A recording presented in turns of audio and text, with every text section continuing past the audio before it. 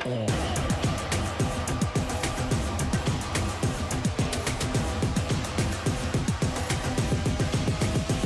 me what you got. Back down, up, back down, back up. Back down, up, back down, back up. Back down, up, back down, back up. Back down, up, back down, back up. Back down, up, back down, back up. Back down, up, back down, back up. Back down, up, back down, back up. Back down, up, back down, back up. Back down, up, back down, back up. Back down, up, back down, back up. Back down, up, back down, back up. Back down, up, back down, back up. Back down, up, back down, back up.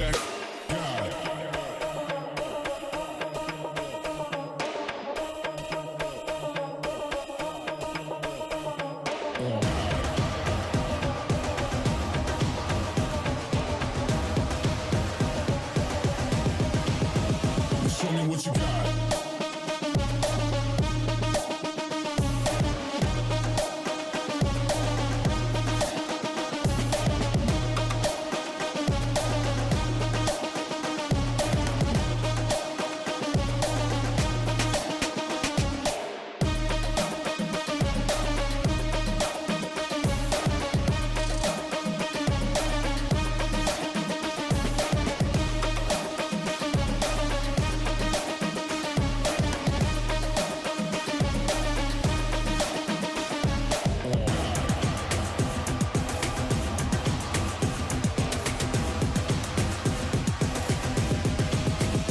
Show me what you got. Down, up, back, back, up, God, down, up, back, back, God, down, up, back, back, up, God, down, up, back, back, God, down, up, back, back, up, God, down, up, back, back, God, down, up, back, back, up, God. Ain't no reason to back down, so step it up. God, down, up, back, back, up, God, down, up, back, back, God, down, up, back, back, up, God, down, up, back, back, God, down, up, back, back, up, God, down, up, back, back.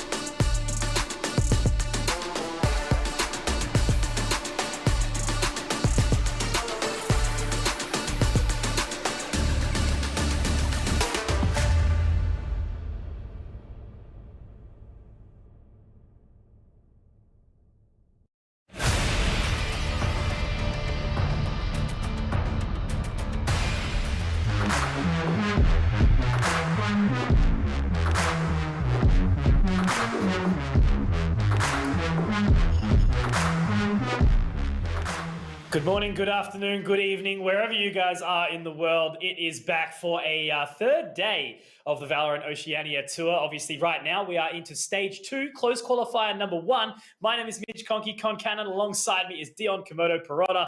Dion, I wasn't here last night. You had the beautiful Pilski alongside you, but apparently we had a couple of bangers. Yeah, it was a good change of pace yesterday. You know, the mellow tones of Pilski in my ear kind of allowed me to craft a little bit more on the play-by-play, which actually Pilski did do a little bit of the play-by-play yesterday with how chaotic the rounds were in those games. But we had some bangers. We had some experimenting from order there as well last night that we can dive into a little bit deeper later on. Well, we are going to be seeing them shortly, but before it, let's actually give a little bit of a refresher on how this competition does work. So, of course, we've already had open qualifier number 1, and now we're into that closed qualifier status. There will be another one later on, which I do believe was May 13th as well. So there is the opportunity to be able to jump into that one. And then also closed qualifier number 2, which then does lead into the finals. That's where these players obviously pull those points together, where they can, make their way towards the VALORANT challenges towards the end of the year. So let's have a little bit of a look, obviously, at the rest of the things that we've got coming up today. That is the prize pool. So just as a clarifier, by the way, the prize pool isn't in stage 1, 2, and 3. It does actually come in the group competition towards the end, obviously, which also does have that element of the closed qualifiers opportunity for the OCE and NA last chance qualifiers to get on to the VALORANT Challengers League inside December. So 4,000, 3,000, 2,000, 1,000. Definitely not something to laugh at. And yeah, man, look, obviously there's also the MVP giveaways as well from Vodafone.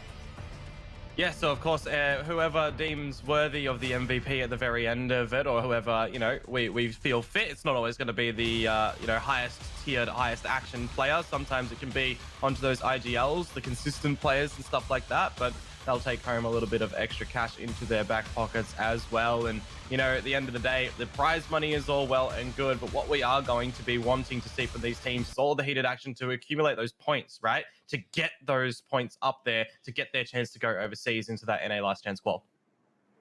Absolutely. And, it's really, really cool to see that there is sort of the long extension of the competition, given COVID and everything like that. It can be a little bit hard to travel. So it's really just like, breaking it down right now, trying to put as much competition together as possible, really honing in on your team synergy and dynamic agent selections. We've obviously got a new map around the corner. I'm sure there'll be more agents as well. So definitely a good time to get as much practice in as possible before taking it over to NA in that last chance qualifier. We've obviously Sonics do it, so why can't the rest? But Dion, let's actually check what we've had over the last couple of days. Obviously, this is day number 3, so breaking it down as it stands. The 4 best of ones on the Thursday, which we did bring to you, and then you witnessed Order versus Bliss and Mind Freak versus Wildcard, Dion, and apparently there was a bit of a... Oh, sorry, no, it was Straight Out of the Zoo as Mind Freak as well, but regardless, chaos across the board.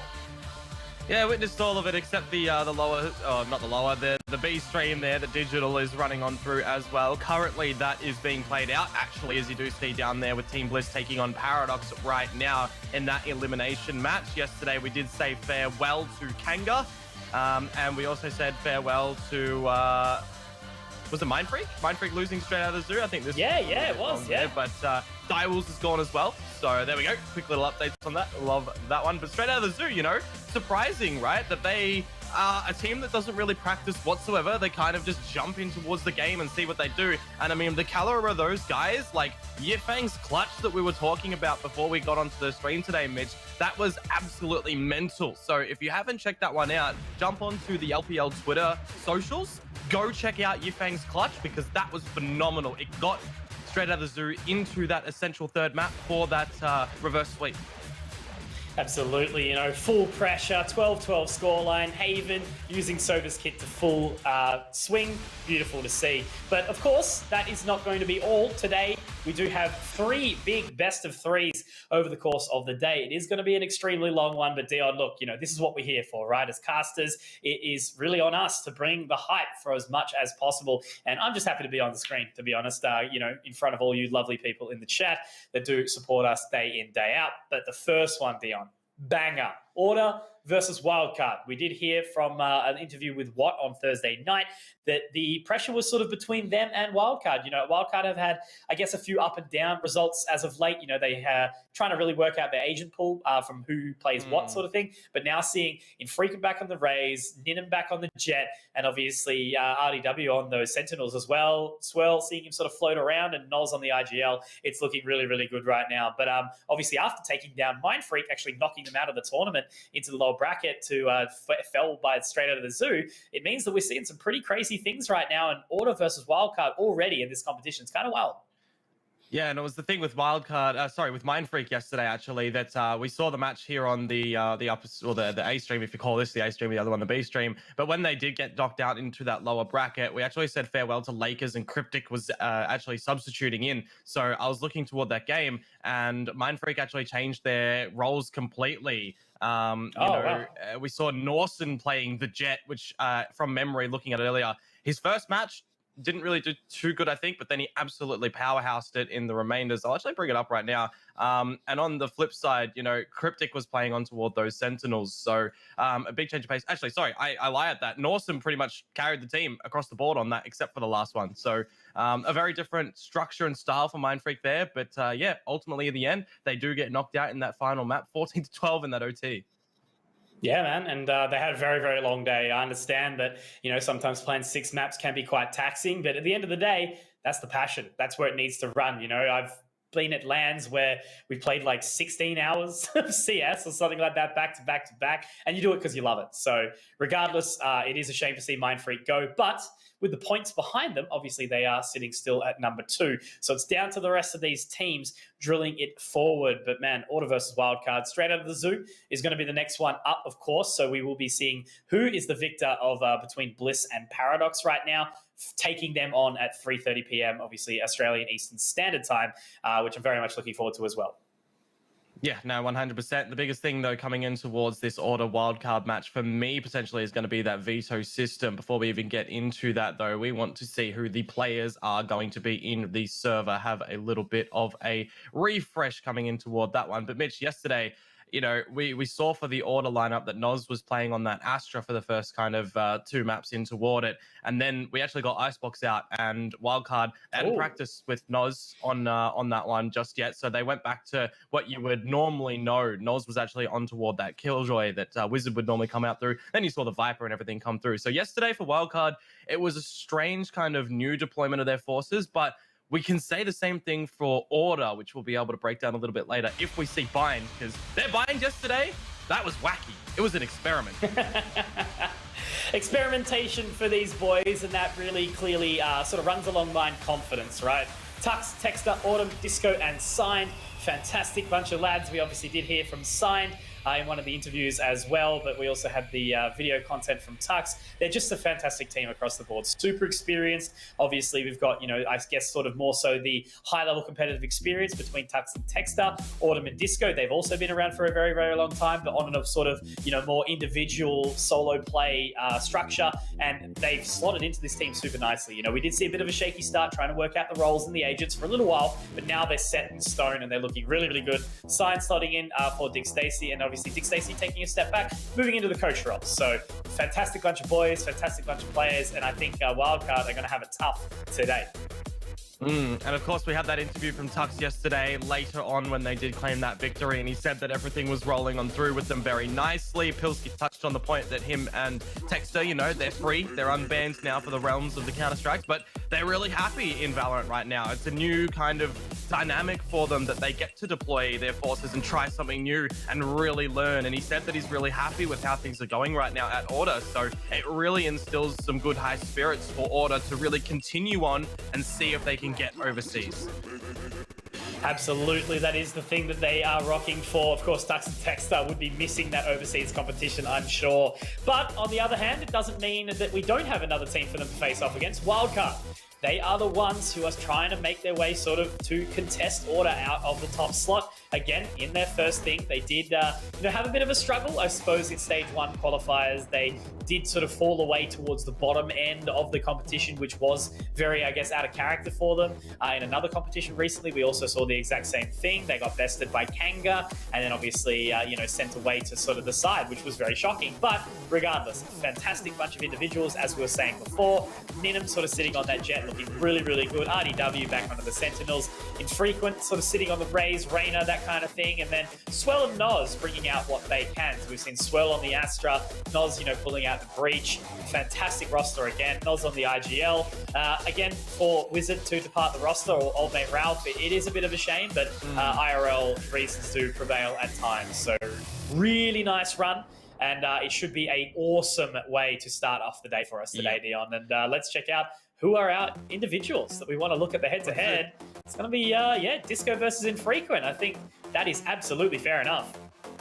It's an interesting thing that we touch upon the agent lineups for these guys, right? Because we're starting to see some change-ups across the wildcard front and the order front. So coming into it today, I have no idea what we're going to be witnessing. I mean, we've seen Noz, he was going over to that Astra. Swell was picking up on the Sova, but then you came over to Icebox yesterday and we saw that change up and go back to some normalcy for wildcards. So again, it is up in the air depending on the maps, depending on what they want to pick. We have to wait for the game to get brought on through. But Disco and Infrequent here, it's all going to come down to those big multi-frags, the entry frags as well, if they need to. It's going to come down to the consistency for these guys to get them over the line. And at the end of the day, it's a complete team game, and we know that these guys are going to be well and truly part of the team to get them there.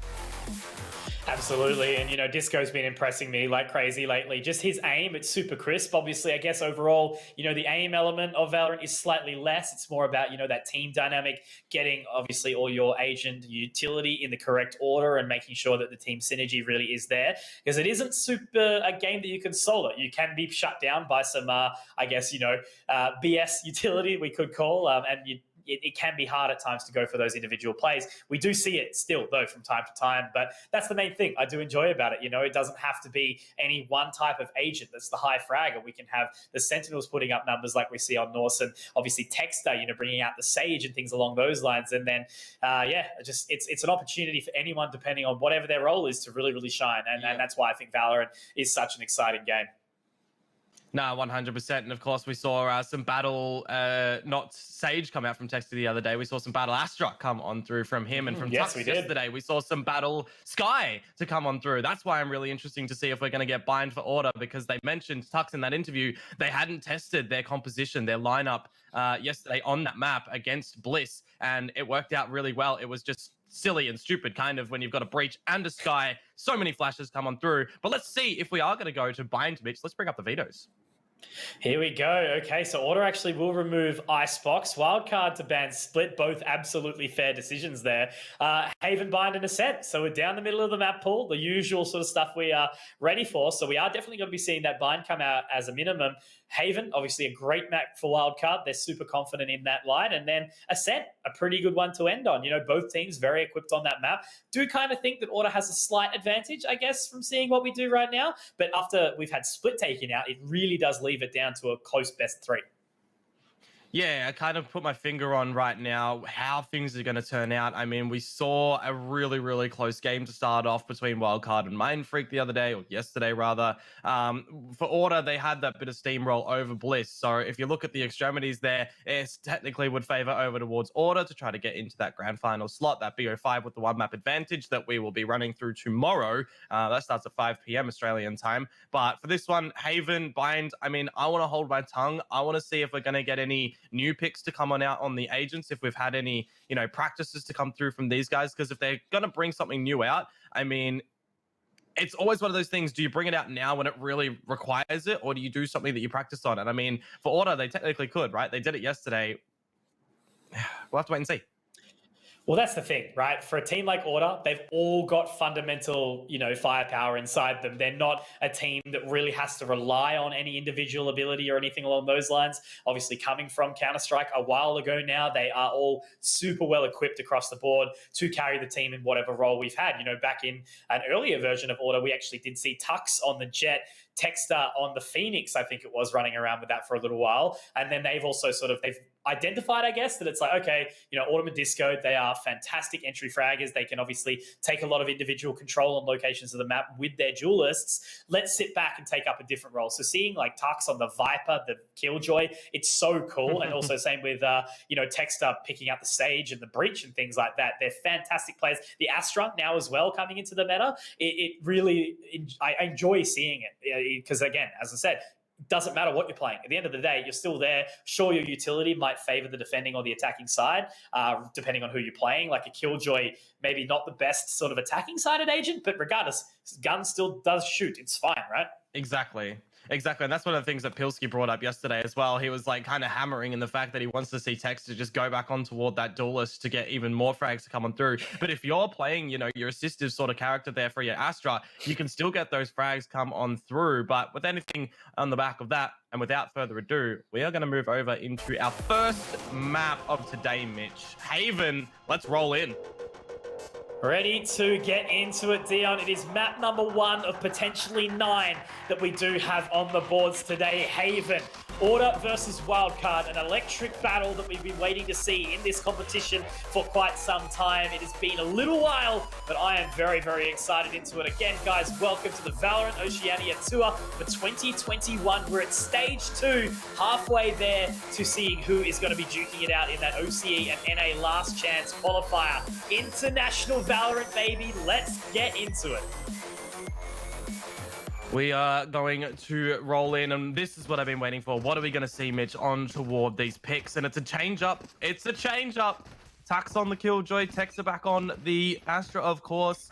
Disco on that Raze, everything flowing forward. I mean, it's a bit of a standard to come through for Order on this map. Bind is what's going to interest me. We got the same stuff over for Wildcard as well. I want to see combos from Astras and Sovas. That is absolutely for sure. Stacking relatively hard down towards this A position for the time being. We will have some early utility come out. Ninham is already up. He's dashed underneath. The gravity well not quite connecting, but infrequent. The paint shells will actually drop Autumn as well. Now they're swinging around. Tux will recover onto Nos, but infrequent finds one more back. Now it's all on a Texter. Inside a 1 versus 3 has been heard out. Ninham going for his famed Ninham peek with Texter. Texter's going to find it, Dion. There's a world where he wins this. 1 versus 3. He's going to be able to get the Nebula down as well. Does actually look to pop inside it. Will tap onto the defuse. Might get it to half, but what's the timing going to look like? RDW! He's sticking it for the whole way through, but RDW does wait for the timing. You can just imagine him counting the numbers up in his head. Texter gives it a good crack, but RDW is ready.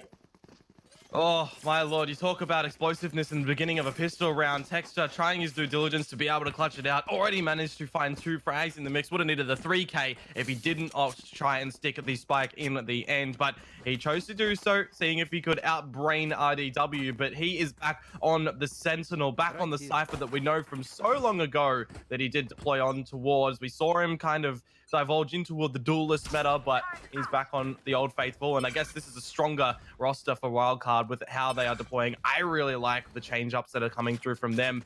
Talked to, Ali or Swell the other day that he really likes to be able to nerd out on the Sova. So, Mitch, when we get into these rifle rounds, that's where I just really want to see what all 10 of these players are going to be able to throw in towards in this crucial game to get them into that grand final. Yeah, for sure.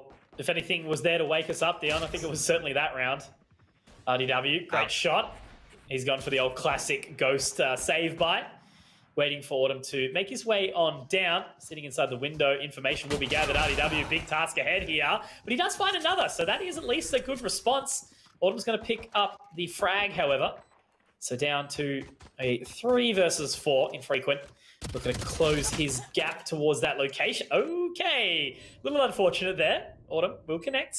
So it's a 3 versus 3, but it doesn't look like a round that they'll take. They might just try and find as much damage as possible, which does make it a little bit awkward for Wildcard moving into the bonus. Oh, and Noz is going to be able to find Autumn here. A little bit of a sixth sense that Signed is going to be on this location too, but as Nenim dispatches of Disco, Sign peeks out. He lines up too. Oh, this is actually a workable scenario if the spike wasn't ticked too far away. He'll fall with it for just the lost bonus money right now. He knows that they'll go into the rifles and the next one for Order, but maybe not. He's actually wanting to hunt down the Swirl, who gets out the dart, and he will fall to the explosion of that Radiant. In the end, Mitch, it is the 2-0 for Wildcard, but that is a pretty costly round. We might have not see a bonus be played from Wildcard here. We might see them actually go proper into the rifles across that board. They are looking to kind of do so. Ninim's one away from the Blade Storm, so he'll be probably looking forward one of those ultimate orbs. And I don't know, this round is an interesting one because it kind of does negate that bonus, as I said. Thank God it's gone. That's all I'm saying. Finally do see a buy-in. Ninim with the blades, as you mentioned. But it should be a pretty decent brawl right now. The stars down onto the side of the A long orb. Nothing going to be found there as of yet. It's just going to be Sign trying to get the shock dart in there. But still early on, no damage. Ninim waiting to see if anything does push out towards that garage location. It is Disco inside the window. Nothing will be aggressing though forward. I am liking this setup for Order right now. They are playing sort of heavy stacked over towards that C location. Tuck's locking down A with all the Killjoy utility. So they are relying on that one quite heavily. But once again, it's Autumn to play a very aggressive line in towards B. And the Aldrone's going to be coming out from Swirl now just to make sure that all the corners do get cleared on through. Isn't going to tickle any trap wires because you know what? There's no Cypher on the side of Order. It's going to be just that turret that they need to try and destroy and that Aldrone. But over towards the... Oh, sorry, and the Alarma bot. But over towards the C side, Ninim has brought out the blades and he's missing a bunch of shots. Good for one. Traded on through. Looking for the spike plant. RDW pushes as well to be able to find a frag. Fire advantage for Wildcard as Spike looks to go down. It's another trade frag to come on through. Neural Theft is utilized. Tux is in towards the side, Mitch. And now it's 1 versus 1. 30 seconds. Swirl on the prowl. Tux has seen him. Has the information though. Good use of the turret to try and bait it out. Swirl's still going to go for that stick on the plan. Moving around front side. Tux knows there's only one location where he can be. Turret does spot him out. Gets the information. But Tux with a 1-on-3. Certainly not a man that you would count out in a situation like that. And that is an awesome way to get Order back into this game. 1-2. No, 100%. 100%. You talk about the technical bonus round there. If Wildcard did have that lesser buy, if they survived with more players in that second round, then it would have been back into the proper rifles into this one instead of the sort of scrappy buy that we're seeing them try to formulate right now. The Spectres are going to be even out. Noz might go on to that Spectre or just even to Sheriff. It's going to be an interesting round to see how Wildcard are going to be able to play with this. Money situation isn't great across the board at all. So a back and forth affair right now really wouldn't favor anyone. And I am just noting as well, there's 2 judges on the side of Order. Scanning ahead. Yes, there is. Playing one towards A long though, which might prove to be a slight challenge. They are getting up close and personal though with it in sewers. I like this. I very much like this. They have the information now, but I think the main factor is it's going to be very, very hard to hold it down from that A long position. But Autumn does find the opener. We'll have some damage come out from the Astra utility, but they actually do choose to fall away now, Dion. Yeah, already seeing farewell to one of the boys over on the Wildcard side. RDW playing with his best iron impression, getting out those lurks. We saw it phenomenally so yesterday. He's just providing a lot of space for his team to be able to get this plant down. But Mitch, it's going to be a tricky one. You know, they've invested into this Order. They do have the lockdown on Tuck. So whether or not they want to use it and farm it up, get it nice and early again later in the half, I would say that they might look to do so. Creeping down and around. A lot of areas that they need to clean. Ninim on the line. Picks up one. It's going to be the Reina out of the server now. 4 versus 4. Very, very challenging retake here, but the main factor is every single member of Wildcard is towards that long position. The lockdown, not going to quite find it all the way through. It will put Noz into a bit of a tricky spot here, though, sitting in that position. Does find one, though. RDW with another. They're not stuck onto it just yet. They will tap on, though, now. Getting off it once more. Oh, no. But again, it's just basically a B-shooting gallery, but Texter, they got it to half. He will stick it down, and they do find their second, even at the disadvantage. Well done from Order. Yeah, the obscured vision from the Nebula there really coming in clutch toward Order's line because it doesn't give a line of sight over towards Wildcard. You could see them try to just shoot through it kind of scarcely. They didn't have enough bullets to just spam on through. A little bit of an offline as well. Maybe pinging on the location of the spike there just didn't work out at the end. You saw the shock darts try to go in as well from Swell, but I think he only had one to be able to shoot on through. It's a very unfortunate situation, but as I said, for Tux, you know, utilizing that lockdown very, very well does get them across and equalizes 2-2. And we'll see where it goes out from here. I mean, it's going to be the proceedings, the creep up out through long. Aldrone sent in, but you really need to back this one up because look at the stack of players that Order have over here. They're even rotating a fourth. Absolutely. Getting the tag onto the turret instead. Showstopper available. We'll take down Tux. So a very, very nice start here. Sign. Able to drop RDW, but now he's going to be made vulnerable towards this location. Noz on the swing. Autumn does get the trade, but Ninum to find another. It's an advantage going the way of Wildcard. A weapon will be regathered, and also with the Cosmic Divide down, it does actually give them a little bit of extra space. They're going to choose to rotate out, and I don't blame them, Dion. They've got 50 seconds left on the clock. Plenty of time to work with. This is really smart from Disco as well. He doesn't know if they're still lurking about this site, but Ninum, you know how sharp he can be, and now it is all going to be back on this Astra in Texas to see how he is bright and early in the gamer world. It's only nearly 1:30 p.m. You talk about earliness for gamers here. The Texter, you back him here, Mitch. It's just always funny hearing when gamers are like, man, I don't want to play at 11 p.m. on a Friday. It's like, man, come on. You say that like you wouldn't be in ranked until 3. That's all I'm saying. I understand it, though. The old work hours do make it pretty chaotic. 10 seconds left. Long, long days that we have Dion lately. But again, you wouldn't do it if you wouldn't enjoy it, right? Exactly. And speaking about the enjoyment factor, Texter, he has to be high in spirits right now going into this 1 versus 3. But nevertheless, it is Ninum. 3 quick headshots to come out from him in this round. Bright and early, he is activated. It's the 3rd for Wildcard, Mitch. And that was in a round that was, you know, kind of just a scrappy, non-existent really buy for Wildcard. Yeah, no, they found some really, really nice shots, the pressure towards A. And one thing I do really like nowadays is seeing a team, okay, we do have the man advantage over towards that side, but do we need to take it? No. The Cosmic Divide's down. It's going to cut off the information. They have to go for an aggressive play to try and find some responding info with Order. So in the end, they sit back and they re-aggress A with nobody home for Order as well. So the good set of the mind games from Wildcard to net themselves a 3rd round. And now we're going to see what Order are going to be able to do with these lesser pistols. They do have a couple of ultimates that could tip the scale in toward their favor. However, with that clearance angle from Swirl, the Aldrone going in, Texas is going to be taken down to half HP from that shock dart. In this one as well, damage delivered is damage done, except for the Reyna, who can, of course, get that Devourer out to get some extra heals through. It's one of the good things that you like about a Sky or a Sage. You can get some HP on out, but Ninum is going to be able to find the opener for this round. You're just looking for damage here from Order on these pistols. Go at it again in the next one with the rifles. Silence. Absolutely. Tux felled by Swirl.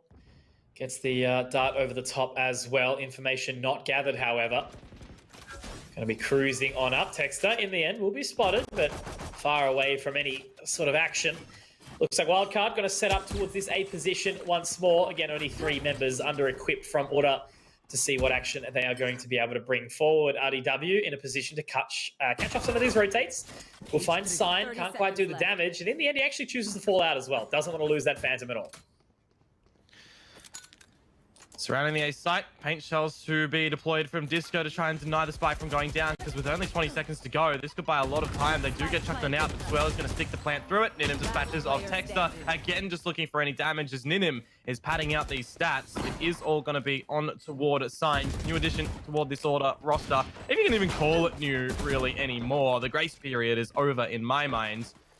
Did hear from Tux, of course, that he's very happy with how everything is growing with these boys, and now for Signs, just see what he can do on this Judge Mitch. It's going to be nothing. RDW getting at that flank. Flawless for Wildcard, and that one's really good. They don't drop anything to those pistols, but here is where the test does come through. Rifles are back for Order, and they do have a stronghold of ultimates to be able to utilize.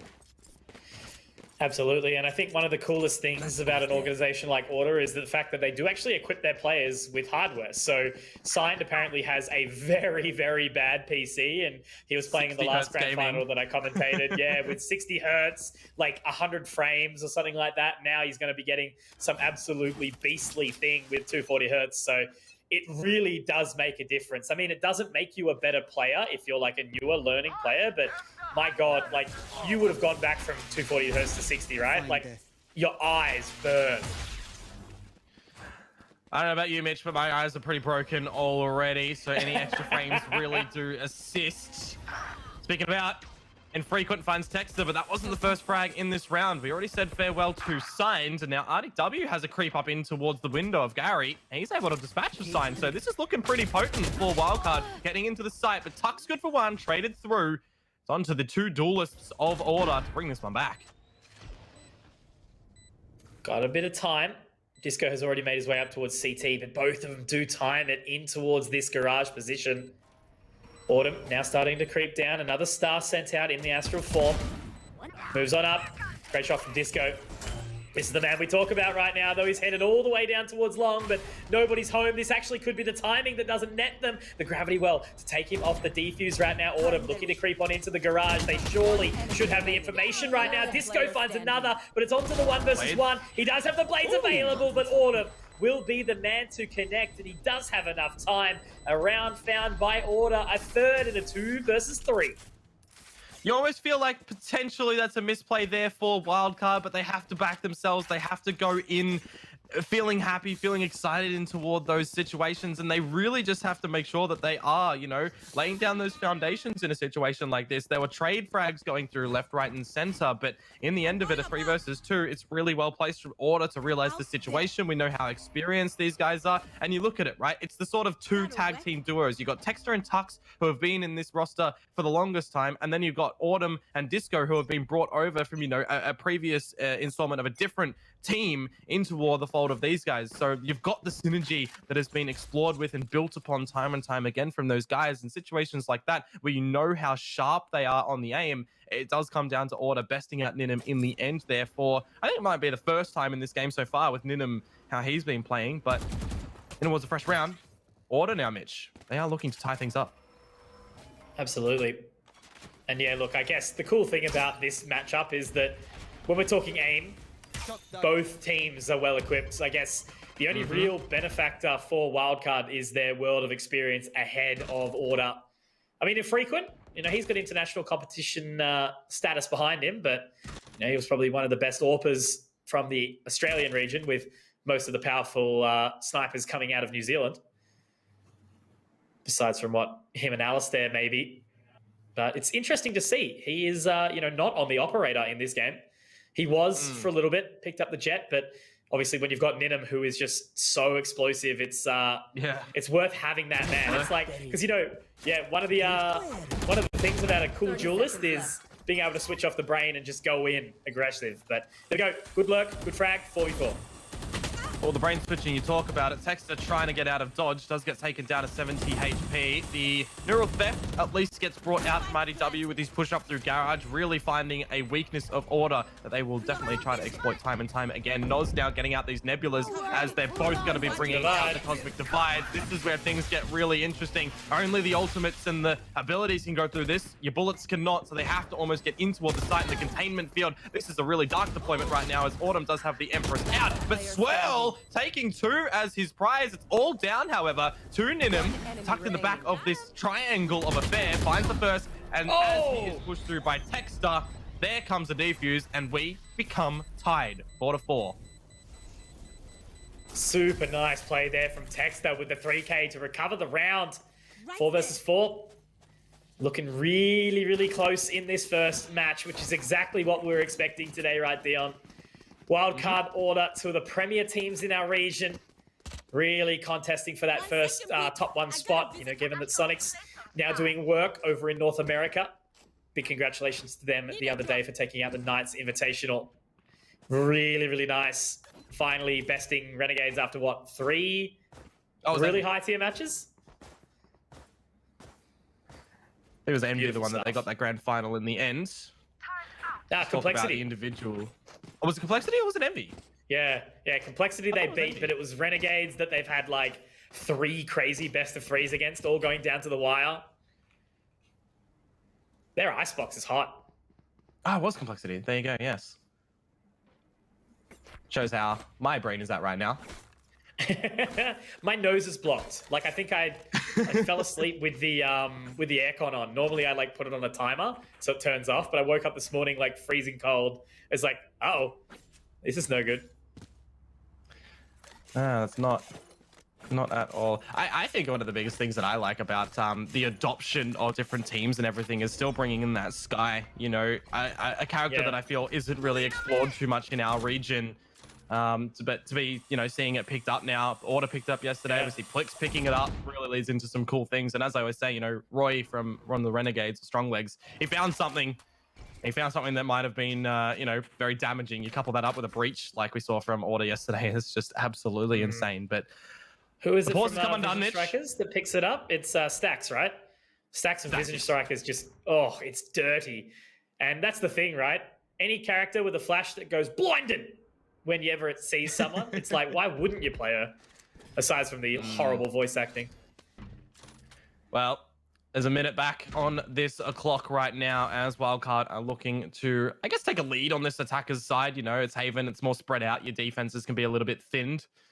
So with this stacking and grouping around the A site, you've got Disco and Autumn over there. RDW lurking about, seeing what he can spot on through. Astral Form in for Noz, putting down these stars. You know the containment has to come through for Order here around this site. But do they check where Autumn is? They've overlooked him. And now the Judge, Jury, Executioner from the man. He finds two. Oh, he's got a weapon too. RDW will be able to find him in the end. But now it's Sign's turn with the Judge, just jumping about, buying time for the squad. Has he done that one? Another one as well. Now it's all down to RDW, who will need a 4K clutch in the round. Has found his second, but with only 20 seconds to go and the spike on his back, he has to go towards this site, peeking out of the nebula. He's good for one. Nearly the second no. Texter, fake plan out. RDW, get your gun out, son. Does chuck the cage up, but he's not going to quite be able to throw it through. Texter to close it, and man, this game with the shotguns, they are viable and get the job done. 4 big kills with the Judge. And that is going to be another round secured by Order. These guys are putting in work to ensure that they can keep up the pace against Wildcard. Because look at the kill disparity, Dion. 13 and 6, 12 and 7 for RDW and Ninum. But Order are ahead, despite having less frags. That shows how hectic this has been so far. But we've had that ninja diffuse come through as well from Texture when we have players still alive on both sides and everything, so that contributes a little bit. But it's just the chaos coming on through, you know? We're not really seeing any extremely clean rounds except for that one from Wildcard where they were able to find that flawless on the eco of Order. And for the beginning stage of this one, they're really lucky to be escaping with their lives right now. In that gravity well swirl, so vulnerable, 11 HP. That's going to go back to the drawing board for Wildcard. It's just kind of sent them over towards the C site. You can see the rotations coming through. Look at A-Long. Autumn's just pushing up. There's so much info right now. They can stack so hard towards this C site right now, and with the info gathered, that's going to be Signed. Picking up the frag on the Ninum. He is in an awkward situation now. The shock darts should make quick work of him. The paint shells will get the job done, but again, with Swirl being very, very low, does actually pick up the Vandal, and now on the hunt to move on around. Oh no, Autumn! His lurk, his flank has been denied. Look at RDW. Look at RDW. He's already all the way up in spawn and in heaven. He can lock down so much information here, but he has to try and cut off the rotation from the members inside this A-Link, Dion. He will be able to clear out the site, surely being able to pass that information over, but look at the position from Disco. He can already get in towards heaven. However, RDW is ready for it. Oh no! The timing! Oh, you hate that. That's the round-winning upset as well. He had so much on his shoulders to do there. Even a cage over towards spawn potentially could have bought some time, but just pulling out a trap wire at the wrong time to give an opportunity still, though. For Infrequent, 1 versus 2. He's just trying to bait them out. He has to get the plant down almost. He's going to see, text a note. Now the plant's coming through. They're going to double peek him. And that's Order claiming this round. Oh, you really have to feel for RDW at that point, Mitch. Oh, I feel like that was all a game of timings just then, even for Infrequent trying to get the spike down. It pulls out the showstopper, can't find anyone. A little bit unfortunate, but Order. They at least, at the minimum, tie up the half, 6-4. Wildcard have been showing good form, but they need to be consistent and find their way back forward because they're not struggling, but they've certainly been pushed back. And now with the Sheriffs in hand... I wonder, was that a missed button click from RDW at that situation? Because up at Heaven, if he deploys the trap wire, it kind of gives away that he's up there, right? Yeah. I wonder. Guess we'll never know until we ask.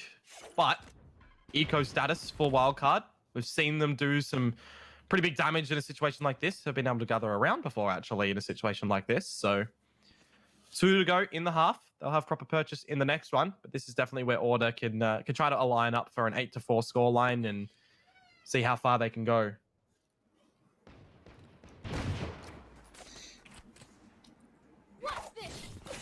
I see the chat has just found the judge round. Yeah. It's always funny catching up with those delays, being like, what are they talking about? Oh, yeah, that's right. Very slow round now. Blades are out for Ninim. See if he can lead in the charge with the boys. No flanks to come through from RDW this time as well. When you always expect the flank, you know, to be unexpected. That's a little bit unfortunate with the right click there. But Swirl does manage to get the trade out. Looking for a plant, some extra cash. RDW, there's flank. Good shot as well. Now it distracts the attention from Texter. And this is where things get turned upside down. Yeah, pulls the rotate away, but now it's back into that 3 versus 3. RDW could be the linchpin as he does wrap his way around, but the information isn't going to be gathered. Texter going to be able to drop and deny. Infrequent at the back of the site. They do get the information though now. He's in an awkward spot. The gravity well is going to pull him in, and then unfortunately Swirl cannot hit the sharp shots with the Sheriff. And it will be Tux to close out another round. That is Order leading out the half here with 7. Wildcard floundering a little bit on the other side. Yeah, they'll have their purchase coming through in this one, but you look at the utility usage there from Order as well. It was just an eco over from Wildcard, but you have to give them the full respect because they were able to break down that door and get in towards the B site. Gravity well coupled with the recon bolt over at the back of the shield as well, just to make sure that they do find Infrequent. Costly utility though, you know, the Hunter's Fury went in and it found a kill as well, so they're not going to be able to rely on that in this new fresh round. But we can see Swirl be able to capitalize on it, and they might have to do so, you know, if they look to go over towards this C site, get it toward the right lane at the logs, get an entryway in toward this site, and you might even see that being expected from Order here. You can see that they've put 2 players there, now a third actually over towards here. They've got the early feeling of what Wildcard want to throw out here. Disco straight through the nebula there. A couple of warning shots back, but that's a little bit unfortunate actually as it stands, making it a bit uncomfortable. And I'm just sort of thinking to myself, is this the first time we've seen an operator come out this map? I think it is. I think so. Autumn on that Empress is down very low. That is expired now. Tux as well, lurking about A, but you got Disco on 1 HP too. So very, very low in the duelist department for Order. They're at least safeguarded by the fact that they've taken out Noz. There's no smokes for Wildcard. And Autumn, he might have just sleuthed the wrong timing into water, but Tux has managed to dispatch as well. There goes another one in Infrequent, looking for his third. As the neural theft comes out, that's some information for Wildcard, but they are very vulnerable right now. The spike as well is in the clutches in the hands of Tux as he does reposition. Disco peeks out his head looking for shots. He gets Ninim. They're both low right now, man. He had no HP. Now IDW for a 1 versus 4, finds the first one, no bullets, has to go for a reload, and there's no time, which as well, he has to go get the spike where Tux is already. This round should be Orders. Just has to force his way in. The turret is there. He's been spotted out as well. And look how perfectly they're playing this right now. That's the experience that comes through from Order. Despite RDW finding the frag, he's got no time. He's got no positioning. And that is going to be an 8th round for Order to wrap up the half. 2/3 go their way. And yeah, again, nice attempt from RDW, but just the positioning of Order was too much for him to overwhelm. Hang on. Was that not a 1 versus 3 with somebody still up in heaven? Because he didn't kill him through the wall. 4. Did he jump out and fall to his death? Because it was 1 versus 4. He's found the first one there. And the person in heaven, I think he did. Did he fall to his death and we just missed it? I think because I looked up at the radar now that you mentioned and I saw an X under heaven, and I'm like, hang on, he didn't get a kill there. That had to have been a fall death. I need to re-see that. Yeah, that's pretty funny. I think you're right, though. But anyway, halftime. Opportunity now for Wildcard to try and do something on this defense.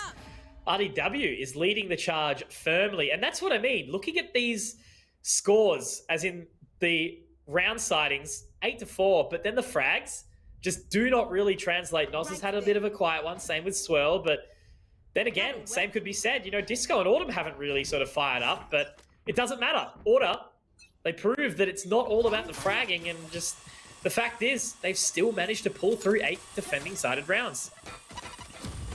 Knocking them. You know the time when you need to get a sneeze out and it won't come, but it's like you start talking and then halfway through you're going to need to do it. That's where I'm at right now. So we'll see if it goes through, or maybe in just the ramblings that it does fade away. Cheeky little camera to come through from RDW. It is destructible. And you can see the sign had seen it in the end. Minutes ago here on this pistol round. Target getting some information out, just to spread deployment of order, you know, making sure they're not doing anything too fancy, making sure they're covering all of their bases over towards this site. Here comes the smokes, a big reveal actually onto 2 of these players from Wildcard as well. Disco opens up onto RDW, and you have to see them hold down the fort here, but at order, they're just running away. Yes, well, take down one member there. Now they do start to rotate over towards the C position. Actually, Texter manages to catch off guard Noz. Astra versus Astra.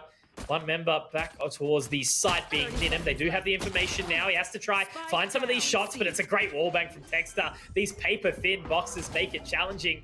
And now with the stars going down, that's going to be a gravity well, making it a little bit awkward, but it will be infrequent to find one. The recon bolt over the top does gather the information, but he's still, if he's able to sort of isolate these positions, they're going to swing together though. It's a dink. It's a dink up, Dion. It's win frequent. Noting only one more, but Autumn will find it. The hype was there.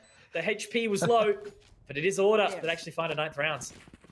So I've just seen that round back on the stream. It was, in fact, Disco jumping out of the heaven window, and Swirl got the frag because he fell to his death. We did miss that one, but I've just seen it back, so that's kind of funny to see. Nevertheless, though, it's looking like a bit of a powerhouse statement now coming through from Order. They've found their footing, Mitch. You see how many rounds they gathered at the tail end of the first half there, 6 in a row. They have now gathered the pistol coming into this new half as well, where they've got the purchase up. We can't say the same for Wildcard, so they just have to make sure that they either find this one or they win out that next rifle in the bonus status and kind of look to bring it back on that defensive side from there. Yeah, look, the team synergy from Order has been fantastic right now. Wildcard really haven't had an answer for it. They've had massive holes in their defense identified, whereas Order were really just able to adapt to Wildcard's offense. And there we go. Ninham does manage to find one here, so at least an opener going the way of Wildcard. If they are able to deny this second round with the Sheriffs, there still is an opportunity, but RDW up close and personal has to hope that he might be able to sleep around something, but the opportunity has been squandered. Now the plant goes down into 4 versus 4.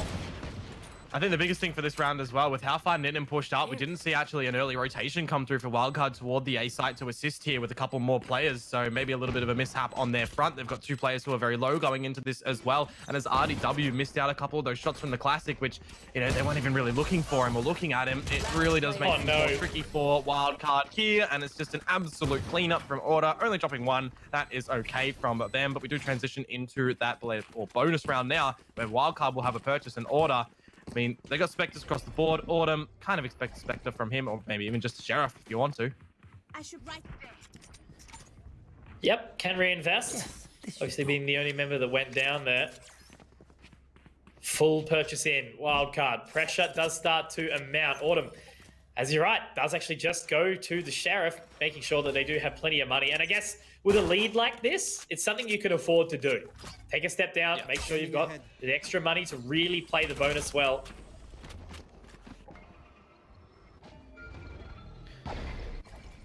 Nova Pulse in. Not going to be concussing anybody there for Wildcard, as they're not pushed up that far over at this A site. You do have Swirl going toward the heavens. The Owl drone out will spot a crucial amount of information. But that's going to be go time for Order. Send in a bit of their utility, although they do get tagged on out by that drone. So they are going to fall back a little bit. This star is going to obscure the visions of Swirl. He does have a Phantom Mother, so he can put out some pot shots, and the trace is not to be seen, but that will be heard. This is where we really need to see the containment from Wildcard. But hello, Autumn. On that little saving into this round, he's found a pick. There you go. Uses the dismiss to his advantage. One away from the Empress as well, so an opportunity for him to actually go quite big. RDW will be spotted out early. Does have to get the cage down, information gathered, but he's put into an awkward situation. 4 HP, does manage to get out of there as well, but now they're going to contest with him. Tux at least finds the frag back. Now underneath Heaven, that will be Autumn going down. Noz finding the trade now. Already onto the site. There is some good positioning from these Autumn members though. Texter to deny another. Goes up in towards Heaven. No stars available, however, so it's just going to be onto the aim. Swell to drop one more. Now into a 2-on-2. Dion, it's getting tight. But Tux, he will swing. Last member in Ninham has to dash out of there. And giving up the goat here. He might even be caught off by Tux. Not quite. The Radiant Knight is enough to stop it. 1 HP. And Ninham can't be really happy with that one. I almost feel like that's a little bit of a double-edged sword, that Gravity Well pulling the spike in toward the open, because you can see that Texter going a little ring around the rosy through the defender spawn, going up towards Heaven as well, provides him with the line of sight that he is actually able to see if anyone goes on toward the spike. And in the end there, they didn't really, because it was Tux with the Nano Swarm that got the job done to get them off it and force them into a bit of submission state. But in the end, has a double-edged sword in that front. Yeah, they have to be really careful going into it. And again, that was the sort of bonus round for Order that they are able to win on out. Now we get into the disgusting nature of these judges that get brought on out for wildcard. The shoddy meta, absolutely do hate it. We saw the Bucky get nerfed a bit, but the judge has not been tickled yet. 7 rounds the difference, Mitch. Wildcard. This was not the scoreline I was expecting. Not at all, man. Wildcard, very, very good Haven team, but Order have just had answers for him, and that's the thing. Order's map pool is not shallow. You know, I suppose they ban out Icebox. It's probably the map that they're the least comfortable on, but we've seen them still get big wins on that map, so they're just happy to sort of still play middle of the map pool because they're really, really, really good at it.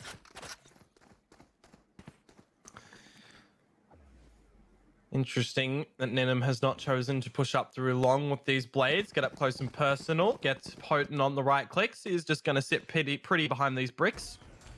See what he can hear on through. The double statue from Disco does get his head taken off now. This is where you have to see Ninham go absolutely above and beyond. He's dropped the spike. He's dropped the second frag here as lockdown through. RDW on a line. A little bit awkward with this Sheriff right now as he doesn't get anything established. Ninham is allowed to stay surviving behind this lockdown, but what angle does he look to face? There's a Nano as well. Pushes him in the right click. I don't know if it's missed Autumn completely or if damage got delivered, but nevertheless, it's 2 versus 2 going in towards this plant sign. He gets pressured out from Infrequent, who found Tux, who was low, and that is a recovery round from Wildcard. Bit of an eco through, and it keeps them alive, and we don't see Order find 12 yet.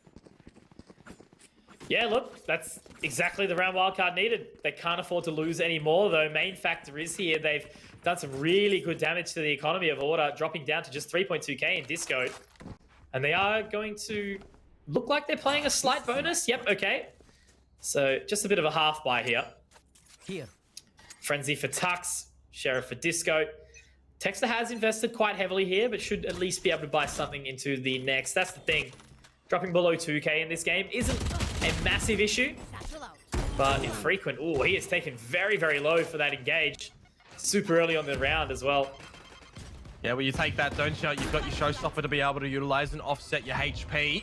So we'll have to probably see that be thrown into the mix here. Texter using all of his stars to escape this location. He's actually going to get up close and personal as well, and he's rewarded for it. Tux somehow manages to find a kill onto RDW off the distance, and a round that you see for Order that they've gone in bare bones with, they might actually convert into victory. Though Swirl has something to say in finding Texter. Hunter's Fury doesn't meet with anything for Order, but this again is just a shaky round. Time being taken away very well favors Order right now. They're not even on toward the defuse to tap on through. Tux picks out the Nebula, finds the first, finds the second, and for a 3k in the round for Order, they find 12. Match point. Oof, all right. As quickly as a round for Wildcard came, Order was just first to deny it back. A run up mid to get onto that B site early on, spike down, and great utility usage from Texter as well, sitting in a very, very uncomfortable situation. I was sort of wondering why he didn't get the Cosmic Divide down, but it wasn't needed. He was happy to just sort of continue to throw out those Gravity Wells and the Nebulas to isolate the information and positioning, and ultimately they find a 12th round with Tux going big on the 3k. 19-11, now topping the scoreboard, Dion. Yeah, we got a pause coming through as well. we could probably get confirmation a little bit on who this is going to be from. I would kind of expect it to be from Wildcard, but it might even be from Order. Just getting that confirmation. It's a double-edged pause. Infrequent has disconnected, so it's a technical on that regard, but it's also a tactical to come on through from one of the teams too. So we will sit pretty for the time being and kind of look across the board a little bit here. Ninaminati W are getting the frags to come on out, Mitch, but in the round accumulation, it's really just Order, you know, laying down the law. Yeah, absolutely. As I said, right, you know, now the frags start to really break up and we do see Order is clearly ahead, but across the board, it hasn't been sort of, you know, what you'd expect. Tux has been doing massive things on that Killjoy. Very happy to sort of solo hold that positioning that he has been and finding frags in the process. Super sharp and switched on today. You know, Disco hasn't needed to do a whole lot. He's just sort of been happy to get the paint shells out and isolate the positioning. Texter has had a massive amount of impact in this one as well. And Tux on those multi-frags that we've just seen and really finding the information for his team, those nano swarms to buy time, the lockdown as well. From a Killjoy, you know, on the attacker's side, usually you see that sort of flanking play happen or the post-plant strengths. And I mean, it's one of the two that is happening there from him. It's looking really, really they're well taking a selfie from Tux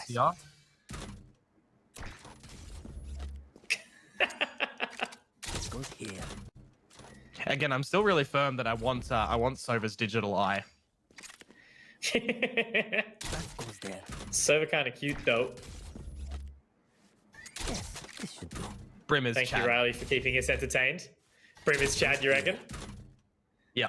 I actually Oi, reckon with the okay, new map coming out in Breathe that Brim might be utilized. Just looking at the open nature of that for those that might not have seen it yet, there is a lot of positions that need like multiple smokes. So I wouldn't be surprised on that map if we actually get 2 smoking agents like Omen Astra or Astra Brim. Maybe not Astra Brim. Astra could technically do it all by herself if you needed to. You know, you've got the Nebulas and the Dissipates. But yeah, we'll have to kind of just see how that is going to turn out. While we do have this extended pause, we'll come over to our faces. So selfies from Riley, selfies from us now.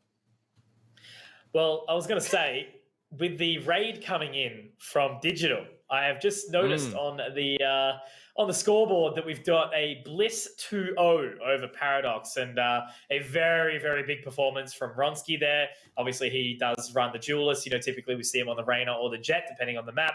And 44 and 28, 182 ADR, 309 ACS. Oof. Very, very, very big series from him. And just checking up on the map scores. So it looks like we did have a 13-7, yep, on Ascent and Bind as well. Yeah, same thing. So well done from Bliss. They will be facing off against Straight Out of the Zoo basically straight after this series.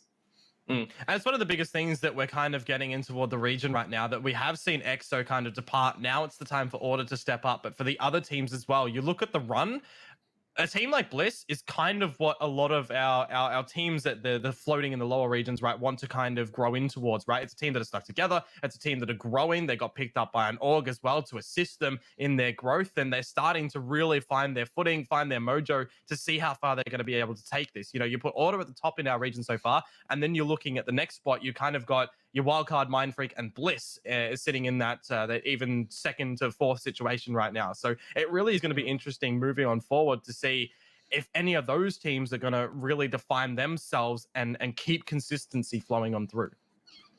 Well, it's kind of a really big and open statement right now, right? Like, there is so much grassroots opportunity in Valorant. So Papa Conk, going to give you a little bit of understanding, right? I'm very much in the mind of, you know, making sure that the middle tier scene develops, because if we don't have a really, really bolstered out middle scene, we don't get to see new players come up. We don't get to see the opportunity and also keeping the top teams on their toes, right? We saw it to the end of Sonic's tenure inside Oceania. They started to get a little bit complacent. They were so good. They were so far ahead of the curve. And then they started to lose a couple of maps here and there. They were feeling the pressure, went over to NA, really sort of got slapped around by the NA meta. And now they're learning, now they're developing, and they're, you know, pushing their way towards tier 1 in that region. They've taken maps off TSM. They did really well against Sentinels. We ignore the 13-0. So I do stress to everyone here, if you have a little bit of extra time to smash out some comp with your friends to get better, to learn the game, do it, because the game is still so new and people at the top can be knocked out of their pedestals. Well, that is a pedestal that Texter has been knocked off cleanly. You thought it might go the opposite way with the elevation angle from Ninim there, but for this fresh round, thank you for sticking with us, folks, for that long pause. We had not only infrequent disconnect, but Swell's internet had also died, so that had to get reconnected. Smoke fades out. Ninim again, sticking on this angle. Firing range through, does get punished in the end. A player advantage for Wildcard, but an exploration attempt from Order. So still the advantage, infrequent, with the showstopper available. No one showing themselves, but he does find signs. Now, on to just the duelists. If there was 2 people alive, Dion, to get this job done, and you'd want them to be, it would certainly be Autumn and Disco. Autumn gonna find Noz on the first. Slowly picking up the pace. There's the showstopper to come out now, but infrequent will deny the superior Raze player at the moment. Now they just have to try and bait out RDW here. Autumn certainly has the opportunity to do it with the Emperor still available. Does find another. Gets the dismiss around, but will he find the extra shot? You know, he will. Has the information. And oh no, not quite. The 1v4 not pulled off, but he certainly made good work of it. And the wildcard economy will be feeling that pain.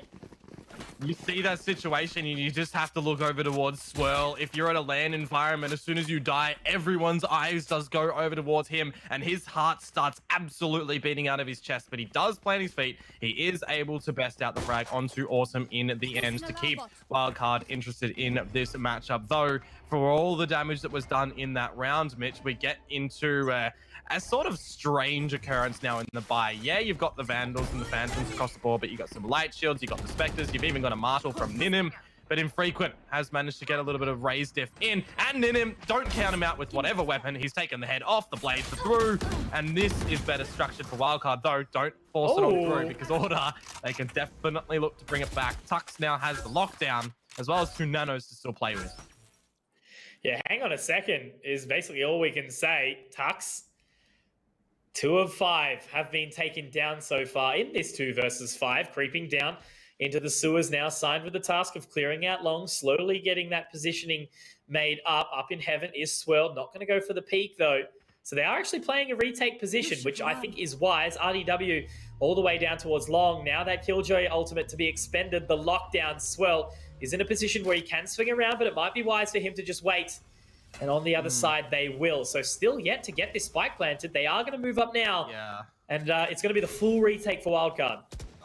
And the shock darts are available here for Swirl, but he's just being penetrated down from Tux. RDW eventually has to get out this flank. He waited so long over at the C site, and he is going to have to wait a little bit longer to get over here with Noz. Our drone sent on through from Sign, gets destroyed. That's one piece of information. Noz does manage to take out Tux, who got a little bit antsy with that one, to be honest with you. Maybe wanting a bit of a Twitter clip, but now it's all onto Sign, not expecting the delayed flank from RDW through long. So Wildcard, they do survive with 2, but that could have got even more sticky, right? Tux, if he wins that duel against Noz, it turns upside down, and then RDW is put in a potential crossfiring line from Order.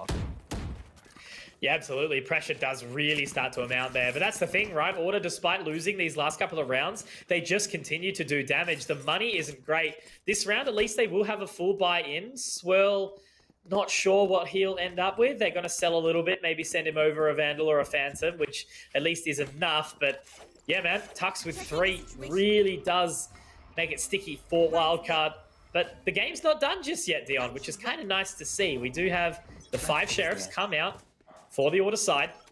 They can still get it done, but man, pressure still there. Pressure is certainly here. Autumn allowed to creep up through garage. Paint shells to be sent on through as well. Texture to lay down all of these stars to see how they're going to get in toward the site. The smokes are here. Do have the gravity well to be utilized as well. It is actually going to pull him off of the logs, I think. No, RDW's actually just jumped him down. He's revealed himself in that situation, and because of it, he pays the ultimate price in death. Now Autumn finds Noz, and a round like this, for Order to be able to finish on, I mean, that's very unfortunate for Wildcard if it does come out this way, but they will be going into it with everything. In towards post point now with the player advantage for Order.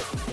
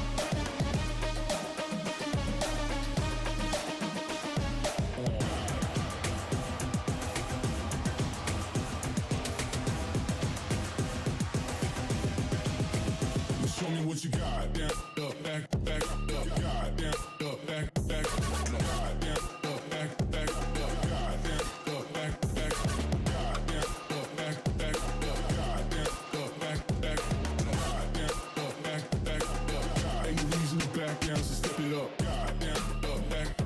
Goddamn, up, back up. Goddamn, up, back up. Goddamn, up, back on. Goddamn, up, back up. Goddamn, up, back up. Goddamn, up, back up.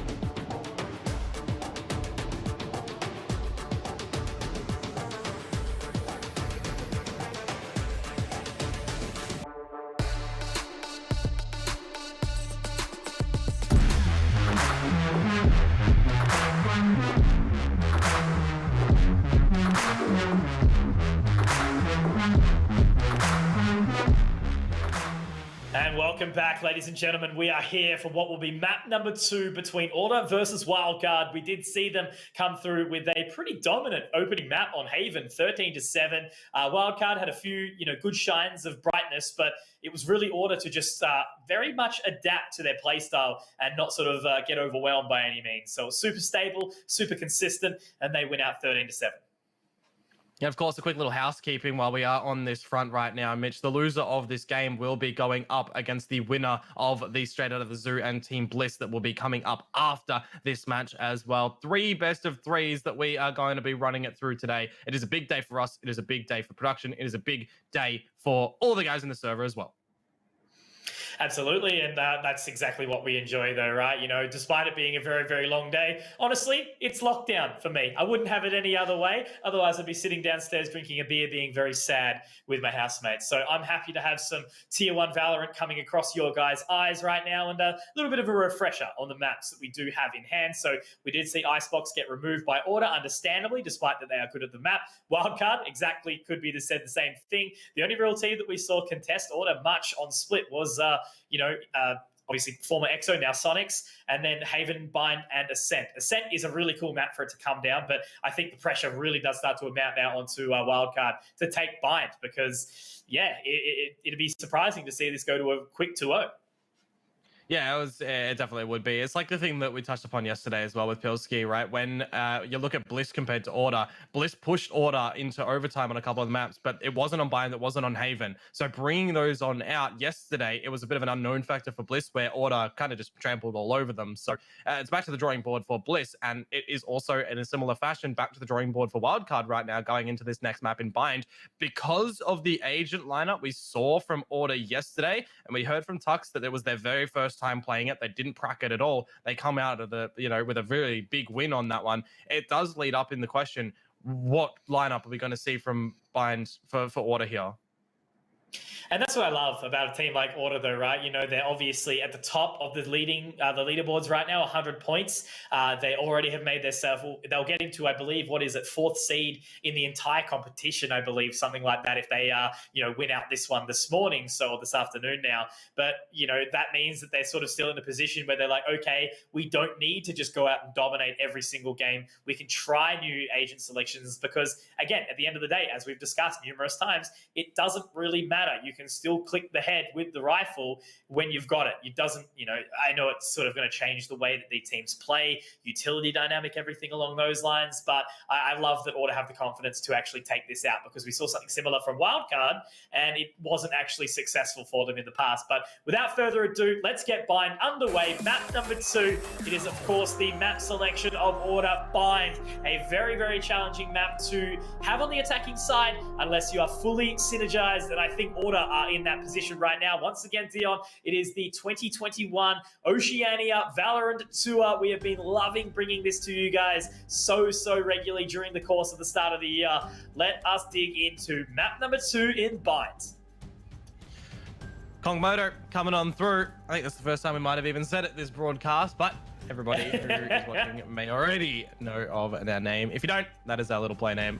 Bring it on through. Mitch, do we have a prediction coming on through for this one here? Is it 2-0 or are we go on map 3?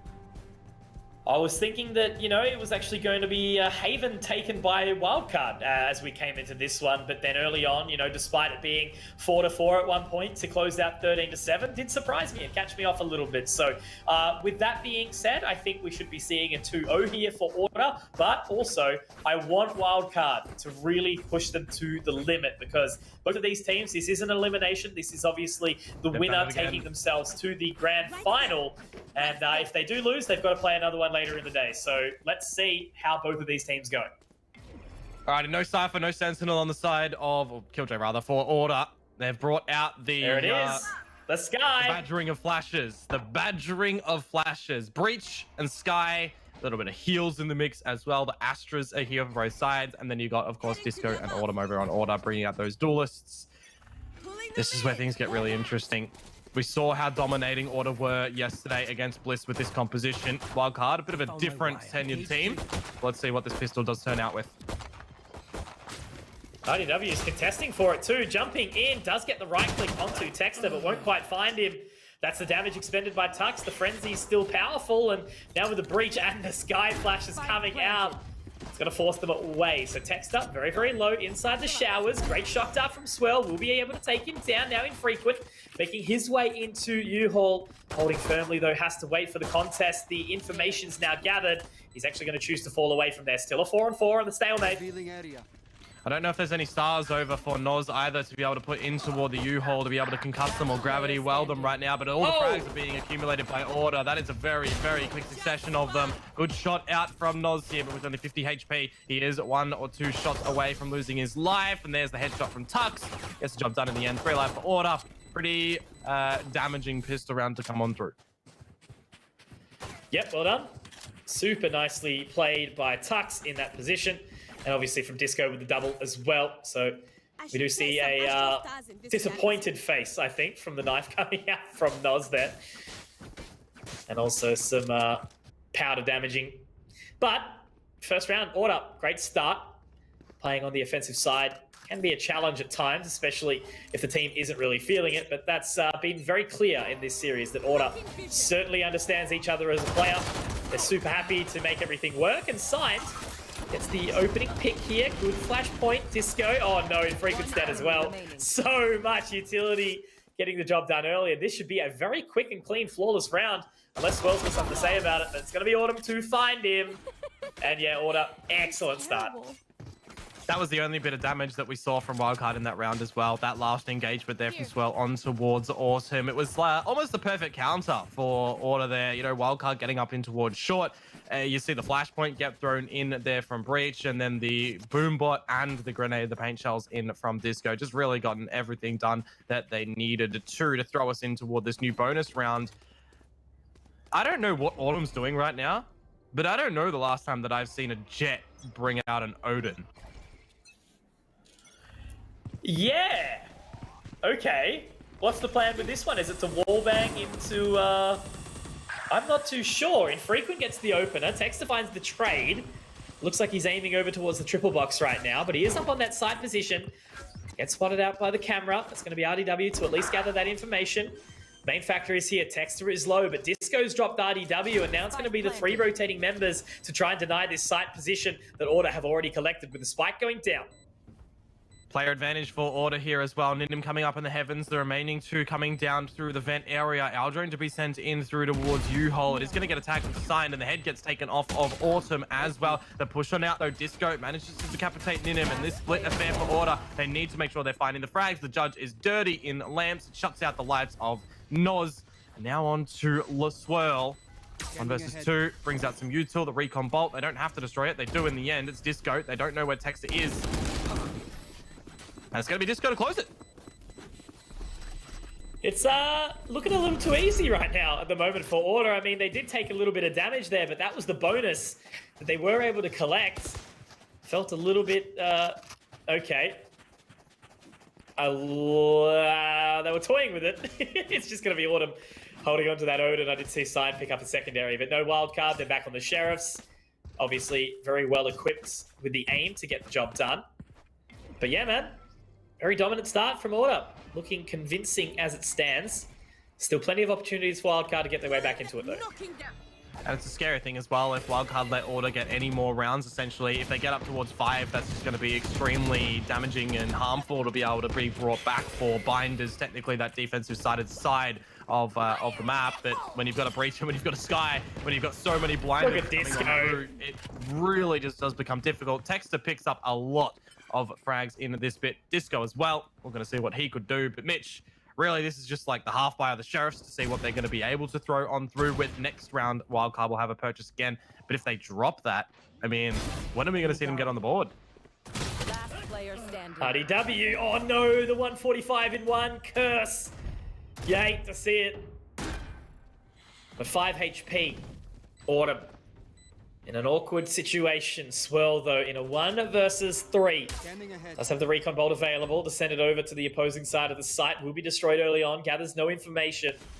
He's got so much to clear here. The aftershock to at least isolate. Can't. Oh, he hits it in the end. Does fire the warning shot on towards Sign. Gets the shock dart up. But he still has so much to find. Hunter's Fury is available, but without the Aldrone, without the recon bolt, it is always a little bit of a gamble, especially when you can be put up towards that location. All it's going to take is just 1 bullet. Goes for the swing, but Sign gets the wallbang, gets the shot. Despite a valiant effort from Swirl, Order collect their 4th. Pretty decent rounds to come through, all things considered, for Wildcard. 3 picks on the back of the Sheriffs as well. It tickles the economy just a little bit of Order and keeps their hands a little bit dirty going through. But with what they did in the showers, they absolutely cleaned house and cleaned up those dirty hands. Wildcard finally, Mitch, they do have a purchase to come on through. Ninim has the Bladestorm available as well. Kind of would have liked to see him drop over a Vandal to Noz here just to make sure that the full shields does get purchased up from Noz. He even has 500 spare, but yeah, he needs the 600 for that one. Coming on through, Mitch. Wildcard. They have to be able to find this, and you look at Order's ultimate department, a Rolling Thunder and the Seekers for so much information gain. They have what it takes to get in toward this B site. Swirl. Awkward spot now. Couple of shock darts down, nothing going to find just yet. And there's the Rolling Thunder that you mentioned.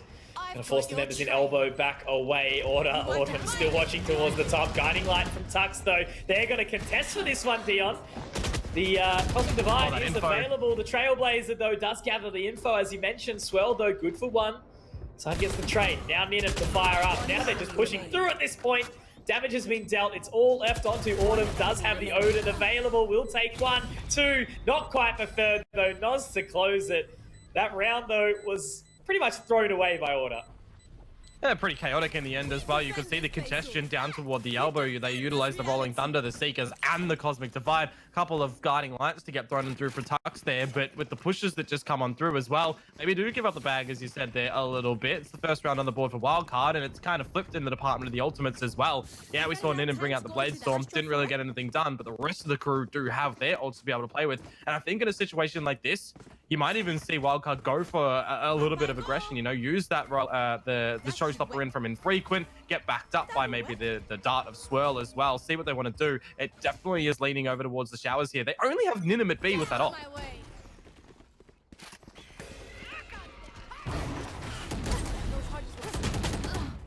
That is salt in the wound right there for infrequent. Showstopper at his toes. The old Trailblazer up and out. I meant the updraft, that's what I was going for. There's so many things in my head as the Trailblazer does finally come out. RDW though. Okay. Flipping on its head a little bit here. Noz with 3. Man, this is getting a little bit chaotic right now. I wonder what happened there with Tux. He goes onto the Trailblazer and you just see it dive straight into the wall and then explode. And in the end of it, they line up for Noz through the Nebula as well. A little bit unfortunate there for Order, as you also saw RDW off on that kill feed be able to pick up 2. Regardless, it is another round that Wildcard will be welcoming with open arms. They carry over the operator, of course, as well in the hands of Ninim, and now for a different deployment affair. Thought that Ninim might have updrafted very early on from up on that box, but he's going to just post up on that op. Guiding light sent in through showers. Tux is just going to be holding back, but look at the creep up from Wildcard. They're already pushing up through short infrequent. He is going to probably decapitate Tux from behind here. And there it is.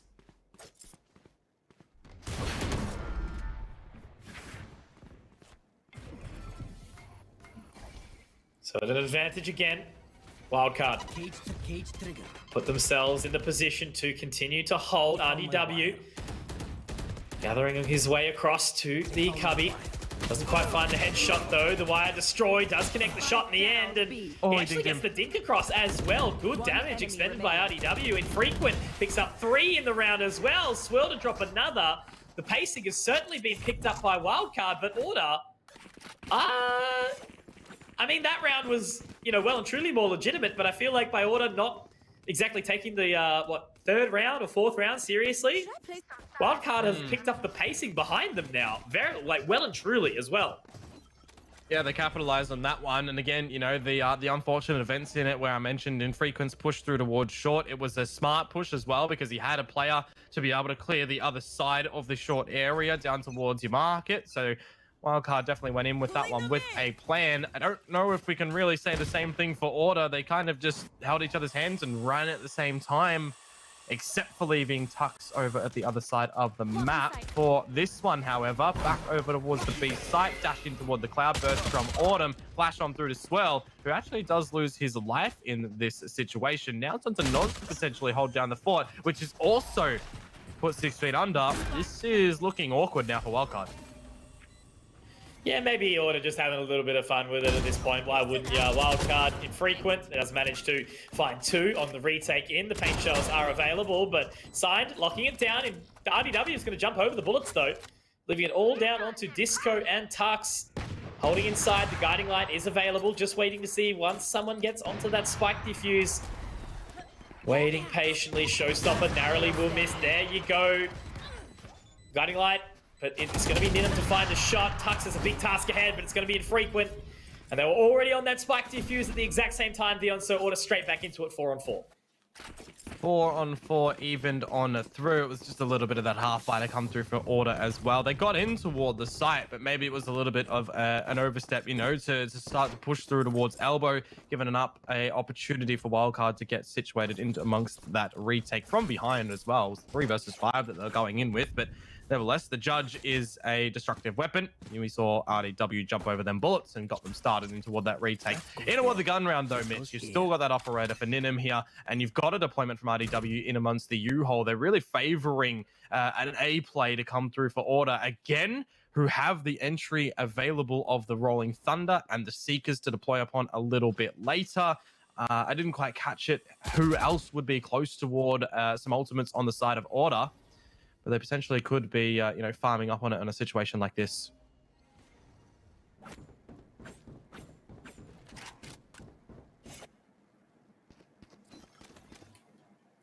So yeah, Texas won away, and so is Autumn. Yep. So just playing it nice and slow. Wildcard have been pretty passive throughout the course of this game as well. Not really trying to take any hookah or long control. Happy to play it back from elbow and other items, but there's the Seekers to come out from Tux now. Straight onto the site is Autumn.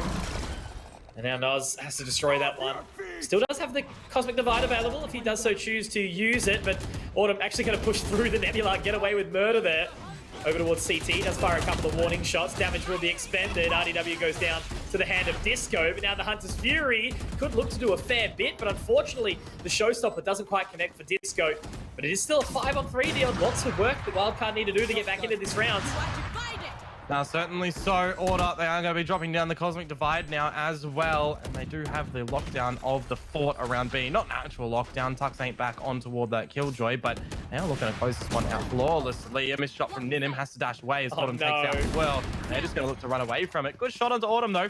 Bit ambitious to be able to push through when tagged on up, but nevertheless, Order, we'll take the lead here. Yeah, man, Order coming back. Nice and clean. They are doing very, very well to sort of force Wildcard out. And that's the thing, right? You know, I did mention the passive nature from this team. They're happy to, you know, push back and just wait for Order to come to them. But that's not exactly something I think you can do every single round. Sure, if you get aggressive all the time, you know, you put yourself in a position where you likely might get caught off guard. But what I would like to see is, you know, maybe that double up in hookah, maybe two trying to sort of take some long control positioning. They're not really utilizing Swell's kit to get that early advantage. You know, maybe leaving RDW back on the site, sending an additional member towards B with them early, and then maybe getting the rotate after. But Autumn, Bladestorm out. He's already up in towards U-Haul. Ninim does get put into an awkward situation as well, and the Cloudburst is the only thing that's going to let him out. Imagine the RDW setup in U-Haul this time with Autumn getting so up close and personal in this area. Could have definitely teetered on the favor for Wildcard, and it's certainly not right now as Disco and Autumn are getting things absolutely established. 2 quick right clicks, and it's all down to RDW on a big flank who can't, unfortunately, get a single frag in the round. Forced to come through for Order as they now look to tie up the half at least. But you know they are going to be trying to just continue this role and try to make it a dominating fashion half.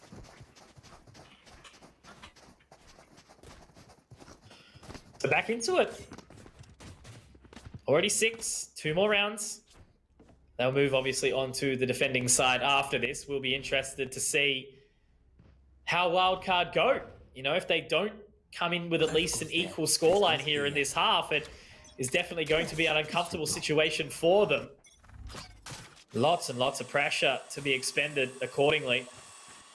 But now Autumn creeping on up, looking to make his way in. Good use of the guiding light. RDW does get the cage down. Information gathered. There's one with the judge. He pushes down in. Neural theft will be expended. They're just on the outside. Guiding light doesn't quite connect. You're right. Spike down. 1-on-1 trades coming on through. Wildcard with the player advantage. Order yet to establish the plant. It looks to slow down a little bit here, but in Frequent's position, it's absolutely paramount. He manages to find Autumn as well. Sign bites back for 1 with him and Texter. What are they going to be able to do?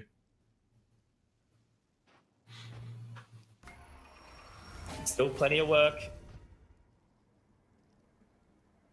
Slowly creeping on around now.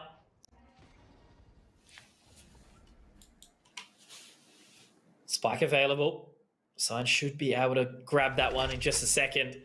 Main factor is here, at least Ninim is quite a fair while away, and there is only 1 star that's down right now as well, which just has been turned into a nebula, so rotating around. And I think with that angle that is being watched by a Ninim, it might be a success. Oh, Still the timing. leaving Texter. Yeah, that's what I'm thinking. Like, oof. Texter's going to have to use the TP here as well to quickly get over to water or go in the back lanes. It's looking like he's going to opt for the latter. How does he play this one, though? He has brought back that star that was in the teleporter, so at least goes down now to assist for his teammate in Sign. If he uses that as a gravity well, Sign might be able to get something happening right now. However, going into it, that might even be of the other side. I can't tell who exactly that star's from. It's probably Order's one, but in toward the back lanes. Here's Texter shooting out shots. He's missed it. He might have just given up the goat in this one, Mitch. Yeah, look, Sign picks up 1 more. Now we do have the fault line, which obviously does take the defuse into an awkward situation. Sign does some further damage through, but it's Texter to close. And a 2 versus 3 is a little bit too easy for this duo. as Order select a Last 7. round in That was the half. great utility usage from both of them. The Astra Star replaced onto the Gravity Well to isolate, and then, of course, the fault line on towards the site. The Aftershock was also utilized. 1 second, peeps. And Order I gotta visit take the Astros lead to in play the some half, cards. and as we spoke about, it seems like it will be a relatively simple 2-0 at this point in time. That goes there. Yeah, for right now, it definitely is aligning that way, isn't it? Well, we might see some explosiveness from Wildcard in the next half. If they gather this round, it'll make things a little bit easier for them as well. They have brought out the op in toward this round as Dart goes through very early for Swirl. That'll be able to catch a bunch of information up through the short of A. It does actually get destroyed by Disco early on as well. The Owl Drone, however, cements a little bit of information onto Autumn's location. And Ninim dispatching of Texter early on is actually a really big frag. That is the smokes all completely gone for Order, except for the cloud bursts of Autumn. But Disco down as well. This is a much better foundation for Wildcard. Yeah, they need this one. And once again, it will be the judges inside Hookah. This is a map One enemy where it is remaining. very I hate important. this gun. Well, ready? Yeah, I think I can agree with you. Definitely does make it painful, but does make it exciting when you're not playing it.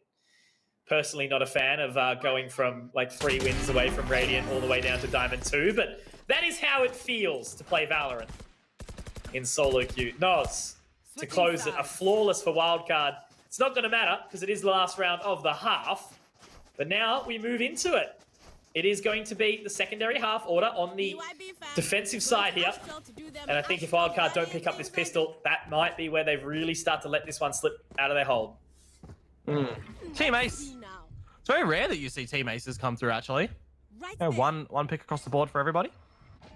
Right there. But IDW got more than one. There.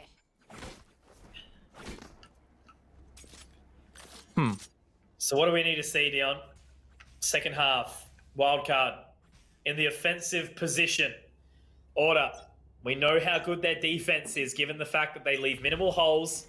They still like to take that early control, like we already do have Autumn inside Hookah. Tux creeping around, making sure the guided light is available.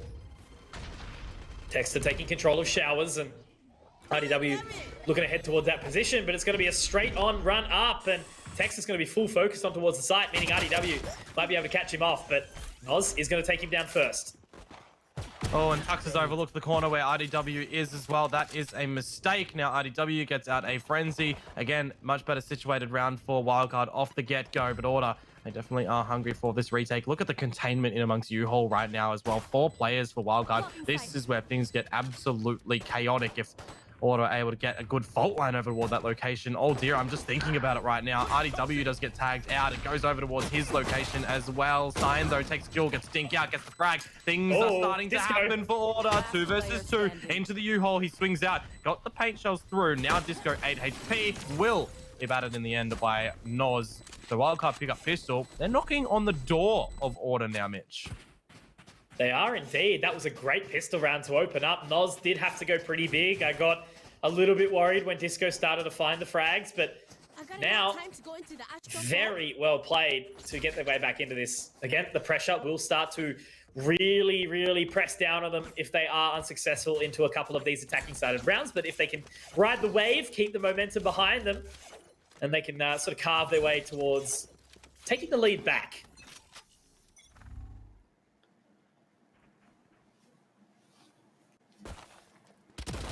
Let's see how the beginning stages play out here. Order trying to funnel in through infrequent, caught with util out. Does give over the spike and a Spectre.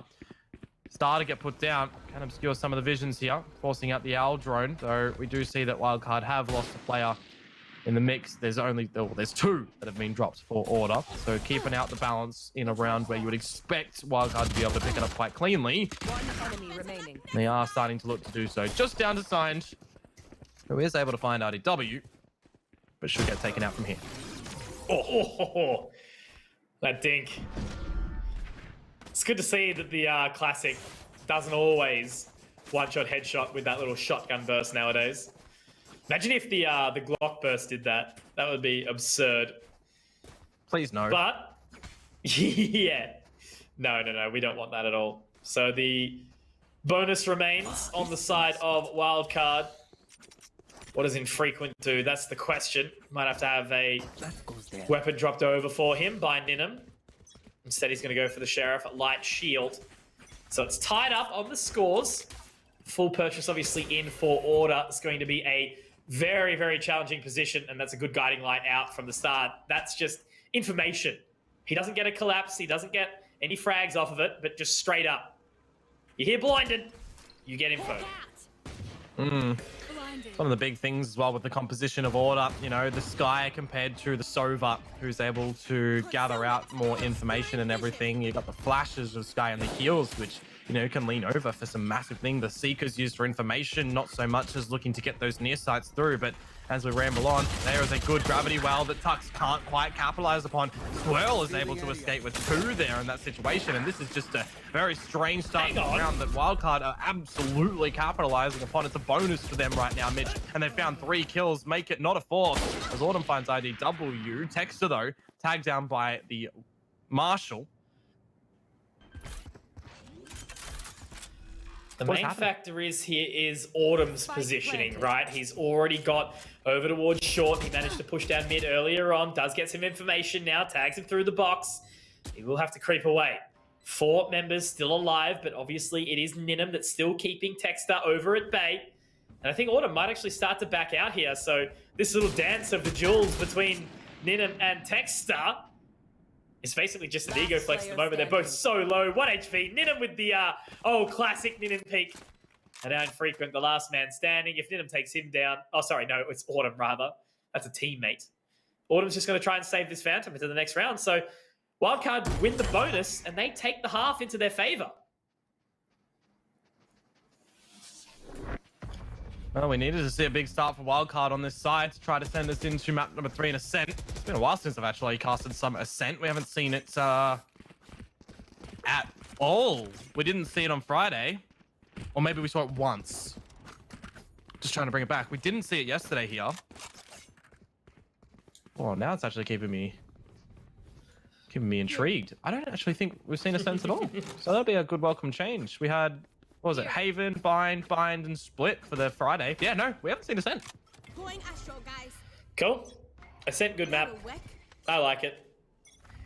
I think, obviously, you know, it can be frustrating given the fact that it really does force smokes, but I like it at the exact same merit, you know, especially if you've got the Omen flex and the Astra now, obviously a big impact as well, despite not being a primary smoking agent. It does mean that, you know, it does really encourage the team to take that early mid presence. And if they let it up, they have to force the matter somewhere else. So I do enjoy watching these teams really contest on Ascent. Well, we're on Bind right now. We'll wait to see if we do get that 3rd final map for these 2. Because remember, winner of this goes into that grand final. Play for the big points. Our drone sent in from Swirl. It's not going to spot out too much in terms of actual player locations, but it does clear some corners that Wildcard don't have to look over to again, or maybe just a quick flick to clear them out. 40 seconds now. This is becoming pretty dire for Wildcard to get something happening. Dart sent in, but they're rotating to B. And Order, they aren't budging, because look how far away short right now. That's a big hurt. Ninham does get a great pick, but... Same thing. The only man, I suppose the only thing is that Tux is in an awkward spot. The gravity well does force him away. And now 3 frags found across the board for Wildcard on the response. And it's all left onto just that 1 member in Signs. And that should be a very clean round. Ninham is going to take him down very, very low, 5 points of HP. And he does hit the shot. So Ninham has been crazy consistent here on the map of Bind. Wildcard edging closer towards victory. Order haven't had an answer for it. And I suppose, yeah, Tux on that Sky, despite getting a fair bit of information through the form of the guiding line, he hasn't really done much with it. Defensive side structure for Order right now is, you know, all about finding that information early, it seems. And whilst they have managed to find some of that information, they haven't really capitalized upon it. We've heard a couple of blindeds come out from Tux, but, you know, they're no real pushing because the difference between, I guess you could say, from a Sky and a Sova, you got that recon bolt, it actually pings the locations, but the blindeds don't. Unless you use the Trailblazer and ping yourself, you're pretty much down for the informational count there. But regardless, Tux has managed to open up onto Ninum, does get traded in at the end. You would love to see Signed be able to trade as well, but he's going to be forced back. Yep, sends him away. So still a standoff, a stalemate. 4 versus 4. Minute 14 left on the clock. Plenty of time to work with. And they're going to play it somewhat slow and consistent. Still do have RDW. Lurking around mid. The orb will be gathered. No showstopper available for Infrequent for a little while.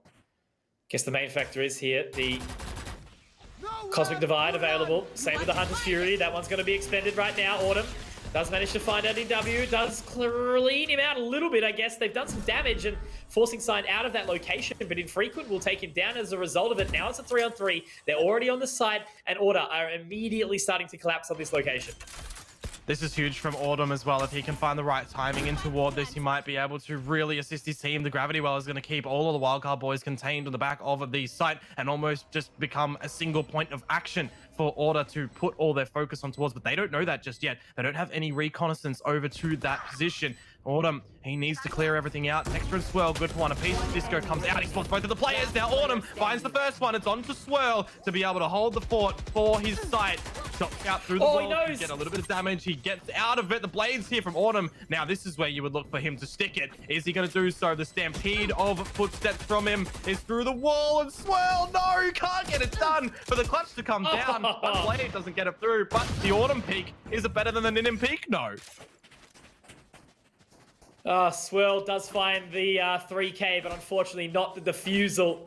It is always risky going for that wall bang onto the other side of the spike location, but again, as we mentioned, Wildcard, they hold on to the lead. Order have at least found something back. That's the momentum that they could use, but by having it go down to a one-on-one clutch, Dion, look at the purchase that we've got, but obviously from what we did see in the previous half, that Judge still can have some big impact. Scanning ahead.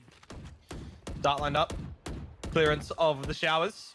The Nebula is going to pull some of that vision for right now. Order, if you're going in a round such as this, you might really want to rely upon your ultimates to be able to assist you. Can definitely deny the spike from going down. Rolling Thunder and Showstopper specifically. Seekers can gather some of that information early. Texter, though, he does get seen out by the R drone. Doesn't tag him, so he can't be over punished for it right now. But if he goes through this smoke, that's definitely the punishment that will be laid down. They look to do it with a flashpoint. Makes Ninum utilize the tailwind, and they're just going to get out of there now. Seekers brought through from Tux, though, very early on.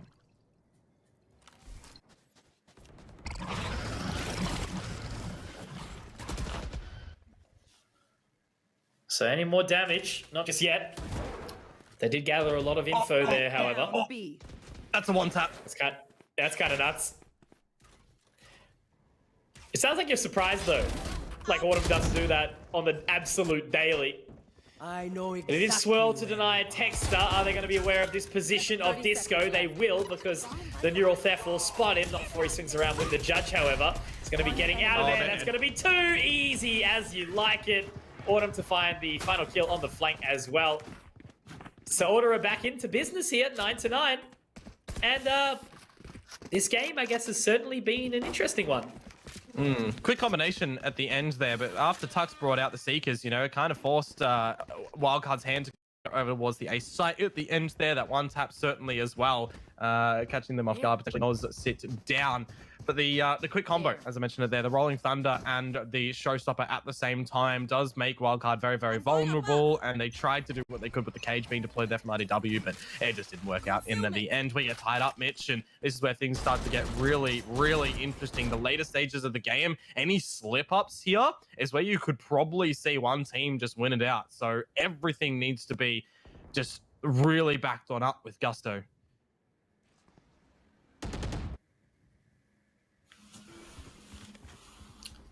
I've just seen as well 0 COVID cases today in WA. God bless.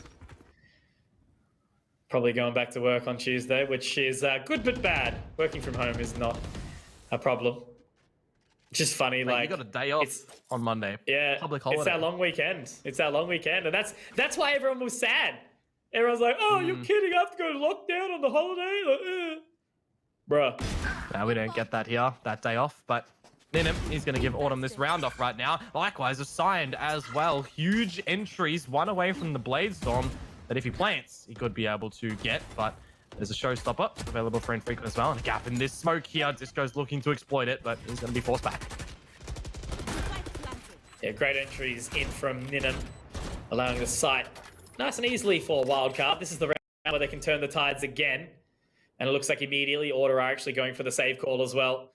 Happy to hold their rifles into the next round unblameably. Wildcard taking the lead back with 10. This is definitely being a tight game, but I don't know. I'm trying to explain it, put it into words. It's an up and down one. I certainly think like Order probably weren't taking it super seriously in the first maybe like 5-6 rounds, and now that was what caused them to lose a fair few. And now here they might be, you know, paying for it a little bit, given the fact that we do see Wildcard taking that lead back. But Wildcard have been really, really good on this attacking side so far. And if they can keep up the pace, they might take us to map number 3 on Ascent. Yeah, Order taking a knee at the moment, it would seem, but surviving with a couple of the players there will allow them to reinvest quite nicely in toward this new round. They do only have the Cosmic Divide currently in their arsenal. Autumn is 2 away from the Blade Storm, but you look at the flip side, you've got 1 away from Hunter's Fury on Swirl, 1 away from Ninim on those Blades. You've already got the Showstopper as well, so for Wildcard, they definitely have points of origin that they can rely upon getting in towards this site here. They currently are setting up around A, but there's so many stars on that minimap as well that anything it can happen. You've got the bird going through, the hawk, guiding light through the teleporter. That puts out a bunch of information surrounding the showers, and there's just a lot of utility being utilized here already.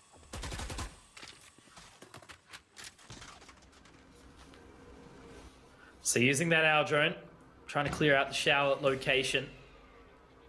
Guiding light to come out, nothing to connect though as of yet. Swell's not going to gather any information there. Falling back, starting to send a little bit of a rotate, just keeping Disco around and available. But oh, it actually might be the gamble stack to pay off for Order at the moment. Wildcard, not exactly switched onto it. They're actually going to be using the Cosmic Divide as well. That's going to allow Autumn some good positioning onto the other side, just watching. Are they going to creep into it though, Dion? Still a 5 versus 5. Time is really ticking. Oh, Autumn is going to have it cut out for him here. And he's not going to find anything at all. Sight gathered, unless Tux has got something to say about it, and he does not. So unfortunately, this rotate from Order did not pay off. Left. Yeah, Wildcard, they wait patiently. They go in together, swing through. RDW gets the right line of sight to be able to pick up their first frag, and Tux only being good for 1 does put us into a pretty decent post-plant scenario for Wildcard right now. Texter getting down the stars to conceal some of that vision, as well as the gravity well to the top of the site. Keep anybody in toward the middle lane of that tube, but you got the Hunter's Fury for Swirl as well. They could definitely rely upon that one here. Wildcard looks like they're just going to be able to claim the 11th on the scoreboard because Order, they don't want to go in for this retake. Getting out of there. This is the second time we've seen a save in a game where it doesn't always feel common. You know, saves are much less apparent in Valorant, and yeah, Order deciding that it is the only real viable option at this point in time. They've got 3 rifles in hand. They will at least be able to do something into the next. But man, that's Wildcard picking up 11, only 2 more rounds. They could potentially bring it to a 3rd, delaying our opportunity to see straight into the Zoo versus Bliss, which is of course the series after this one. Loser of this map goes on to face the winner of the next one in the 3rd map of the day. And then obviously we've got that best of 5 grand final, which the winner of this team will be heading on into. So again, we've had awesome action everywhere, Dion. It's been a great lot of competitions. You know, we've got 3 sort of running side by side by side. The Oceania tour. Of course, we've had a little, you know, couple of week-long tournaments here and there of high caliber. Players getting lots of opportunity to really shine bright. Recovering it. Blades down. Ninim down. Big opener for Order here. So they are going to send their forces through the hookah as well. That was kind of a big question for Wildcard. What have you got to be able to bring this one back? Paint shells over towards the showers. As Dexter picks up Noz as well. That's your smokes down for Wildcard. Can only rely on these cages from RDW if he still has them. Guiding light in, and a dart is actually going to reveal Texter. It's team flash as well. Signed finally. Getting on that board for this round. RDW bites back for 2, however. Swell. One enemy remaining. Oh, Hang well. on. Was this a 2-on-5? I think it was. All the way back down to just Autumn now, who has to clutch this out. They're actually planning on the other side now. They would have heard that updraft as well from a distance. RDW getting aggressive in, knows the position. Will he clear it? Ooh. He won't. And that's a 3K for RDW and a 2-on-5 for him and Swirl. Match point. A round that Wildcard had no business collecting, and that brings them up to Matt point. Full house of frags between Swirl and RDW there. Definitely looking to stack the deck. It's worked in their favor. And now they do find map point to try and send us into the third one in Ascent. It looked very shaky, you know, in the beginning of this game for Wildcard to see that third map. But right now, they've definitely picked it up. Maybe they have awoken coming toward the 3 p.m. mark. You know, that's when they really start to feel themselves. And if we get into Ascent, I mean, in the reverse sweep, it could definitely look plausible. Nidham, good pickup. That's Autumn trying to get aggressive, and he will be punished for it. Texter takes a lot of damage from that Hunter's Fury. Swirl, good work. Gets the information onto Disco as well. But Disco is manhandled. That spike out of the hands towards Long. Nidham actually missing the shot onto Sign. Goes for the repeat, but there's the teleport through. Disco will be able to support his boy as they do get around to this situation now. Still a 3-on-3. Tuck's in a good position. The guiding light available. So with the Trailblazer. RDW, will he clear that CT-sided position? He will, but he won't at the same time. Tux is going to take him down. Order still have something to say about this right now, Dion. They are not done just yet. They want to close this out in a 2-0 fashion. And now Swirl, time for Swirl. having to try and clear this out. Yeah, exactly. Autumn as well. Obviously going down earlier on. That means Nidham can pick up the operator and choose to rotate his way around. I don't even know what he's actually chosen to do right now. Oh my lord. Where does he go? How does he approach this? They have free B. If he TPs, they have free B. He's seen the Trailblazer. It's going to spot him on through, but he doesn't know that anyone's in the showers behind him now. It's split frags happening. Nidham's found Sign coming through the teleporter as well. This is just 2 disconnected duels that are going to have to be fought on through.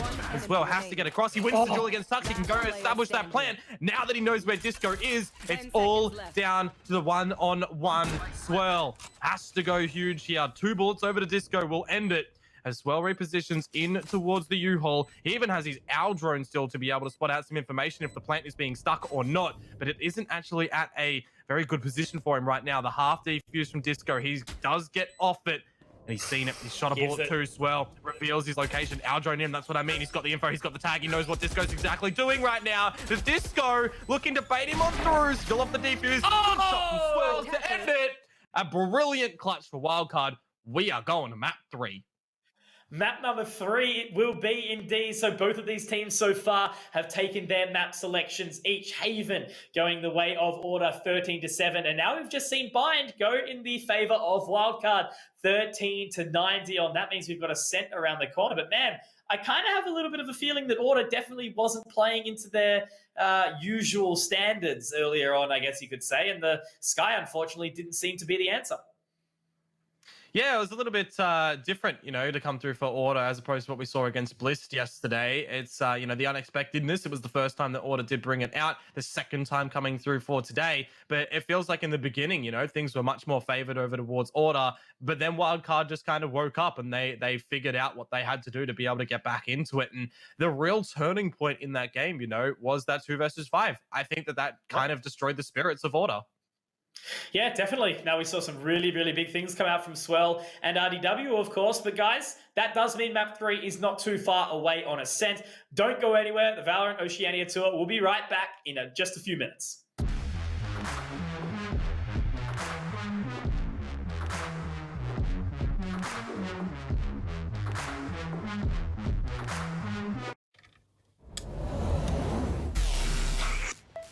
I just time traveled. Ah, today's a big day for past me.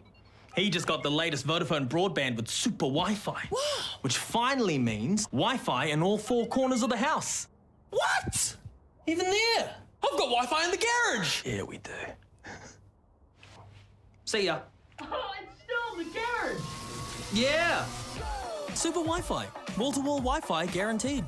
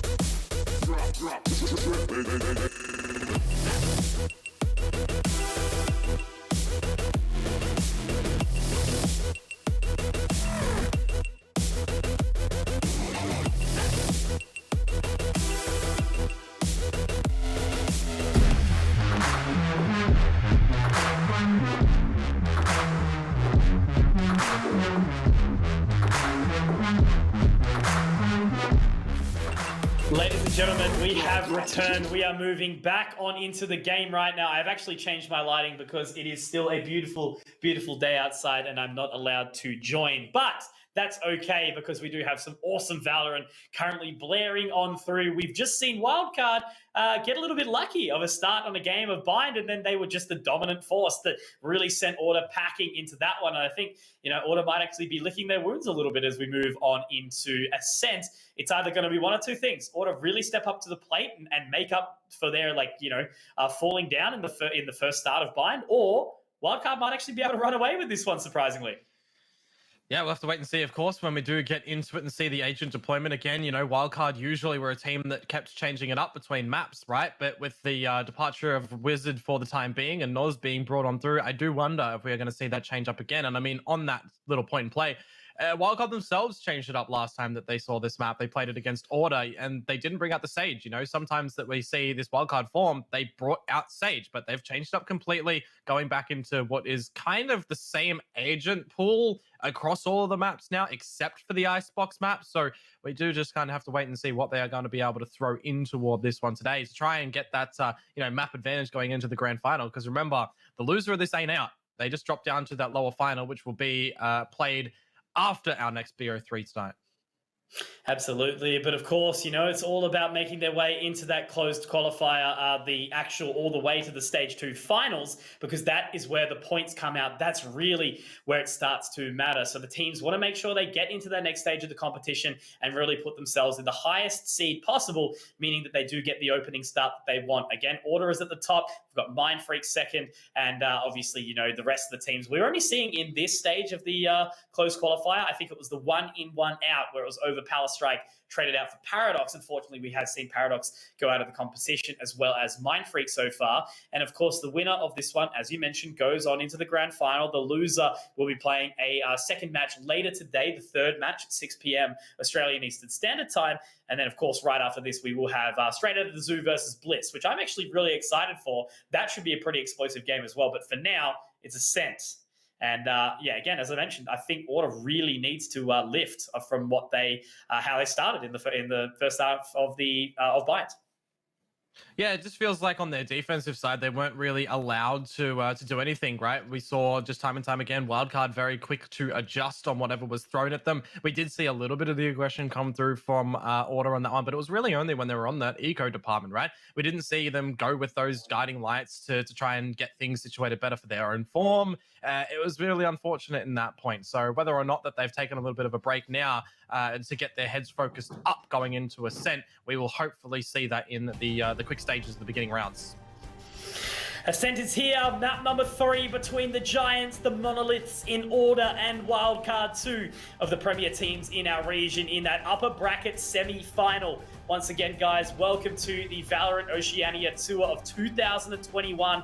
A massive shout to Let's Play Live, obviously allowing this event to come through. Riot for supporting it. And these teams are all, running for that same thing. Not only the prize money, but also the OCE and NA last chance qualifier, so they can all play in the Valorant Champions, which will be at an undisclosed location somewhere globally in December. I think we're all very excited for that one. But again, Dion, we're here. We're on to Ascent. Order versus Wildcard, 1-4-1. Infrequent on Phoenix is an interesting thing, actually, to be seen on this deployment. I think it's the first time we're going to see this sort of lineup for Wildcard. So whether or not it's going to work out for them, of course, time will tell us soon. Last time these guys battled on this map, it was 18-16 to Order. So big scoreline there, and a unfortunate flurry of bullets from the gun of Puck there. But the Nano Storm finds it. It's all good in the end. Looking to be a pretty clean pistol for Order here. Nano Infrequent, who has been found. That'll be right. Hey, after that map that we've just seen from Bind, Order will like 13-1 or something. The classic. But Disco, he starts off huge.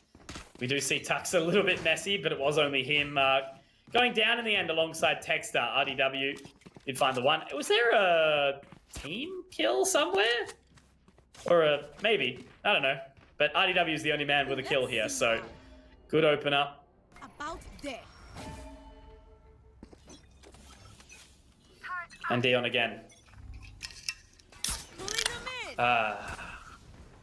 Delicious. I was waiting for it. Nid him.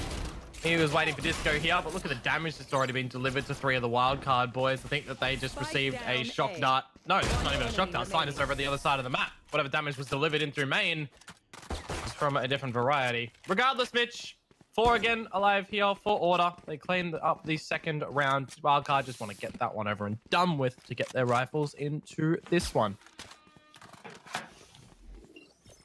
Where's that sound coming from? Sounds like the bear, bear, bear, bear, bear. The air horn. Yeah.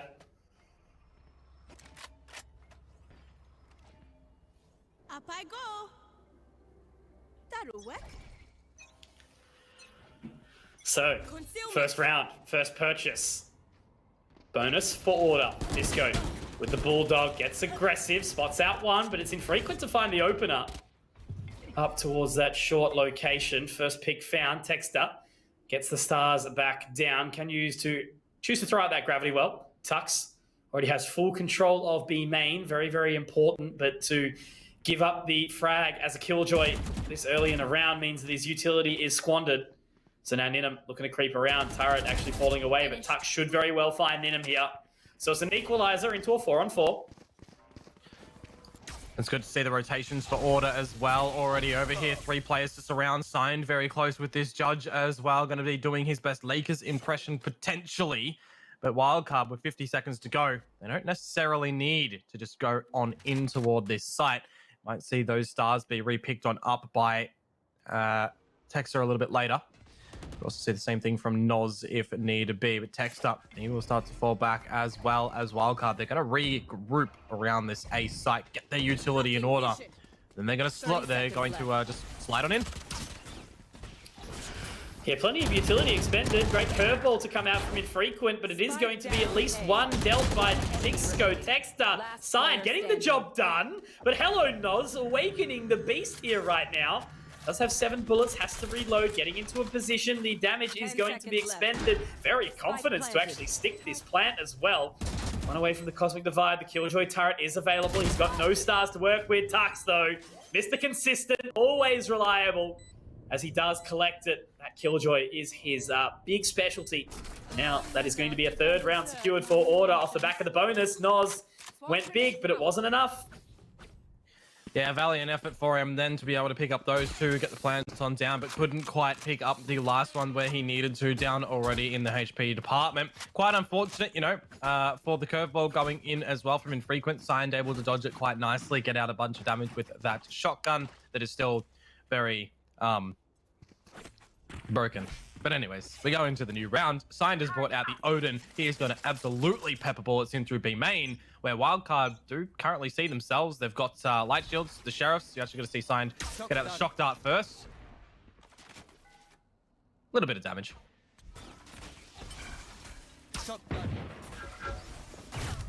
Oh no, he's fallen. The info was there. You always see it come through. Does pepper a little bit of damage onto Swirly Boy, but he just has to swing around. Signed. Playing, toying with fate. Just trying to fire a few more warning shots over as well. But yeah, look, nothing really expunged right now.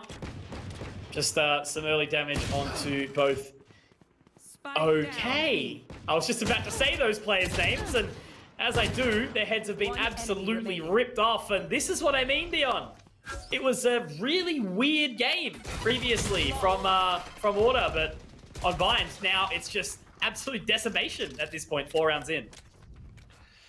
Yeah, they line up for Disco there. Probably not happy with that, seeing what they could do with the Sheriffs in at the end. But the funneling them through B main is one of the difficult things on this map, right? There's only really one point of entry in towards that site unless you gather control of mid and extend on through. It's very like straight line forward map in that thinking. It's not like you've got 2 points of entry into the sites that you can really formulate your stuff. You have to go for those challenges in through mid to be able to have, you know, a more explorable advance in toward these sites. But we do move over into a new round where there is a purchase going to be here for Wildcard, and they have to look to convert this one as well. Bladestorm does get brought on out by Ninim. Tucks with the lockdown as well. Could look to be able to destroy it. Right up back through for Infrequent, though, looking to leave the charges. Stuck by the gravity well, and somehow Disco hasn't managed to find that frag. It's a 180 from Infrequent. It is indeed. So finally, we do see an entrant into this map from Wildcard. Looking good, looking consistent. That is going to be the lockdowns to come out from both of these members. Is there going to be any cheeky util to deny it? We'll have to see in just a second. Unfortunately, nothing so far. The gravity well is actually going to drag them back in as well. Chaos everywhere, left, right, and center. One detainee and two on the other side. And it looks like it is going to be Order absolutely sent out of that location. Both of them just going to have to run away and go for the save. And it's a final first round for Order. Well done here. So for Wildcard, rather. Back into the map. Yeah. On the board. 4 alive as well will help balance a little bit of their economy. We know that Order do have a lot of money behind them to reinvest into the next round as well. Both the lockdowns utilized here. Blade Storm over for Wildcard, and the run it back means that they are going to try and gather them back as soon as possible later on. You could see them look to farm up the ultimate orb over through A main if they wanted to, because B main would be a bit of a scary one, especially that you do have that punishing Odin looming behind the brick wall. But on that same sort of retrospect, you've got, you know, Autumn with an operator in possession now that maybe Wildcard would be expecting, maybe not. It is going to come down to where does Autumn kind of want to go for an opening pick on this defensive side. Where is he going to be posted up through? And it is, in fact, going to be over through short to take a duel over to tiles. And I mean, you would hate to see for Wildcard them gather around and then get destroyed in the next one. So let's see what's going to happen. No aggression towards that B-link. Tux, oh, Tuxy boy. There's a world where he does something crazy here, but unfortunately he does whiff a couple of shots onto the owl drone. Does reposition. Not sure if he was actually spotted in that position. He was, though. And that is going to make it really, really awkward. The Cosmic Divide comes out. The first bit of damage will be dealt, but the Showstopper misses. No, it doesn't actually. It connects onto RDW, so it's a stalemate right now, 4-4, but they're actually going to have to push over. But look now, Autumn holding that line. Curveball will narrowly miss. Great opening shot here. Is going to look for the recontest, but punished. Great shot from Swell. 3 versus 3. They pick up the pace, heading towards short, but it's going to be Texter waiting there.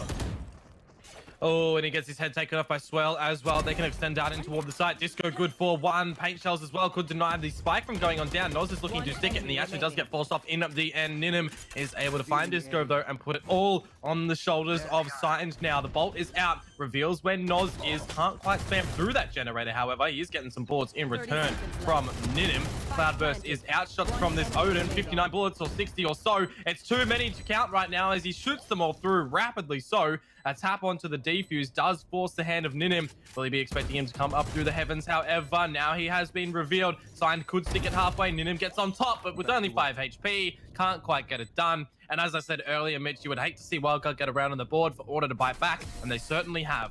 Right here. Easy as you like. Order making it work. Again, taking the charge back. The momentum pushed behind them. It is going to be not the best buy established, I suppose, for them. Looks like Sign is going to be picking up the Odin once more, but we are going to see a full comfort purchase for Wildcard. So if they are successful in this round, I mean, Order actually might find themselves in a position. Autumn does have the Blade Storm available, so he's just going to use that one, picks up the Frenzy for good measure, but they effectively managed to be able to play a bonus in this round. So Swell is just waiting patiently to see if anything is around. Autumn is going to get very aggressive, shoulders him out, gathers the info, but does get out of there immediately. Oh, Tux just needs to make sure he doesn't get drunk off this wine right now.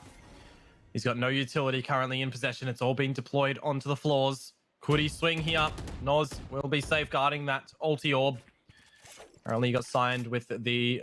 Swirl with the Hunter's Fury available.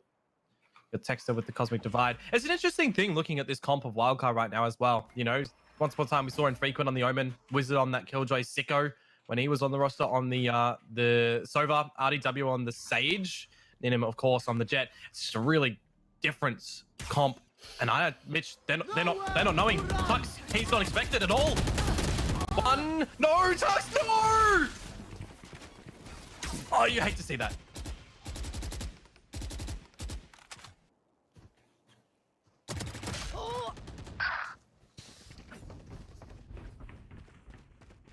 I'm just hoping that Mitch isn't muted right now because I can't hear him. 30 seconds left. I was, but it's okay because I actually probably would have ended up talking over you, which was perfect. So we do see it bring into a 3-on-3 now, a 3-on-2. I was basically just screaming over Tux because the amount of times we've seen those situations happen is actually crazy. But now Disco, he's in a position to deny plenty, and he will find, look, 1.5. 5, 4. Oh, he was Doesn't on the have run time. back. Round's done. In the ultimate.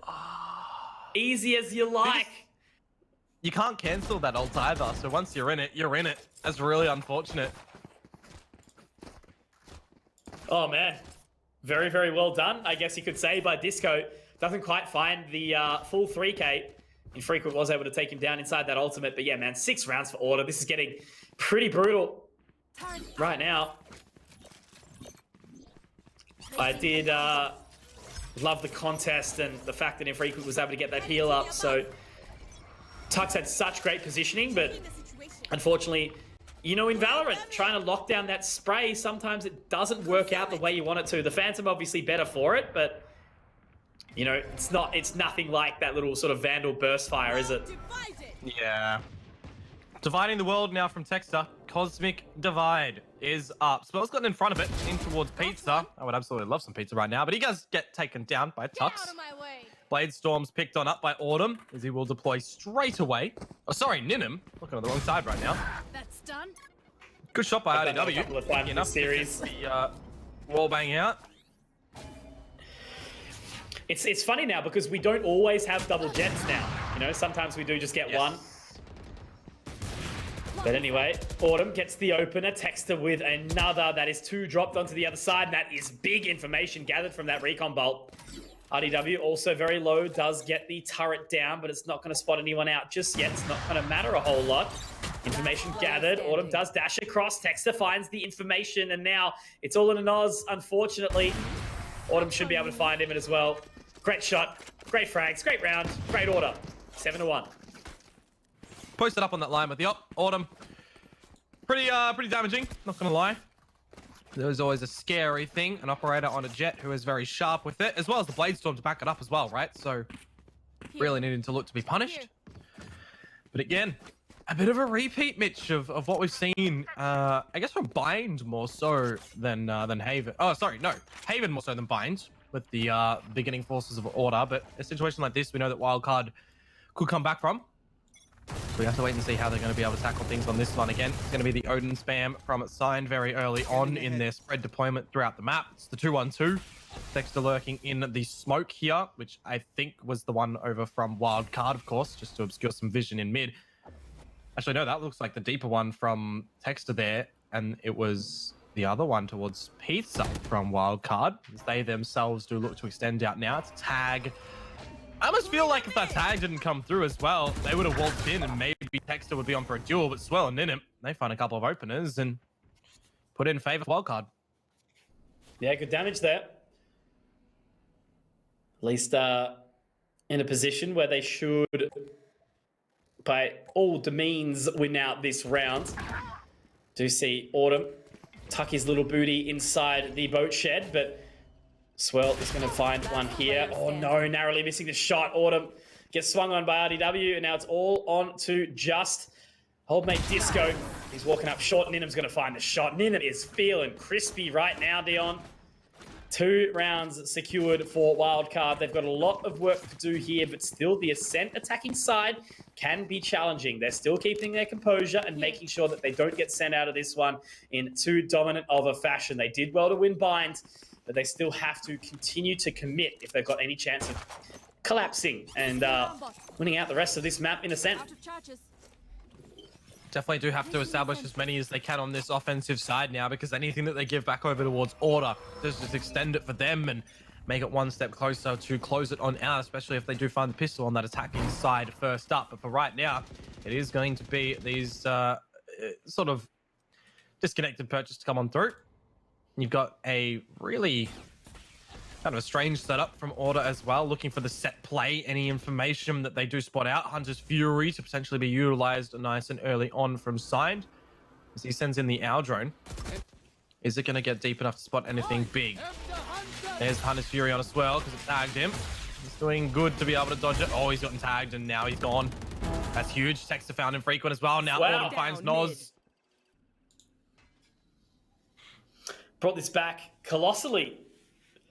Very, very one-sided tip of the scale in this round here as Ninham has to go very, very big. Same with RDW. Boombot destroyed. RDW is still top mid, does deploy the turret, trying to hopefully find some further information. But look at the positioning of these players. They are so well locked down. And that's Disco finding the shot. Autumn to swing as well. So 5 are found where nothing has been dropped for Order. So 8 rounds. Man, I said it. Exactly right. It was either going to be really, really close or a one-sided affair. So far, we're still seeing that. Yeah, sort of carrying on over. Order maybe just angry at the fact of how things did end up on Bind. I mean, we did hear it from Tux yesterday, right? That he said it was their first deployment of that composition, and it worked out against Bliss, but against Wildcard, not so much here today. A close scoreline though, that is for sure. Definitely more explorable if that is something that they want to continue to go with. You should run. But for right now, we settle on the factor that Wildcard are here in the final map to get into the Grandy, and that showstopper from Disco, again, huge, putting in the work that he needs to. Lockdown is going to eventually pop off as Autumn gets caught out. How is he able to find the frag onto Infrequent? Keeping Order definitely engaged in this round. Looking for a plant now. Ninham will see the Owl drone, won't get tagged by it, but he will get punished by the fact he brings out the curveball. Sorry, the Cloudburst, CB. And Tux finding Noz closes out the round. Well, there we go. It's Order securing a 9th here. Wildcard certainly gave it a good crack, but I think they overstepped a little bit trying to get the aggressive peaks out to punish Order, and it just didn't work out for them. So now, as we move on into the final round of the half, Order with 9, looking to make it 10, double digits. Would really sort of rub salt in the wound if you're Wildcard. Certainly so. They definitely need to be able to find this round here, convert it through. They could potentially go in with haste if they wanted to. Cosmic Divide, Blade Storm, dash on through the Cloudburst as well for Ninham. The only real punishing factor is that Tux has this lockdown. So if they pick the wrong site, there's definitely a way that Order do plant their feet and not allow them in. Our drone over through the B mains. Shine is going to use the Shocky, which goes a little bit too deep, but he himself does get tagged on now, and it's not punishable yet. Tucks in the logs. If he loses his life here, that's no lockdown as well, and he has actually been Cosmic walled out, so he could just deploy it and force them to go through the wall, but he himself goes through in the gravity well, cashes too. RDW and Ninham though, as quick as Tux does that, it's brought back for an even 3, and Tux still has this lockdown. Tux has found his 3rd in the round. Ninham to right click. He does miss it because the kill was stolen. Now it's all on to RDW, who gets his head taken off as well. 10-2. This is a very landslide affair from Order. Switching sides. Tux just alphaing up, jumping into the gravity well and finding a very, very shaky 2K. They weren't ready for that one at all, heading through the Cosmic Divide. So nicely done. Order decimating here. They pick up that pistol, pretty much game done. Wildcard really sort of feeling the pain right now, the struggle. But I suppose, you know, it's still it's a winnable prospect, basically. Like, the series is still tied. There is the opportunity. Either of these teams, you know, they don't go out, but it's something that you never want to sort of face off against going into that lower bracket. The winner, obviously, making their way into the best of 5 grand finals with the 1-map advantage from what we usually see. Indeed. Take that for what it is. If you're looking at Order, they probably would want to make Icebox their free map.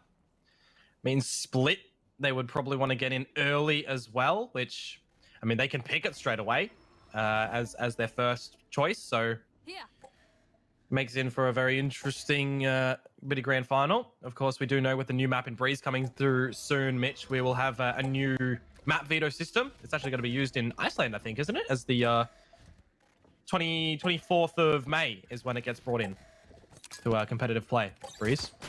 Always good paint shells though, Disco. If he puts them there, RDW is dead to rights, but they fall off. Ah, lucky for Wildcard.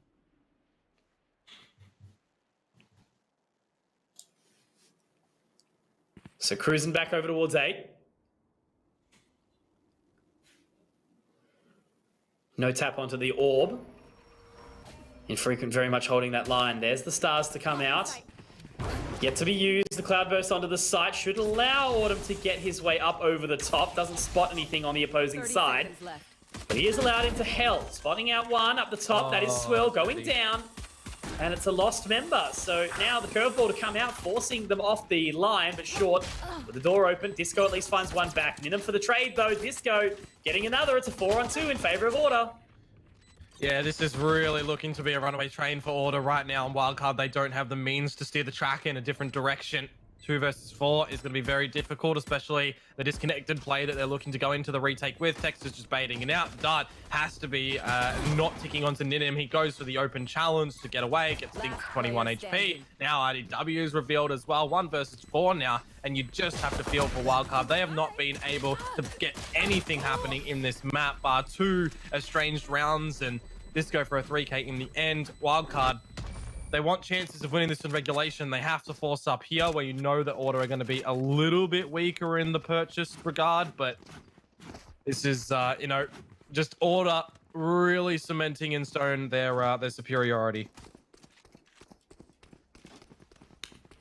Placing sentry. Okay. We spoke about it, right? The pistol goes down into the hands of Order. Certainly does make it a big old challenge. Placing swamp. Wildcard, they've completely invested into this one. They know the position that they're in. They need to start to win a few rounds. And hopefully they can potentially catch Order sleeping. Ninham hoping that the old warning shots from the Sheriff is enough to pull. The fact is, there might not be a buy, but there is. It's hiding in the form of a judge. Ninham has that one. So as soon as the first couple of shots come out, if we do see a peek into B main here, that'll be the information gathered, and it's going to be signed. The first to see it, there you go, down. Second, not quite. Tux gets away with 2. Done RDW. You'd have to almost see that one from RDW's POV. I think it was at the entrance of the archway there as well, so maybe the bullets just leaned in toward his face. A bit of a magnet. Infrequent, though.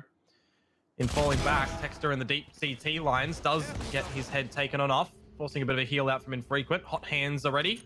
3 versus 3. He can grab this Spectre as well and be able to get something attributed more so into the round. Find the 2K to get it on through, but it looks like the plant is going to be established here for Order and Wildcard. You know they're going to have to go in for this retake as well. It just gets even more tricky now that the spike is allowed to tick down a little bit before they even get in toward their retake.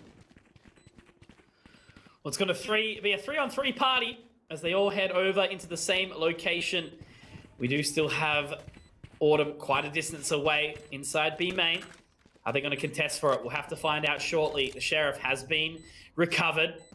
But with these 2 members, I feel like, oh man, Autumn, he has so much that he can potentially do here. Flash out, but there is Autumn at the right amount of timing. Noz, 1 versus 3, but can't quite connect. Tux to get a 3K. And Order, I just can't believe Tux lived for so long that round, man. Yeah, you're not wrong. You're not wrong at all. That was just a really clean round for Order. You know, they covered their bases, their tracks of what they needed to do. They didn't really give a big opportunity over to Wildcard. I guess the only real thing was Infrequent when Texter, you know, took the duel in towards the spawn, and maybe in the beginning when Ninham was able to find one on the judge. But this, I mean, as you look at it, is Order, right, being a little bit angry potentially that the fact that they were pushed to all 3 maps on this one. I mean, we come to expect it in the beginning looking at these 2, but certainly in this one here in Ascent was not expecting how scarce the scoreline would be, and for Autumn to swing on top of this top box to find Ninham very rapidly as well, it just again diminishes the chances of Wildcard seeing a 3rd round. So the last ditch effort, Dion, and they've already lost the limb. RDW does actually find a nice little wall bang on a Disco, taking him down, the turret out, bomb, spike inside B main. Autumn using the cloudburst, isolating the position. They're still very, very split right now, though, despite actually contesting on towards this side. It's going to be a little bit awkward, but it doesn't quite matter at this point in time as Texas does find it, the actual turret gets the frag onto Noz as well, so this very well should be the end of the game. Look at the lurks, look at the flanks.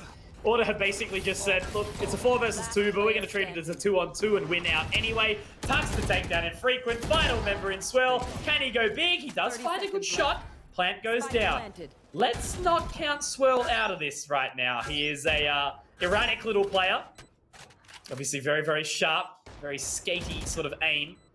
Sign holding onto that line. He's just going to go for a couple of wall bangs. But yeah, they've locked this down so well, haven't they? Sign is just distracting him to keep him entertained, and the fact that he could peek out through B main at any time. He's just going to be shooting out a shock dart as well to see if Swirl goes down the stairs. Now finally he can get in toward the side. He can have a recon bolt out, but there is the reveal from the Alarma bot. And what do you look at that? That was just a clean map from Order, like concisely. It was pristine. I think Order was just saying right at that point, it's like, hey man, let's just let it run to that third map. You know, give everyone a little bit of a further push down because, yeah, as I said, you know, it looked a little bit weird on Bind. Order wasn't certainly feeling up to their role. It was a very nice first map on Haven, 13-7, and then just complete domination, 13-2 on Ascent. So showing that Order is still the premier team in our region. We do have an interview with Disco just around the corner, but it isn't ready just yet. So, yeah, man, what did you think, Dion? How did you break down that series?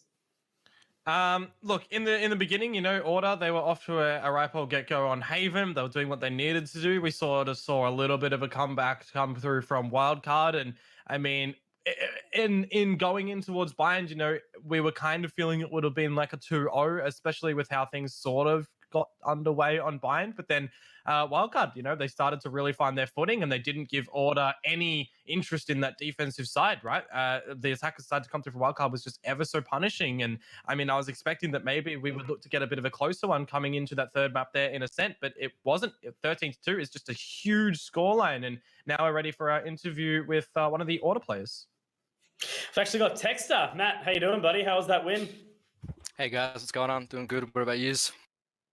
Yeah, no, it's been a good day. We've obviously got a long day ahead of us, man. But, you know, you guys have obviously slot yourself into the grand final with the best of one advantage. That's not a unfamiliar territory for you guys lately. You've been sitting at the top. How's the team been going? Yeah, I think at the moment, everyone's super confident in the fact that every series we go into, we're still improving so much, like macroly and individually. So, yeah, we're super confident at the moment. And we're really excited to play the BO5 Grand Final.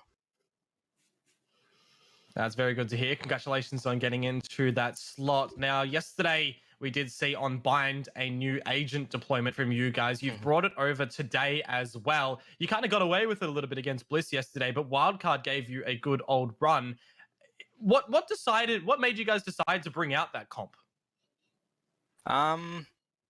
So on Bind, the past couple of months, we've been experimenting with a no Sentinel comp, and just as a byproduct, we want to have like multiple comps on multiple maps. We don't want to be stagnant. So we looked towards the double flash. It was something that Kale and Cam, like Disco and Autumn, came up with. I thought it'd be really good and really help them at entering, like on T side and things like that, and will give us a lot more options on CT as well to make little plays. So that's sort of why we are running that at the moment. But we always have other comps to go back to. We're just experimenting. Like this tournament for us, this is basically just seeding for us. Like that's how we view it. It's just a seeding event. So we're happy to experiment with different comps and try to get the most like practice as possible. Yeah, we definitely saw that from Bind, which actually I love to see, you know, given the fact that you guys are confident to play pretty much whatever and go against these other teams, you know, which are 2, 3, 4 in the region, I guess you consider. That shows how far ahead of the curve you guys are, which is awesome. So given that confidence going into Bind, you know, as I mentioned, you definitely weren't, you know, I'm not going to say taking it seriously because you clearly were, but I know you weren't sort of too thrown, especially coming into, you know, Ascent that way and 13-2ing. So on that note, who do you guys think is the team that's like the most hot contest against you guys right now? Well, we haven't really played Wildcard too much, to be honest, because they've gotten knocked out like pretty early in tournaments. But Mindfreak are progressing really well at the moment. They have like some good individual skill, like they grind their game a lot. But I do think Wildcard, given time, like obviously they don't have their 5th in this tournament, Wizard. I do think that they should be, like on paper, our hardest team to verse, but this game is like there's so many variables that are in Valorant compared to Counter-Strike, which like a couple of, well, pretty much all of us are from besides Signed. So it's like you got to take everyone really serious and approach the game in a way that like suits everyone's styles. That's really good to hear on that one. We will look to send you off in a sec, Texter. Just the last one. Do you have any shout outs for anything and why people should be looking toward you guys in tomorrow's grand final? I mean, like, we've obviously won like every event, so there's not much more to say to that. But obviously, shout outs to Order, Logitech, Alienware. Yeah, sweet as. Cheers for the interview, boys. I appreciate it as always, my man. You look, it's seen you come a long way as a player and an individual lately. It's sick, man. You've done a really, really good job. So obviously, we just heard from Texter guys. Order, big congratulations to them. They are moving on into the grand final, which obviously we don't know who it's going to be playing up against. We do have just around the corner, straight out of the zoo versus Bliss. That one should actually be quite a hot contest, I think, Dion. Straight out of the zoo, knocking out Mind Freak. Bliss, obviously having really, really solid results, but still kind of struggling at that upper echelon a little bit here and there. So we are going to be taking a very, very short break, my friends. Thank you all for being a part of the broadcast so far. We'll see you in just a few minutes, and can't wait to get straight back into it.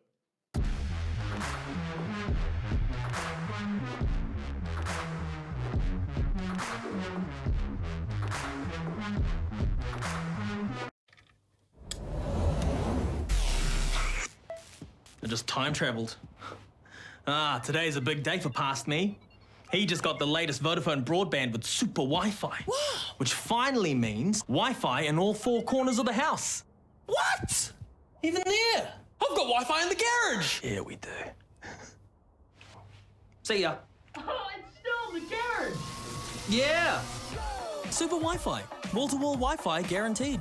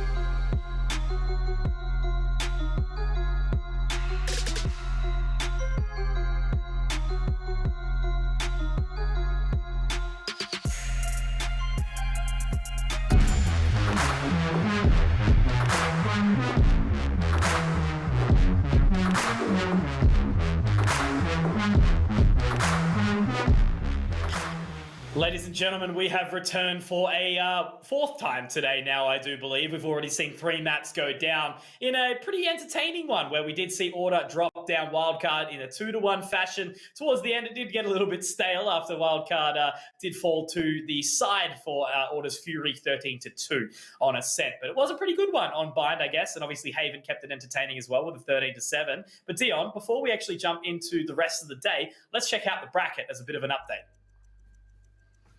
Yep, so of course, we'll start off with this lower area, why don't we? We saw a match on the side stream today, which eliminated another team, and, you know, we saw some of those yesterday as well. So straight out of the zoo did take a victory over Mindfreak, and Bliss had taken the victory over Paradox, which means that they are the next crew that we are going to be watching here.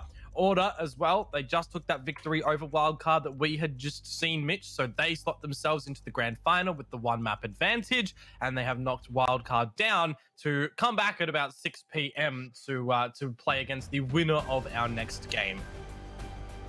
Yep, absolutely. So straight out of the zoo versus Team Bliss is the next one we've got. Captain Levi in Ronsky, you know, feeling the fury lately. He has been the sharp one of the team. But straight out of the zoo, you know, we think about players like Yifang, who's been putting up really, really consistent results on that Sova. So it's a pug team versus this team that has been putting in a lot of work. We heard from Easy on Thursday afternoon as well, telling us that they had been putting in a lot of work and they're actually feeling a little bit burnt out, which is a shame. You know, sometimes we do need to take some breaks. But with that being said, there's been plenty of hot competition that's been well and truly worthy of playing. So yeah, man, like, let's have a little cheeky look at what we actually do have in the side of these rosters. The first being straight out of the zoo. So there has been a little bit of a change, and I'm not sure, Dion, do you want to expose him or do you want me to? Nice Hacks is asleep, folks.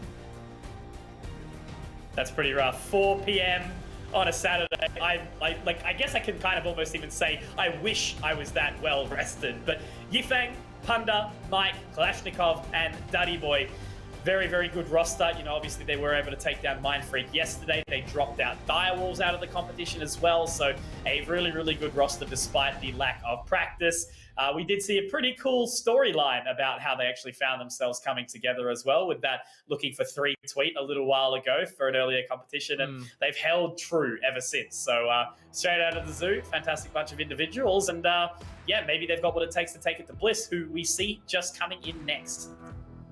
Yeah, and it looks like they're going to be playing with their sub today as well, from what I'm just looking at from the game previously against Paradox, but we will wait and see what happens when we get into the game. It's Easy, Precious, Major, Ronsky, and Jungle Wow. Of course, Thang Map being that sub. I'm just looking at their play that they went up against Paradox with. Thang is there for Easy, it seems. Okay, cool. So we'll obviously wait to find out about that, if that's actually true, as we jump into the server. They might have just used sort of Easy as they did play that off stream, or on actually digital stream. Also, just want to give a massive shout out to Digital as well. He's been doing really, really good things. He's the energy, he's the hype man, and obviously he's been you know, taking the load off us as well, and has been doing a really, really good job. So massive shouts to him. But Dion, let's find out what maps we have to go into today. Obviously, it's the double ban, and then we see the pick come on in, and Icebox, yes, what a start. Let's go. Icebox, Haven, Ascent, Dion. No bind, no happy. split. Get him out of here. Get him out of here. It makes me happy that we actually get to start off on Icebox as well. And just to point on that thing with Digital as well, I believe that he was casting with Lucid today. So big things for them. And they also had an observer. Players, right? That's my understanding. Yeah, he's been... yeah, so he's had Lucid today. I think he had Temporal yesterday, and there was Minimize. another player. Minimize as well. But I think did he have Temporal? I heard maybe it was at that point. Anyways, really big things being put up from those guys. So big props up toward them. But Mitch, we do get onto Icebox. We do get onto Haven, which makes it really interesting because, you know, you think of the pug sort of style. The straight out of the zoo are going to be going into this with, of course, they don't do any of that practice or anything. They kind of just go in and see what they can do. They've eliminated some teams. So, I mean, they definitely have what it takes. Imagine what they could do if they actually wanted to convert themselves into, you know, teams that prac and continue to run it through that way. It could be pretty cool. Yeah, we know Icebox is obviously awesome. Bliss has picked that one up, understandably. You know, back in the day when we did see them as, of course, Fun Crew, they actually did take this map off what's called EXO or Sonics, you know, that which is a team that is now taking that off TSM and Renegades internationally. So that's kind of a bit of a flex, in my opinion. I mean, it was a complacent Sonics, but regardless, still to be able to put that in your arsenal is pretty sweet. So then straight up after that, it's going to be Havens, straight out of the zoo, understandably, a pug team, very loose style map. They can take control, they can throw some aggression down. You know, very much fits their play style. And then, of course, Ascent, even something a little bit similar. You know, there is much more structure that does go into that as opposed to what we would see from Haven. But Ascent is still a map that does have a lot of free space and allow the players to sort of play around as however they choose. But it will be interesting to see if we actually get Nice Hacks back into the server or not. He's their jet, Dion, and on a map like Ascent, if we end up there, even Haven to a degree, even Icebox to a degree, it kind of sucks not having your jet player.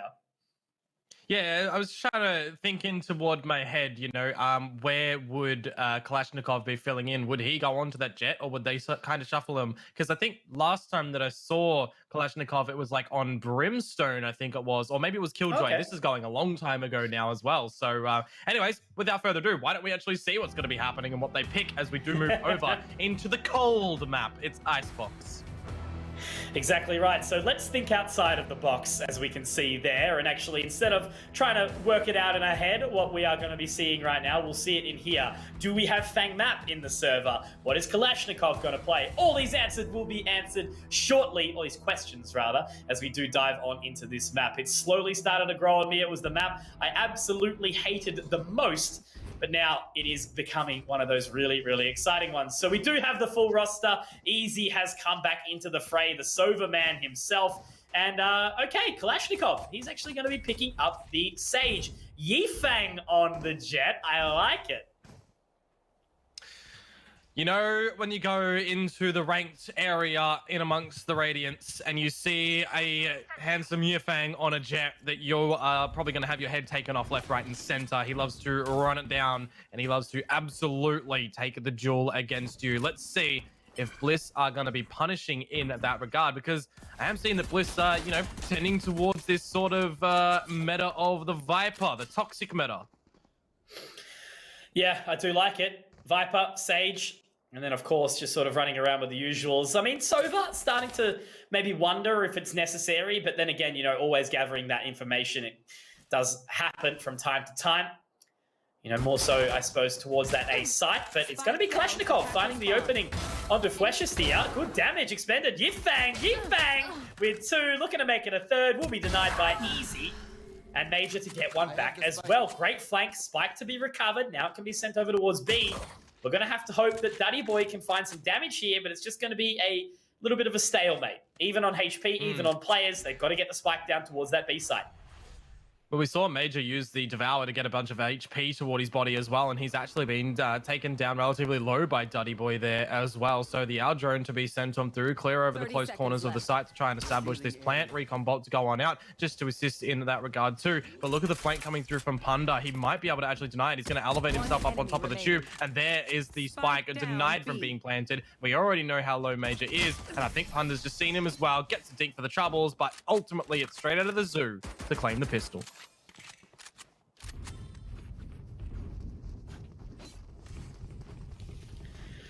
Easy as you like. Straight out of the zoo, making a statement. Good opening here, of course.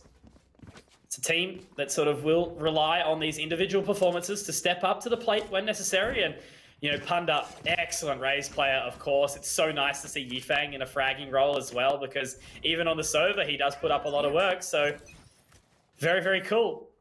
Placing swarm grenade. Alrighty. The fresh old round to see if Bliss can contain something here, as it's going to be the peppering of these pistols that get the first opening frag, but it's Duddy Boy to answer in return for 2. Dash on through from Ronsky. He also meets his demise, and Duddy Boy, he's done his due diligence to be able to establish 3 in this one. A plant for Bliss would be really good as well, but I don't think they're going to be able to be allowed to do so. Kalashnikov is a master of all. on the stage here. We've seen, you know, as I mentioned, the Brimstone or the Killjoy before. What's the Sage? I don't think I've seen him on stage before. Not personally, at least. Hey man, Pug team, do whatever. It's like you roll into matchmaking. 4 people have already locked duelists. It's like, can anyone play smokes?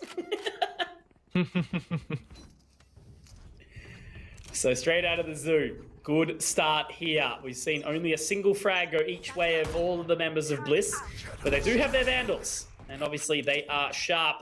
Major on the Arena, Bronski on the Jet, making their way towards B. Nice and quickly, actually. They will be able to get the orb early on. No contest around yellow either, just leaving the one member of Mike over towards this side. It's usually Mike who we see on the stage, so maybe they did swap it over for this one in the hands of Kalashnikov. Already 3 members rotating over. The toxic screen is down, and they're just trying to destroy any utility. Duddy Boy spotted. But still an even stalemate as the wall will allow a plant for Fletchers.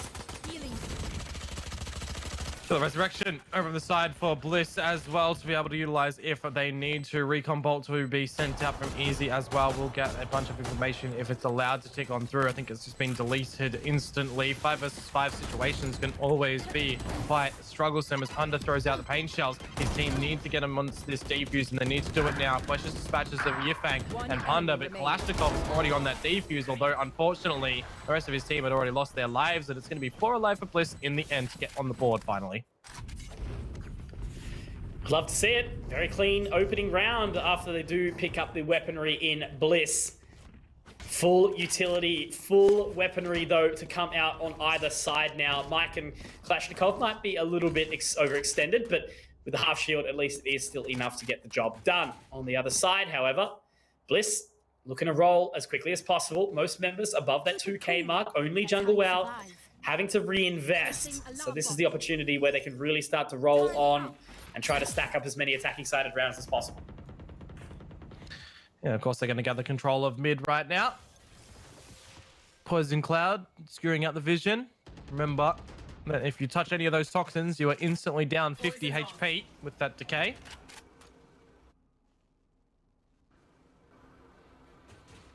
Just clearing out around the A site, Easy on the owl drone. Not going to be spotting out too much, but clearing some of the crucial corners. Don't cover down for Duddy as he manages to find Fletchers as his first prize. Dash over the top. Bronski does at least bring up the positioning, closing the gap. Major, though, finding his second in the round. Punda has to walk on through that toxic screen, taking the decay. Easy trying to get this plant down, but not going to go through just yet. Now it will be here, straight out of the zoo. Already moving on up. Punda does get the first shot of the Major. He was well and truly holding that line as well, but the information will be gathered. Does manage to slip away. It's down to a 2-on-2 deal. This is going to be a tough one for both teams. Certainly is right now. Need to make sure all the shots are hit. This engagement between Ronski and Mike is going to end in the end with Ronski able to... No, he actually does get bested by Mike. And now Jungle, I think he'd been spotted on out. The defuse is coming through. It's not planted for him as he does get out the snake bite. There will still be enough time for them to be able to get on this. So whilst Bliss find one, straight out of the zoo, immediately come on back. Straight out of the zoo. Good team. My favorite team, actually. 3 rounds found. And that's what, again, reminder to everyone watching along at home. This is a team that is full of, you know, players that personally, again, clarify, prior to Valorant, I'd never heard of. Who were these guys? I know Mike had a little bit of CS in the past, but the rest of them, don't know. Where'd they come from? It doesn't matter. Who cares? They're here now towards the tail end of this competition with a sub. And they're still looking very, very good on a game like this. That should be encouragement to anyone who does want to avoid matchmaking and have a little bit more fun in a more of a team environment, because right now, ANZ Valorant is giving so much opportunity. And the fact is, you know, we are going to start to close the gap towards that international time. And whilst we can't travel, why not prepare for it now? Mm-hmm. It's giving a lot of opportunity to people as well because of all this casting that's coming up from us, Mitch. We're not inting games, so it's correct. Kind of nice and funny as well in the end there. Hey, I've still got my my immortal for this season so far, so I guess I'm happy on that. I want to finish off my triangle. I don't even think I did, dude. I don't even think I did. I think I got like 7 Immortal wins or something. That was about it. I don't even know when this season ends at the moment on the ranked part. I really want to try and finish it off. I think that's the journey for next week, however, but we will see. Of course, Yeah. I still really want Valorant or Riot to introduce a colorblind friendly mode for me, but I'd be a very minuscule, you know, a very minuscule player in the base of these players. Anyways, I'm rambling on. Bliss, they're finally into amongst this A site, or rather B site right now, and they're sitting them down. Ronski able to find a couple on these blades. Jungle good for Daddy Boy. It is just going to all be down to Mike, who does get seen and right clicked out by Ronski. That's a quick one. Love to see it. 3 frags for Captain Levi. It's just so funny seeing him on the jet doing all the swinging around. You know, he doesn't have his movement gear, but it doesn't matter. He's got the blades regardless, and he can dash around like a madman, taking down the titans of Straight Out of the Zoo. But man, I think it's funny to think about when we can even squeeze in the Valorant to try and hustle for it, and it's so hard to even like have the mental stability to want to play it at the time as well. So look, you know, next week we got Counter-Strike as well, a few big games. But Mike wants to show us his best Eagle impression. Sheriff gets 1. Swinging on back now. Daddy Boy looking to reposition. Bronski still up and available. A lot of members towards that kitchen area. Some good damage. Easy finds one with a shock dart. The dismiss as well will allow some better positioning. It's actually the Empress pops for Major. Now Kalashnikov on the flank. He does actually have the Resurrection available, Dion, so there's a chance. I don't know if they want to use it, however. He needs to get a kill out. He gets to get the dink on towards jungle, and with this Vandal in possession, now knows where Easy is as well. He can try to navigate his forces around this. He's trying to push it, the slow orb, however. Yeah, it worked out for that frag there, but he's stuck in amongst the toxins, ticking on down. He can at least get out the self-heals, however, and buy time for Punda to be able to get into amongst the This is winnable. Now he's found Major. They're going for the Resurrection, however. Is it too little too late? Jungle finds Kalashnikov, and now with Punda finding Ronski, he has to get on. 1 HP! Rockets on out. Rockets on out. It finds the kill. Here's the Is it time. Oh, the tight. Shapies coming out. It's tight, it's tight, it's tight. Just narrowly be. Oh, no! Wait! Hang on. They didn't get it? No. Okay. Bliss win. It blew up. It blew up. 0.04. Again, I'm still in very firm foundations that we need to know the numbers for us. Because trying to hear that is difficult. I feel like if it's 2/3 of the way up on the first half of the defuse and the clock starts ticking more rapidly, that's when you might looked just at the floor have it. for the holes being ripped apart or whatever they are. The cracks coming okay. At the halfway line. Yeah. That makes sense. Because I can see the difference in the grays there on the floor. It's always very nice. Anywho, we are into a fresh round. A couple of ults to be able to be played with. Voice just revealing Punda. Major is brought back into the land of the living. Punda able to still allocate a frag there somehow. But in not taking out the Viper's pit player of Viper herself, it does mean that Bliss still have a very good pathway in amongst this round. A couple more kills to be seen. Jungle, we're holding onto it. Kalashnikov on that flank, able to find one for his own. 2-2. We could see the lockdown be brought through from Mike as well when his flank goes down. Kalashnikov, what are you doing, man? You've actually managed to take out Ronski in the end. Make his feet fall from under him. And this all on the back now of Jungle, who is creeping up to Kalash. Ready for him. Takes it out. He's leaving. Absolutely, and I think Mike's aware of it too. If he can catch this rotate, but he's not close enough. He's actually just going to hang around the opposing side of the site, and I think, you know, Pit goes Mike was down. just hoping that he was going to potentially go aggressive. Yeah, that's the whole thing, right? He should be aware of it now. Starting to rotate. Toxic Screen still was down to isolate the positioning, but that's cursed. Oh, the timing! Well done from Mike. I didn't even realize he had his Nano Swarm down. Huge round, straight out of the zoo with 4. Neither did Jungle in the end there as well. You know, going for that default plan, it's always down to a Killjoy's utility. How do you best maximize it? And for Mike there, I guess rest assured that if he did lurk around A a little bit and he hears the plant over towards B, then he could try and deny it, and that's exactly what he did.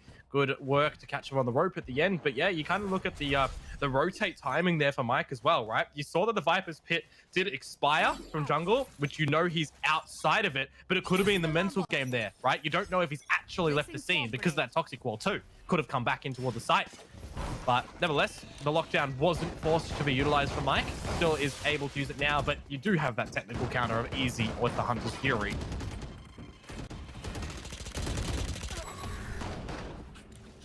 Major, he's the one to find the opener here. Mike, good recovery though, dropping down Fleshes, now spotting out Ronsky as well. This is what I love about these games though, man. They're so electric, so many things happen, individual performances.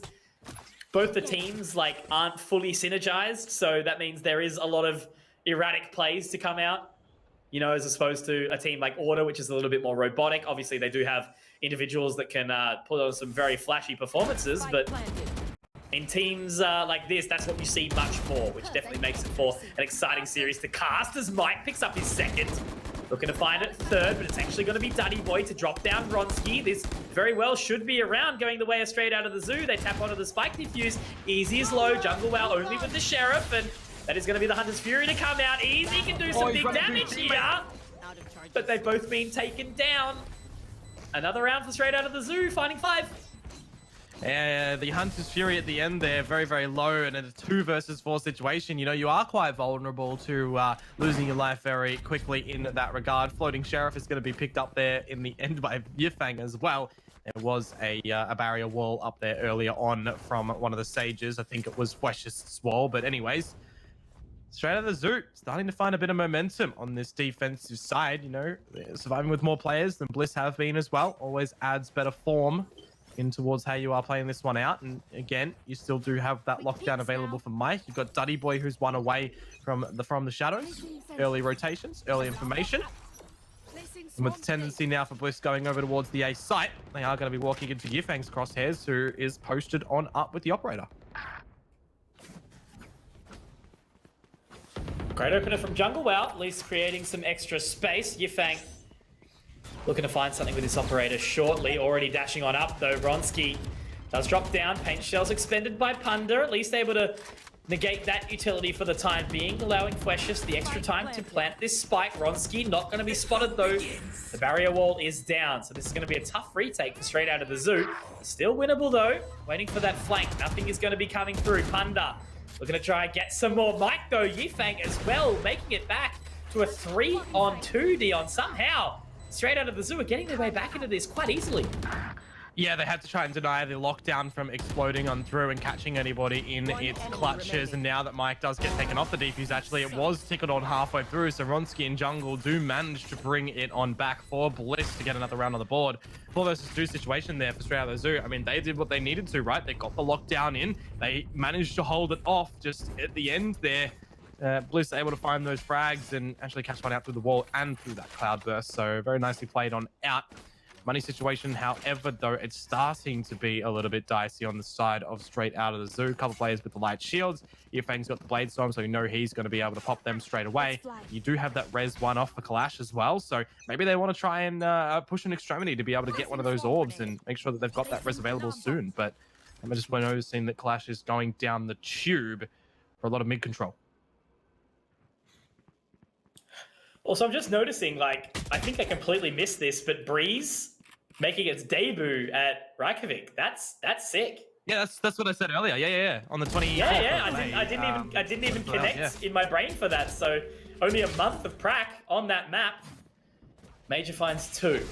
Duddy Boy. There's people playing it today, I do believe, as well. Whoever played in the VCT on the today are able to play it. Correct, test servers or something, right? For the experience. Yeah, like well, we're testing the prowess of Duddy Boy and Mike here, aren't we? Duddy Boy on 3, plant is down, it's all onto jungle. Just managed to find 1, can't quite get a second. Duddy Boy! Big frags in this round in that scrappy sort of purchase from straight out of the zoo, but they get across the line. Duddy Boy's so consistent rather on this Omen. He always seems to be putting himself in the position where he can find frags time and time again. And yeah, 6 rounds secured by straight out of the zoo. That means at least they find the equalizer on the half. Bliss really sort of struggling here. I was sure that on their map pick, you know, they'd have the confidence to look this one up quite well, but they are seeming to be a bit shaken. Danny Boy 13-7. Flesh is really yet to get on the board. We've seen good things from Bronski and Major so far, but they just look a little bit beat. Turn out.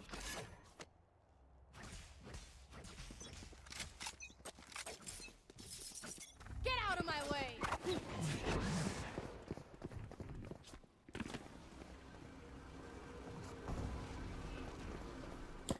Bladestorm ready to push and pull forward. Bronski does get aggressive, finds one. Oh no! Narrowly missing the second shot. Punda will deny. He's definitely trying to create so much space. Maybe a little bit unexpected too as Yifeng drops Jungle Wow. I do have this feeling that Bronski is putting all the pressure on himself to try and, you know, pick up for the team. Yifeng is going to find another, make that a third. Yifeng, I like him on this jet right now. Get a fourth for me, buddy. Look at that. Handsome as you like, and straight out of the zoo are cruising into this one right now. 7 rounds, dominant fashion, and just Bliss. What's going on right now, guys? Big old boomstick from Yifeng right there. 4 in the round, doubling up the scoreline. He'd been a little bit silent, but able to get back into it in this time. Australia Zoo, they have ultimately won out the half now. It's on to Bliss, though. Can they get a 5th, or can they get, you know, or can they just stop Australia Zoo from getting an 8th? I think that's one of the biggest things as well, right? Buddy boy, Oronski to start things off. Rez forced on through, brought back in. Yep, good equalizer. Bringing themselves back to the advantage. There is going to be the nano swarms thrown around. Mike playing a very aggressive position from towards yellow. He's all alone. Does have Yifeng supporting him from the distance, but Fleshes does take down Kalashnikov. Major finds another, and now the Bladestorm does get sent out.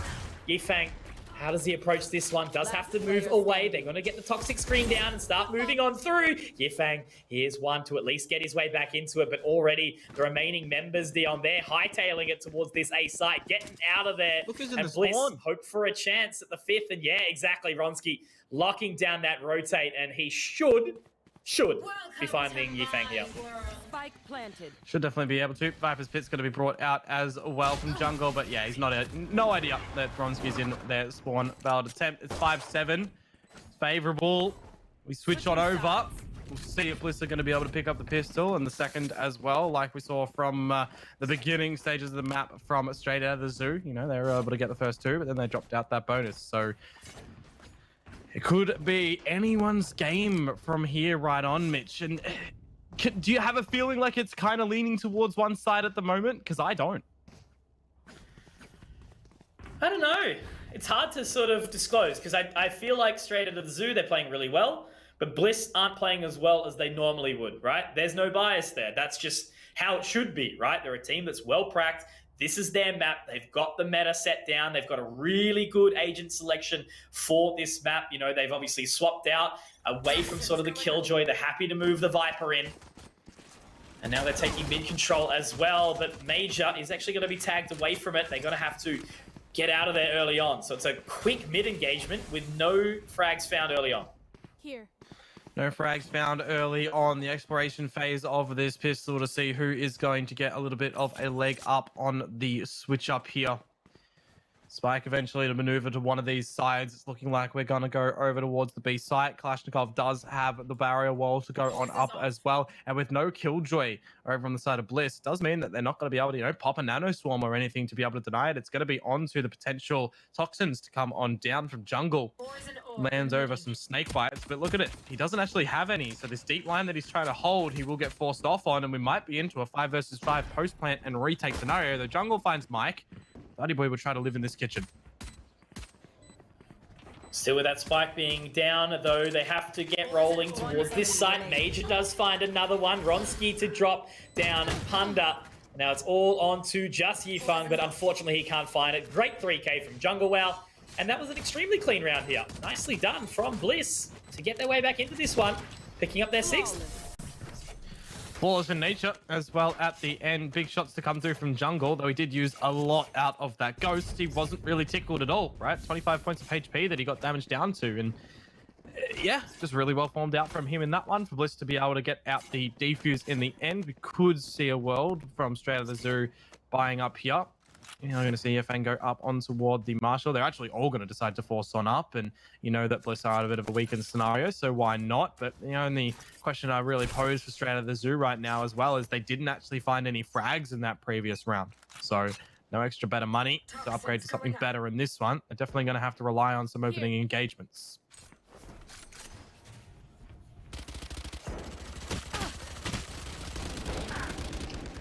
Mike, taken down very, very low. Yifeng will be the one to open up here, so forcing fully back in.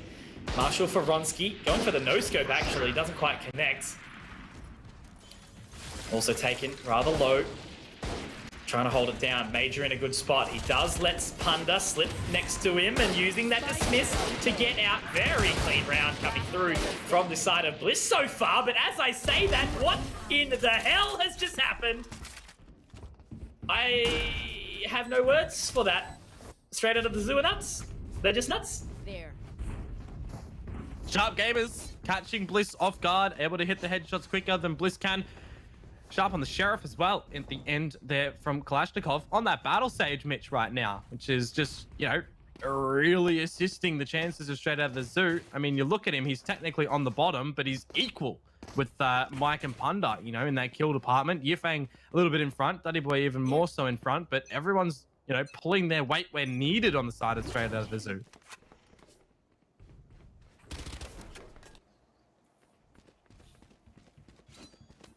The game we wanted, Dion.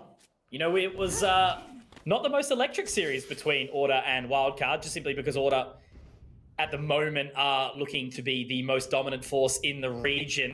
Teams seem to be scared away by that a little bit, I guess, but also massive credit to Order in the fact that their best ability, I would say, like not only do they have 5 individually insane players, they also are fantastic at understanding each other's limits and tests and how they can adapt to the playstyle of the team that they're playing against. You know, they might lose sort of 4 or 5 rounds here and there, but then all of a sudden it looks like they know exactly every single strategy under the sun. That isn't a credit, no, sorry, it isn't an ability of most of these teams at this point in time in Oceania. So that's where they sort of really reign supreme. Whereas right now between these two teams, which are sort of evenly matched as a 5 versus 5, it makes it for a very entertaining series. It's just a constant back and forth. Duddy Boy just going insane again. A 3K with a Bulldog. He does get caught off trying to get that dark cover down. But it's a 3-on-2, still in favor of Straight Out of the Zoo. No charge. Precious, 2 seconds away from getting out the self-heal as well. We'll want to be able to do so just with this Sheriff as the sidearm weapon of choice right now. Seeing what they can do already. Finding a little bit of damage in this round of Bliss, but going in for this retake, it's going to be strugglesome for them as well, specifically with who's holding close toward this wall. It's not expected whatsoever. Punda able to find that one, and this Kalashnikov to end in the end. Straight Out of the Zoo would have shut down onto that one to find their 9th on this one. And I'm just remembering as well, Mitch, that this was Bliss's pick, right? Straight Out of the Zoo's is Haven next, and if Straight Out of the Zoo do find this map, we could actually be seeing them move on to tackle up against Wildcard.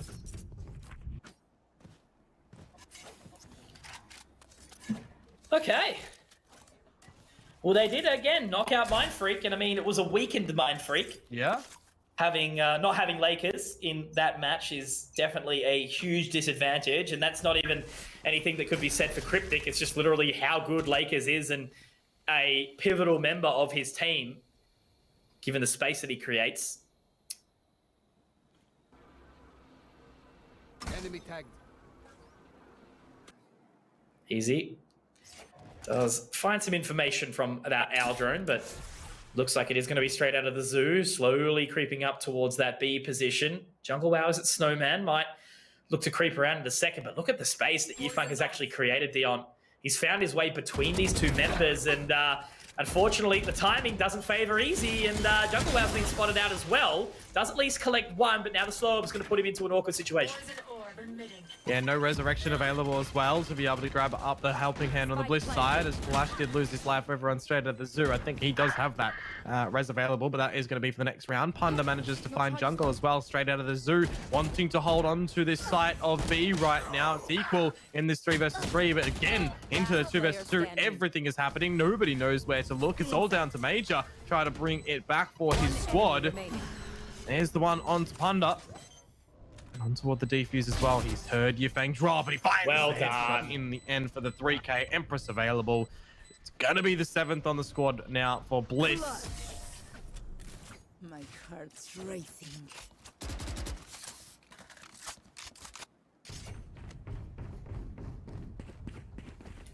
Man. It's close, Dion. It's tight. And I'm really, really enjoying this series so far. Like, Icebox obviously brings such a different element to the game. It's very, very chaotic. It sort of encourages early round duels in mid if they want to take the contest. Teams play it super differently. Such a wide meta. Yeah, Flesh just not having the best game so far, but look, it does happen. Yifeng, oh my god, Ronsky actually does take out one early. Ronsky's had enough. But that's his demise, Dion. He's going so aggressive so early, and I understand it. Like, you know, feeling the pressure, feeling like you need to do something for your team, but there's also times where you can wait. You're playing the defensive side. Yeah, it's the whole fool me once, fool me twice scenario, and in that second time, they're not going to be able to get it done again. Bliss aware to the fact they also do utilize that resurrection from both sides, actually. Get some soldiers back up in the running. However, it is that player advantage now for Bliss, as they will see what they're going to be able to do with this one. The Viper's Pit available. Dirty Boy, he makes it a bit of an even duel. The wall does start to go up. Empress up. Some damage a little bit coming on through. Empress, as you just see it, but there's no gap. No, there is a gap. It's not really exploitable, however. There's now a full chunk gone with that plant. Actually opened up an opportunity for Major to get that trade from the shadows. Utilized spot out information. Has to get cancelled here. Surprised that Bliss aren't getting close enough to be able to utilize this Viper's Pit as well. If they'll be able to do something, I'm unsure as well. If nanos on toward the spike, and we do there. Shots out from Mike at the end to save straight out of the Zoo. Mike is insane, dude. Like, he is so consistent, and his agent pool is so broad as well. Like, I've seen him good on the Phoenix, good on the Killjoy, good on the Sage, and man, he is just such a highlight player for me. Like, despite the fact that he's only 12 and 11, it's been Dirty Boy carrying the game to a degree. But Yifeng has had moments, Panda, same. Even Kalashnikov, like everyone for straight out of the Zoo has stepped up to the plate and hit a home run this game. Now, most certainly doing exactly what they need to do. I talked about it a couple of rounds ago as well, so it's even really good to see that we've had a few more rounds be played on out, and they're still delivering the goods off the get-go right now as well. Some kills to be seen up on that board from straight out of the Zoo. One in return, yes, but forced to fall on back. Major not able to get up some extra HP for the Devour. As now, a dink does come on through. 2-player advantage. May get a 3. Smooth sailing for straight out of the Zoo here. Major's going to see what he can do. He actually manages to get the kills out in the end. No one can punish out the Tracer. Although, as I say that, Mike swings out and finds him through the smoke. Yep, good repositioning. Able to wrap around the other side. So straight out of the Zoo, they take it very close to victory here, Dion. They only need 2 more rounds, whereas Bliss are going to need 6, which is something I didn't expect to be saying. Look, I knew that we'd go into this series not really knowing where it was going to end up, right? I sort of would have had maybe the favor towards Bliss 2-1. I knew it was going to be a really tight game, but if straight out of the Zoo win this one, I mean, obviously between Order and Wildcard, we saw each team take each other's map picks, so that's a potential chance here. But I was expecting Bliss to really need to take this first map again, so yeah, yes. Panda, he's actually not going to be able to get that one off, so both teams making early mistakes here. Now, Dirty Boy, a bit uncharacteristic for him to not be able to find the quick frag. We've seen him be absolutely stellar in doing so. And yeah, straight up in toward it as well. He's already navigated himself in toward the kitchens, looking for a early frag. The plant is going to be for the crossover as well. So it's going to be really interesting how Straight Out of the Zoo are going to hold this. Duddy Boy could have gone deeper into the site. He's electing to go through to the tube. It's all down to the timing right now because there's a flank actually happening very so from Ronski. Duddy Boy looks away. Is able to find the frag. That's the sharp shot that I was talking about before, Conky. It's 2 versus 2. Bliss still do have the Viper's Pit if they do get in toward the site, but they have to clear out Duddy Boy. And remember, they don't exactly know where the other man in Yifang is. Last player standing. Jungle finds Duddy. Viper's Pit. Viper's Pit. He's toying with it. He's toying with it. But Yifang sees him beforehand. That is very sharply played by Straight Out of the Zoo. They find that point now. Baited by utility. Though, right? I guess that's what we could say. It's happened to us all. Thinking, oh, I've got my ultimate. I'll be able to get this one down. I'll make it challenging. Obviously, with the Viper's Pit taking the enemies down to 50 points of HP inside the acid. But, man, it looks like it is going to be Straight Out of the Zoo taking their way up to map point. Haven, only just around the corner. And this has been a very, very exciting map so far, Dion. I am loving every second of this. It's funny, just like, you know, with 9 maps potentially, it's like, just need to save your energy a little bit. But there will be some opportunities for me to yell, as obviously we've seen Yifang create that for me earlier on. Oh, big reveal. Easy. Trying to see if he can find a frag on this Hunter's Fury to start things up. It is actually going to split the difference in the end. The lockdown to come on through. I think it's like the second lockdown I've actually seen this whole game. That's where the punishment factor is coming on through. Ronski, however, forced to fall on back. And we'll have to wait out this Killjoy. Plant can be established as well. You've still got that res over on the side of Straight Out of the Zoo. Speaking about reses, Westchester is down already for Bliss in this round. He's had a very strugglesome series so far. Blades out from Ronski, able to find 2. That is stellar. Maybe the 3rd as well. The Blades are all out as Ronski does keep it alive for Bliss.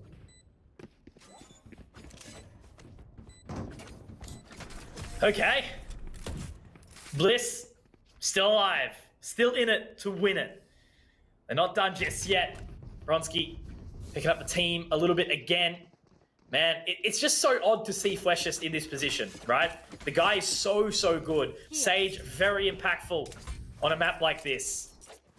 And yeah, we just haven't seen him activate. So maybe later on in the series, when we do see a swap up of the agents, takes time.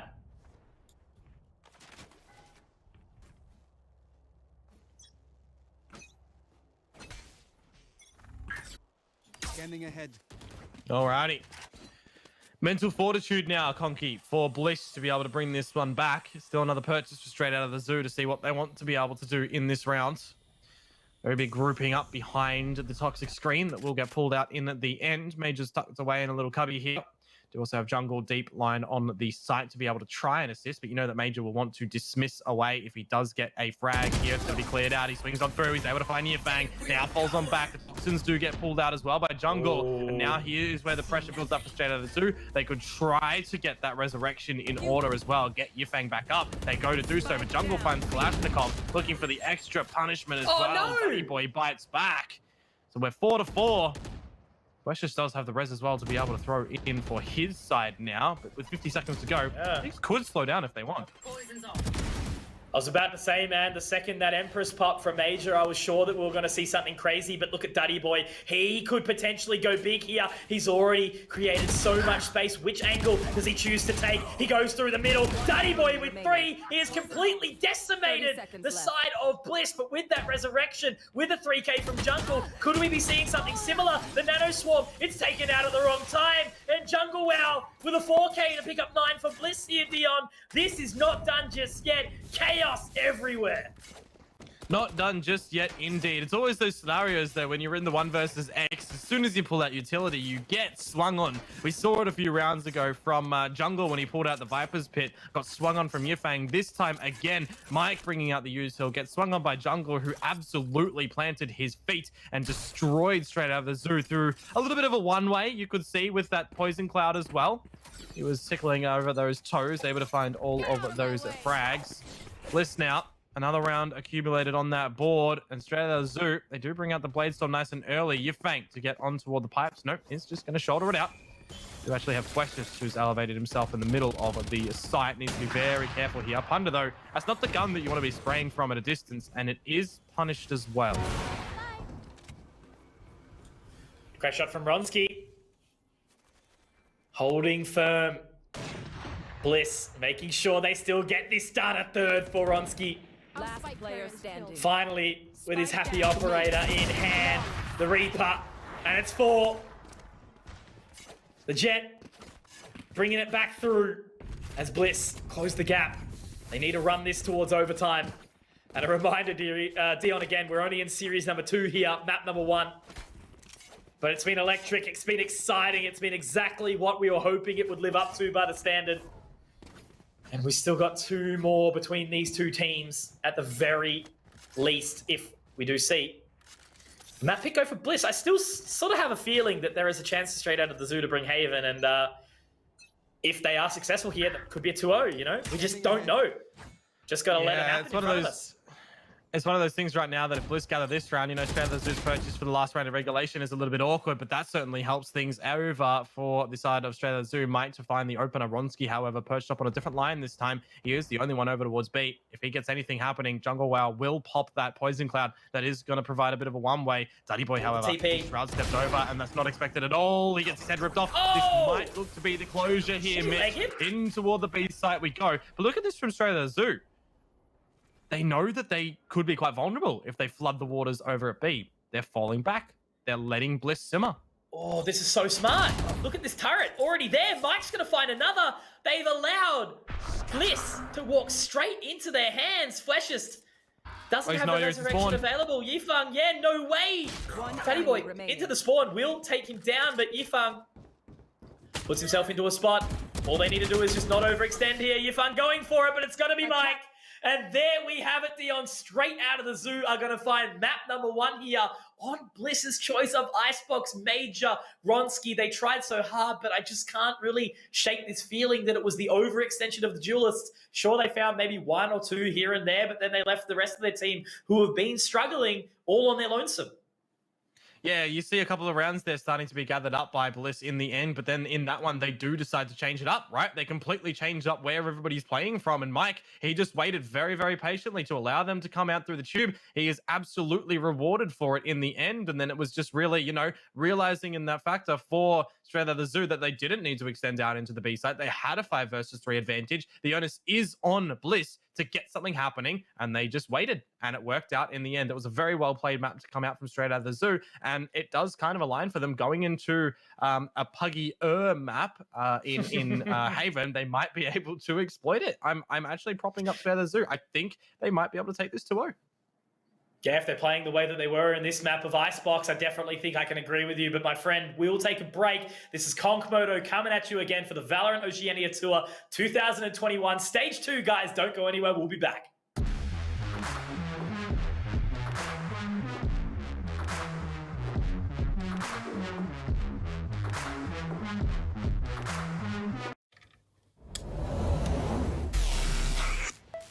I just time traveled. Today's a big day for past me. He just got the latest Vodafone broadband with super Wi-Fi. Wow. Which finally means Wi-Fi in all 4 corners of the house. What? Even there? I've got Wi-Fi in the garage. Yeah, we do. See ya. Oh, it's still in the garage. Yeah. Super Wi-Fi. Wall-to-wall Wi-Fi guaranteed.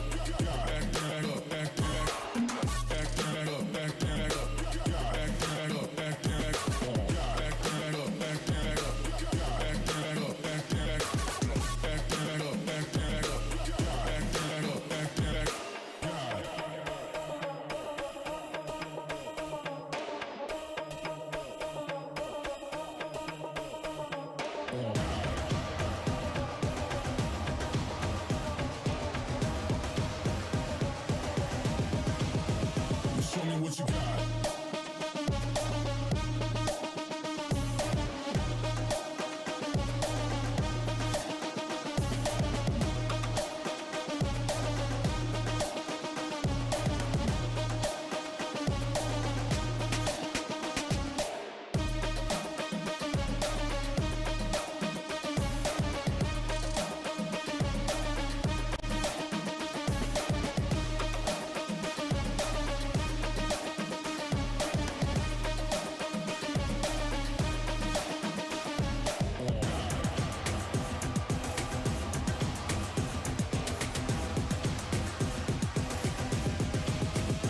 Show me what you got. Down, up, back, up, got down, up, back, got down, up, back, up, got down, up, back, got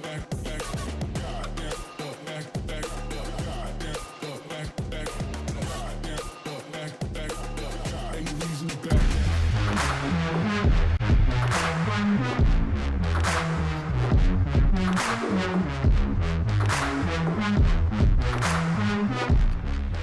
Ladies and gentlemen, we are back almost at the halfway mark of our day today. Of course, we've just seen Straight Out of the Zoo take down the Giants of Bliss in their opening map here of Icebox. It was electric. It had everything. It had multi-frags, Yifang, Duddy Boy with the 4Ks. You saw Jungle Wow do the same thing. Very, very exciting game so far. But that's the little lower third disclosing what we've actually seen so far. So if you're just joining us today, of course, it was a 2-1 in favor of Order. Still feel like it should have potentially been a 2-0.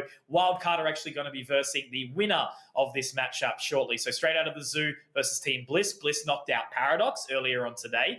And potentially a chance of obviously going up against Wildcard in the final map of the day, which will be the lower bracket final to determine who goes up against Order in that grand final, which will be at 5 p.m. Australian Eastern Standard Time tomorrow, brought to you by Kongmoto.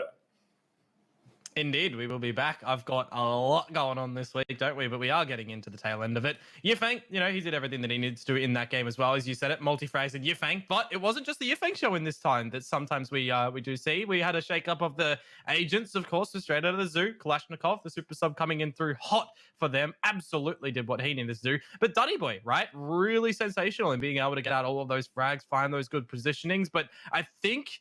And I'll need to get production to quote me on this again. I think that we will have nice hacks back for this second map as well. So coming into Woodhaven, we'll see a little bit of normality come back for Straight Out of the Zoo. But I mean, I do wonder if they do drop this one, will Kalash come back?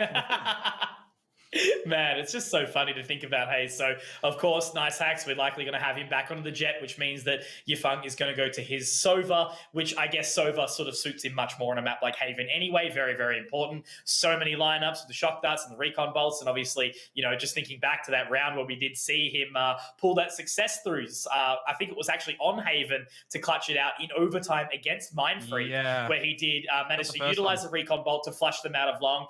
Get the information, use the Hunter's Fury, bait with the Owl Drone, just full cycle of the Sova kit to actually put it into play. You see so many highlights in this game where it only utilizes the gunplay. To see it come out with a utility that's not a raise rocket, awesome to see. Yeah, again, I mentioned this earlier, but if you do have the chance, go on toward the LPL Twitter, see if you can find that clip. Maybe if one of the mods could put it in the chat as well to just showcase, what Yifang did to get them over the line to eliminate Mindfreak as well. It was an absolutely fabulous Sova play. Always tickles your fancy on the big brain plays. But Mitch, we look to bring it over into Haven right now. I said a little bit earlier that I'm feeling like Straight Out of the Zoo are going to be taking this 2-0. I still think that in Nice Hacks coming in through as well, we do say farewell to the Kalashnikov.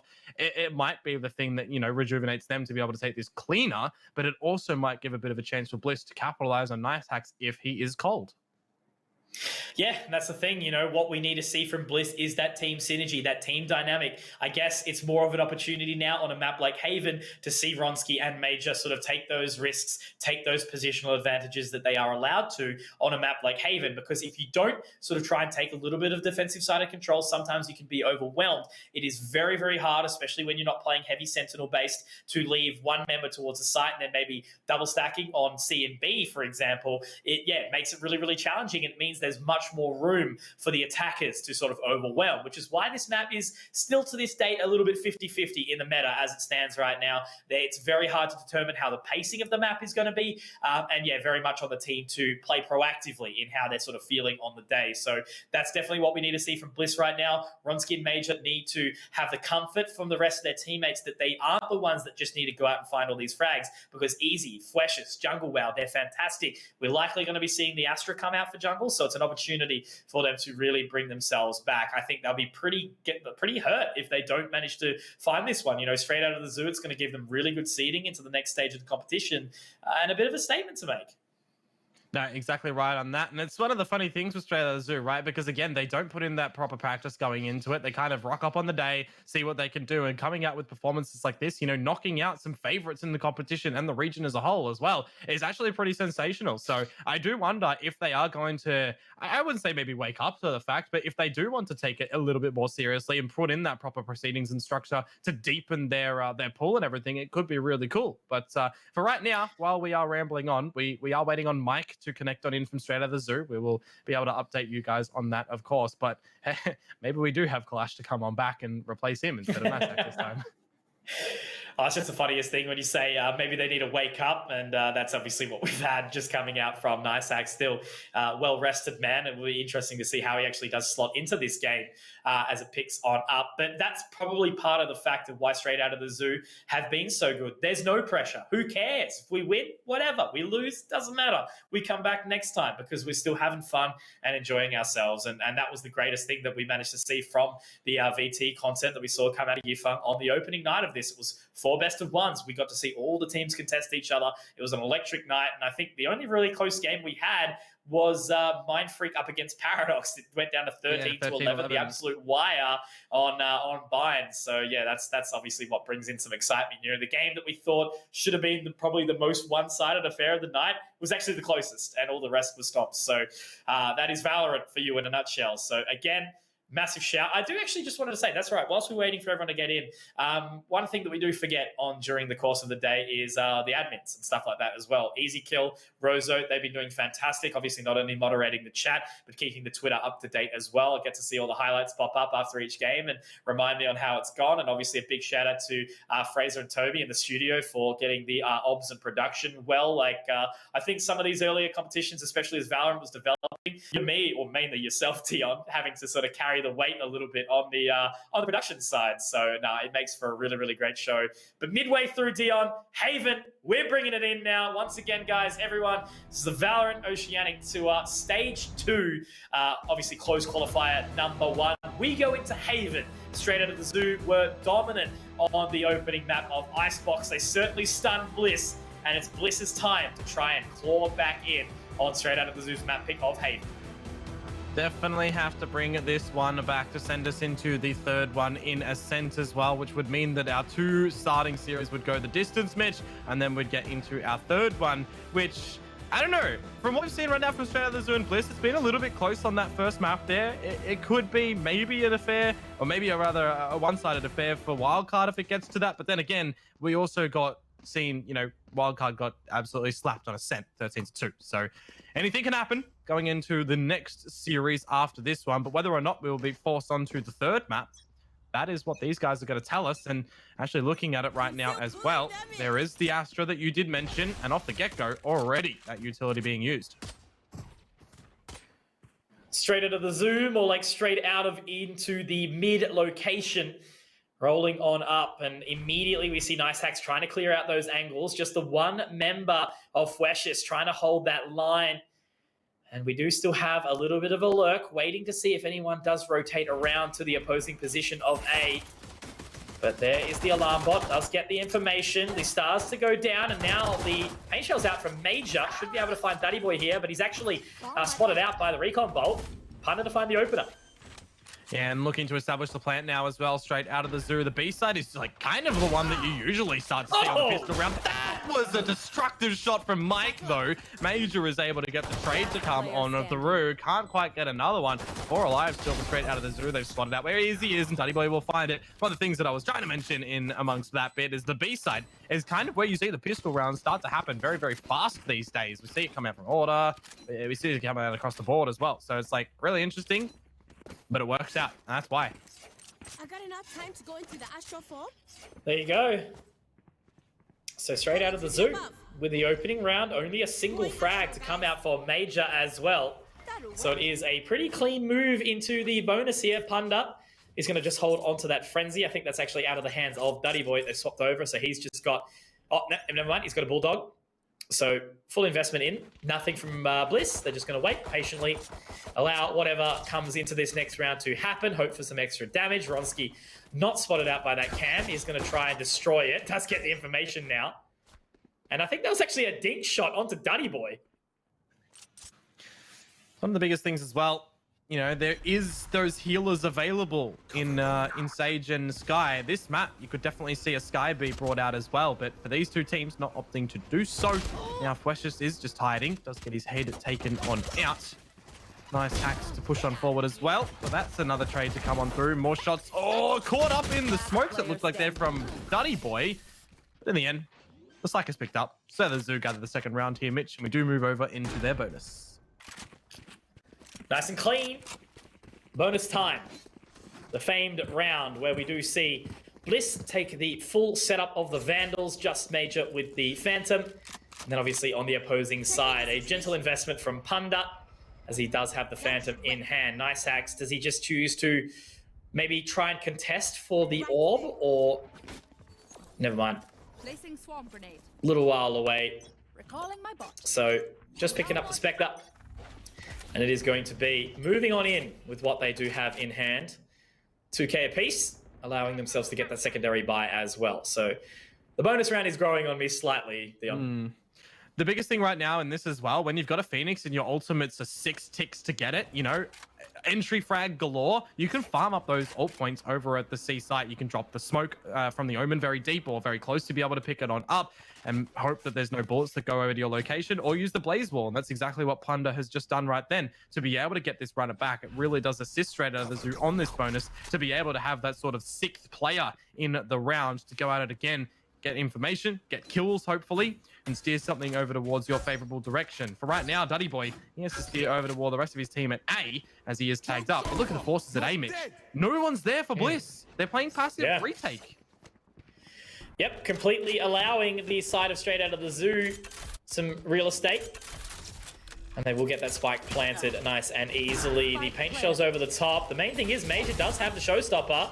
Damage not expended, though, has to wait a little while longer. Boombot to go down to try and gather some further information. A second shock dart will be expended up towards that heaven position. But now Major looking to find his way out. He's going to be taken down by Duddy Boy, and now it's onto a 4-on-2. Make that a 4-on-1. All on the jungle wow. Does connect the first shot. Paranoia going to near side him, though. Does manage to slip away. Has a little bit of extra time. Can he find the additional peak? Does the damage, but he's running out of bullets right now, Dion. Has to go for the reload. Only has 1 star available. Good damage, though. It's still a possibility. Has to get moving, though, quickly. Spots out 1 more under heaven, but Mike to swing.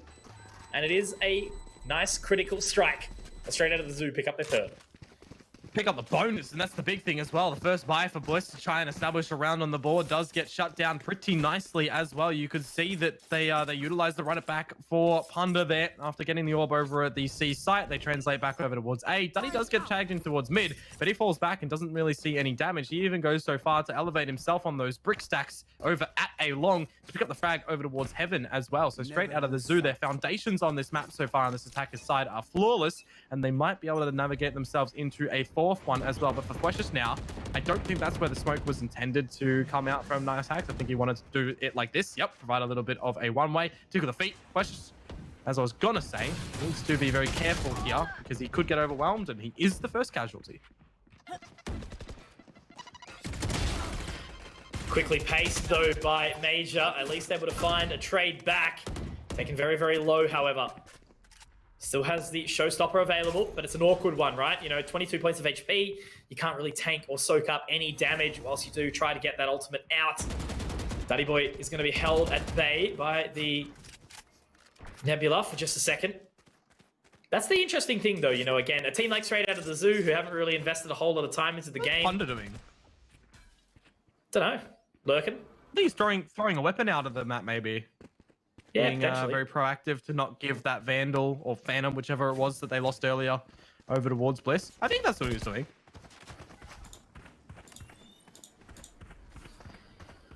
So looking to get that recon bolt down. Yifeng 30 seconds left. should gather some information. Potentially, Jungle Wow.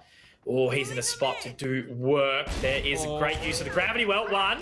Not quite a second, but maybe it will be.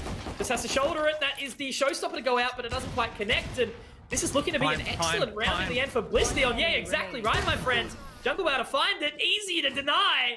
And Bliss, they're back in an eco round. One Thrifty into the bag. One of the big things is when you lose that opening pick and you look to slow it down very, very slow, Bliss kind of get a tell of what you are going to be doing. And when you go in towards a choke point like that, Astra being on the board, those gravity wells, they can be absolutely phenomenal to be able to just mark up a lot of frags. And that's exactly what Bliss did. They capitalized on the time being taken down very low, put down the stars. Jungle Well pops up that grab well, takes a couple frags for his own. You see one be grabbed in there from his teammates as well, and that's just exactly what they needed to do. They get a Thrifty on the board. They're finally on the board.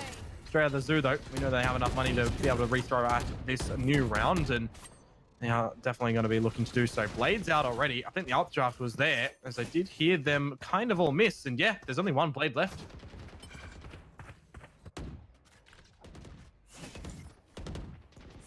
Just the one individual. Obviously fully reset if he does manage to find the frag. They're trying to creep on around now. Duddy Boy, Shrouded Step to get his way in towards the middle area. Dark cover obviously down, but there is a star available, so the Nova Pulse potentially. Otherwise it might be another Nebula to close the information for a little while longer. Nice Axe already up close, and there's the information. Gathered, Nebula down.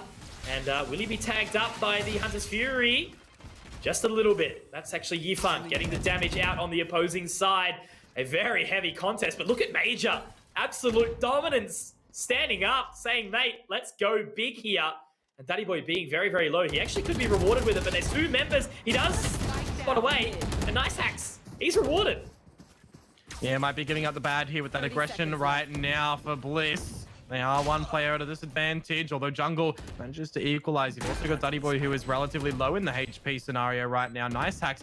He's managed to establish some positioning in through the C-Link, which I don't think is going to be expected, but he does get the damage on through. He's actually on for an ace right now with how low Duddy Boy is. He manages to take one away, which you will welcome. Fweshus now for the clutch, as he gets it as well. 3 from Fweshus. He had a very silent game on Icebox, but that is a dominating round from him to get Bliss very narrowly a second on the board. God bless. God bless. Fweshus does pick up the second round here for the Pink Boys. See, I do want to give the Org of Bliss a little bit of a shout. I don't know much about them except for whatever I see on the socials. And not only are these players sort of, you know, sharing and caring about everything that their Org has done for them, also they've got that little studio up in Queensland. So make sure to check that out. I do believe their rigs are pretty cool if you can book it out and get that LAN experience. You know, it's probably not far away, though, before we do start seeing some LANs across the board for us. Obviously, we're hoping for some combined New Zealand, Valorant and CS LANs that we'll be having shortly, but I'm sure some other organizations will be looking to do the exact same thing, too. Can't wait. Give LAN, please. Soon, my son. We can hold LAN. Hold LAN. Hold LANs. Hold LAN at hands. Hold hands, LANs, couch. That's what I'm waiting for. Nice Hacks is holding hands with the Reaper right now. as he has lost his life. Very slowed down pace right now for straight out of the zoo.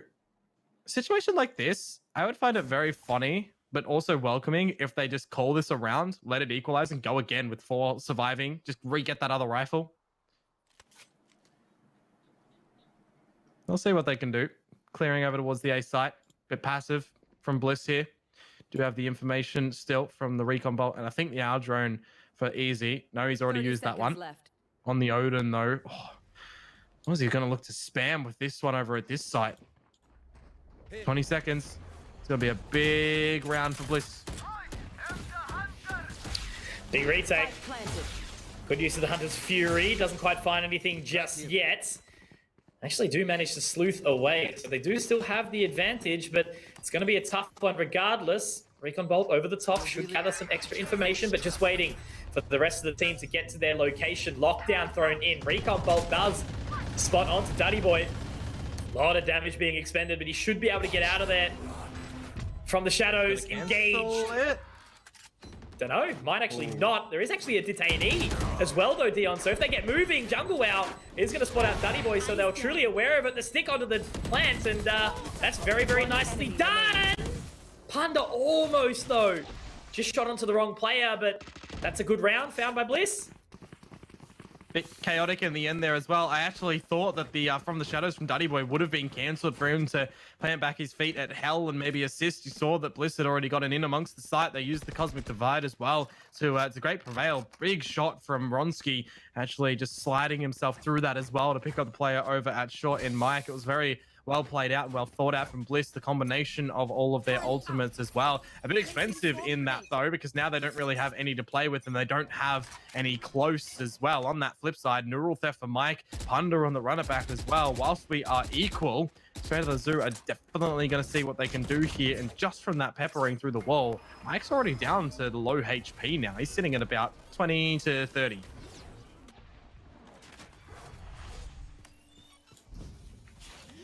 Getting on up, Duddy Boy will be able to find that spike plant. The team's just waiting to start their contention in towards the position. Main thing, straight out of the zoo. Obviously, Mike taken very, very low. Does find the frag on it easy though. Gonna catch that one off guard. Cage down. Gonna try and push on in now as well. Panda, run it back. Ultimate is down. Trying to contest Fleshist. Should be able to take him down. A little bit chaotic, a little bit messy, but still the advantage does go the way of straight out of the zoo. Bliss haven't really made any positioning onto this side till now. Nice hacks though, Dion. He is in such a good spot. Such a good spot. There's going to be a frag found. He does actually tailwind the way, but he's taken down by Ronski. But is it enough? Is it enough? It will be. Lucky for that half, but man, nice hacks almost went huge. Bliss, skin of their teeth. They take the lead back. Got a feel for Nice Hacks there as well, because he tried to allocate himself up on top of the site and then he was very vulnerable from two extremities. Maybe if he did dash away to the left and tucked himself onto those little boxes, it would just navigate himself a better pathing to be able to hold down. You know, we saw that the swing came out from the operator in Ronski out through the garage, and he was able to find that frag there. So very unfortunate for Nice Hacks in the end, but how was he to know, right, that Nice Hacks was, Ronski was going to be peeking out from that location. So he did what he could. Unfortunately, though, they do lose out the round. Bliss gathering it does put them in the front, and that is a good reveal from Easy as well. Two players, information known for now, is going to provide a bit of a rotate over. That's some sharp shots from Major. Nice Hacks good for one in the return, but Major One enemy remaining. finds four. Spike down A. the spike.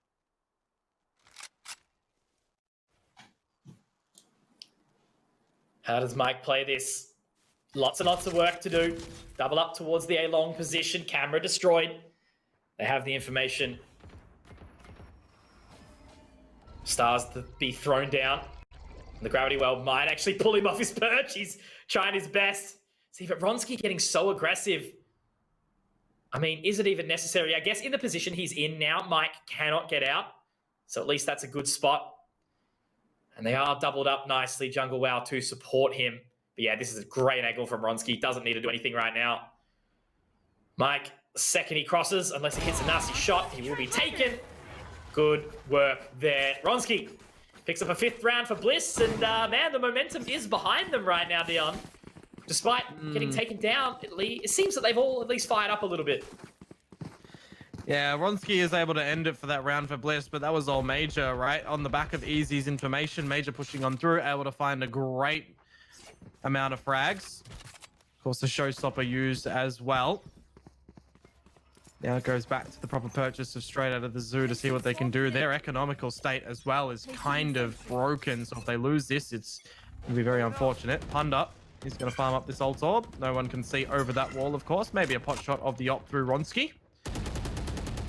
And they're just going to line it up. Bliss, they're very happy to play this patient.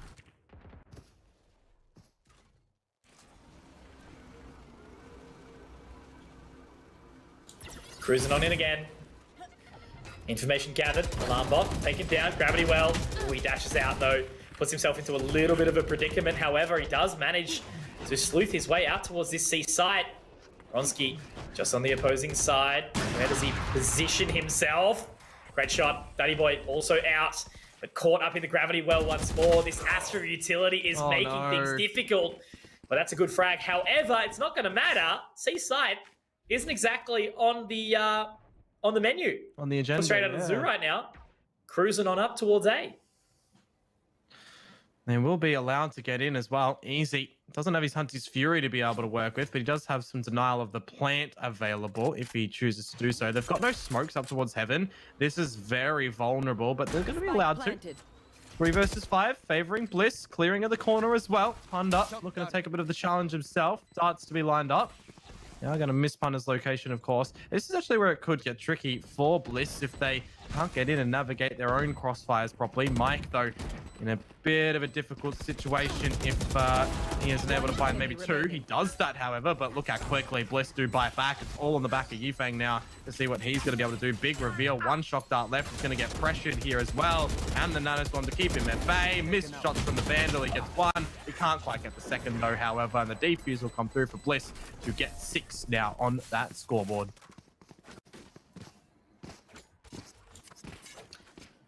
Oof, all right.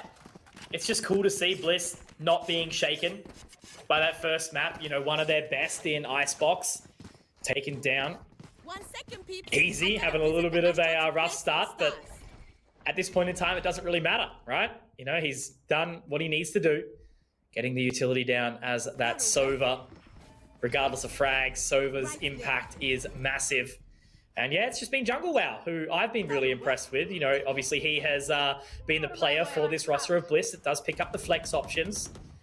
Really good with the Viper, really good with the Astra, and just really can turn the tide for this game. But it's been Daddy Boy, who we've all been watching, up nice and close and personal on just the other side. Major can look to go in, but he does at least expend the paint shells to get him out of the garage.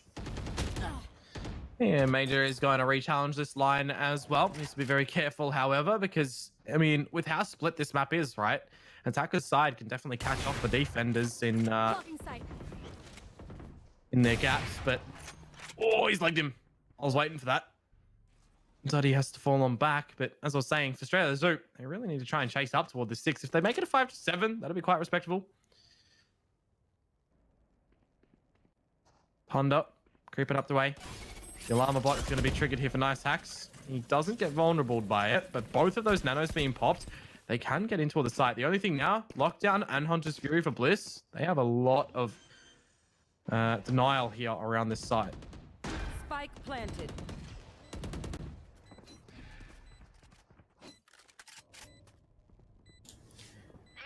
Sees the gun barrel, should be able to find him. Nicely done from Daddy Boy. And now the Killjoy, the lockdown ultimate comes out now. So much utility expended all the way around. Yifeng is actually going to be spotted out here as well, but it's not going to matter. Easy goes down. Remaining 3 members having to get their way out of this CT position, Dion. There's so much space that they need to make up as they do start to move around. Nice hacks obviously up in heaven. It's not going to matter though. Punda gets 1 more. Jungle's there as well. Jungle, he is indeed there, but they've not got enough time. Having to get out of there, straight out of the zoo with a 4th. But at least they've lost some members in the process, so Bliss don't go away empty-handed. Exactly so. Jungle will have the Cosmic Divide available for a little bit later, and they still do have the Hunter's Fury to toy with too. But on the back of that, Mitch, the run back is here for Punda, and we know that he will be absolutely destructive in his opening with that. So it really just comes down for Bliss. Do they play retake over at the A side again? It's worked for them a couple of times. This time it did not, and their Destruction Rain, 6 in a row, does get shut down. Again, a scenario where money situation, any more kills that straight out of the zoo lost over towards, they wouldn't have been able to purchase properly into this new round. So it's great to see that they can and have a better attempt at going again. Off the get-go, what are we going to see? Destruction of the doors, path up the mid. Duddy Boy's gotten straight on through, will be forced back as well. Hunter's Fury is actually going to get brought out by Easy very, very early, so he could lose his life. Run it back. Isn't going to actually be used from Punda. No, it is. I've just missed the pulling of it. Nevertheless, he finds one. Fire advantage to State of the Zoo.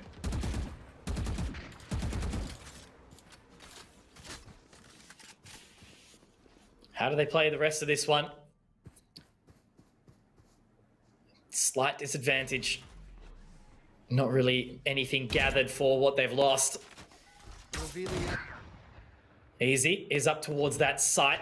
At least trying to force away with some extra information. Mike gonna start to creep up towards this long C position. Nice Hacks does find another, but Easy swings on in. Easy swings on in. 3 big kills for the man on the Sova. Picking up the pieces after he did sort of crumble. And Fweshus to close. So the dynamic duo, they get big things done as Bliss will lock down 7. Last round of the half. Bliss looking to make it 8.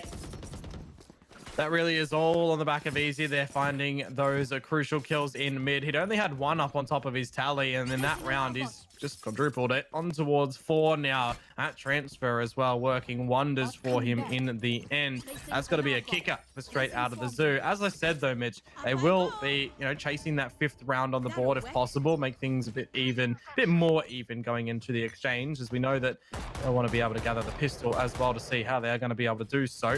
Ronski, though, for now, posted up with the op, does miss the first shot. Let's give a bit of a tendency toward where Bliss are located, at least putting that pressure down amongst A. And look at the pressure they are building. 3 players start there, 2 remain. With the proceedings up through long, it does almost just force straight out of the zoo over towards B or C. Bronski narrowly missing that shot. He does have the Bladestorm available. Fweshus here as well to drop nice hacks. You know what we're seeing, Dion? This is the Bliss that we know. I sort of feel like right now they've shaken off whatever cobwebs were there. Jungle Wow gets another onto Mike, who has been very, very impactful. Ronski Easy, here we go. All on a Punda, and he's in an awkward position right now. Fweshus spots him out so much. The gravity well's gonna throw him around. He does collect 1, but Fweshus to close. And that is Bliss locking down an 8th round, leading out the half in dominant fashion. They move on to now what can be considered by many as the favored side on Haven. Reminder, this is straight out of the zoo's map selection. And the winner of this will be going to face off against Wildcard. So I'm just thinking, potentially this is 3 back-to-back best of 3s for Bliss. Wow. Yeah. Jeez, that's a lot of Valorant. I think that'll be welcoming in a dinner break. What are you doing this Saturday, mate? Oh, playing 10 hours of Valorant. Not unheard of. Sometimes people do put the full slog in. But Duddy Boy, very aggressive down towards mid, and Unjust will be punished, but Yifeng, nice hacks, good for the trade, and making it their advantage. So unfortunately, Bliss do have to get out of there with not much reward. Now they're heading their way over towards the A site, which Mike is already in position, does have his tripwire down, camera available as well. Orb, maybe to be picked up, but do they even want to risk giving the information? I suppose potentially they could pull Mike out of the area. Nebula to go down though. No vision on the other side. He's just going to have to rely on the camera for now, and it's destroyed. And it's destroyed. The paint shells take him down to 10. Great utility usage here by Bliss. And now the player advantage for straight out of the zoo on the retake. Maybe we don't really see too much from Mike here with all that util being destroyed. There's the star down towards the defender spawn as well. Obscure some of the visions. Jungle playing in the help. Nice hacks to creep on through. It's actually not even going to be utilized as a smoke. It's actually as the gravity well. Good reveal out. Punda finds Major. Boyce just does get out a trade, but it is all back on the jungle. Wow. Both of these players were so low. But nice hacks is able to find 3 in the round. And this is what we wanted to see, Mitch. Straight out of the zoo to get the pistol round, to keep entertained in this game. Yeah, well, there you go. Nice hacks clearly awake as he picks up a third round. Or third frag for in the round for a 5th now, straight out of the zoo. So it's actually, yeah, look, Duddy Boy's having the slower one. You know, after having a very, very dominant run on Icebox, putting herself towards the top of the scoreboard. I think only bested by old mate Ronsky. Major was also looking good on that Reyna too, but again, team game, making sure everyone has somewhat equal impact. Whereas now, Fleshless, Jungle Out, Major, everyone's been doing their thing, and even you've got to give it to Easy. Despite not having the best game, that was a huge round that we saw earlier on. So now it's on to Bliss to try and do something aggressive. Duddy Boy with the old brap from the Bulldog. But now the gravity well, ooh, it's going to start to put some pain down. However, Yufang doesn't feel pain. All he feels is frags as he does collect 3 here to lock out Bliss. 6 rounds straight out of the zoo as we move into the bonus. Not dropping that anti-eco there is really good as well. Into the bonus, as you do say, it should. And when I say should be a good pickup for Bliss here, we know what happens in this bonus state of affairs. So we could see a world in which Straight Out of the Zoo do claim this, though. I really do want to see what the early status is going to be on their defensive side when we get into these rifles, right? Because it was kind of a real passive hold scenario for Bliss. They were very welcoming in Straight Out of the Zoo, getting into the sites and then playing on toward their retakes. But into that as well, we sometimes saw Bliss push up through towards A long. That was really it. They didn't do anything through mid. They didn't do anything through C. It was just very kind of one-dimensional that Straight Out of the Zoo didn't capitalize upon too much. So on the flip side, I wonder, have they awoken to the fact now, and will they be able to counteract Bliss nice and early?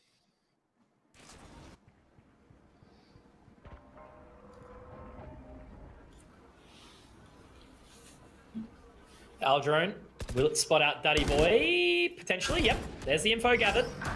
And that does make it a little bit awkward, but he will use the Shrouded Step to get away from there. Gravity well, not going to connect. Now the Nebula to force him away as well. Punda ready to try and find something towards this long position. There is a tripwire down there as well, but Major doesn't really want to toy with the idea too much. Going to choose to start to rotate round towards this C site. But there's not really a whole lot there. I do actually like the fact that Mike got this tripwire down all the way towards that A position and then rotates back. Now they're going to pick up the pacing. Heading up towards C. Mike forced away inside the garage and should be free reign of that site. Left. Spike to be planted. Post plant to be established. How does Straight Out of the Zoo get their way back into this? It's going to be tough. Free reign, free real estate. Bliss are in Straight Out of the Zoo's heads right now. In amongst the site, the spike is planted very open and very deniable off this defuse. Bliss all 5 over at long. However, one single smoke will just lead in for them to try and really start shooting through these smokes. Ronsky finds nice hacks. Punda and Duddy Boy follow in pursuit. And with Ronsky finding a 4K, everything is just on the back of him in this bonus round. Brilliant stuff from Bliss to survive with all 5. Straight Out of the Zoo. It's on them now. Yes, indeedy. On them to step up to the plate as Bliss edge closer towards double digits here on Haven. It's interesting, just sort of thinking, obviously it did very much pay off for them, but I always find it strange when like it's a 5 versus 5 retake on C, right? And everyone goes long. Yeah. We saw Texter get that stick of the defuse, remember? Yep. In an earlier situation today. One wall vertically. Yeah. Everything is done. Who would win? 5 offensive gamers or 1 Wally boy? Well, if we're in Fortnite, 1 Wally boy, that's for sure. Oh, God. Pain. That game, though. Ugh. Look, it's always good games. Same again. But... yeah, good game, bad people. That's Valorant as well. Good game, weird community. But with that being said, there are good in the community as well. I know a lot of very entertaining people that I've only just met because of Valorant, so God bless. Ring around the rosy, running a marathon in this one. Bliss, they started today, and now their adventures do turn towards C, where there is only a Yifeng here. Really needs to get his team over here very rapidly, as well as they do meet and kiss in the smoke. Yifeng wins the duel. The cage that is a one-way from his teammate does not work on out. That's very unfortunate. Reveal on Duddy Boy too. He now loses life to Major, who's able to establish 3 in the round. It's all down to Mike now. This is just crumbling up for him. There's 3. He's on the 4K. He's got a camera too. He's going to deploy it out to get the information. It's destroyed. He now knows exactly where Fweshist is. However, Fweshist does have the lockdown. Shots out from Mike. He redeploys where he's going to go. Nano in first. Will pop it. Deny that through. Does he plant and drop lockdown or back himself in the individual aim duel? It's going to be difficult because he does in the end to shut down Mike. That's double digits for Bliss now. Dude, Mike almost went colossal. In a day where he hits that fadeaway, like, little burst, I actually might have fallen off my chair, to be quite honest. That would have been nasty. But Mike, you know, nothing, like, crazy. I don't understand. He's just... Oh, sorry. I don't know how to put it, rather. He just feels very consistent, but the frags don't always, you know, mean that he's at the top. He just seems to be hitting great shots. Obviously, on that Sentinel that we saw on the previous map in Icebox, it was very, very good on Killjoy. And now doing a good job playing Cypher as well.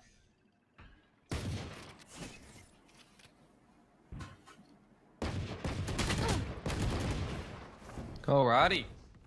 Little eco for straight out of the zoo.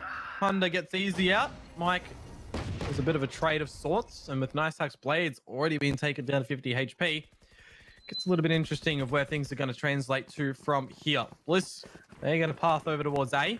They're going to be met with no resistance. Whether or not straight out of the zoo are going to be able to get back into this for a retake, that is up for anyone's guessing. Plan will go down. Major. And now let's see. Trying to isolate that flank. That will be the big factor, Dion, I think. Does hear the audio. Punda to go down. He did try and collect the Vandal, but unfortunately he was unsuccessful. Yifeng will be able to find him, though, on that Sheriff. Cheeky little Haul Yi out there.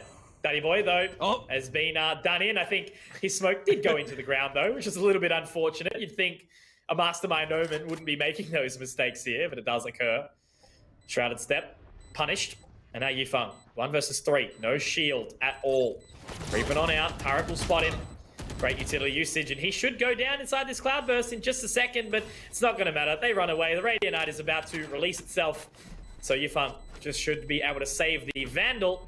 Does he? Oh, he actually toyed with it. He was like, is it worth saving this one? But I guess since they're going to buy into the next one, it is. So Bliss, 11. That's exactly right. He's already got all of his utility, 2,900 from that Vandal, and just needs to use 1,000 credits to get up the shields. Quick calculations, quick maths. You know what quick maths does tell us right now, Mitch? Bliss 1 away from getting map point and sending us to Ascent. You ain't wrong, my friend.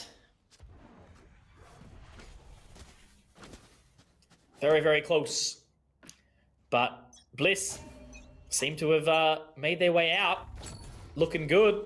Scanning ahead.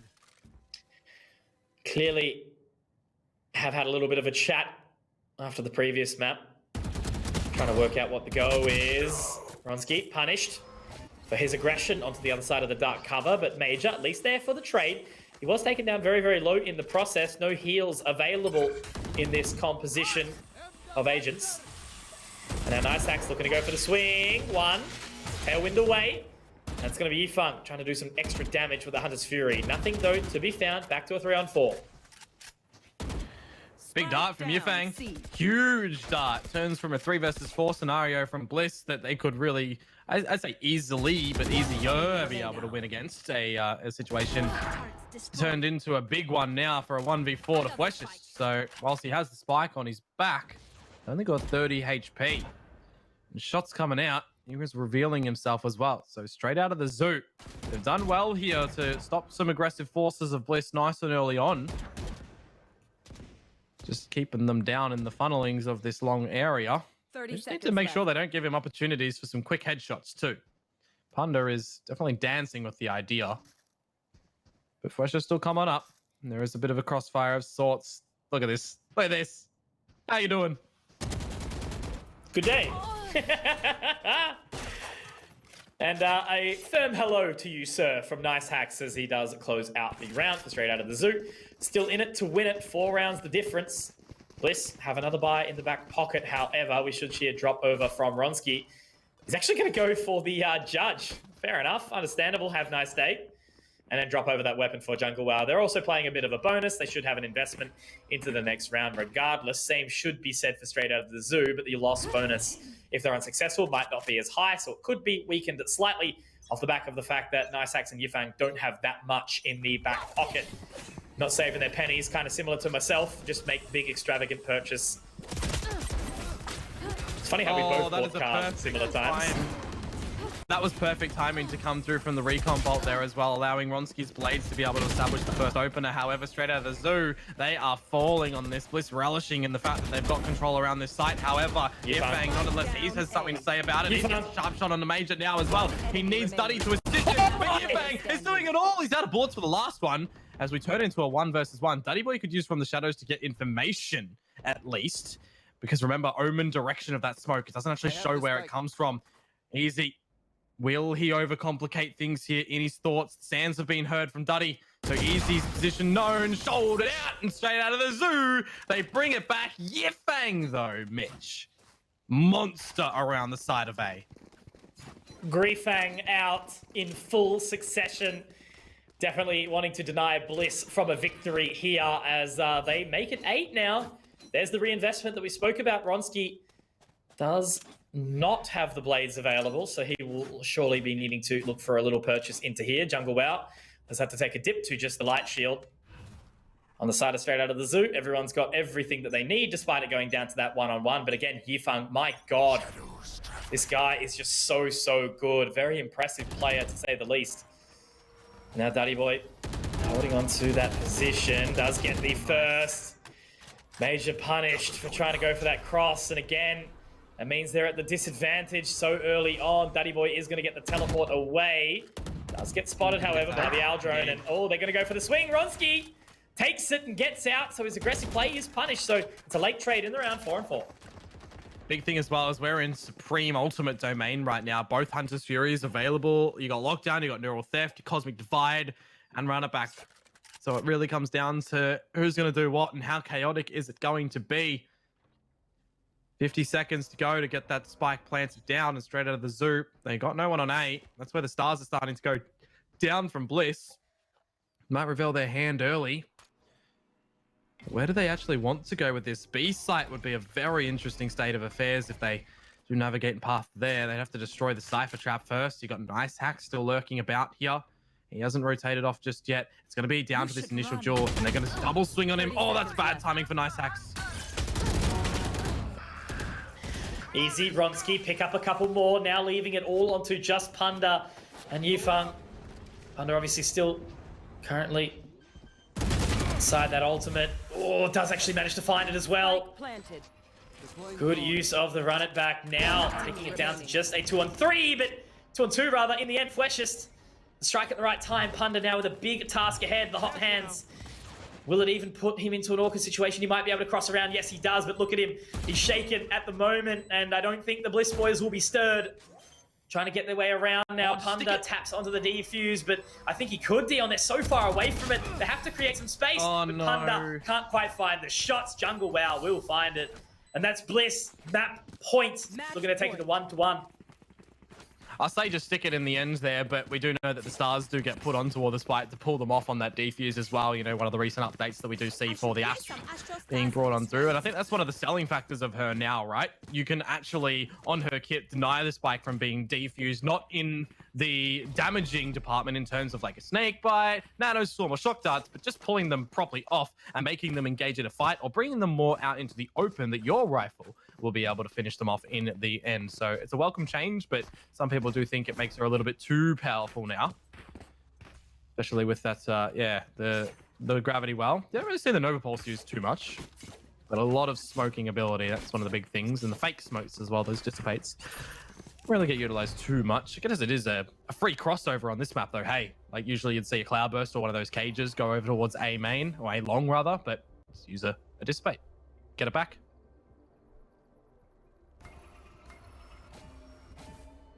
Okie dokie.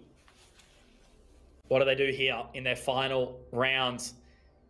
I do like that we did see the tactical pause come out from straight out of the zoo, though. You know, even a pug team can have a little bit of a conversation. Why not? Appreciate it, respect it. Nice axe. Oh, he's spotted. Has to fall away. There is the Hunter's Fury. Dashes away, but he was tagged up. And I think he might have just slipped away from it. There is the ultimate to come out from Major, actually punished as well. Ronski has managed to pick up a frag in the process as well. He does get the second now. Nice axe inside heaven. The Punda will take him down. Ronski, once again, getting a little bit over aggressive and trying to collect more, biting off more than he can chew. Spike planted though, 3-on-3. Let's go. Nice Axe is going to have to drop on down and float a little bit as well. At the bottom, he actually does break his legs here. Good recon bolt out is going to reveal lots of positions. Punda falls now does Nice Axe, and we are looking at a GG here, Mitch, unless Yifang has something to say about it. 64 points of HP, recon in 5 seconds, but doesn't have that time to be able to lurk about with as well. Swings out and will lose his left to jungle well. So there it is, 13-8 to Bliss, and does mean in our first BO3, we went the distance. This one we are as well. Absolutely, and it's exactly what we signed up for, what we were hoping as, yeah, obviously it was a little bit surprising to see straight out of the zoo take the map pick of Bliss on Icebox, but now we see Haven go the exact same way, and Dion, man, you know, we've got, again, another series on our hands. Of course, the winner of this series will be going off to face Wildcard in a game shortly after, but just around the corner, we do have another map as well. So what are your thoughts on what we've actually got to see so far?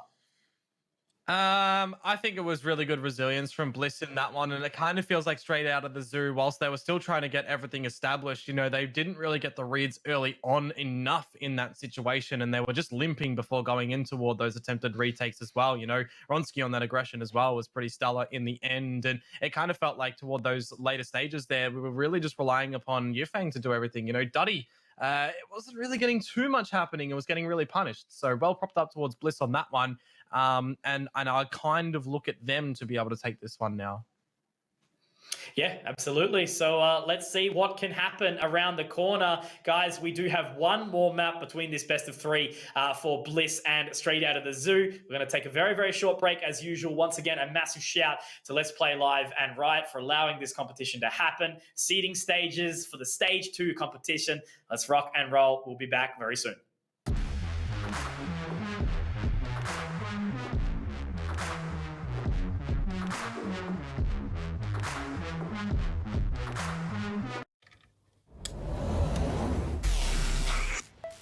I just time traveled. Ah, today's a big day for past me. He just got the latest Vodafone broadband with super Wi-Fi. Wow. Which finally means Wi-Fi in all 4 corners of the house. What? Even there? I've got Wi-Fi in the garage. Yeah, we do. See ya. Oh, it's still in the garage! Yeah. Super Wi-Fi. Wall-to-wall Wi-Fi guaranteed.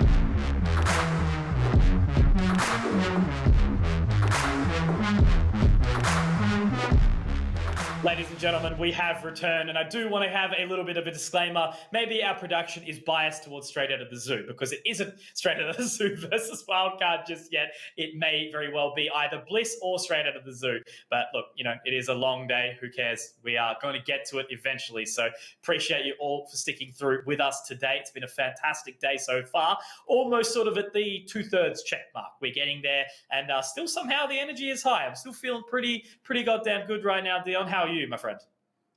Oh, we're making it work, you know. We're carrying along. It's always better to have, you know, someone being able to assist and take a little bit of the mantle when needed, as opposed to doing it, you know, solo. If I had to do this one solo, that would be very, very strugglesome. But of course, we continue on. We continue on. We want to see who's going to be getting into that lower final, securing themselves some points and securing themselves. At least I think it is getting points in this one right now. Close qualifiers, maybe not. Anyways, that's a discussion for a little bit later. Now, points will be coming scenario in the next one. Next yeah, time. Exactly. Yeah, so right now, to clarify for points. everyone, that's exactly right. So the thing that we've got rolling at the moment is, of course, there's the 2 lots of the closed qualifiers for stage 2. Once the teams do manage to make their way up there, obviously the first lot, if the teams already seed themselves into it, it gives the better opportunity for other teams who might not be able to take down the orders, the wild cards, that kind of thing. Then we do see them obviously move on into the next stage where the points do come out to the end of stage 2. 3 lots of that, of course, that then lead on to the regional finals. Fingers crossed they're on land, because that would be amazing. And then we do obviously get to see the winners of that 2 teams to be, in fact, go on to the OCE and NA last chance qualifiers. We've seen Sonics obviously wreak havoc over in NA already. They're just getting better and better as time goes on. And hopefully we see some more of the Oceanic teams join them. I would love to see Order over there, you know, given how consistent they have been lately. So there's always a chance. And then, if we get one of those teams go over to the Valorant Challengers, so the champions, that would be insane.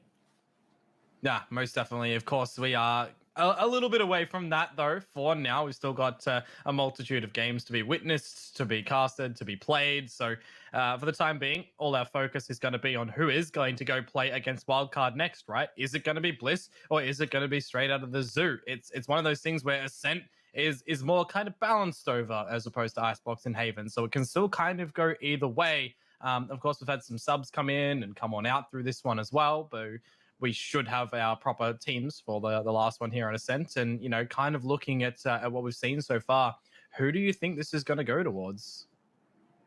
Look, I think it should go the way of Bliss, especially they would be feeling it if they don't. But they've got a long day, you know, man. If they actually end up winning this second series, that means they're going to be joining us basically for the whole day. They will be going on to contest wildcard, and that will be 3 back-to-back best of 3s. So if they're able to actually, you know, succeed with that and go into the grand final versus Order, mad props to their ends. But look, a big shout. It's funny because I was thinking back to when you said, you know, if I was to do this event solo, we've been there, right? You know, you and me individually, I think we've done these long days. I remember AEM like 2 years ago, I did from home, and it was like an 14-hour broadcast day 1 and a 10-hour broadcast day 2 on a Saturday and Sunday. But look, you do it for the love of the game. And that's exactly what I think everyone should be doing, of course, in the later stages of the competition. Again, as we mentioned, it is a little while before we do get to the Valorant Champion stage back down the way of December, it does look like at this point in time.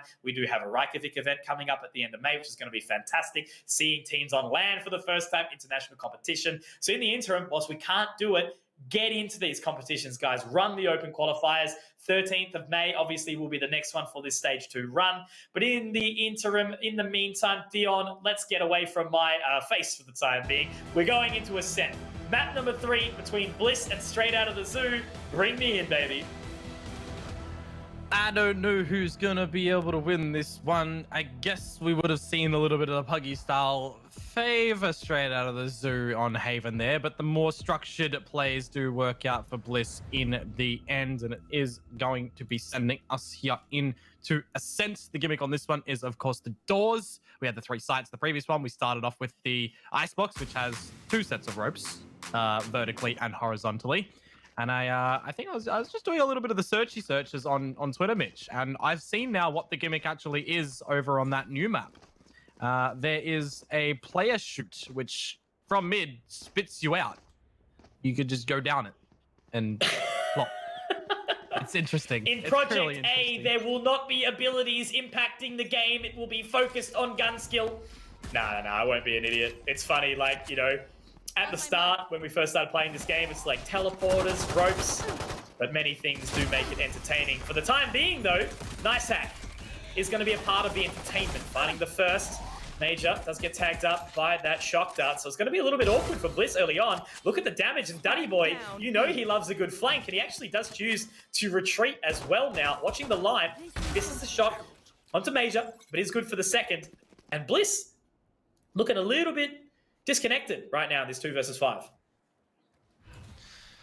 Indeed, we will have to prop up jungle to be able to bring something back here. You see all that utility go down in towards B main as well just then to be able to, you know, pepper down a lot of the damage. And Bliss is still in B main. They haven't decided to leave just yet. Shots out from the Ghost, revealing it. Frenzy to creep up behind jungle as well. Do you just throw in Precious, be the sacrificial lamb and try to win a 1 versus 5 here for jungle? It would certainly be difficult. The camera, though, actually going to be taking nice hacks as he manages to find one, and now it is onto that ace clutch for jungle. Wow. We'd love to see it. Certainly something Ideas entertained, but he has to cross over towards mid, and with 15 seconds to go, he's trying to find a weapon here. The classic to get the shot in the end, but 12 seconds. Recon Vault giving him the information. Has to get the Nebula down to try and cross, but there's just not really a whole lot he can do. Yifeng takes him down. So 1 round found by Straight Out of the Zoo. The pace is set for this final map of the best of 3. We'll see how we go. We will see how we go indeed in the end. But of course, it is just the pistol round to be picked up by Straight Out of the Zoo relatively cleanly as well. They'll be able to upgrade everything that they need to do into this one. Can't say the same for Bliss. They should, by all means, eco it out and play in with the proper rifles in the next one and that quoted bonus.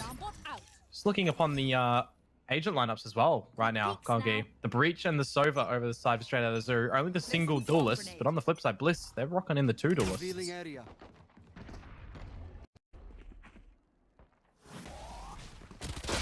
Flash in. Ronski, though, denies. Panda will be able to at least trade him back. Good use of the flashpoint. Obviously, as we know, the use of a breach on a map like this, Dion, very, very entertaining. So Bliss have the Astra, of course. The Jet so far will be taken down, actually on both sides. After we did see nice hacks fall. Ronski, great pick there.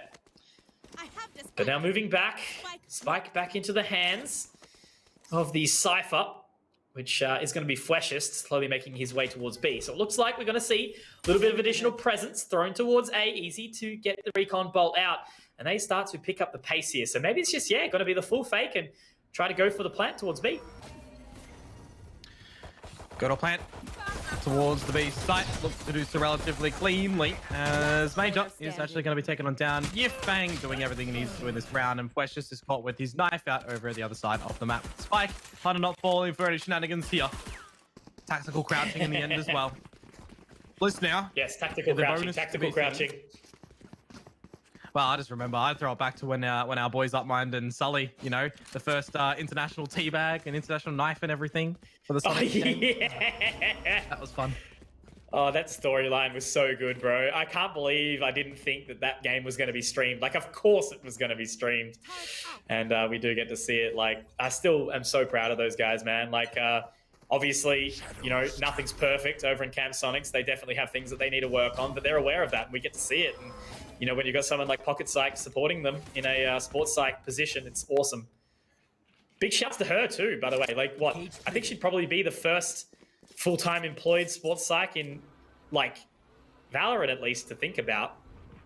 Other orgs would have it, but not people like her as far as I know. But regardless, Australian woman in her 50s, I believe, doing big things for esports. It's awesome. No charges. Certainly is. Recently, of course, going full-time esports as well. Absolutely huge. Well, full-time sports. Not many people can say they have. Yeah. Yeah, no, certainly. 5v5 retake right now, Mitch. This is where things get very convoluted. Shots out from Major on the floor will be equalized in return from the Straight Out of the Zoo boys. Aftershock now as well, forcing him out of hell. be revealed. And I mean, there's a lot of time that's being bought right now. Easy right hooked in, finds 3, jungle good for 1, and the spray, easy steals for the 4K. Yep, Easy stepping up to the plate. He's had enough of not doing very, very well. I mean, impact though, right? In the previous map of Haven, sure, he didn't top the scoreboard, but I still remember that 3K that allowed them the pressure to pace up. Very nicely done. Bliss, first round on the board. We're going to see the buyback though from straight out of the zoo. This is such an equal series right now. I've been loving every single second of it. Right here.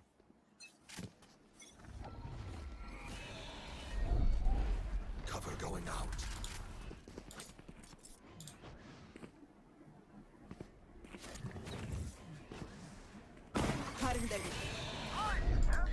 In towards this site in B, Mitch. This is where we've seen Tux be able to rip a team apart before in that logs area. Whether or not Duddy Boy is going to be able to do the same thing. They do overlook him. 1, 2, maybe a third. He'll get it as well. Looking the wrong way, though, as his head's taken off by Jungle. Wow, he did what he needed to do. Yifang closes for Bliss to not double in to another round. It's straight out of the zoo. Establishing dominance in that rifle one.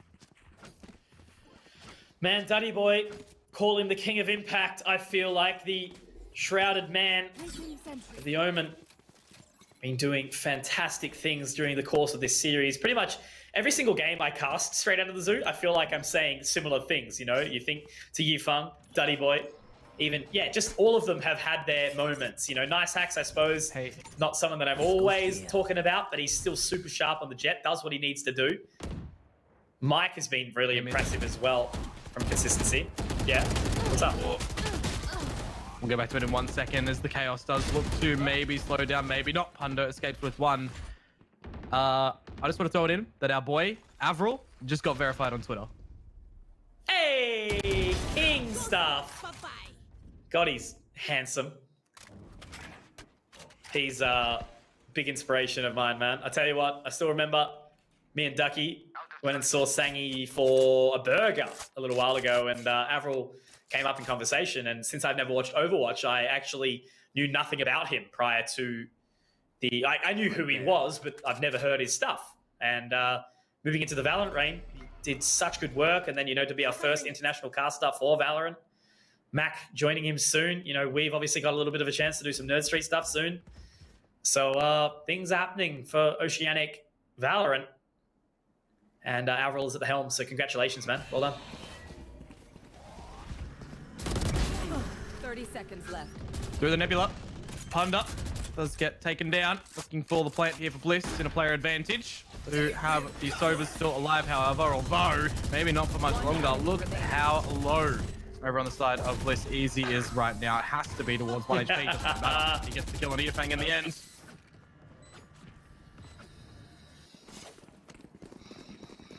Gets the job done.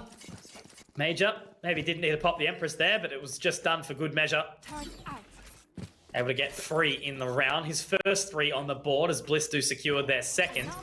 Not quite in a position yet where they can actually deny the purchase completely for straight out of the zoo as of yet. They are going to invest again. Looks like Nice Hacks is going to send over the weapon to Duddy Boy. He can utilize the Blade Storm in this round. So still pressure amounts onto Bliss to try and pick up a little bit of consistent pacing behind them. Alrighty. Let us see what they're going to be able to throw into it this time, though, mate. Bliss wanting to gather this third one on the board to equalize. Straight the zoo, of course. Already dropped on these Blade Storm. Both teams have. Looks just like a pretty slow pace for Bliss here. Seeing no aggression from straight out of the zoo. Will translate themselves over towards the A area. Make sure to clear wine if they need to as well. The camera, I mean, it should have overlooked that. You can never be too careful. 50 seconds, and now we're sending in the owl drone. See what Bliss do.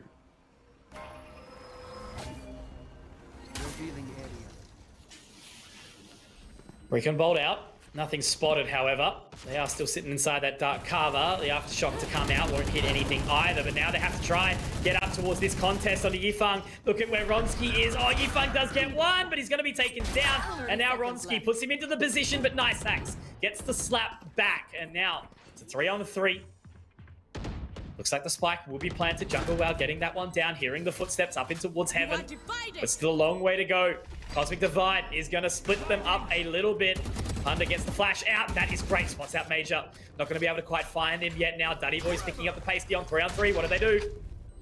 Straight through the Cosmic Divide as well. They need to make sure they are finding in toward these frags, on toward the site as well. Shots out from Nicebacks, but he's ran out of blades, Mitch. That smoke actually eluding him. And now Duddy Boy, who peeks out his head, is good for one. The trade is being looked at from Jungle Wow. Forced to reload. Nearsighted 2, but enabled enough time. Duddy Boy on 1 HP. Just needs a single shot from Jungle, who finds it as well to plant his foot, to find the round, and to equalize us. Well done from Jungle Wow. He has been very, very consistent again on this Astra, looking very nice as he picks up 8 frags in the map. Man, Bliss tying it up, 3-3. Still plenty of work to get done though. Ascent, I guess, still somewhat defensive sided. Mid control very much can be up for question. I do actually like to see when the defenders get their way out mid as well, though, but it is a high risk, high reward decision. Inting not included.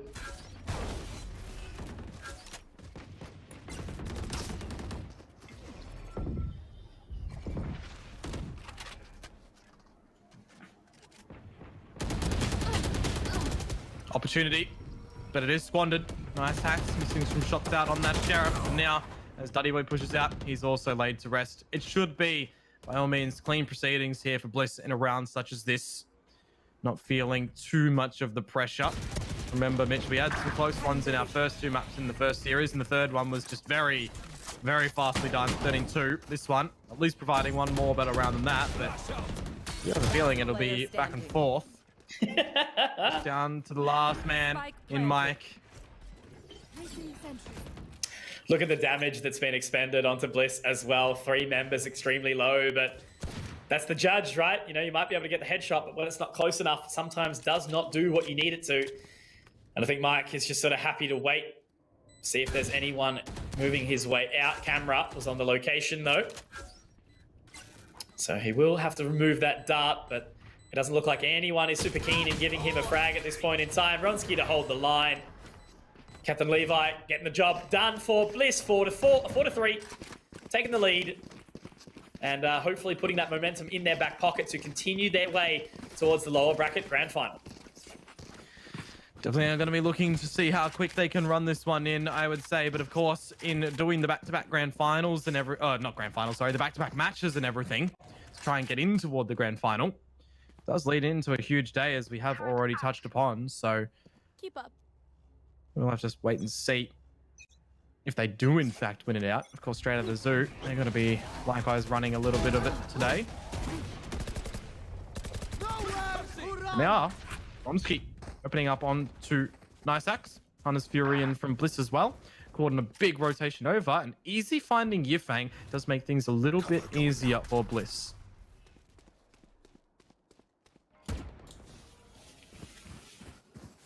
How do they split up the defense? Straight out of the zoo, look to be pretty switched on towards this position. The Nebula will go down, but the turret should gather some information shortly. Our drone to come out. 4 hungry members of Bliss to start their journey towards the A site, but it looks like we actually do see Ronski going back around towards long.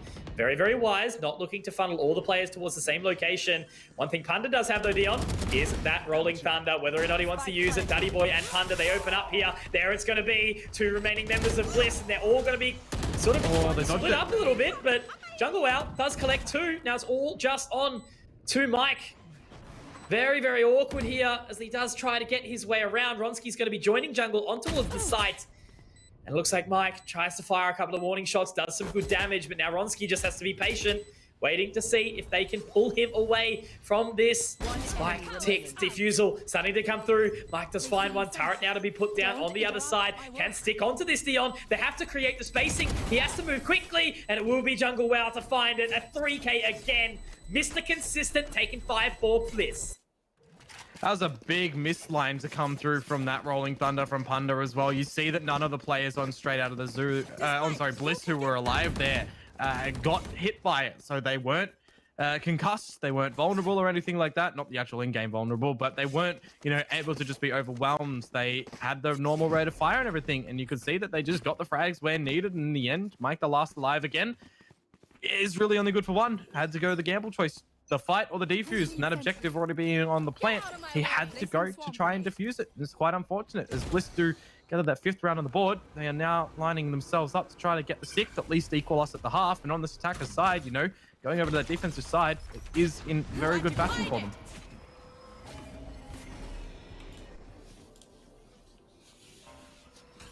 God, he's aggressive. Will he be rewarded in this situation? Glass not damaged, but he has to move around. He gets away with one, but again, putting himself in these positions.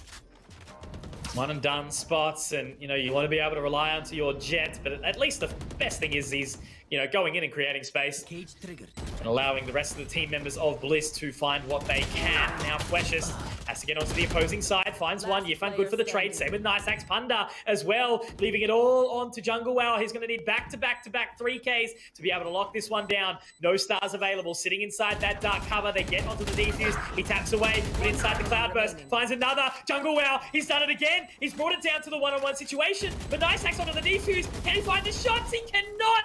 No! Jungle Wow does so much work, but Nice Axe stands into the face of adversity rather, with 2 HP. And another round will be collected by Straight Out of the Zoo. This match has everything. 2 HP is what he's able to survive with in the end. You see how much vision Jungle Wow had in that engagement as well. Pretty much nothing. Was just shooting shots through the smokes, able to find stuff in the end, but another Cloudburst with the spike already half defused, only needed 3.5 seconds. Those Cloudbursts last 4, so he could definitely look to try and stick it and just hope that the shots don't connect from jungle, and they did not in the end either. So they're straight out of the zoo. They do get another round on the board. On to Bliss to make sure that things don't get equalized, but for Ronski, getting aggressive there, it is punished very early on.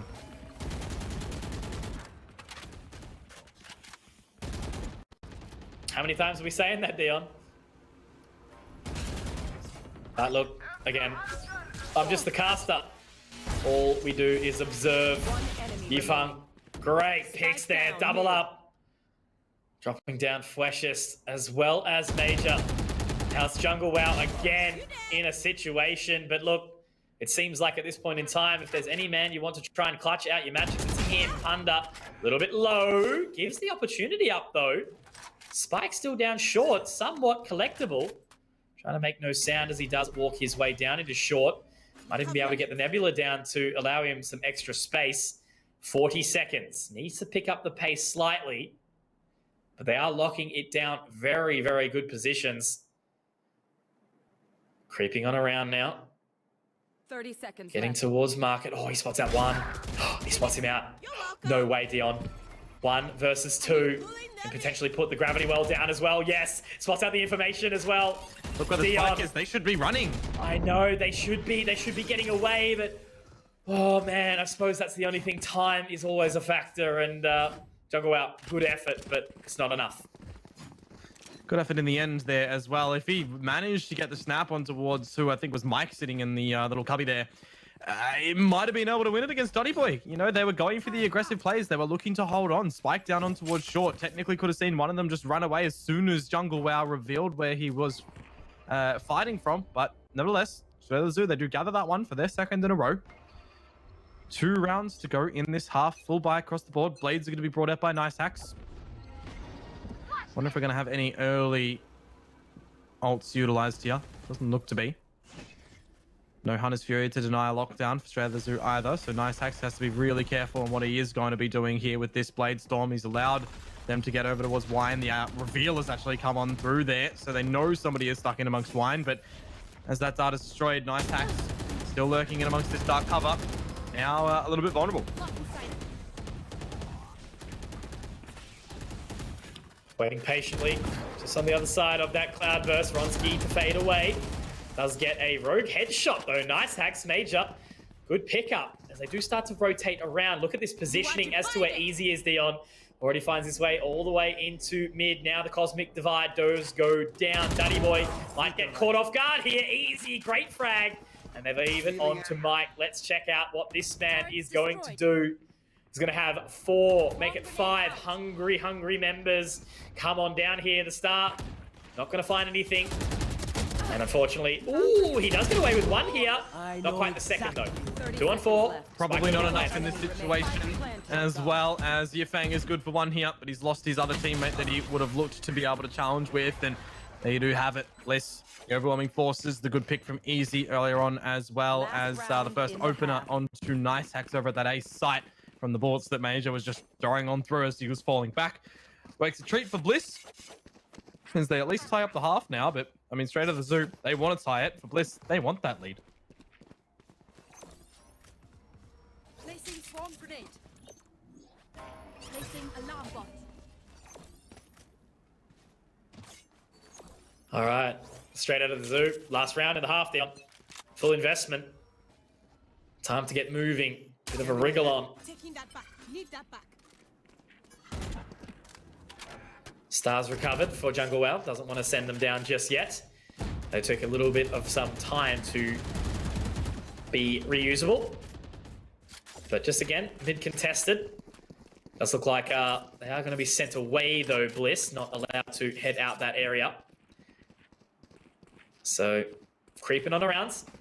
We want to see Bliss try to find 7 here in this situation. Otherwise, if it's equal territory, may see straight out of the Zoo be able to run it down and collect this series. It's just anyone's game right now. We don't even know what's going to happen. Yeah, exactly. In awards short though, Mitch. Bliss looking to extend. Duddy Boy only with the Spectre in this close engagement angle. He could look to do something. However, he's just been revealed out by that recon dart. Now he's getting pressured as well. But not only Major, but this Hunter's Fury still does manage to win the duel against Major. And Yifeng finding Flashes does lopside things over straight out of the Zoo's favor. From the shadows, the idea is toyed with, as well as the lockdown. Now, hopefully needing to be utilized. Easy is on 1 HP. Does he have shock darts to be able to nerd this lineup on? He does. He's got the one as well, but it's elevated. I don't think it's going to be destroyed. Nope, he is going to be petrified here, as well as Jungle. Oh, no. Being detained for a little while, that allows Mike some positioning in to find the frag. Now Ronsky, big pressure on him. He's going to be taken down, but we're on to Jungle Wow. Again, 1 versus 3 Dion. Attempt number 2. Can he find it? He will. There it is. Second time lucky around for Jungle Wow. I feel like the amount of 3Ks this guy has actually had, what, like 4, 5, 6 of them by now in this map alone? Yeah, pretty nutty. 20 and 4, dude. Should I play some Definitely nutty. No one's even close to that in the kill department and the death department. You look at Ronsky, 10 deaths over on the other side. Duddy Boy, Nice Hacks as well.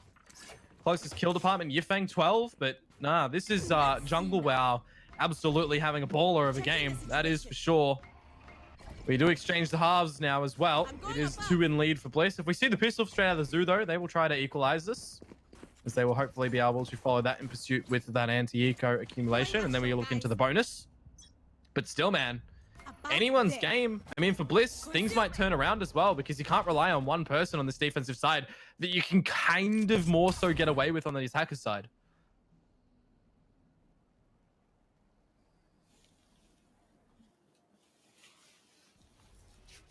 Easy. Going to be the first point of contact up towards short. He's looking towards the wrong location, though. Checking towards the old B link, and nothing will be coming out to him just yet, aside from a little bit of damage onto Punda.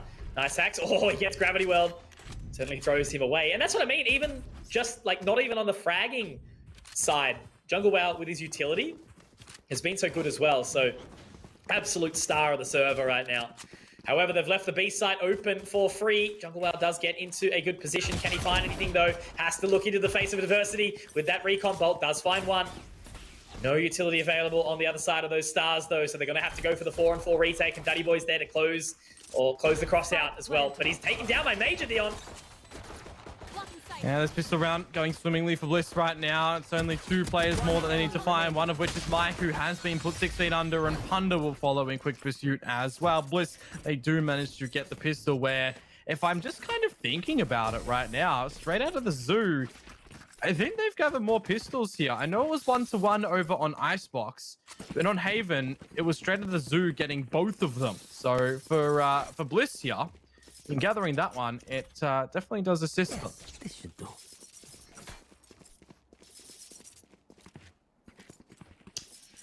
Alrighty, so it looks like we do have a pause coming in, and it's a straight out of the zoo tactical. Don't blame them at this point in time. With Bliss being 5 rounds away from their second best-of-3 victory of the day, managing to take down Paradox in quick succession, 13-7 on both maps, 2-0 in the series. Straight out of the zoo, they did so well to find this opening map in the series as well. Icebox was their collection, 13-9. That goes there. Oh, this is a nice. So Bliss This goes hoping for their revenge in this series. And then they've got to face off against Wildcard. Winnable, of course. But it's one of two things. Does the long day make them hyped and even more excited? Or do they burn the candle? We saw the same thing for Mind Freak yesterday. Of course, losing 2 straight out of the zoo in like overtime, I think, as well on 2 of them. Oh, Ronsky. Great shot onto Yifeng. Nicely done. Shot done. Nicely done indeed to start us off. Straight out of the zoo, of course, just seeing what they are going to be able to find in this scenario. Daddy boy with the shorty. It's not always the best weapon to be able to throw on through and find some frags. So it is just seeing where they can navigate and what they can path around with. Got a big deployment of 3 over towards the A side. A big lean, a big retake scenario for Bliss over at the B site. They'll be comfortable enough to do so, knowing that straight out of the zoo do just have these pistols. The out drone is sent in, however. Let's see Daddy Boy look to fall back a little bit, hopefully to not be tagged on up. Very wise, as he will not be seen. But the dark covers go down. This is where you'll look for straight out of the zoo to maybe just explode in toward this A site. Moving on up. Major, Ronsky, going to be able to find the opening 2 frags here. Major looking for some further information. It's just going to be Daddy Boy onto that lurk. We saw something similar trying to find the spike plant.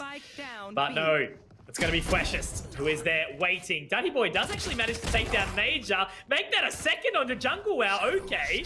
I mean, look, there's no time. He can't win the round. 15 seconds. But at least he's been able to do some damage, and that puts obviously straight out of the zoo in a prime position here to really contest into this bonus. Bliss, Ronsky, 3 big frags on that Marshall. And that's what they are going to have into the next round. Or do they? Oh, no. Okay. They say, screw the bonus. Let's go balls to the wall a little bit as Ronsky picks it up. That Jungle out, same boat. Don't you blame him, though, either. Oh, okay. No, they've been pulled into the situation. I almost got out of my chair for a second there, Dion. I was like, hang on.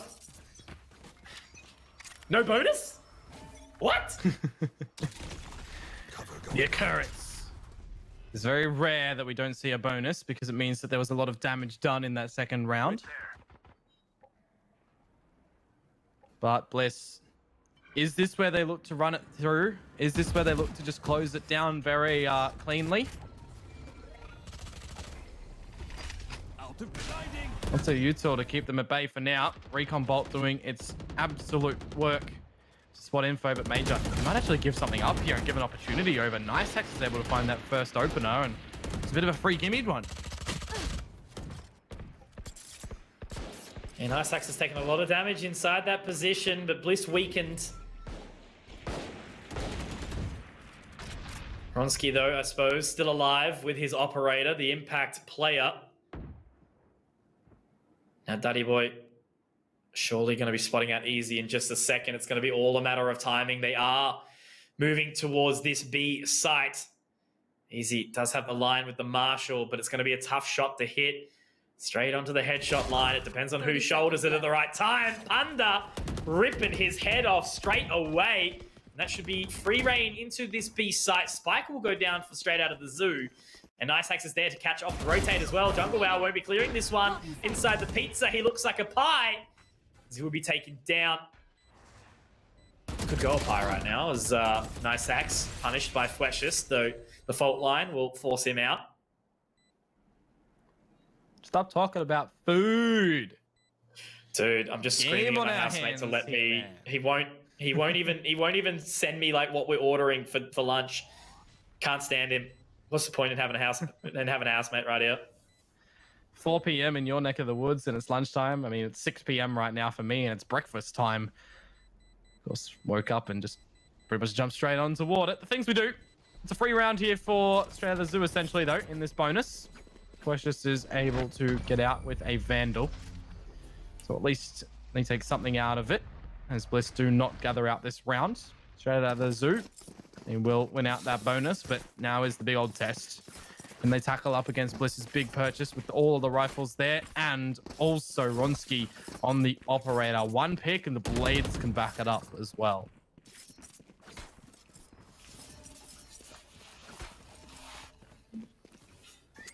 That goes there. 3 more rounds to equalize the score. Straight Out of the Zoo, if they are feeling the aggression session. They're still in it. Can they be the ones to contest wildcard into the final best of 3 of the day? That'll be told to us shortly. As we just continue to edge nearer and nearer to this final best of the 3 of the day. We are into our 6th map now, Dion. The energy has been high. Production's still killing it. And also everyone in the chat, thank you all for watching along during the day. Even though these are only seeding matches, it's really nice to see you all support us in the way that you do. I do even think we had Plix watch partying us earlier on for the game this morning. That's going to be Nice Hacks caught inside the gravity well. Flesh just to take him down. Jungle Wow good for 1 as well. That's Bliss on top for this round so far. 50 seconds to go. Punda will finally answer back on towards Bliss's opening frags. Good for 1. But they can't really rotate over towards the B site. They haven't cleared anything. Maybe they do decide to go in with Punda and see if they can extend out in toward that A site. There is a trap wire on the floor that they will have to either jump over or destroy. However, they are looking to swim about over in through mid. And maybe the waters will float them over towards this B site. Major has a sixth sense that something is happening over towards this location as well. And the time I'm just seeing, Mitch, 20 seconds, the door's not broken. They have to break that and then go in toward the B side as well. They don't have any time to go over towards A. I am really questioning what Straight Out of the Zoo are doing right now. 10 seconds. Anything that we see done here by the Sova with this big ol' Odin and Easy could spell out the round. 4 seconds, 3 seconds. There's the kill. Round's done and dusted.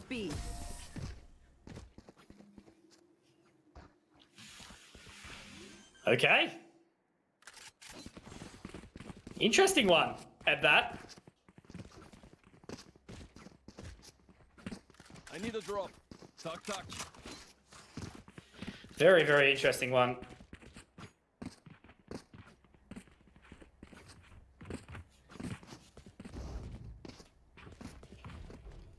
Taking a quick breather. Working out how they want to approach the rest.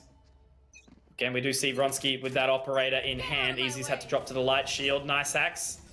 Only with the ghost, but at least he does have the blade storm available. Punda's not going to get that off quick enough either, so that means a lot of information gathered.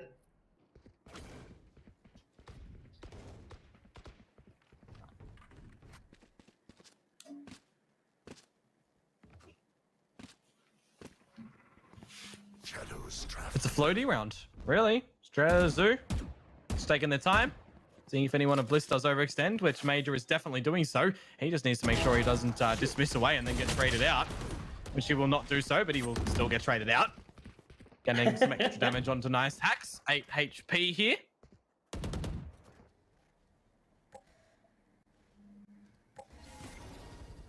Again, everything just kind of slowing down. Yeah, big factor is how low Nice Axe is, you know, despite being able to be aggressive. Obviously, the ultimate doesn't reset any HP. So now they do start creeping on up towards that location. Lockdown expended to try and force these members at bay, but it is going to be Jungle Wow sitting in the passive position.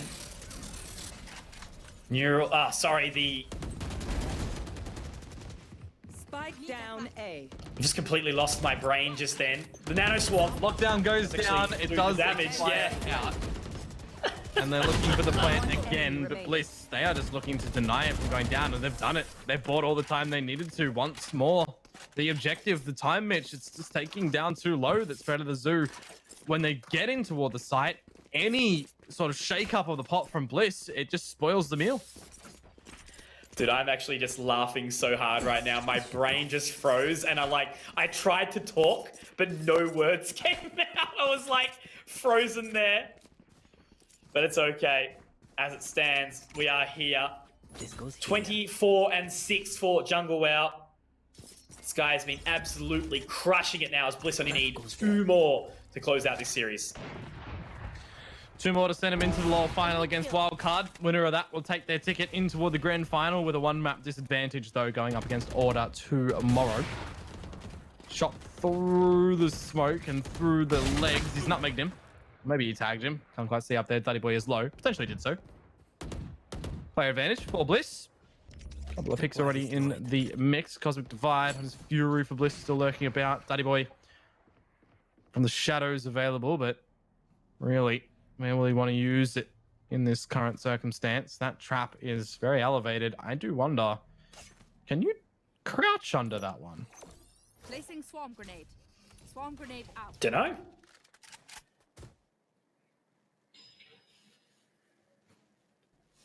Okay. So in the advantage, Bliss. Deploying drone. Holding on for a little while longer, looking like it will be that B-side aggression. Not too far away. They are going to try and collect the orb here, but information should be gathered. Oh, yes, it is just. Mike, though, does find Ronsky, and with, look, 27 seconds left on the clock, Fleshes is going to drop Duddy Boy, so it's all left on to just these 2 members, and with 20 seconds left, Dion, they need to make up so much space, and all of a sudden, that is lost. Yifan going to be spotted out by Easy. That should be all she wrote. It has, yeah. 3 rounds in a row now by my count that straight out of the zoo have just let the clock tick down too far to try and get something on this attacker side happening. And Bliss, they relish in that fact. They welcome it, you know. They know that on this defensive side that they don't have to, you know, go for that plant, just the defuse. And if they have that second win condition of being the timer, if straight out of the zoo are letting that go on down, that's by all means okay with them.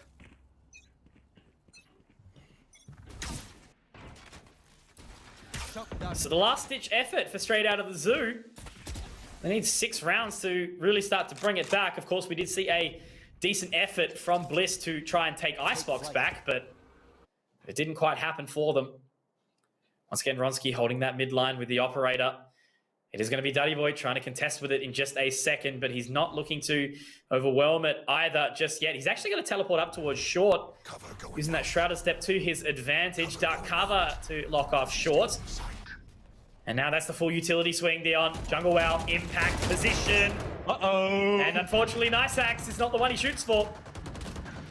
Yeah, gets him through the wall with the Guardian in the end. It is a player disadvantage for Bliss now going in toward this retake. Hunter's Fury is going to be brought out by Yifang nice and early on. He's going to get a tag in the end as well as Duddy Boy finding Flashes. This makes things a little bit better on the form for straight out of the zoo. And you know what, Mitch? They didn't let the timer tick all the way down. They went in with lots of time remaining. They overwhelmed the forces of Bliss, and now it's all on to Major, who does get nanoed out. I always love that deployment in hell. There's no way you can destroy it. See it coming. It goes through the floorboards. Straight out of the zoo. They are hanging on now, but it's only by a small thread. Indeed. 5 rounds. Certainly bigger than a small thread there. Lots and lots that they need to stitch up to so closer towards this overtime potential. Flashist is down only onto just the Sheriff. Major must have something not too far away from him, but there we go. Ooh, okay, goes for the Spectre, no shield. And it looks like straight out of the zoo, we're going to be moving very, very quickly. There we go, the Rolling Thunder comes on out from the big Chad Punda. Duddy Boy from the shadows up in towards this heaven location, does drop onto the site though, looking to clear out under hell. Nothing is there. Spike, it's going to be planted. Full on 5-on-5 retake coming out for Bliss. Opening pick found by Nice Hacks. He's actually woken up a little bit more as well into this map now.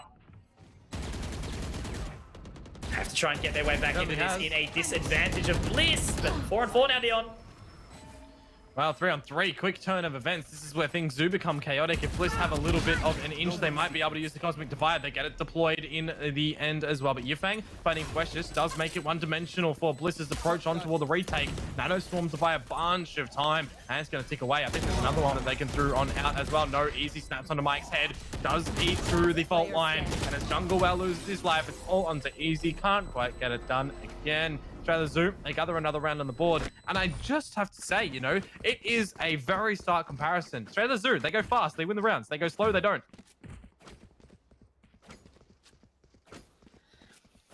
Rush A apparently is the strategy. And now they go for the next one. Rush B, it looks like. As it's just the 1 star for Jungle Wow over towards that location. Nice Hacks. It's going to be sitting back with just the pistol. Obviously does have the Blade Storm available. Could get a weapon dropped over for him though, and it actually will be that indeed. Shrouded step up onto the other side from Duddy Boy. Now the utility starting to come out. They are moving quickly as a unit once more. Major, couple of warning shots through, but Nice Hacks is going to get that penetration on the entry. Yifang gets some info back with the Owl Drone as well. Unfortunately, the Gravity Well will keep them in place for a little while. Ronski has also found one as well. But he's up close and personal. Spike's going to be planted. Precious and Ronski get some back. I wonder how long that camera took to actually be able to navigate on toward the position there. But in the end, Mitch, you know what that is? That is see you later straight out of the zoo. Bliss do book their ticket into this lower final to challenge up against Wildcard. They do indeed. Team Bliss, they managed to remain resilient, and despite the fact that they had their cage rattled a little bit by Straight Out of the Zoo on Icebox, we do actually manage to see them come through with the reverse sweep, and now they have won their 5th map of the day, which does take them to that lower bracket grand final, of course, where they do face up against Wildcard. Dion, any final thoughts before we do throw to a extended break to allow a little bit of a break for these players and everyone else involved? It's going to come down to, you know, Wildcard have had a break in amongst the things to reset themselves mentally and physically. There'll be a little bit of time now for Bliss to do the same, but it's going to look awkward. And that's where, you know, these sort of seeding areas, and while they are a seeding area still, it can build up resilience on the mental fortitude, but it's also like crucial kind of to be able to win these games and not have that taxing thing happen. Because you look at this situation now, them being taxed, if they do now go into this next game and they lose it out, right? That means they're gone from this, and they don't really get too much things happening, right? To be able to go into that grand final against Order and get a better thing. So in the end of it, you really have to make sure that you're giving all of these games your all, because, you know, imagine a world in which we saw them knock out Next, right? And it actually doesn't get them what they needed to properly in the next scenario, in the next stage, where it just makes their chances non-existent going through to the overstage area. So everything is, you know, to a degree, really needing to be done properly. And for Bliss, I mean, hopefully they're able to keep themselves focused going into the next BO3, because already we've seen a little bit of struggles from them now in just this second BO3 of the day. Yeah, at least they fired up, and obviously off the back of a very hungry Jungle Wow, and the 2 maps prior, it was Ronski and Major, of course, doing great things. We saw some impact, though, from the remaining players, which is, of course, what has brought them to this final map of the day, the best of 3 in the series. And, of course, they are going this full gauntlet run, treating it like an open qualifier as it stands. But, guys, please don't go anywhere. As I said, it will be a slightly extended break before we bring it right back with Bliss versus Wildcard.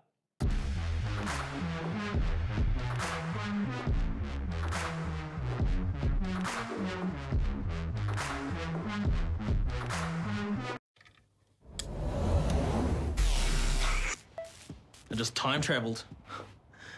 Today's a big day for past me. He just got the latest Vodafone broadband with super Wi-Fi. Wow. Which finally means Wi-Fi in all 4 corners of the house. What? Even there? I've got Wi-Fi in the garage. Yeah, we do. See ya. Oh, it's still in the garage. Yeah. Super Wi-Fi. Wall-to-wall Wi-Fi guaranteed.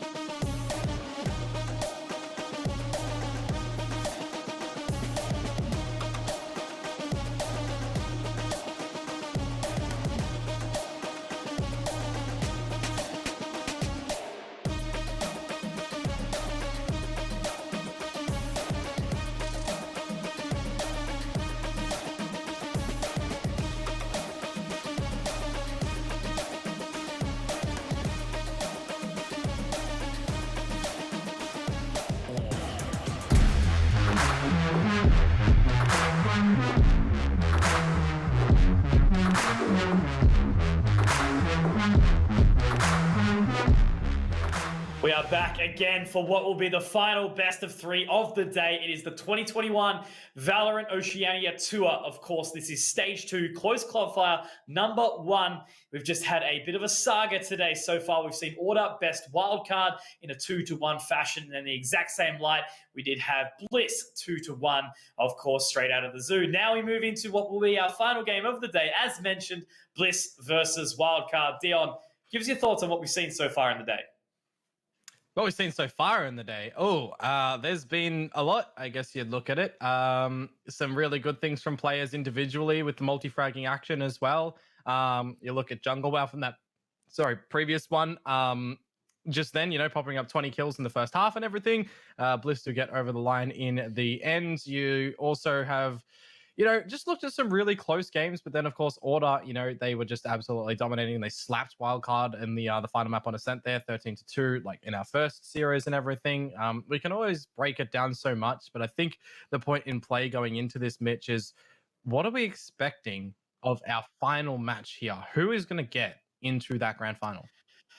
Well, it's really the storyline, as we've spoken about, right, of resilience. Of course, we're going to need to see Bliss best 3 best of 3s in a single day if they are actually to make their way through to this. Now, again, it's something we've talked about. Maybe it shouldn't have happened, but that's okay because obviously that is going to be taken into account for the future. But in the exact same light, this is what we live for, right? I can't even, get over the fact of what I used to do. I used to wake up at 6 in the morning so I could DM. I'd, put a little crappy coffee together, have some Wheat Bix, and then be live in the server at 7 a.m. because of the, time difference between Aussie qualifiers. I'm 3 hours behind, for a 10 a.m. start, Australian Eastern Standard Times. And then basically you'd play until you no longer could, because obviously there's all the first rounds in these open qualifiers, best of 3 actual maps to get through. So I'm a man of passion, so I'm here for it.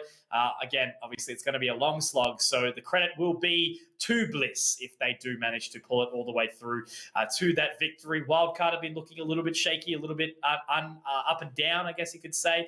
So there is still a chance for them to do it, but let's find out what the maps will be that these players will be taking each other on. Of course, it'll be below us right now. Dion, there we go. Split ban, Ascent ban, Icebox picked into Bliss. Okay.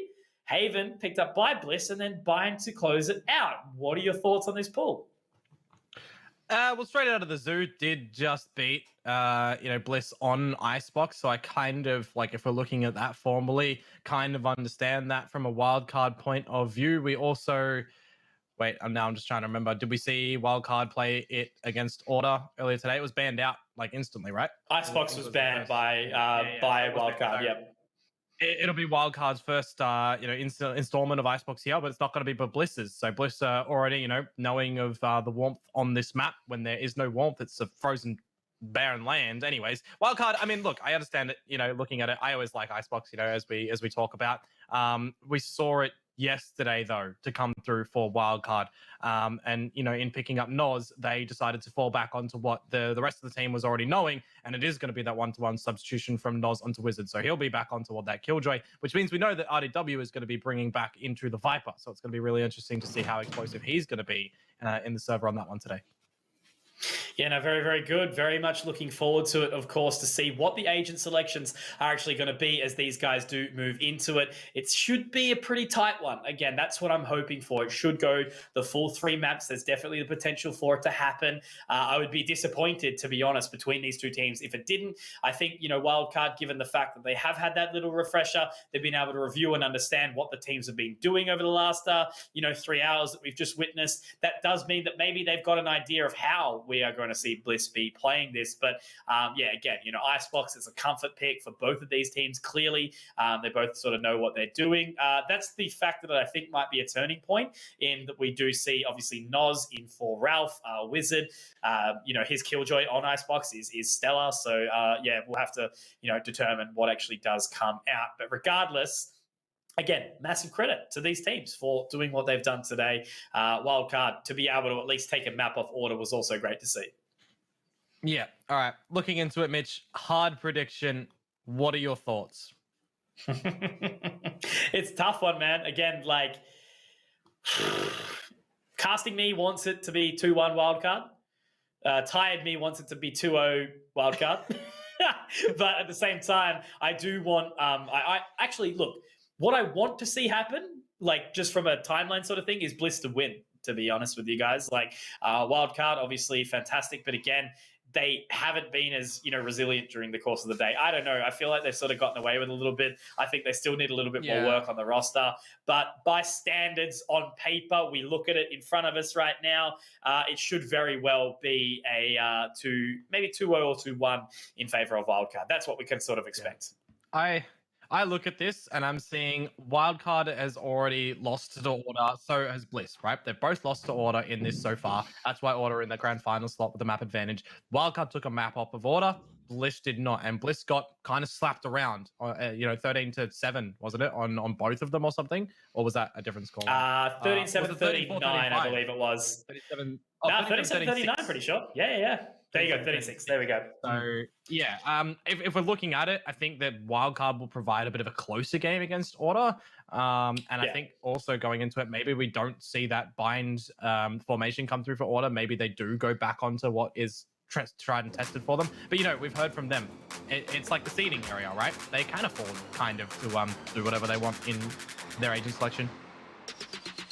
Exactly right. Taking risks is Order's game, but we're not talking about them until tomorrow. We want to find out who is going to be their contention between the two teams, two of the best in our region, being, of course, Bliss versus Wildcard. Icebox is going to be the first map of this best of 3 series. I cannot wait to jump into it right now. And this is exactly the final best of 3 of the day. Are these guys ready to go? And checking up on the agent selections, we do see Swell back onto that stage, RDW on the Viper. So your predictions are pretty bang on right now. Let's go. Yes, sir. What I want to see from Swirl is that from Infrequent. I want to see Swirl get kills. He didn't do so against Mindfreak last time. He posted 8. Ninim as well right now, doing what he needs to do. He's going to be 3 away from the Blaze Storm. If he gets the plant down, he's actually going to be 2 away, and he could even see him pick it up for the next round, which would be something, wouldn't it? But for right now, the Viper cross angles are coming on through with these toxic screens. Player advantage for Wildcard looking to hold down the fort of this site. I'm unsure if we've seen the nano swarms put onto where the spike is. What I do notice is Noz is only on about a single point of HP.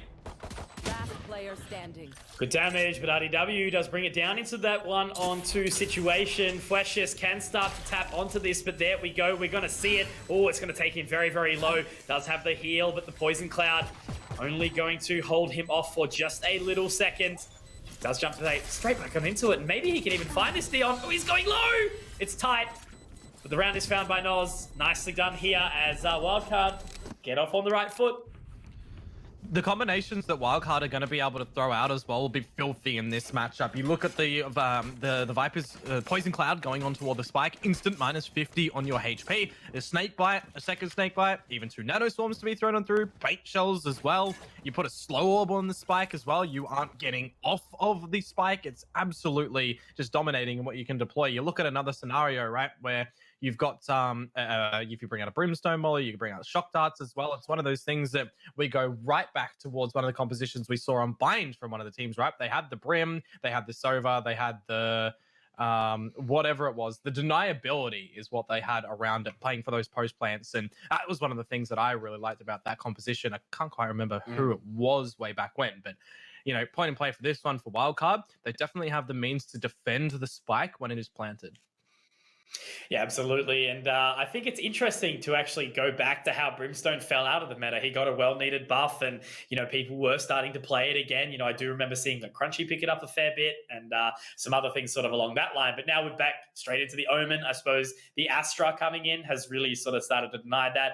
Viper buff, as you mentioned, it sort of makes Brimstone not irrelevant, but certainly a different sort of pick. It does still come out from time to time in different regions. But yeah, I think just given Astra's power right now until she's nerfed, which I don't actually know if she will, to be honest. She doesn't seem overpowered. But I guess the weird thing about Riot is when they see something be used like 100% of the time, that's when they consider it to be OP. So that might be where, because that's what we saw for Sage, right? Sage was 100% pick ban and, pick, obviously there's no bans just yet, but then they were like, OP, stop. Well, Second round on the board. We do come back into it. We already see some damage delivered over to the Sage of Bliss that will be nullified now that the heals can come on up. Really, you're just wanting this round to not go to the way of Bliss if you are wildcard, you know, not drop anything. It's just kind of the standard play.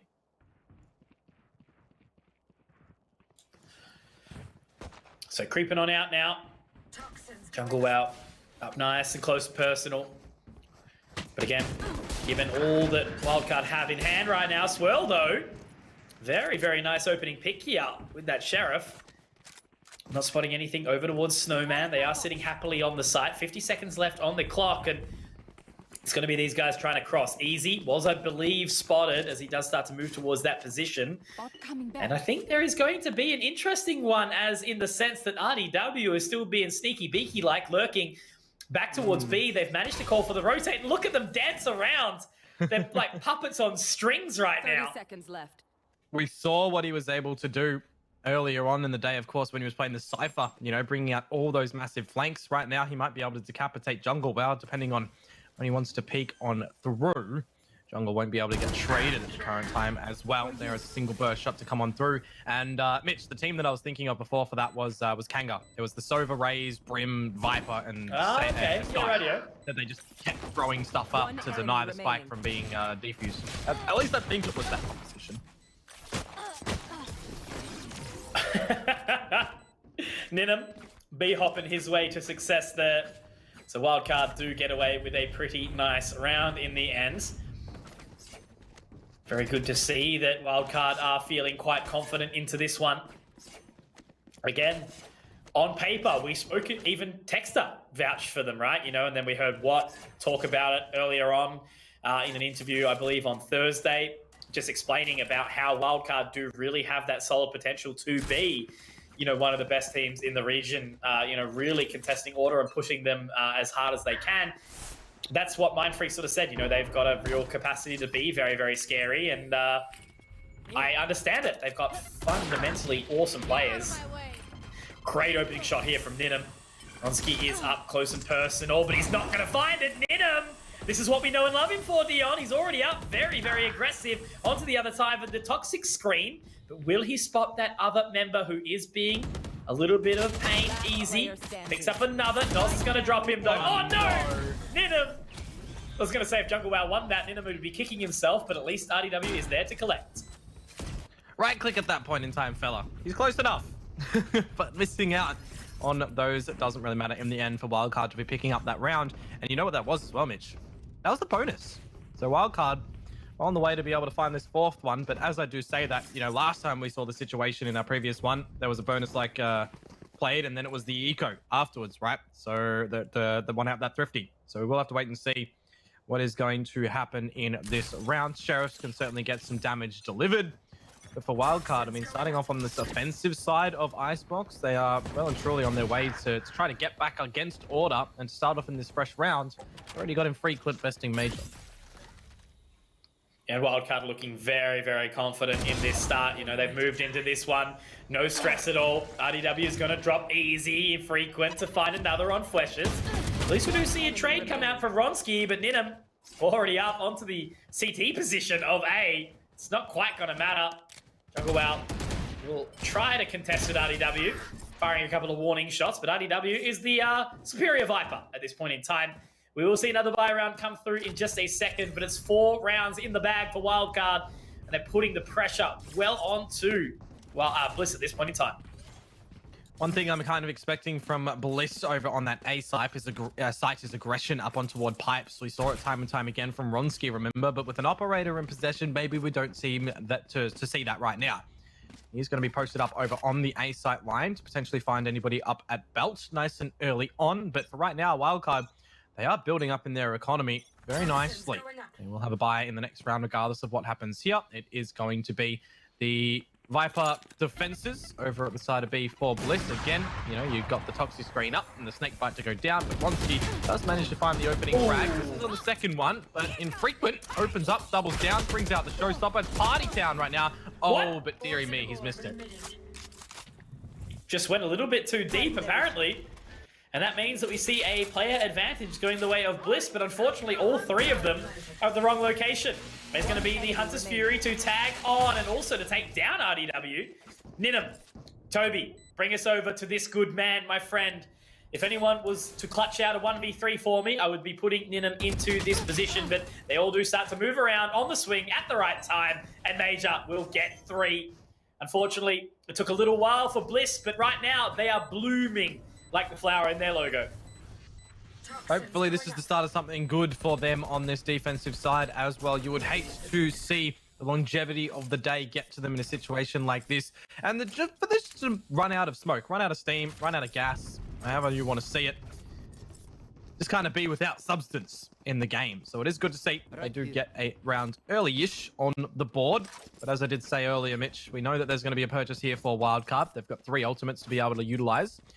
Same we can see on the side of Bliss. Operators out for both of these sides right now as well. This is where we start to really dive deep in toward the game. You know, this is where we really need to start to see big things happening from rifle rounds, where we expect the trades to come through, maybe even the multi-frags to come through from the boys. I'd just like to let you know that I've absolutely destroyed a burger in about 2 minutes. You should run. Nice 2-minute noodles that you were smashing down just before. I'm still smashing them down. 2 minutes to cook, but not 2 minutes to eat. Yeah. So the Viper's Pit is up and about. Jungle Wow is going to deny Ninum. Definitely playing with fate, trying to get that one down. And already up on the top of the side, RDW is going to drop easy.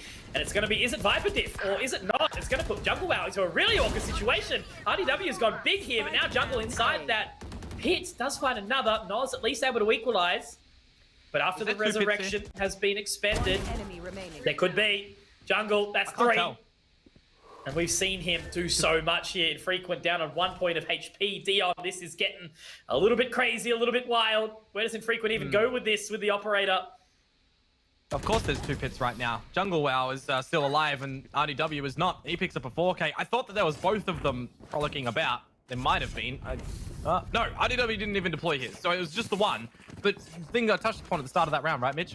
There was 3 ultimates each side. Bliss used all 3, and they got the round. So I guess well propositioned for that one. Yeah, absolutely. And now with Bliss picking up 2, my guy, it is starting to have the pressure add to Wildcard's bag. You know, they've got obviously a full buy into it here, but the half shield for Infrequent. Maybe not exactly what they're expecting, but yeah, look, it's been Jungle Wow to have massive amounts of impact. Obviously from a CS background in his own right. Ronski, though, opening it up here. Looking to find a second. The tailwind to get him out, but is going to be taken down. Swirl to revive RDW, and it's back into a 4-on-4. Exactly what you could have hoped for, though, for Ronski to find those opening 2 picks. He is extra sharp, and so is Jungle Wow. Major also here.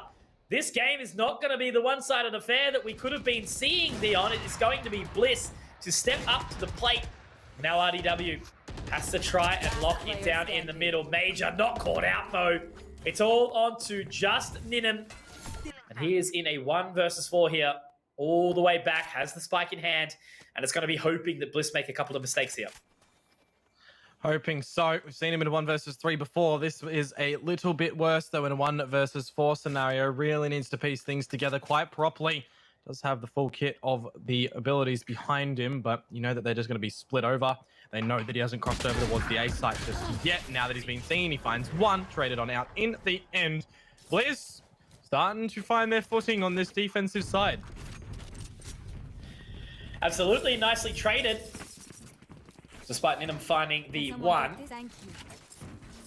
All I can say is I just really, really like this Bliss lineup. Like, they've been working really hard, and I guess Wildcard are kind of somewhat similar, you know, like, as it has stood for quite some time, groups of mates were the opening teams in Valorant, right? You know, they all sort of banded together, saw the new opportunity in a new game, looking really dominant. You know, Kangol was one of them. They were a team that obviously had played together for a long time initially. Order was the same, before they did make some changes, picking up Disco and Autumn. Now Major does get the opener here. Ronski to find it back onto Ninum, and Major another. Bliss are really starting to warm into this defensive side, as you mentioned, of Icebox. Wildcard are going to be equalized on the score amounts, though now Noz might actually be swung on by Major as well. The lead to go up. Shots to connect, but no frag found. An immediate shutdown in this round right now, Mitch. Bliss certainly looking to tie things up. In this Mitch. Well, I could have said in this Mitch. Yes, correct. No, true. You can't, you know, highlight a comma unless you go like, in this comma, Mitch. Like exclaim it completely. In this. But anyways, Mitch. Yeah, take this. Noz. 4K from Major. Oh God, we're the same person now. I needed. Because the delay as well would have meant we said that at the exact same time. Yeah. I'm losing my mind. Mine's gone already. Don't you worry. We got to find it back. It's just jellied everywhere. 4 in a row for Bliss. We saw 4 in a row for Wildcard. We've seen a 4K to come on throw. Now it is definitely the time to ask Wildcard, are you okay? Are you able to get back in toward this one right now?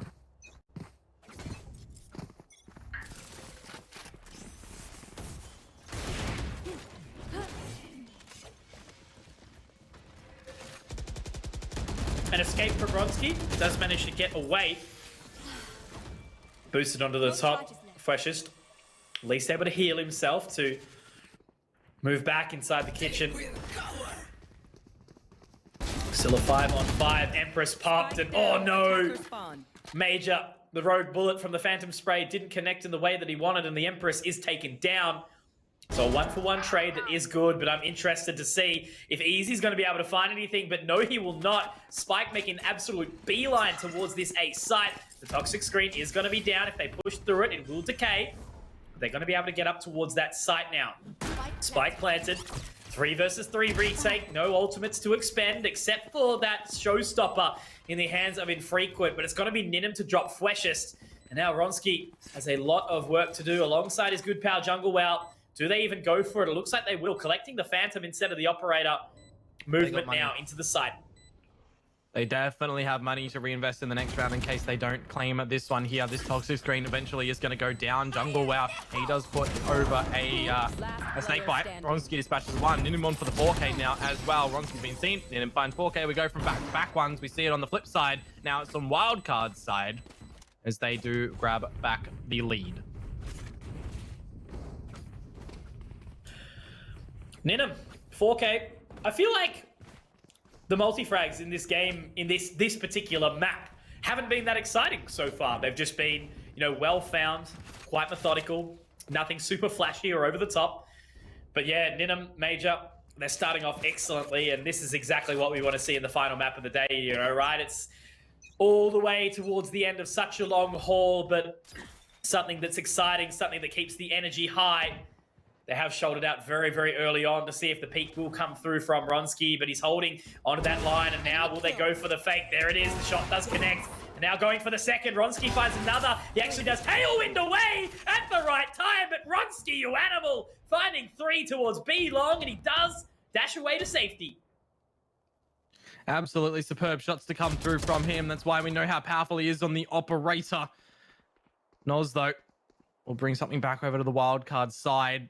Now it's Easy's turn to put out the feelers as well. Does have a recon bolt now to be able to utilize if he wants. Swirl is going to heal up Noz for them to both be able to go back into it. The Worldy boys. We say farewell to Noz. Swirl bites back for his own 1 versus 4. He's 1 away from the resurrection as well. He's going to get up on top of the tube, and I don't think Ronski's going to be expecting this one. Swirl finds jungle. The res is available, but if he goes for that res right now, he's going to lose his life for the classic. And now it's on to Noz. They trade affairs. Ronski on 4. 5 kills out of 6 in this round, and he gets it as well. It counts as an ace. You love that from Bliss.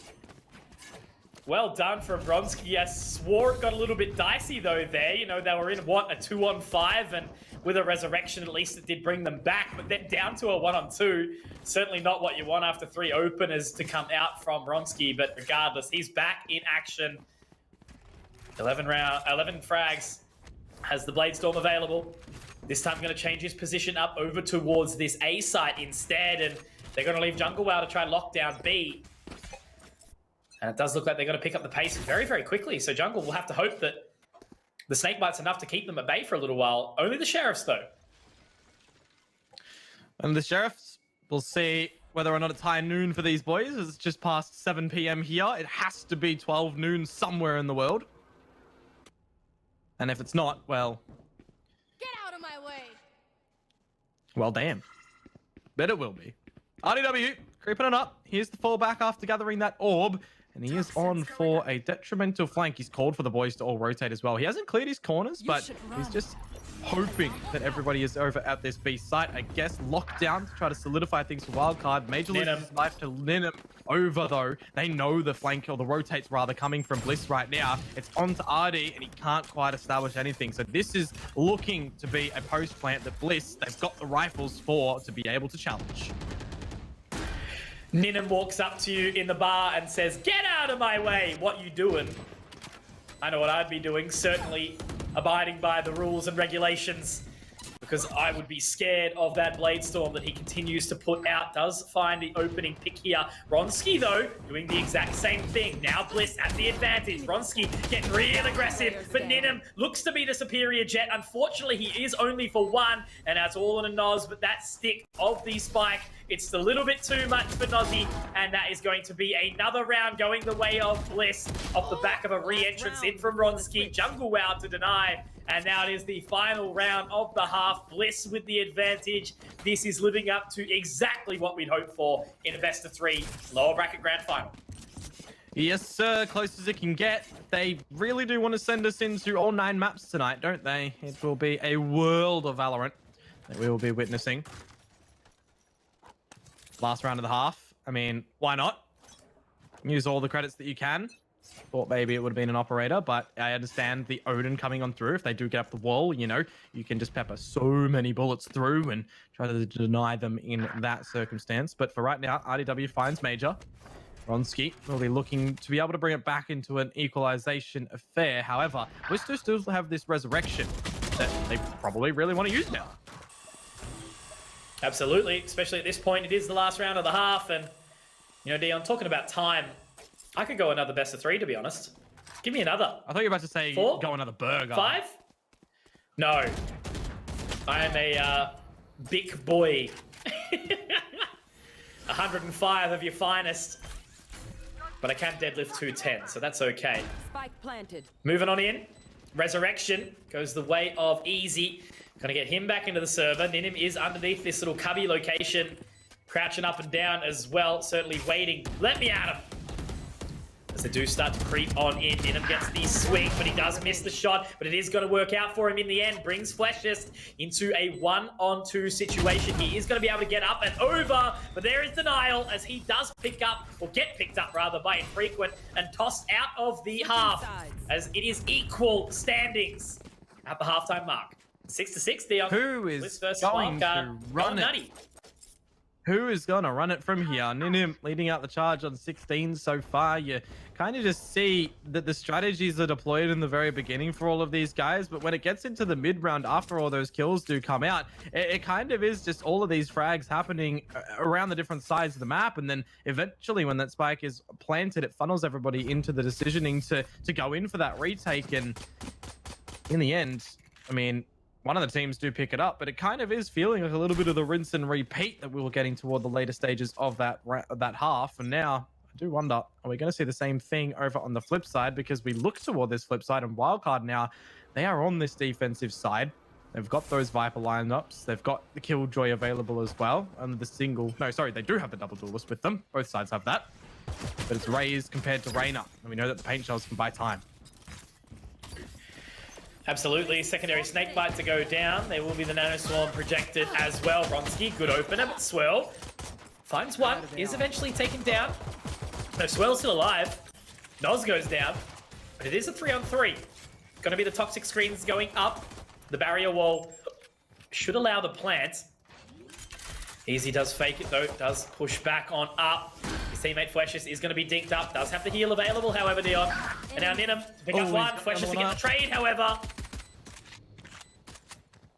Look how low the Wildcard boys are right now. They can start to get the heals on up, but it's nullified in the end. Swirl, 14 HP. A single bullet will do him in, but a headshot towards Jungle also will be done. Shot to come on through. He's off the spike. But there it is from Jungle. I do really wonder if Swirl hadn't gotten off it, Would he have gotten the defuse? Because Jungle peeked back then. Yeah, I don't know. I think it was tight. Personally, I would have liked to see Swell just get it to half and then swing around, but, you know, again, I'm just the caster. Ninum, he is the leader of this match, though, right now. 18-10. Has been extremely sharp and impactful for Wildcard. Both Jets on top right now. Only Ninum will be picking up the Sheriff. It will be the full eco round otherwise for Wildcard. Not looking to overstay, not looking to over-aggress. Blitz have taken the lead, though. So they are looking very, very good as it stands. Ronski already up on the top of the pipe. Does get spotted out by the Killjoy turret, but he will deny it. So now it's just pretty much on Bliss to try and you know, ensure that they win out this second round and then move on into the bonus strong. Spike planted. Plant down. Elevated. Noz reveals himself here as well, looking for a jump shot. Only the classic will be rewarded with a dink, but no dice. As RDW finally finds a frag for his squad. Shots out from Swell. Good for one as well in the end, but I mean, you are just really looking for the damage. Any more kills, and you're looking at a scenario where you go in for this. Hang on. He's picked up a Spectre, looking for maybe the negation of the bonus next round. More shots back toward the old faithful. The jump's on out. Jungle gets it in the end. Now it is just down to RDW. Knows where both of the boys are, but this Sheriff, it is a fickle thing, and 2 bullets don't get it done.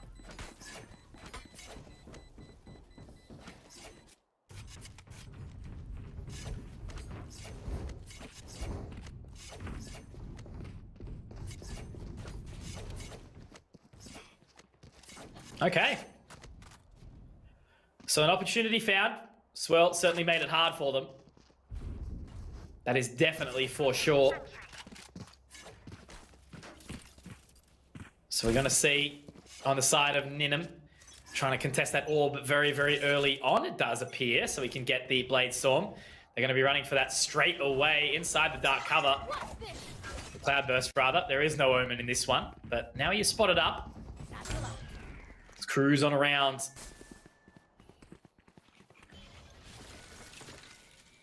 Still a stalemate. Time is ticking, but only slightly. Looks like they are going to start to press towards this A site. But again, it's Bliss, you know, playing it passive, waiting to see if any of the members of the wildcard side will push towards mid or B. And that is not going to be the case. Bliss looking to continue forward. Forward is the right way. Blades are out, of course, for the side of Wildcard. We'll see what Ninum can do. He is always a scary player, remember? All these guys in the server are scary. Poison Cloud buying a lot of time. Noz using a lot of bullets behind it.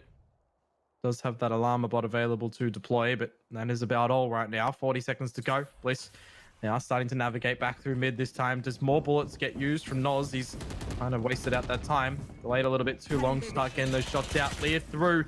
Turret down. Slow orb to buy some more time, but here's where RDW will look to get really, really sneaky with it. In amongst his own Poison Cloud with an Odin. Infrequent manages to find Flesh Schist, and it looks like they're aware of what RDW is wanting to do. The Odin, it gets one, but how many more?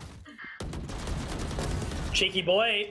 Infrequent does manage to find another 10 seconds left on the clock, and it's going to be Noz to find, and unfortunately for Ronski, Ninum is going to take him down. So 7, the bonus is not successful for Bliss. Wildcard certainly not done yet. They want to make it work. They want to go hard. Side of Bliss, not a horrible buy. Obviously, Ronski is going to have his Blade Storm available from what it appears. And just going for the Sheriff. Everyone else will buy in. And it's RDW to continue on with the Odin. Yeah, well, it got a kill in the previous round, so why not attempt it again? This time, Ninum is able to at least escape from the first one, but not the blades of Ronski. They are imprinted with his name. Still dancing around. We'll be looking for another one as he will pick up the Vandal to at least assist if the blades do all utilize. The right click though, they get refreshed here. He certainly is on for a little bit of a click. There's another, looking for the ace. Oh, there it is. Ronski, welcome to Icebox. Gotta be happy with that one, Ronski. Take a bow, my friend. That was very, very clean and concise, like a surgeon. Precision with these jet knives. The best in all of Korea. Jet's Korean, right? Yes, she is. But man, oh man, that was nice indeed from Ronski, doing exactly what his team needed. And I do love a good old... What's the Korean dude? Sealdam, I think it is, who posts all those jet clips. That felt very Sealdam-esque right now. So big props to Ronski again. Nowhere to run. Here. Opening picks, easy. We'll be finding it onto RDW. Early resurrection potentially to come on out from Swirly Boy. See, isn't really budging his feet just yet, and maybe they don't even look to get the res out anymore. Ninim has just been sat absolutely down. Maybe the second time in a row. This one evidently more so than the Blades of the last. It was a good pick from Swirl there. It makes the res come out from Bliss, and now it is just going to be Noz seeing what he can do on a Marshall. We know, Mitch, that they do have their purchases to come on through in the next round as well, but Bliss, they are certainly going to be finding double digits right now. Yeah, just the bonus. Noz can technically go in and die and try and hopefully find some damage, but with all 5 members alive, it definitely doesn't really mean a whole lot, I guess, in this round. They've even put the barrier wall down just for good measure. Still holding. Doesn't look like anyone's going to be overstepping or peeking right now. And that's, again, you know, they know there's not really a whole lot to be saving into the next round. You'd likely want to see Noz actually choose to try and potentially pick up a different weapon as opposed to just the Marshall. And he's in too late to even do any additional damage. Does spot out Ronski, but it's just going to be Noz going down. I mean, you get more money if you go down only with that investment there, so you may as well get out your proper stuff in the next one. No argument See there. if you could take anybody out for Bliss at the end as well. But I mean, Mitch, this is going to be one of those turning point rounds, right? It's been 4 so far that we've seen Bliss gather up on this side. We've seen 1 from Wildcard, and you know, if we don't see this one be picked up by Wildcard, that's 11. It's probably 12 on the back of that eco, and then they're fighting for overtime. Unless they force in the next one. Yeah, Bliss definitely controlling the pace of this game in its entirety. No argument there. I mean, still contesting on the attacking side of Icebox can always be a challenge. Ninim in the good spot, though. Does reposition. I think he was potentially aware that something was jumping up, but he does have his friend Swirl helping on out. Does spot out one now. Don't think Easy actually saw anyone. There's the ping. Our drone to come out. Swirl might actually have to choose to fall away. They will see the wall, though, which is certainly going to make it hard. And Swirl maybe gets a little bit over the top, but Ninim does find 2. So at least that's enough to sort of convince the extra pacing to go through. Leah does manage to force Ninim away, but he's got to hit the secondary shot. Last member in jungle. Wow, we've got operators in the server, Dion, in the form of Ninim and Ronski, and they are both looking god tier in this matchup. Certainly are right now. You can't best them when they start to get on a roll, really feeling it on through, making sure that they are dashing away where need to as well. Ronski, he has been very high up in the skies when he has had those blades out as well, remember? Just really utilizing the kit of the jet with its fast-paced ability. No real air bending of the smokes, though, that we've seen. A little bit here and there, but nothing too far forward and far-fetched. Regardless, Wildcard, they do pick up one of the crucial rounds that they needed to in this one. And now for the big opener of the new round, Ninim has said see you later to Major, to Ronski, looking for another clip potentially if he pushes on forward. We know he wants to. Could bring out the Blade Storm as well, posted up on the line, easy. Needs to be really careful that he doesn't fall in towards his crosshairs. I thought you were going to just start rapping. The sky, he headed over to the bottom. Now he might look up to the sky. I can't either. Ninim. So, Ninim holding on.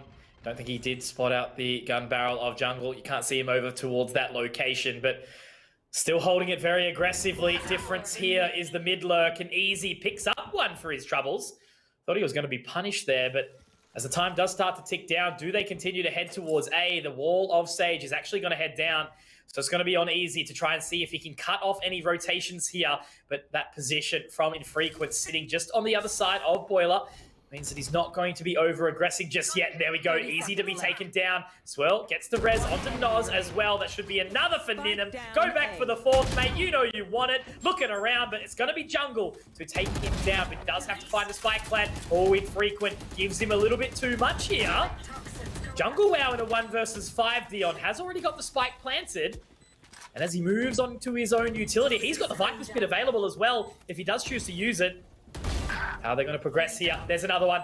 Jungle, could he potentially do this? Could he potentially do this? Jungle in the 1 versus 5, Dion! He has done it! What an incredible round! This man has just taken Bliss to the top!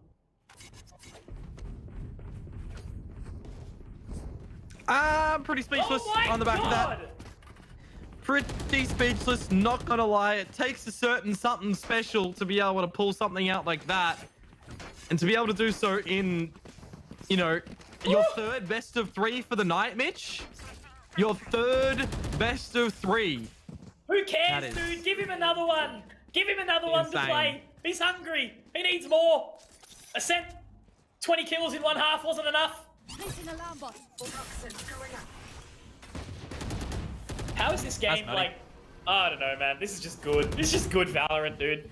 As I said, you know, this game is sometimes maybe good, sometimes maybe can't say on broadcast, but you all know the meme. I love it. I'm all for it. I'm here right now, Dion. This is sick.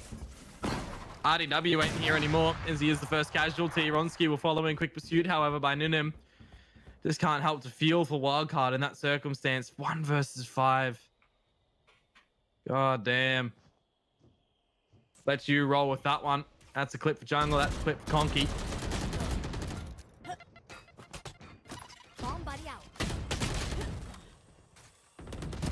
Okay, Jungle. Still kicking. 2 frags found, and now the pacing does get picked up. This guy is just leading the charge. Actually has the Viper Spit available as well. Yep, there you go. It's going to go down now. Noz does find Major, so at least they have put a bit of a stopper in this rotation. The Spike still has a little way to go, though. 30 seconds left. So what do? How do they try and approach this? Noz going to be moving on in. Ninum, he has been feeling it as well with that operator, but it's such a hard weapon to retake with at times. And Jungle Wow being up at the top of the site. They do know by the blip in that bubble that it should be the location that he's sitting, but he has dropped down now. Last player standing. Noz, 1v3.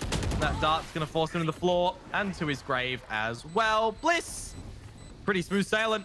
Pretty into it. Activated by Jungle. As, you know, they find 12. They find that point. Okay. Beautiful. Wait, was it? I'm just wondering. It was 1v5 and a resurrection being brought on through as well. So technically, come up on the stream now. Yeah, 1v5. Nah. It was just a firm 1v5. Yeah, because the resurrection came up earlier in the round. Yeah, but it was and that was after Ninum got a 3K as well. Yeah, so that's just insane, man. Oh well, Ronski has actually expended a few of his blades. Oh, he narrowly misses it. Gets away though. And infrequent Ninum, they're gonna punish. They're not done just yet either. There is still an opportunity for them to bring it through. Major collects one back, still in the 3 versus 4. You will not. Plenty of time left. The resurrection. 4 on 4 now, Dion. Can Bliss close it here?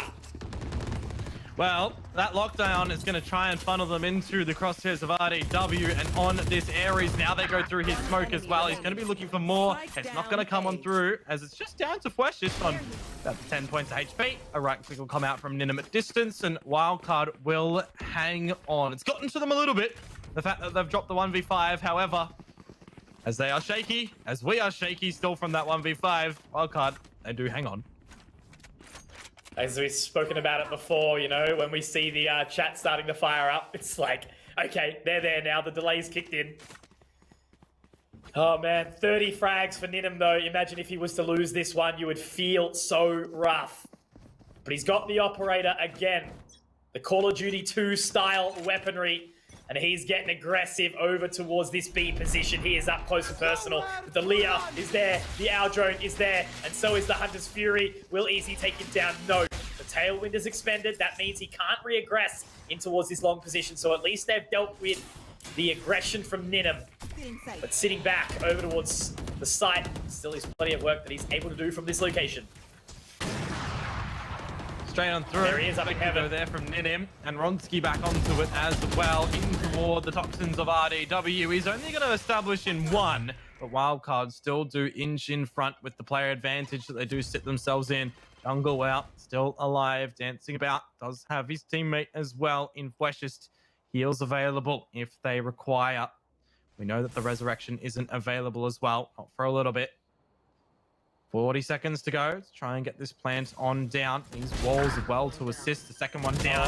Shot by Jungle. A better one on the second two. 3 versus 2. Turn 2 versus 1. You already know how low Infrequent is here. 44 to try to get into it. Eventually the Toxins will come back as well from Jungle. Infrequent might have to call it here. Down to 1, just going through that wall.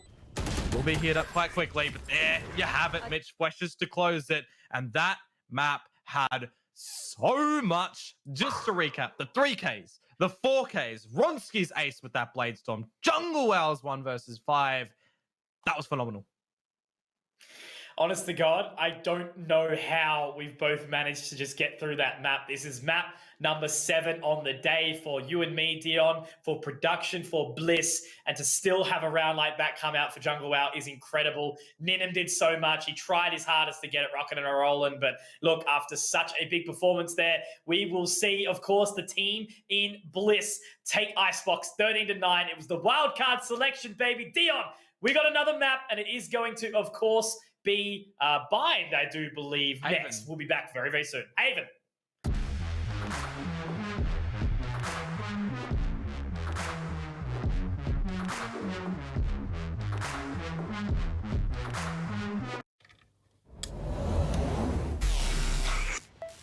I just time traveled.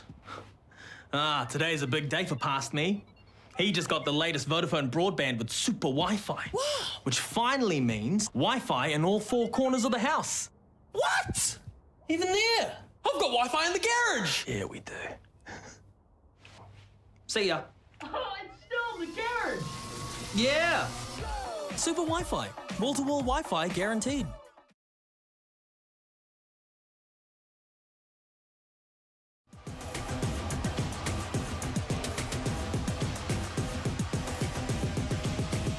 Show me what you got. Down, up, back, back, up, God, down, up, back, back, God, down, up, back, back, up, God, down, up, back, back, God, down, up, back, back, up, God, down, up, back, back, God, down, up, back, back, up, God. Ain't no reason to back down, so step it up. God, down, up, back, back, up, God, down, up, back, back, God, down, up, back, back, up, God, down, up, back, back, God, down, up, back, back, up, God, down, up, back, back, God, down.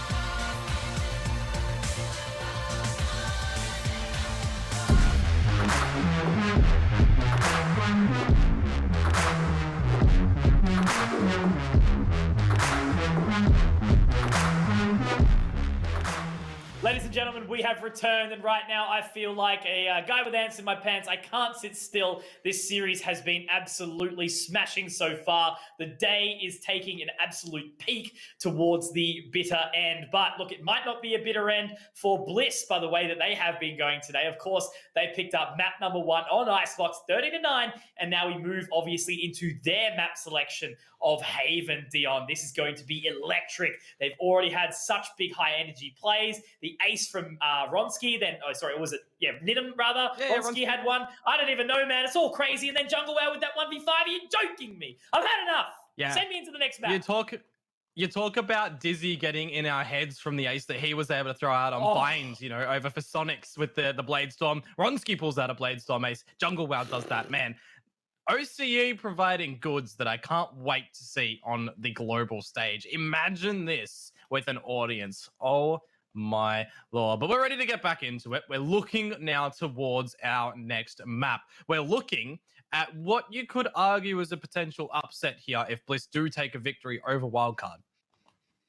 Yeah, exactly. And it could very well be a wildcard 0-2 at this point in time, given that Bliss have had such a strong start. Again, it has really felt like it's been individual performances to a degree. Not to say that anyone is like heavily lagging behind like any individual, because if one person's had a bad map, they pick up in the second, and it might be someone else having a bad map. It doesn't matter. It's a team game. It's a 5 versus 5. That's all that matters in this one. And you've got to remember that Wildcard, while they are having a good run still into the length of this competition, only to be bested by Order in a best of 3 where it went 2-1, you need to keep in mind that they are weakened. They've got Noz. Noz is an excellent player, but having to change up everything completely off the back of that, he's done so well to slot in. But, then again, they're so used to playing with Wizard. So we do hope and wish Wizard well. Obviously, I know that there's some private stuff going on his end, so I do hope he does join us all shortly. But still, for the time being, Noz, you're doing a fantastic job, Chief. And man, this is just living up to be the best series so far. So if this does continue the pace, we could be looking at one of the best series I've actually casted inside Valorant in Oceania so far.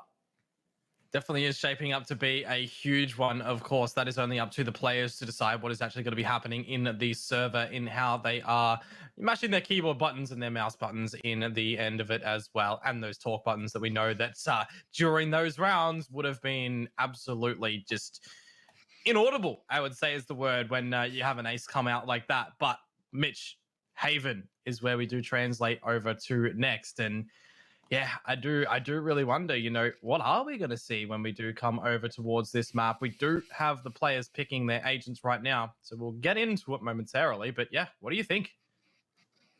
Look, I think, again, if we see the same pace remaining with Bliss, it will be a Blitz on Haven, given that the way they were looking. But then again, the opportunity is there for Wildcard. We have seen on both occasions now the opposing teams taking their map picks tonight. So that is something that I can continue to potentially expect here. It wouldn't surprise me by any means. I don't think anything's going to surprise me at this point in time. I'm just kind of sitting here and doing my best to keep the energy nice and high. So a massive shout out to you guys at home, obviously, for watching along and supporting everyone in the player base today. It's really a special moment for us all. And on the tail of such a high competition that we've had on various competitions, we're still upscaling too. We're not done. We're going into the more important parts as the months go on as well, which is really, really entertaining. So do give the biggest bits of support to these players as you possibly can, guys. It makes it so much more rewarding for them. But back to the predictions, Dion. I think, again, I do not expect it to be a Bliss 2-0. I never came into it expecting that, but very well, it could still be at this point in time. I'm going to call Bliss 2-1 at this point. Okay. Well, Haven, we are ready to get into right now. Straight sailing over into water. You say Bliss 2-1. Oh, I don't know. We've already seen a reverse sweep from Wildcard today, hadn't we? So, yeah. I don't know, man. I really don't know right now. Okay. Thoughts? I don't know. I'm trying to think, and I think that Wildcard should have it, but I don't know, man. I think Bliss might too at the same point. I just don't know. Yeah. It's really just too hard to call. But again, if we see the same form from Bliss, this is theirs for the taking. They have earned this. This will be obviously moving into what now their 7th map of the day. So massive stuff to come out. But once again, guys, Valorant Oceania Tour 2021, Wildcard versus Bliss, map number 2, and map number 8 for us on the day. Thank you again all for supporting us and loving us deeply. We feel the same way. So moving on in, trying to contest for this orb towards long. It's just been some wild sprays. Look at how heavily set up we are towards this C site, because the control already established by RDW is basically all of A. Well, remember, one of the big things that we did see from him was the flanking prowess that he brings through toward a map like Haven. He always gets in behind you, in next to you, shakes your hands, taps you on the shoulder, surprises the living daylights out of you. And you know that that's exactly what he's going to be trying to do again. Ninim, though, gets very closely away from these engagements. Some dinks to be translated both ways. With no healers available in this map as well. Damage done is damage done. Boombot to go out. Back toward the site. Might get some information shortly. A couple of gravity wells and a Nova Pulse, but nothing is home. So Swell's actually going to reposition. They actually, in the end, despite having such a heavy hand towards the C location, they give it up. And it's off the back of 4 members, 2 apiece on either side of these teams, being extremely low. RDW has slotted his way in towards mid. Look how deep they're trying to clear this, Dion. I don't actually know if they'll be awarded with the information shortly, unless they do pick towards it. The timing! Oh, RDW, you hate to see it. And the turret as well, revealing him on that one, slowing him down when he got impacted a little bit by damage. Was an easy kill to come out of that. Mage is just jumping on through, manages to find Swell. Noz bites back, however, Bliss with the player advantage, knowing now that the spike is not tapped and the Noz is pushing in towards Garage by the reveal of the dart. They know that they are comfortably looking for this pistol. Wildcard are not going to be finding it. There's always a Joker in the deck, and whilst Noz finds 3, he is going to be thrown away.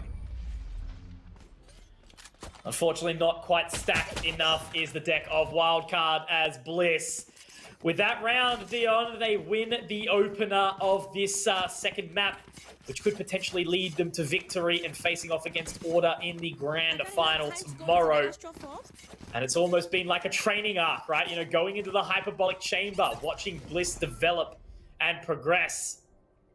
Between Jungle Wow and Ronsky, I feel like we've had a little bit of, you know, Goku and Trunks doing some crazy stuff.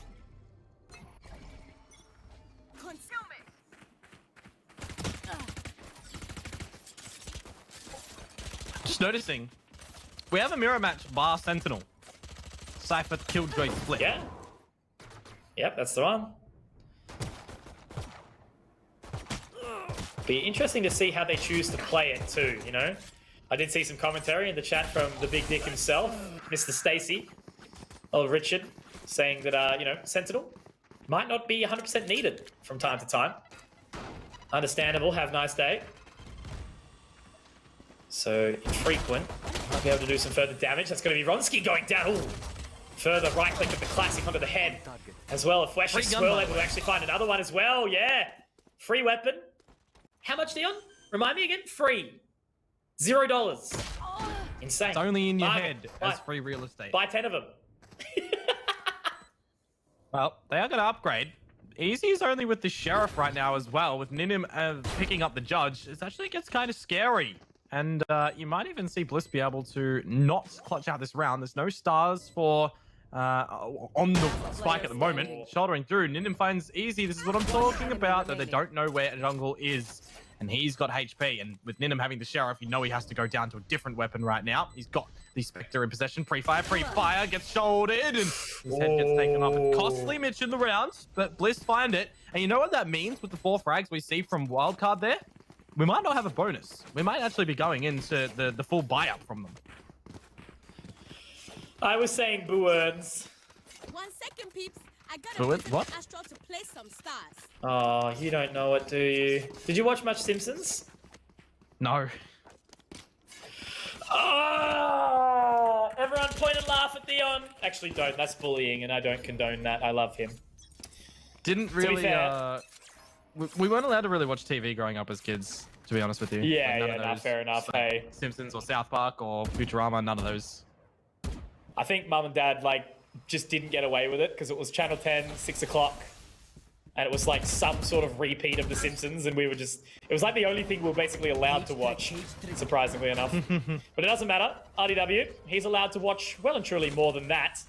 Ronski hasn't really made a whole bunch of sound just yet, but now he's spotted. RDW makes good work of it. Jungle does find one. So it's a 4-on-4 stalemate as it stands, as the spike is about to go down on the side.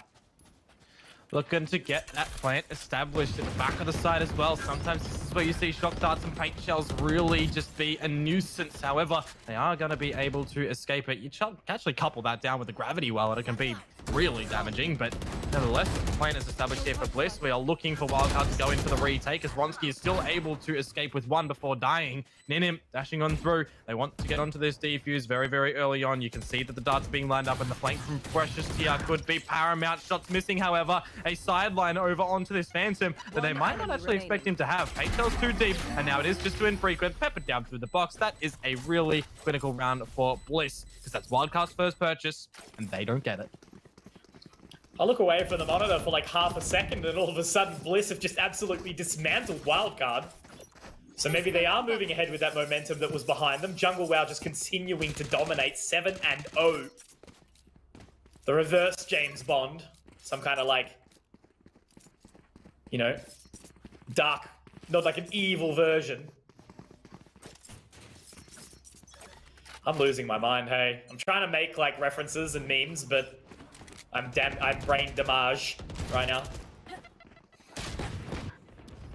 So is it frequent? That's going to give him an absolute ringing headache. Swirl down 2, and this is just really flowing on through for Bliss. Ninim, yeah, good for 1, but is that all that is going to happen? Spike eventually will be picked on up as RDW does lose his life to Jungle. Flesh is getting a little bit of damage known. It's now down to Noz. See what he can do here. 2 stars will lose it out in the translation of the next round. Those are different grades. You can see that one. Easy gets him. That's it. Oh, but you get back 2 as Astra for free. So he gets them back anyway. Ah. I still don't think I've played in a game with Astra yet.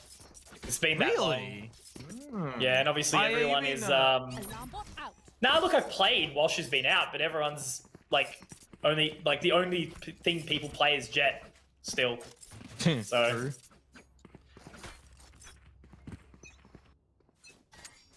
Alrighty, new round, new buy for the wildcard crew. Defensive side, 0-4. You would really not like to see them start off like this, and especially that they didn't really win out the first map. They didn't get slapped, but they did get tossed around a bit. Blade storms out for both boys. Astra ults available for both as well. Got a Hunter's Fury on one side, Showstopper on the other. Sending it in though. 1:10 to go, and looks like this lean from Bliss is certainly happening over towards C. Infrequent though. Has he just found Major with the full paint shells? Nothing else? I think he did. 100-0 real quick. As now the stars come out, sending that utility over towards the A location, but unfortunately Ronski has to try and get the cloudburst down. The information gathered. So an opportunity for Wildcard to finally get their way back into this one. Ninim's still waiting over towards that C site as well, allowing the rotation. The Nebula is down, and they're going to go once again for this full rotation, allowing the retake to happen. But they're still not super keen, Bliss. They're actually waiting for the flank, and the spike now does go down, but oh, that's going to be scary. But it doesn't go far enough, and barely does any damage. Jungle WoW does find the dink, but he does go down in the end. 3-on-5 in favor of Wildcard. We're going to get this retake on happening. Wildcard, the player advantages right now. Ronski does not want to get pulled up by this gravity well, as Noz puts down some more stars, and as well as this Cosmic Divide, of course. RDW picks up some pretty kills, and Ronski is not going to come into fruition. It's a flawless to come through for Wildcard to get their first round on the board. And a little bit of an update for you, Mitch. Vision Strikers has just dropped a map to I Need Girlfriend.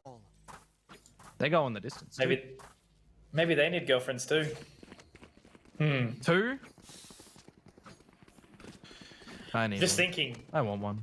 Double lift. Nah, you don't know, Dion. You don't need no girlfriend, alright? Girlfriend is only meant to be a bonus. Treat the girlfriend as the +1 to your life. It's incredible. It's a good feeling. The second you think you need one, that's when it all goes to hell. Trust me, my man. You're a strong, independent caster. In Conk, we trust. God, I'm so old, dude. I'm still technically E-dating for another week, so we'll wait until that happens. Hey, I'm younger than you and I got more grazed hairs than you, but we depends like what we have at the back of that. Ronski manages to find Ninim here in the opening engagement surrounding the B site. There's nobody on it for wildcard. Blues have managed to establish themselves quite prettily into it, and Easy, he has just pre-fired the ever-living daylights out of Infrequent, who tried to do that, but it doesn't come into play. Bliss now looking superior in this round. We saw the Hunter's Fury miss out earlier as well from the wildcard side. IDW is going big though. 2 quick frags and the neural theft to go in. Information now gathered, but the nano swarm's still down. Jungle just on the opposing side. They are all going to go in, but that recon bolt got so much information down, and the Hunter's Fury, it's available. See you later, RDW. It's all just onto the last member in Swirl, and you know what? He's running away. He wants to save his weaponry into the next round, and unfortunately, it's just an Odin 5 going the way of Bliss Theon. They have picked up the pace. Pedal to the metal, floor to the floor gaming. Ah. Foot to the floor. Vroom, vroom. Floor to the floor, I was sure. I don't even know the rest of the lyrics either. Copyright strike is here. No? Oh man. I just tweeted something which is hell funny, but you won't get it because you haven't seen the movie.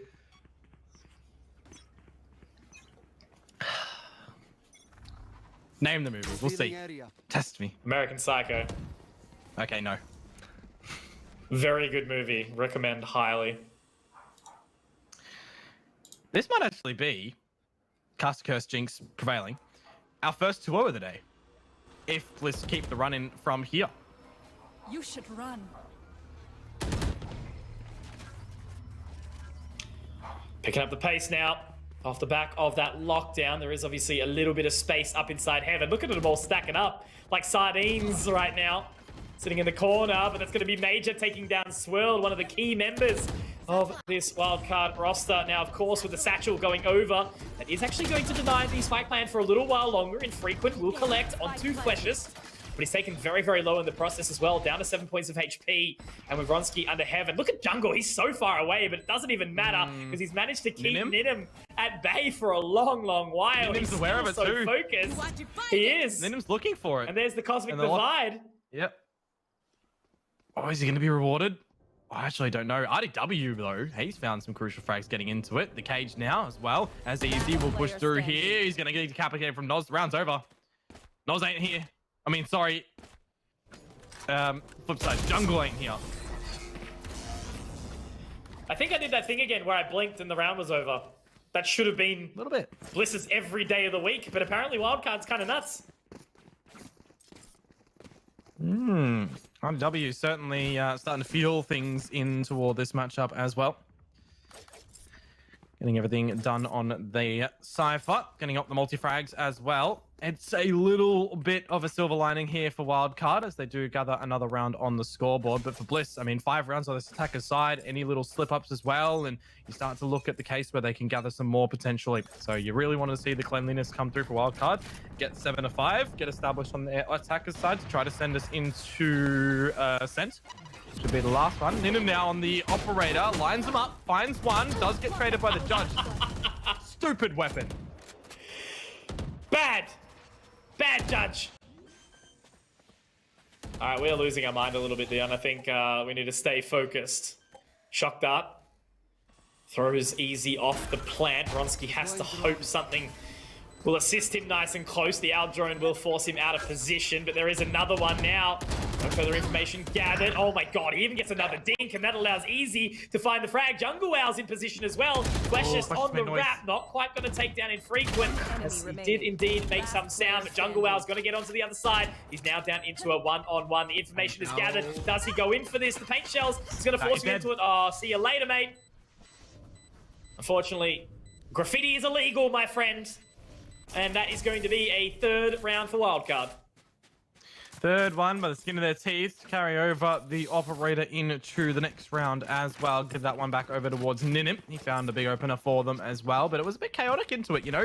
Potentially an overstep there from Ronsky with that judge. Get the idea, you know, peek out where the gravity well player is over towards the deeper to spawn, but you yourself, mate, were in a gravity well. That kind of obscured a little bit of your play of what you could do. Not rather obscured, it just pulled you away and pulled you back in toward the clutches, the safer clutches of the site where your teammates were. Easy did get the trade, which I guess is okay, but a bit unfortunate that footsteps were made by Fweshist in the B site. Infrequent got that, got paint shells, and put them at the right location.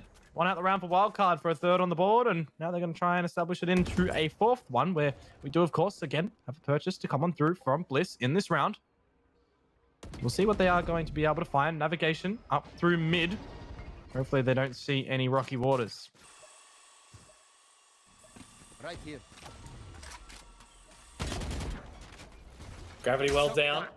Swell going to be forced away once more. Bliss down on towards the site. Fweshist. Oh, they've actually forced off as well.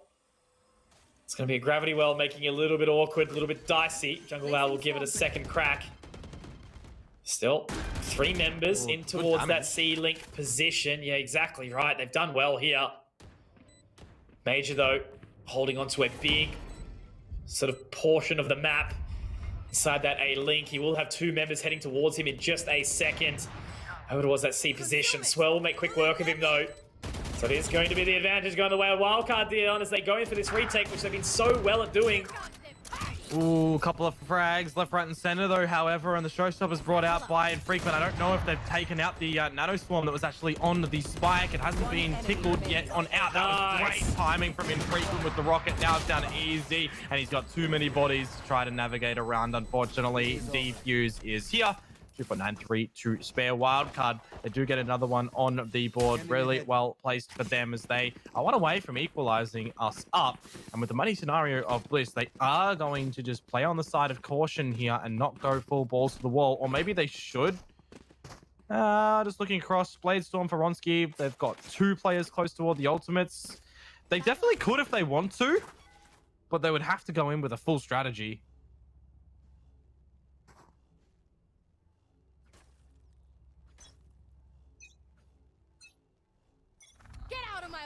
Revealing area. Get out of my way! The classic.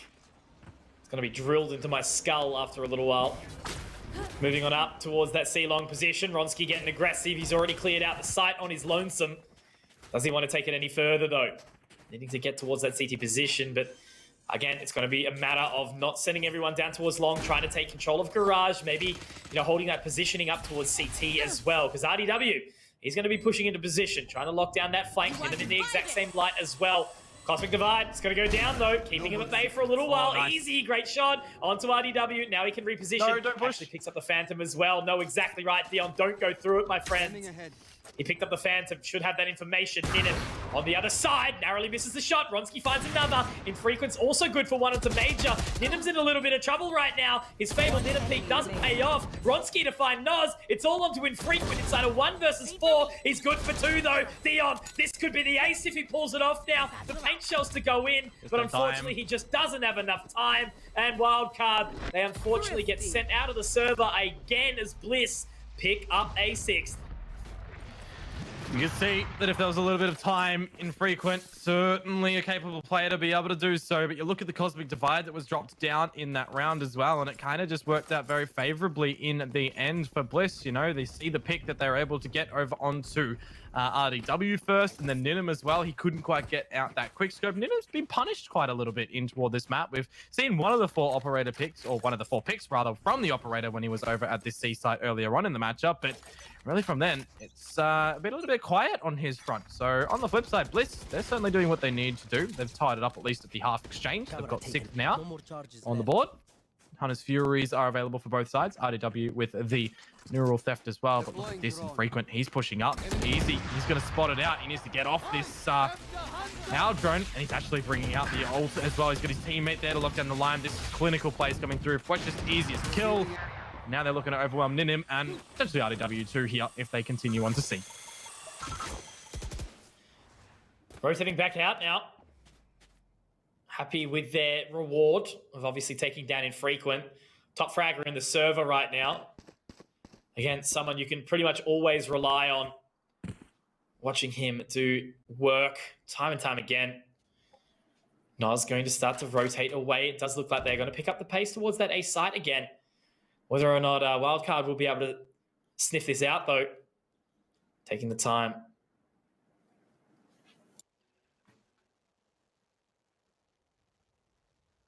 Slow and steady. Silence felt throughout the server. The rumblings now from the lockdown, which as well misses one dart. Second one's in, misses as well. Lockdown will explode and RDW will eventually fall on back. However, that's not where we're looking to go towards. It's over at this A site. Actually, I think RDW did get detained there as he looks to slowly walk on the radar, but it doesn't really matter right now as we are planted in amongst the site of A. The recon dart on Zoronsky cordons him to use 2 cloud bursts, but it's all fine as he does escape and no one dies to the Hunter's Fury. It's on to Wildcard for this retake. Moving on out now, 3 hungry members, and that's a wallbang as well. Going to take Ronsky down very, very low. RDW's done some good damage. Major able to find it, but Noz and Ninim, they're good to make their way back into this. Dion now it's into a 3-on-3. Blades are out. Same with the Cosmic Divide. That's going to go down, starting to make it a little bit awkward. Onto the other side, Noz, Ninim. It's all down to Easy inside this 1 versus 2. He's got the Sheriff because obviously there is an operator available. But Easy, does he have it? I think he's collected enough time. Is it going to be enough? It's not. Easy. Living up to his namesake there, Dion. God bless. Mate, the angle on that Cosmic Divide as well. Easy had the most sliver of a chance to go through without being detected, and he was actually seen from Ronsky. But you know what happened? Ronsky used the right click. No, sorry. Wrong person. Ninim. Ninim used the right click, misses it in the end. He's able to find the player defusing, which for the life of me, I can't remember who it was. I think it was Swirl or RDW. Anyways, point is, he killed the player, defusing, wins the round in the end by time. That is a coin flip's chance. Spike down A. Ronsky does find the trade back. It's going to be all, okay. Just swirl things. Taking down Ronsky. Mage is able to equalize, though. It's actually more than equalize, bringing it into a 3-on-2. I remind you, this is the last round of the half. Bliss in the pole position. It's going to be infrequent. And Noz to try and do something huge here. Going to drop the boom bot down. That's actually going to force Major off the spike plan. Great play from infrequent there, Dion. Now into a 2-on-2, and they've still got to collect this plan. Yeah, it's going to be tricky as well because of all these Astra Stars that eventually will fade on through. Jungle well has one to be able to deploy. It's going up to heaven, but Noz has managed to find a frag on a Fweshis. Guardian and Judge, I mean, difficult weapons to be able to go into this with, especially with Jungle having this gun. But if he gets closer to them, gives them a chance. Noz down, and Jungle, he gets bested in the trade. Infrequent will hold on for his forces of Wildcard. And by the half's closure, it's going to be 5-7, favoring Bliss. Very well done from Infrequent and Noz to actually bring their way back into that, a 3 versus 5. Because at the end of the day, if Bliss were able to take that, it would have really put them in a prime position to close out this next half very dominantly. But now it's actually much, much kinder. If Wildcard pick up this pistol, Bliss might be in a little bit of a spot of bother. There. Definitely have to see how things are going to turn out here, Mitch. Wildcard, they want to try and send us into that final map, which would mean 9 maps played for Bliss in the competitive official stance. Certainly is taxing, that is for sure.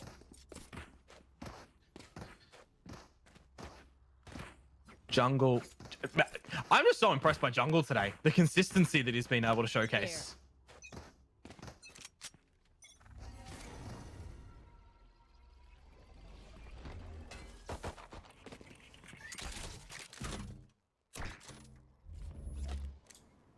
Okay.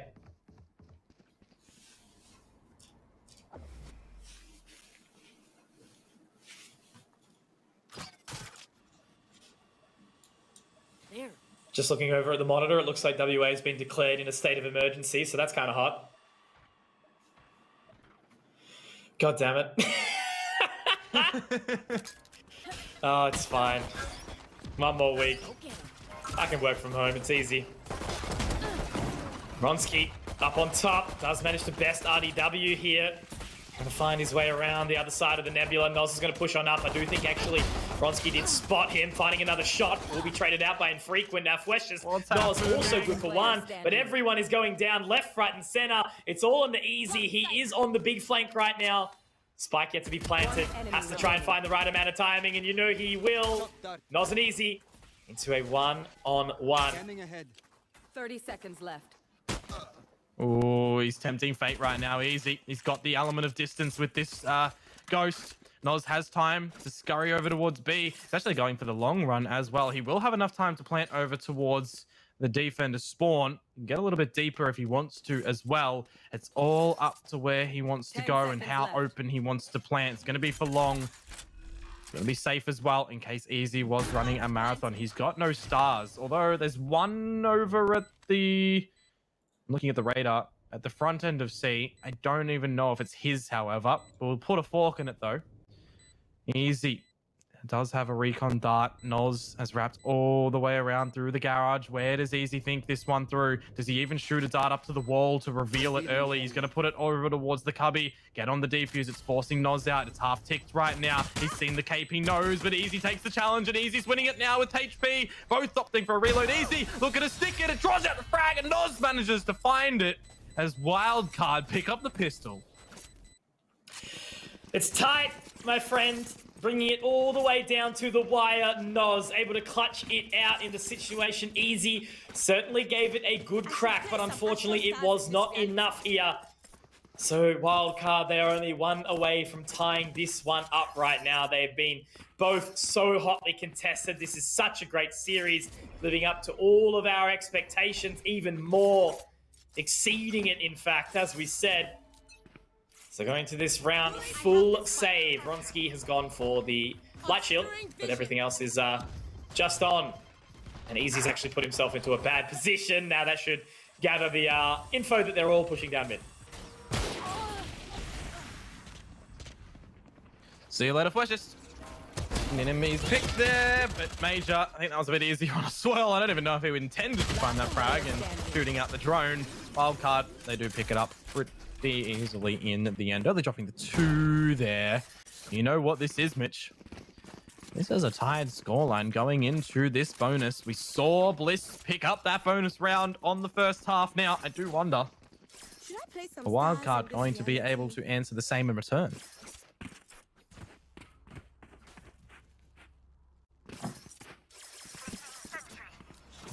Alrighty.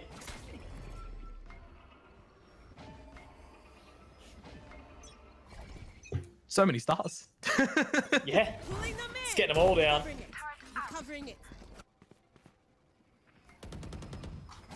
Locking it down, holding on. Boombot. Just swing its way around. Great pick from Ronsky.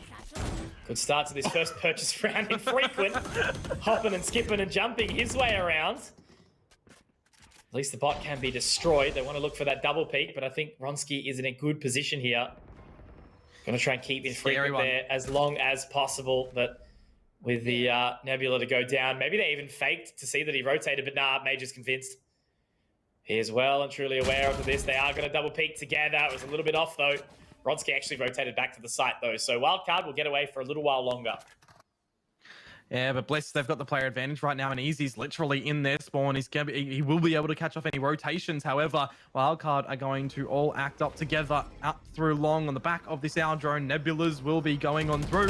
We are looking at a plant potentially here, but Jungle Wow manages to find RDW, a second one through the smoke as well. Just peppering on bullets, seeing if he can get anything. Easy in the back lanes on that flank will finish us off.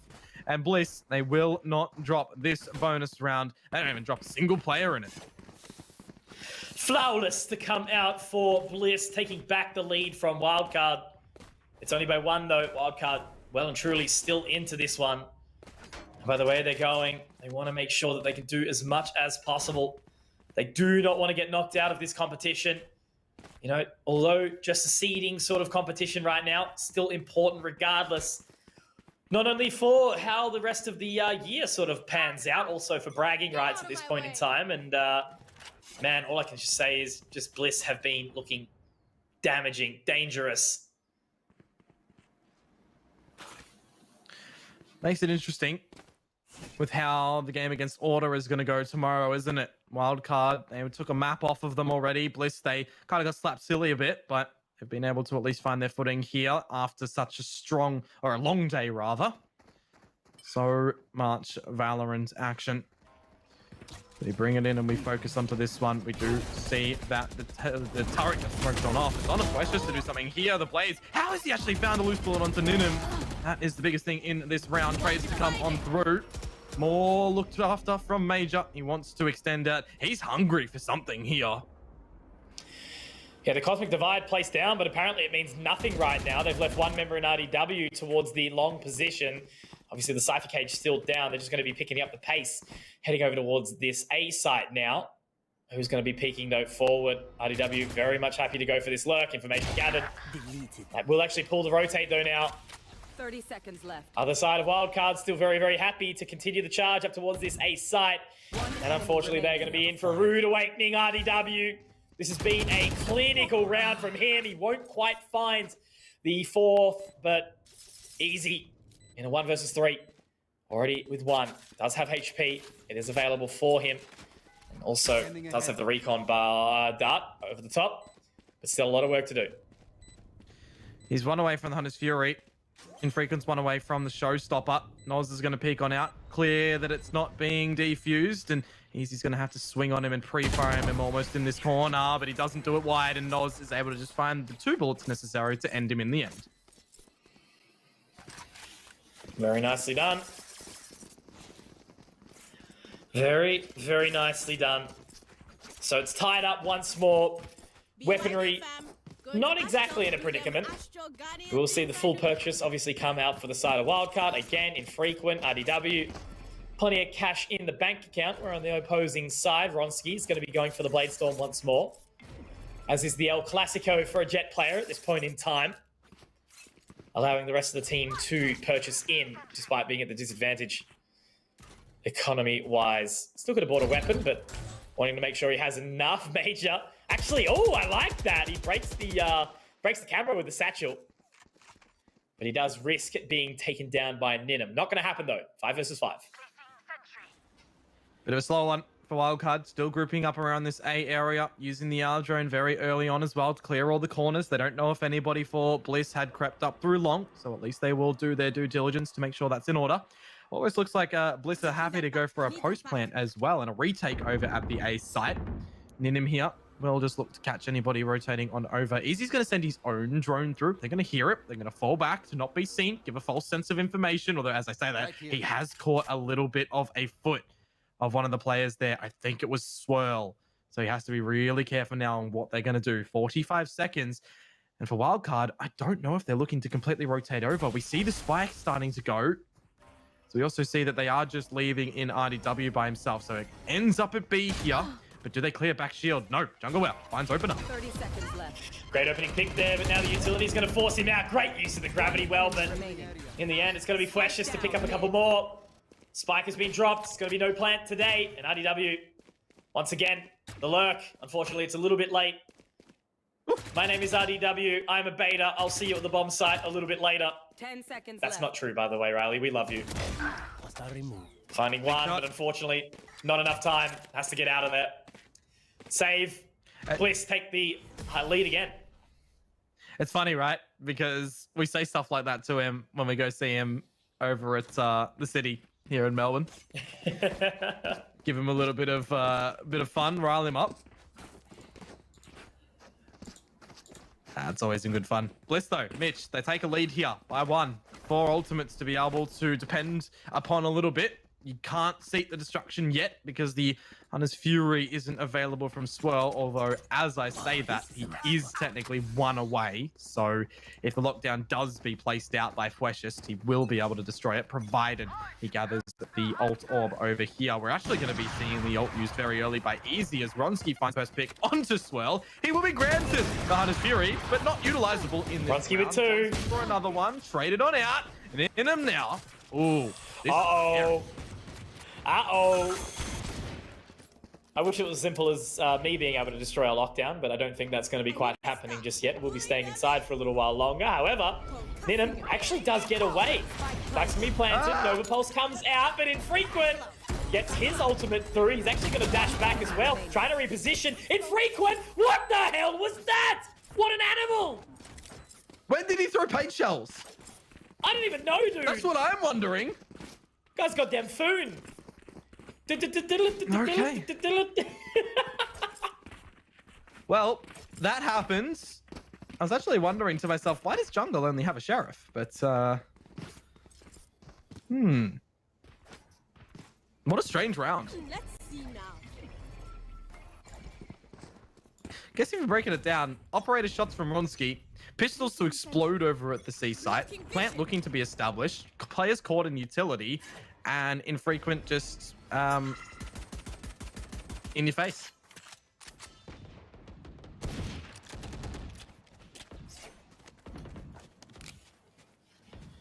Oof, sort of feeling it for Ronski a little bit there, you know, finding the opening 2 and then to have the round lost off the back of it.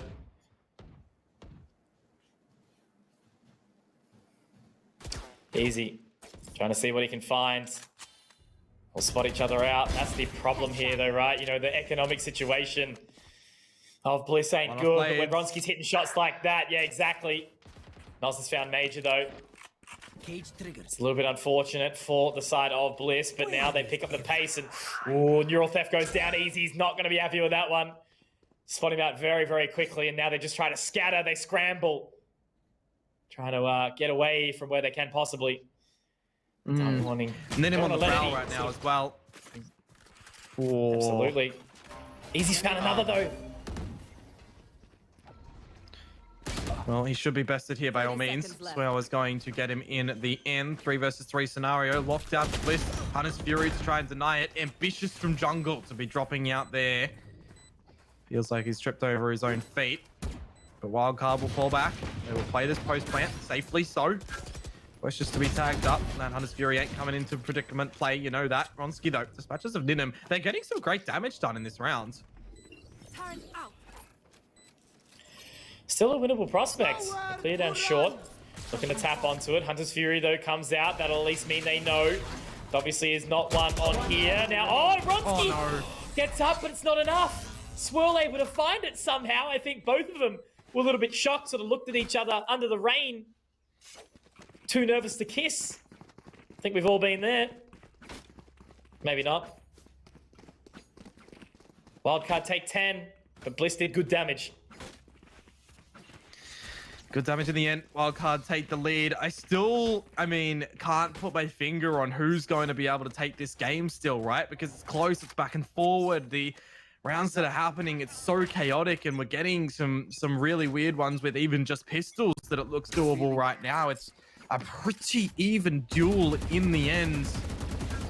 So now as we do maneuver into this next round, there is a tagging up through mid as one of these doors gets destroyed.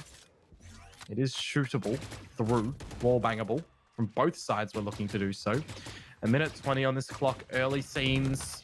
Deployed forces of Weshes stretching across the B and the C site with Garage as well. Home to the turret. There's nobody on the A side of the map, bar Infrequent. Everything's lining up for this C site. Aldron's in. Are Bliss just going to play post plant here? Are they going to play retake? It's going to be a big task on Ronski, unless they do choose to actually rotate out of there. The opening from Flesh is very, very big. They have the info onto Swirl, but I think they might use that as the old bait and switch once again. Old RDW, he's made his way up towards mid, but he's been spotted out. Exactly right. Jungle's going to punish him. No lurk today, my friend. Now attacking towards the garage. Easy has to hightail it out of there. Does get damaged up. Exactly. Stars are down. They're going to be able to get the information out accordingly. Now, how do they approach the rest of this? It looks like Ronski's got the Blade Storm available. He's keen to get something done. Will be taken down by Noz, though. Swell finding the trade. Now all onto just him in a 1 versus 3. It's not going to be enough. Bliss tied up, and this game is just a constant tug of war. Game of cat and mouse. Oh, yeah. Wildcard 10 to 10.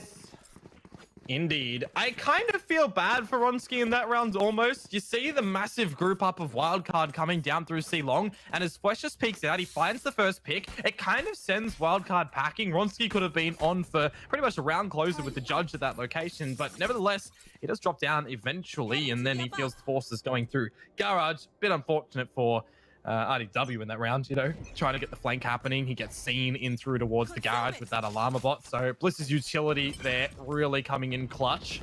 And now in this new round as well, we might see even more so. They just grabbed the Hunter's Fury. They already had the Cosmic Divide and the Lockdown. Yeah, you've got the Cosmic Divide over on the side of Wildcard, and we know how weird angles can become with the triangulation of those massive map dividers. But anyways, we balance out.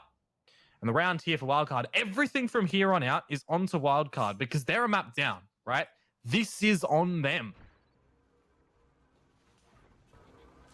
Absolutely. All the pressure starts to amount onto them now. They can't afford to make any more mistakes. And in this situation, it looks like they are going to get aggressive, but it is going to be Ronsky going for the peak. Now the Cosmic Divide comes down. There is a couple of members here already. Ninham, though, he's going to be taken down now. Dion Fleshes is keen to go for this peak, but the gravity well is down. Ronsky finds another. Make that 2 for Ronsky. Now it's all in the Fleshes to try and defend this site for a little bit longer. Major's going to get the boom bot down, but it looks like they're actually keen to get out for a little bit of a rotate. Major's aware of it. Will he find the cross? You know he will, but Nos is going to take him down. A little bit unfortunate, but now he has the information. What is Jungle going to do here? Can he spot anything? One enemy Oh, later ball. That's the bomb. Just run away. Spike. Run Wrong game. away. Run. You don't need to Get do out of there. anything.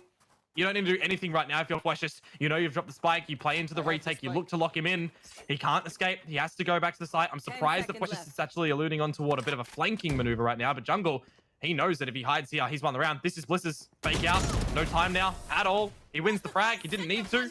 Not necessarily, but he wants to, of course. Bliss 11. What again, Mitch? Just strange rounds. Oof. A little bit unfortunate there, I suppose, for Major. Did have the line, had the big brain decision to go for that shot and try and collapse on the cross, but oh man. They're down to the wire really now. You can just see from this purchase that all Wildcard can really hope for is to win this one and break the economy for Bliss. They're 1 away from not only map, not only match, Dion, but day, series, 3 back-to-back best-of-3s points. If they collect this one more round, and now Ronsky is going to be hiding away. Ninham looking to find it. Oh, he's holding an aggressive line too.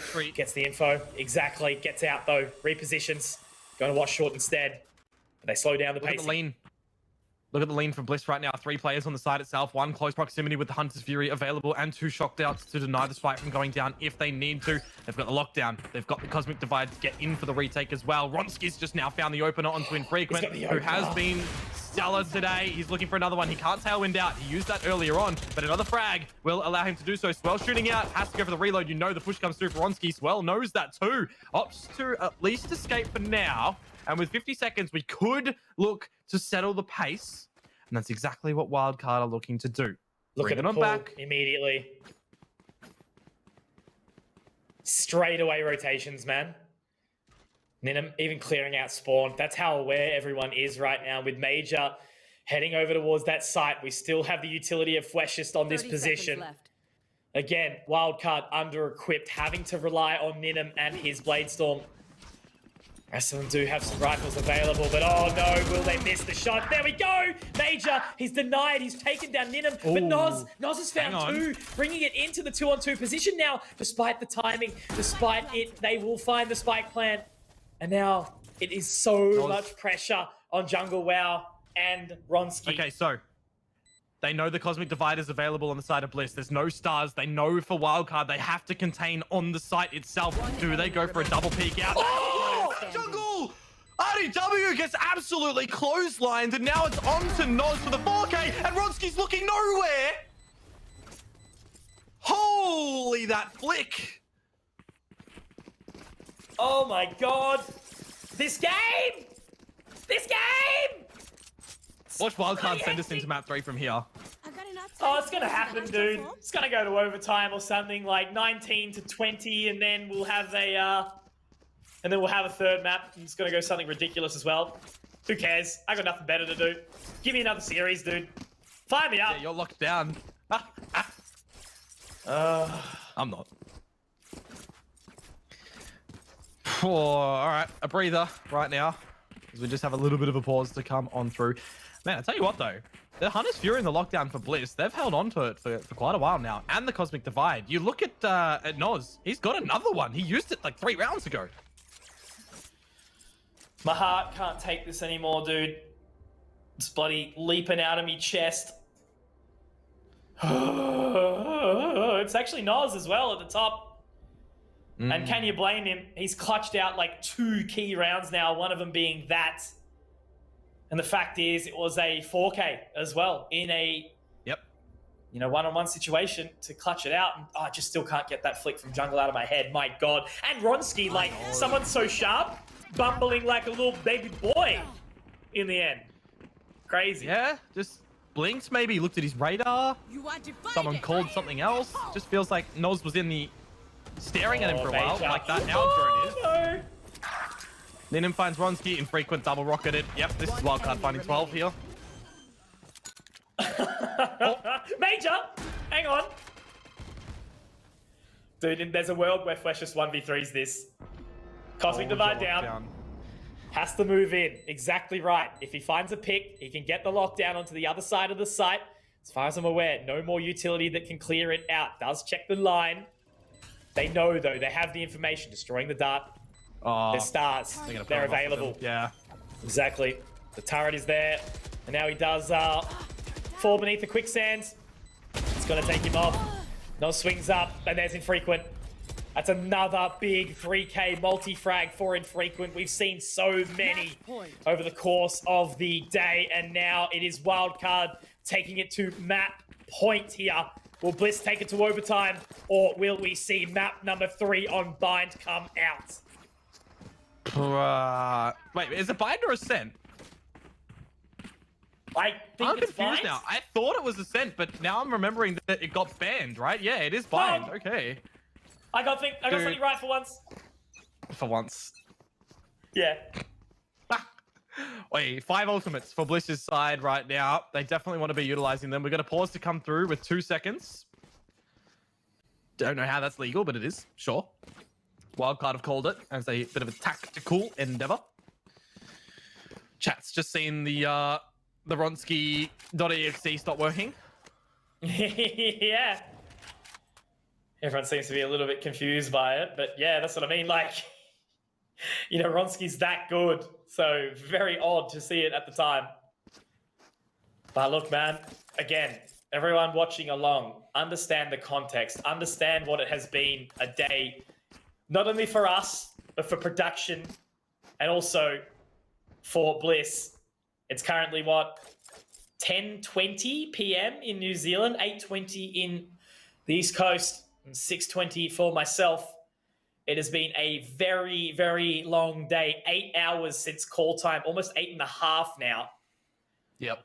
And yeah, man, it's just been a crazy, crazy day. And I think on the end of it, right, like, obviously, Bliss, this is their third best of 3.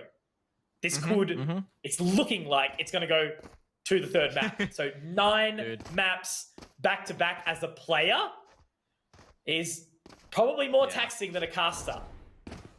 True. And we got to do it again tomorrow. Not that many. 4 maps max. Apparently we've had something happen with Mr. RDW. I don't think it doesn't look like internet. It is confirmed a mouse problem. Maybe it went flat. Maybe he broke it. He'll be back. He'll be back. You never know. Yeah, I think it's going to happen. Oh, dear. Just looking at that 2 seconds, I feel like I'm going to blink and the game's going to start. Or the camera's going to come back to me or something like that. I'll be like... just falling asleep. 5 ultimates for Bliss right now. His internet's died too. All right.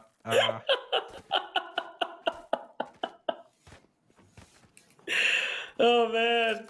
Right at the end. Look at how close it is, dude. They just want to prolong us. Apparently we're coming to us. Oh. Nope. Ready call. Oh, we back Comp in. champ.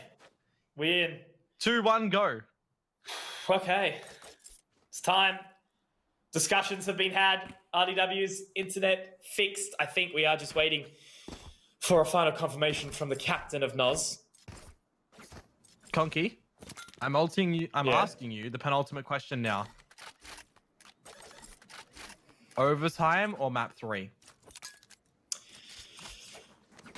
Bro. Wait. Why are we on 0-0?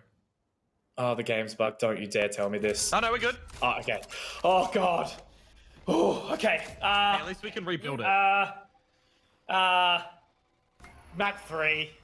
That's, All yeah. right. Yeah, I'm feeling it now. I don't know. Don't care anymore. I'm just still happy to be here, to be honest. Rehost. Something went wrong last round. Yeah, could you imagine? Let's rebuild the whole game. Actually, guys, sorry, we have to start from broadcast again today. Alrighty, here we go, Mitch. And we have to do it all now. C site. This is where you want to see everything utilized from Bliss. They can't have their lockdown destroyed. Ready, Nothing stop, that can do deep that breath. from Wildcard unless they send the bodies in. Blades from Ronsky. First ult pulled. Operator as well to see if it can exploit this. I'm going to be letting you run the gauntlet on this one. First shot missed. Mitch, take it away. Planted. Bronski does narrowly miss that one. RDW got to capitalize on it, but Easy was already there to find one. That's going to be the neural theft going down. Information now gathered. The spike will be put down all onto this moment right now. Everyone in the server as we're practicing for this one.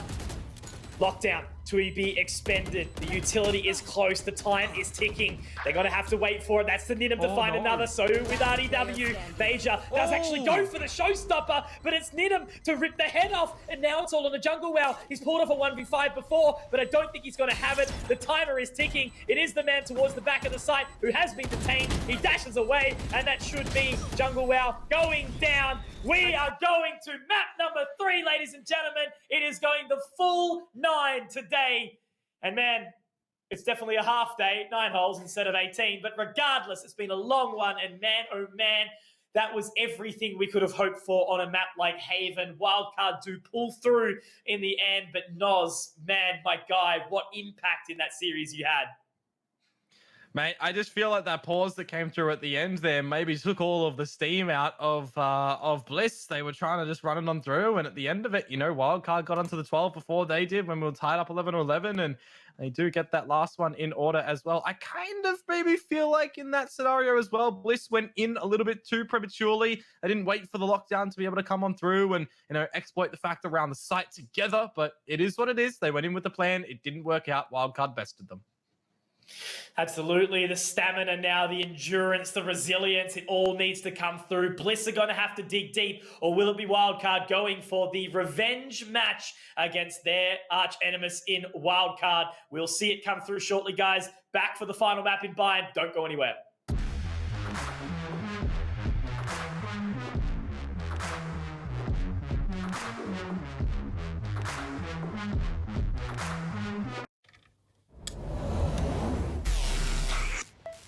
I just time traveled. Ah, today's a big day for past me. He just got the latest Vodafone broadband with super Wi-Fi. Wow. Which finally means Wi-Fi in all 4 corners of the house. What? Even there? I've got Wi-Fi in the garage. Yeah, we do. See ya. Oh, it's still in the garage. Yeah. Super Wi-Fi. Wall-to-wall Wi-Fi guaranteed.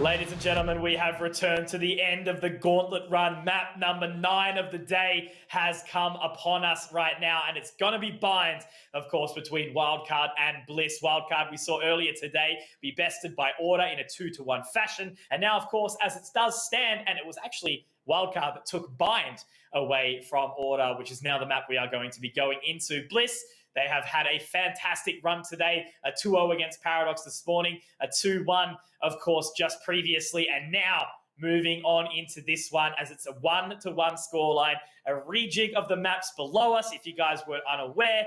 But man, Dion, how you feeling? Because we're talking about brains just falling out of our ears and this kind of point, but it's what we live for, man.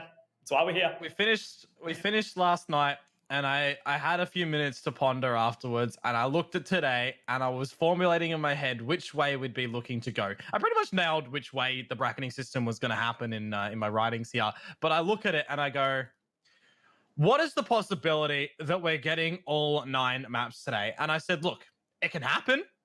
I don't think it will. I think that we'll probably see 8 1-2-0, 2-2-1s, but we do get the full distance of it. It's going completely there. And I know, as you said earlier, there's going to be discussions afterwards because of 3BO3s for today, for Bliss, for instance, player integrity and everything in that in the form of like stretching them out too thin. But for them to still be holding on and still to give us a map like that at this point in the day is absolutely insane. And I'm not expecting any less of them coming in towards bind. Absolutely. I think they'll have fire in their bellies, making sure that this day is not for nothing. And yeah, man, look, it's the time to get it done now, of course, after they did have it run to the absolute wire, obviously, between them and Straight Out of the Zoo. Now we are jumping into Bind. I think there is, actually, we'll hold off for a second just because I think there has been a little brief disconnection. But yeah, man, as bringing it back, I was sort of going to touch on the point that, in that second series, I think during the course of the day, as you mentioned, we looked at everything as it was, right? You look at the first series, 2-0 order. That's what I was kind of thinking. And by the way Bind went with order, like obviously Tuck's picking up the Sky, it didn't go the way they'd sort of planned. Wildcard took advantage of that, and then we ended up the way we did. Then, of course, the next map, Straight Out of the Zoo, really punished Bliss on Icebox. That's how they got here. So, yeah, man. And then for Icebox to be taken by Bliss here, oh God, it's crazy. That's why I'm laughing right now that it's still with us at this point in time. But look, again, at the end of the day, all I can really say is just like, thank you all for watching and thank you all for putting up with this. I'm not complaining about where I'm at right now. It's again, it's a long day, but these are the things that really build up your resilience and experience as a caster. So I'm stoked to be here. It's been a pleasure hosting with you all, and obviously Konkomoto getting it done. We love it, and yeah, big shouts to the LPL team as well. So yeah, man. I guess off the back of that, right? When we load into the server, which shouldn't be too far away. What are you predicting score? Like, where could it go? It really could be that thing again, though, right? Stomp or a really close game. So you look at it, right? Icebox 13-9, and then you look at 13-10 for 11 to Haven there. You're really looking at a similar sort of scoreline. If you want to split the difference, 13-10, but to who, right?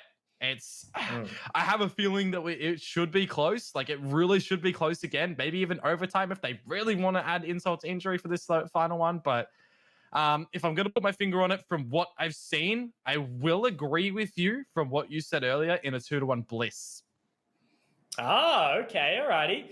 Well, it really just depends on what they're feeling right now. Obviously Infrequent and Noz had major impact in that previous one. And Infrequent actually relatively quiet. I just remember seeing, as I was checking Twitter, the tweet from the Wildcard account with this crazy little 4K fooning on along the map. But yeah, every single player I feel like has stepped up to the plate. I think, again, that clip from Jungle Wow is going to live with me. Ronsky with his 5K with the Blade Storm as well. So there's been chaos across both of these series. Noz's 4K on the last map to be able to bring them into that one. I felt like, once they moved past that round, tying up the score 11-11, Bliss had no more answers. Their economy was reset, put into a really awkward situation, and then Noz was just damaging straightforward. And to do that from a sub position is pretty incredible, man. You got to feel for Ronsky at that point as well. We was staring right at Noz, and it's like just dot. It didn't really come out. It didn't shoot. It was nothing. It was delayed. And you really got to feel for them because it's like on the back of that, it kind of would have, I feel like it would have broken them a little bit, like inside going into that final round. So, I mean, they've got to forget about that now, of course. Take the tendencies that they can from Wildcard over these first two maps, put it in towards your next one in Bind, and see if you can come out, see if you can get established really early on and run it, because you know how we see it. Bind, technically defensive sided, but again, a map like this, you can really get rolling on that attacker side as well and just continue to steamroll. So I still, again, don't know where I'm going to be able to put my finger on this, but I think that we will see Bliss take it narrowly. I think it's the storyline that Bliss need to play into to really take this one through. But Dion, this is the last time for the night that I'm going to be saying this. We are moving into Bind. Of course, it is the final map of the day. Wildcard versus Bliss, your 2021 Valorant Oceania Tour, brought to you, of course, in partnership with Let's Play Live and Riot. We absolutely adore to be here, and what a pathway of a day. I cannot wait to dive into this map right now. Who will win? Will it be Wildcard or will it be Bliss? I don't know. It's too hard to tell right now. My brain is gone, but we will look to bring it on back.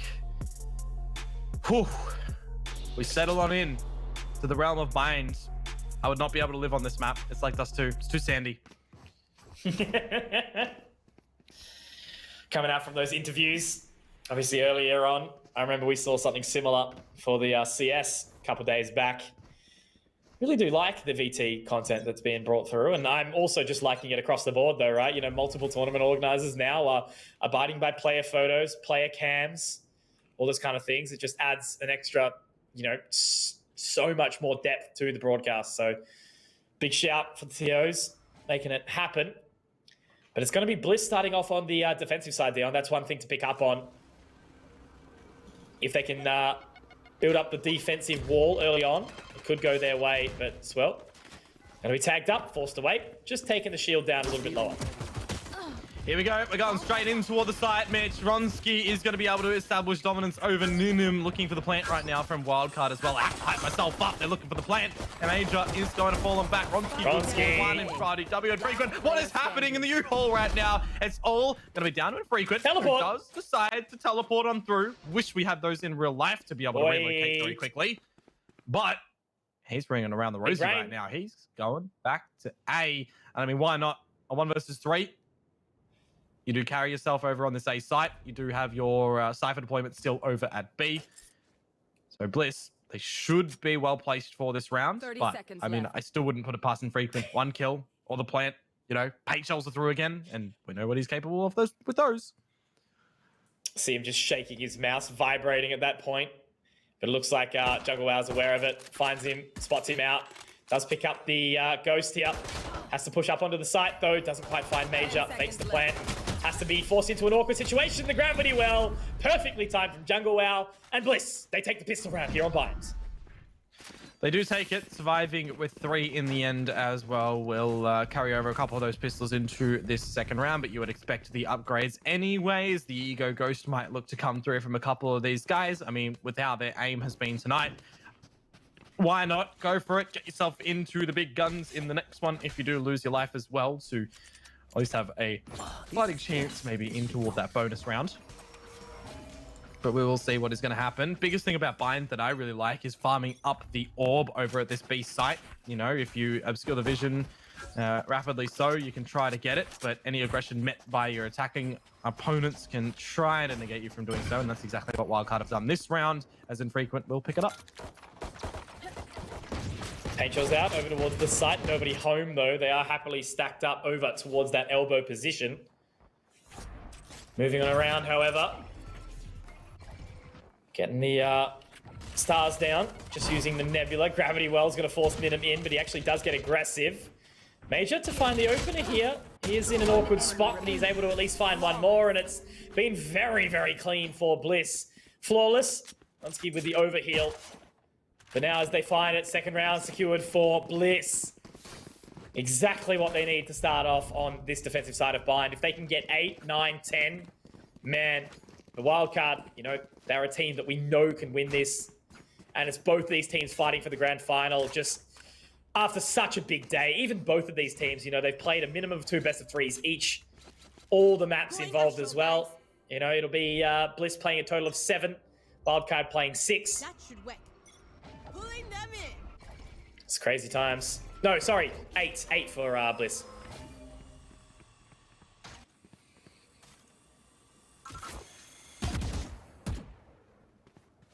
Bit of early info. Not capitalized upon, however. The Owl drone literally just stayed there the whole time. Easy didn't push it forwards. Ninim destroys it in the end. Nothing too far forward from Bliss, realizing the situation. They're actually rotating 2 of their fellas over towards the A site as well. This is a very early gamble. And I do wonder on the back of what information they have elected to do so. They've really only seen Ninim out at Fountain. The Owl drone, however, being sent in toward the A site by Swirl might actually give a bit of false info to Bliss. This round is a little bit different to what you usually see, especially in a bonus. Blocking vision. Obscuring vision. Yeah, for sure. But look at that. Great utility usage. Ninim does find the opener. A little bit of a denial back. I do love to see those, you know, struggles inside 30 the seconds left. gravity wells. Spike down B. Easy. Great use of the shock dart there. Vronsky's actually going to pick up another as well. He's looking to do more damage too, but the Lear does come out. RDW is going to be spotted out as well. Spike to be planted now by Noz inside the tube. 3 versus 4. in favor of course, Bliss. They are looking good, but RDW finds 2. Noz with another. It's all onto just this 1 versus 2, and it's Jungle Wow. He's been taken low. He has the judge, but RDW is the duty and executioner as he picks up the first round for Wildcard, and we're off with a bang into this round. Oh, that's the second time this week I've heard you say that as well, and I absolutely love it. The duty and executioner instead of the jury. Oh, shut up, dude. It's a good reference. I'm too busy watching the show Judge Judy. Did you ever, how's that, right? You ever stay home sick as a kid and not be allowed to play the PlayStation or whatever, and you've got to watch daytime television? It's like The View and like Judge Judy, all that garbage. That's all I remember right now, so that's probably where I've got it from. No, we welcome it. Likewise of Wildcard welcoming in their first round right now. Number 1 on the board, looking to find number 13, which would technically be a king if you think about it. You know, you got 10, 11 is your Joker, 12 is your Queen, and then your king is your 13. Nevertheless, Ronski manages to find Noz, traded out by RDW. Plans looking to be established as the showstopper gets nothing through. The rest of the guns do for Wildcard, looking for the second. Major's a long way around. So much work that him and Fleshes have to do. They do want to start to push through it, and it's funny, Ninum, giving his old famous Ninum peek around the corner in CT, but he does dash up to the top of the truck. Now watching towards this short position. Do they even want to go for this, or are they just going to try and do some closing damage? Do see there was a little bit of a stalemate up towards the Heaven and Showers position, and I think Major, yeah, just going to wait for it. Maybe going to try catch Ninum on the rotation out. So Bliss, they will allow this round to go the way of Wildcard. 2-4-2. Just crazy, absolute chaos. And Major does find 1, at least, for his troubles. And now he just wants to try and save this Phantom as best as possible. Gets the hell out of there. But yeah, man, again, this is just a crazy, crazy series. There is no other words to put towards it. 100%. If this was the series that was like the grand final and everything, that would be very rewarding. So, I do wonder if this is shaping up like this. What are we going to see from Order tomorrow? Are they putting in their viewing eyes over on this match to try to feel out the competition for tomorrow? Who they're going to be playing against these teams? We have to wait and see. Get out of my way.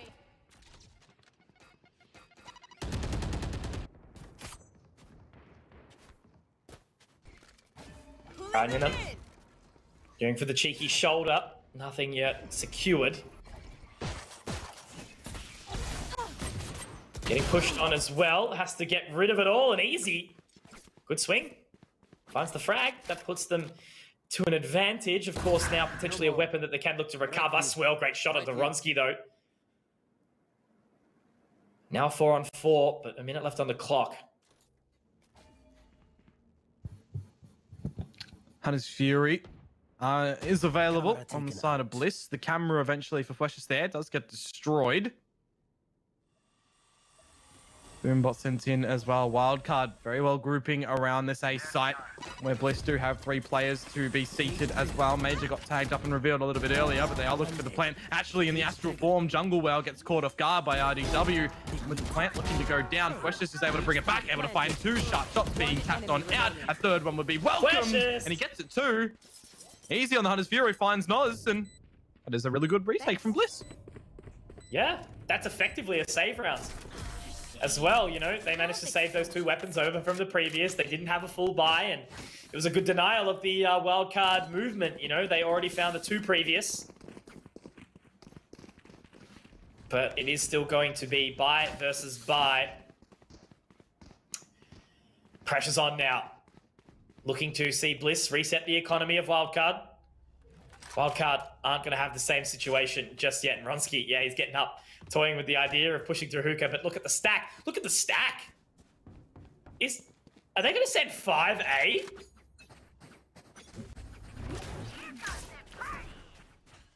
Well, the rocket goes in early.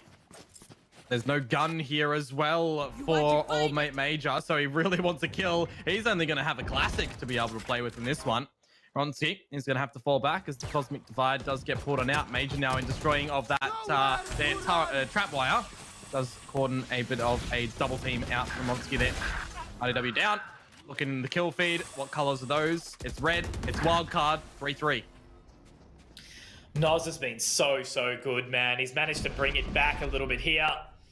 And they've gone for the teleport, meaning they're going to hightail it up towards the showers. The infrequent getting the shot onto jungle. Wow, it's all onto Just Easy to try and clutch it out in this 1 versus 3. It's likely going to be a position where they plant towards CT, taking all of that control. Oh, Easy. He's got his Owl Drone, Recon Bolt, Shock Dart. And Swirl just looking to send it over the top. It's not going to connect at all. It's just going to be warning shots at this point in time. It's going to be the star onto this site as well, Noz. Ooh, he's tried to shoulder it, but it's going to be Swirl holding the line anyway. Not going to matter. Wildcard, they tie it up again. It's a 3-3. Little gamble stack in the beginning there, Mitch. It doesn't really work out for Bliss. You know, they sent in that showstopper for Major. Didn't get anything on the back of it, though they did manage to dispatch of RDW to be able to bring up his gun. But Wildcard at that point in time were already through toward the site to be able to find something. They would then rotate over towards the A site, establish the plant. 3 versus 1. Easy, can't get it done. And it's as easy as you like it there for Wildcard to be able to tie things up. And now I'm seeing absolute disgustingness in this purchase from Bliss. 3 judges, and Flesh just hasn't even upgraded this dragon. Doing it wrong.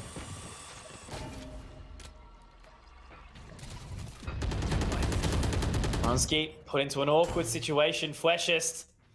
It's been a little while since I've seen the Dragon Vandal.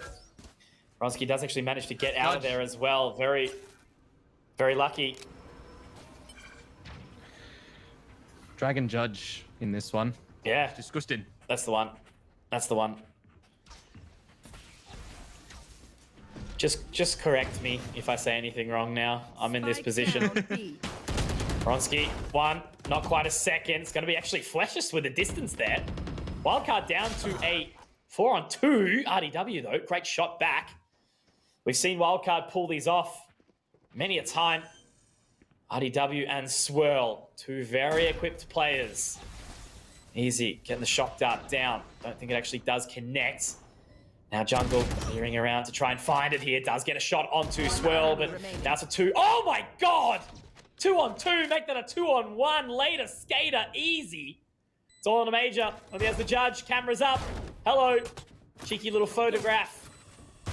And now he can actually pick up a Vandal if he so chooses, but he gets a little bit thrown. And Swirl, that was a disgusting round. Disgusting! Yeah, kind of feel like for Bliss there, when they're at that 4 versus 2 situation, that they were peeking one at a time in towards Wildcard, you know, giving opportunities to them where Bliss have the lesser weaponry doesn't really give a good sense of coordination in toward it. But in the end, it was just a half buy. They went into it with 3 judges, as I did mention, and without it working in the end, they do situate themselves into the proper rifles in this one. At least Major, a little bit unfortunate that he is down onto the light shields, but we'll be able to see what he can do. 3 ults to be able to toy with the idea of playing with as well for Bliss here, but I do like this slow pace from Wildcard. Utilizing out this time, putting out those feelers, seeing if anyone on Bliss does overextend, not leaving themselves any vulnerabilities as well. I mean, there's no showstopper or anything to be able to lead the charge in with, so at least they have that there, but in him is looking for an opener. Starts to fall back, likewise of infrequent.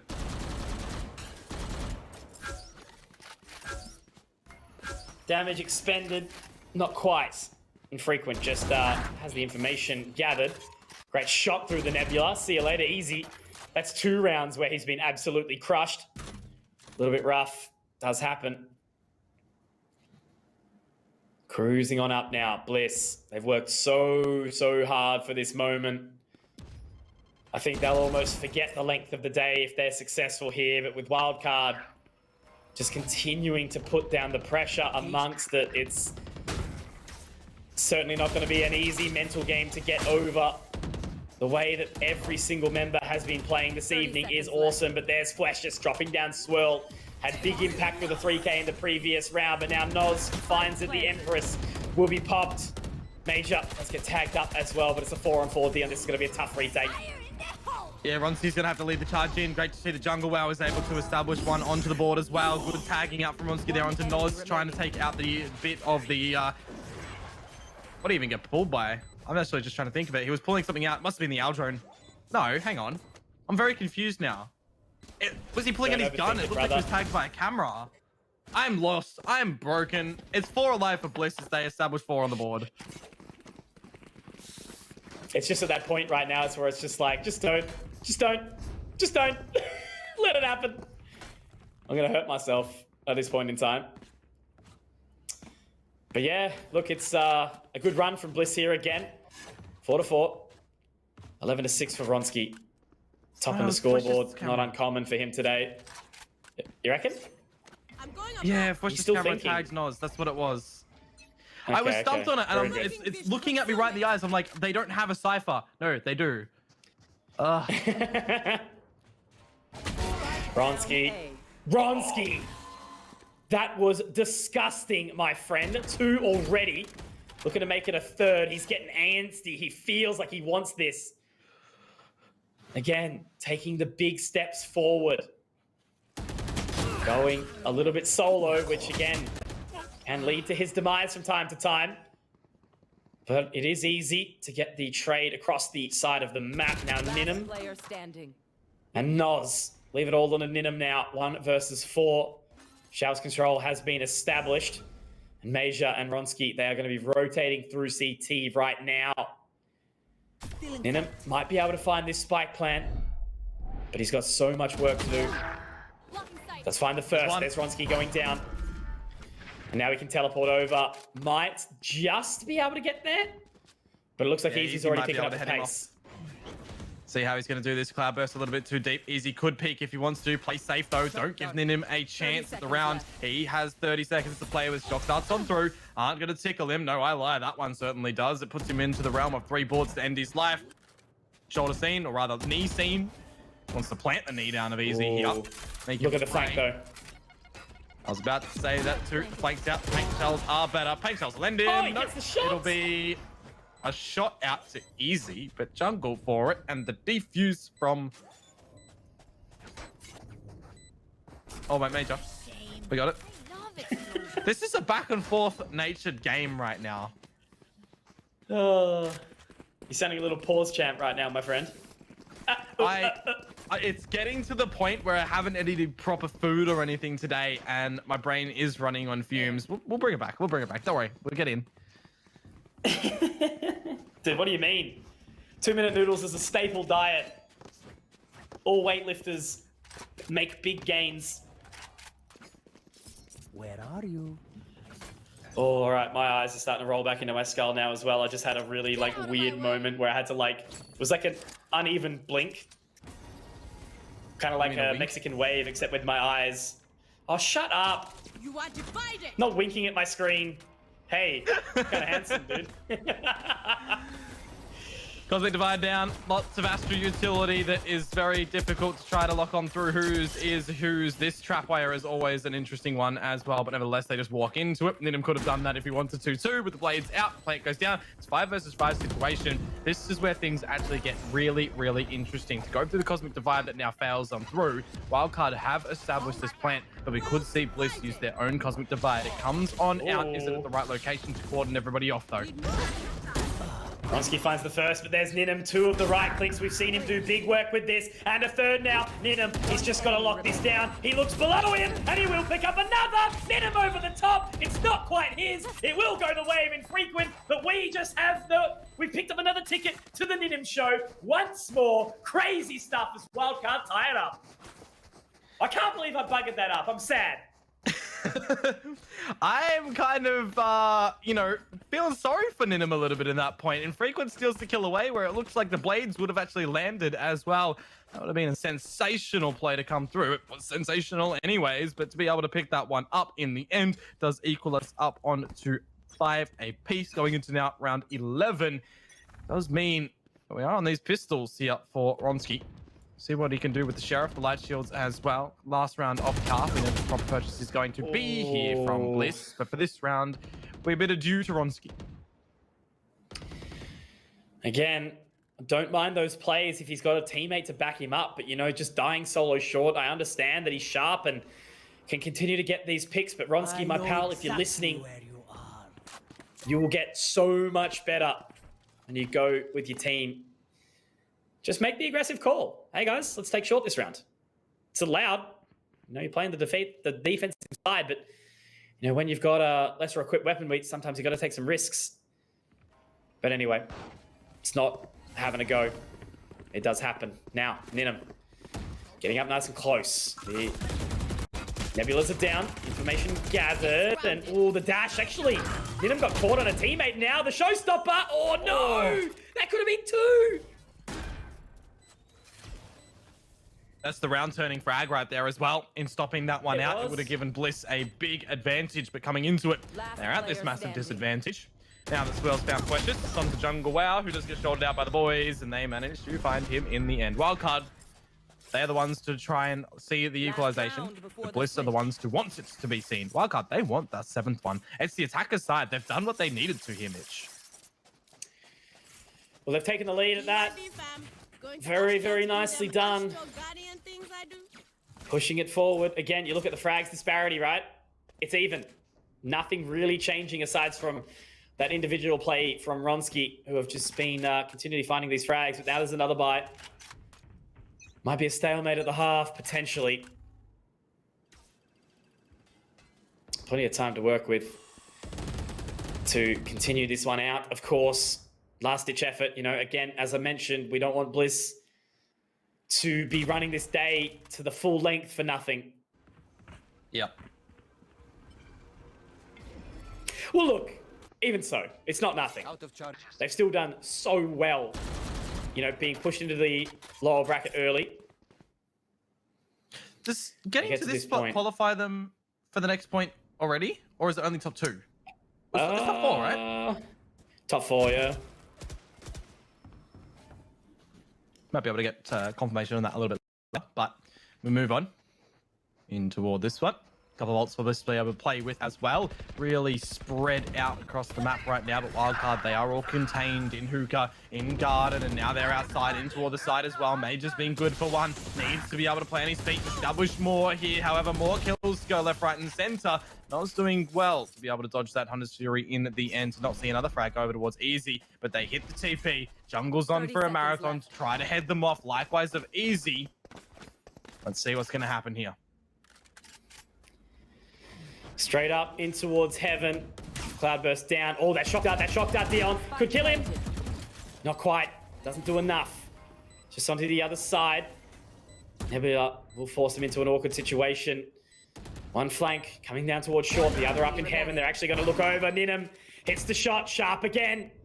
And now it's all onto this final member in Easy, dropping down onto the side, but Ninum, as crispy as you like it, as always. Wildcard take 7 in the half. And we move on into the final half of the day. Will it go the way of Wildcard, or will Bliss bring it back? Well, we have to wait and see. Of course, the attacker's side, they definitely want to be able to grab up this pistol round right now. It is, you know, a different deployment of their forces. They've got the Reyna to be able to try and entry in with instead of the Jet. But apart from that, everything else is the same. So it could be the difference of the destruction factor. Those paint shells, the boom bot, can definitely be destructive for the side of Wildcard now on this defensive side. Really want to see the true test here for Bliss. It's been a day. It's been a huge day for everyone involved here.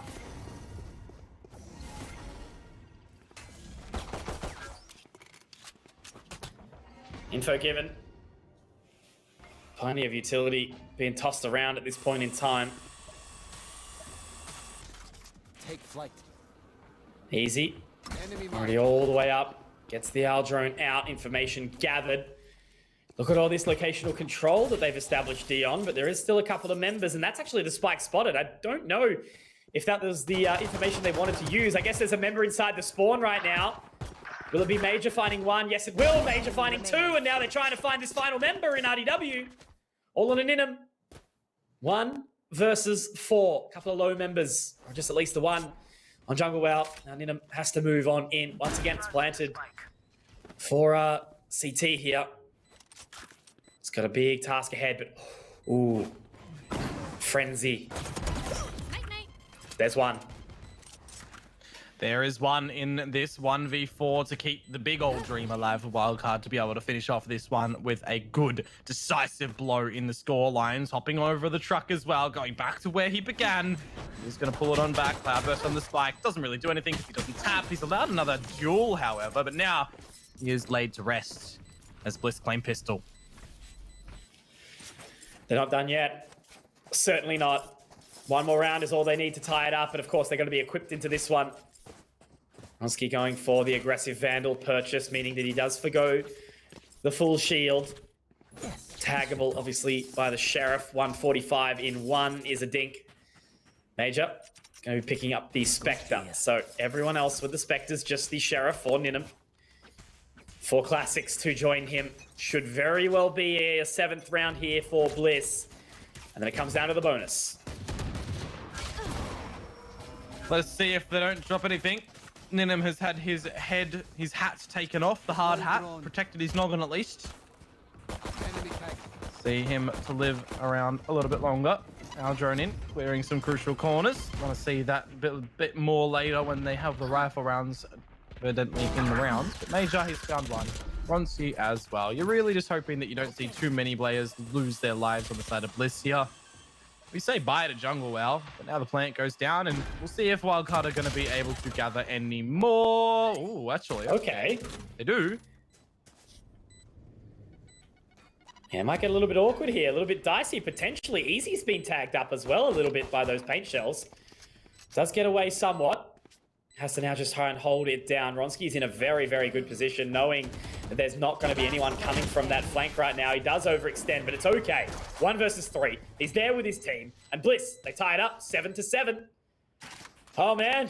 It's just been a constant battle this entire series. Not once have we felt like we've been looking at a convincing victor at all. It's just constantly been back and forward. And honestly, contextually, this is one of the, and it's not even a final. It's not even a crazy big tier event playing for huge prize money. It's just a seeding game. And it's still arguably one of the best series I've casted. And it's at the end of a 9-hour day. Yep. Imagine if we were on LAN for this 9-hour day. I've got flat feet and I would have a broken spine from standing at a desk for 9 hours. Well, we wouldn't stand. We'd get shares at that point. I'm not gonna lie. I would want to share at the 3-hour point. But here we go. Infrequent. He wants to sit Mage down in this bonus round. Bliss, an elite player down. Need that back. Recovering it.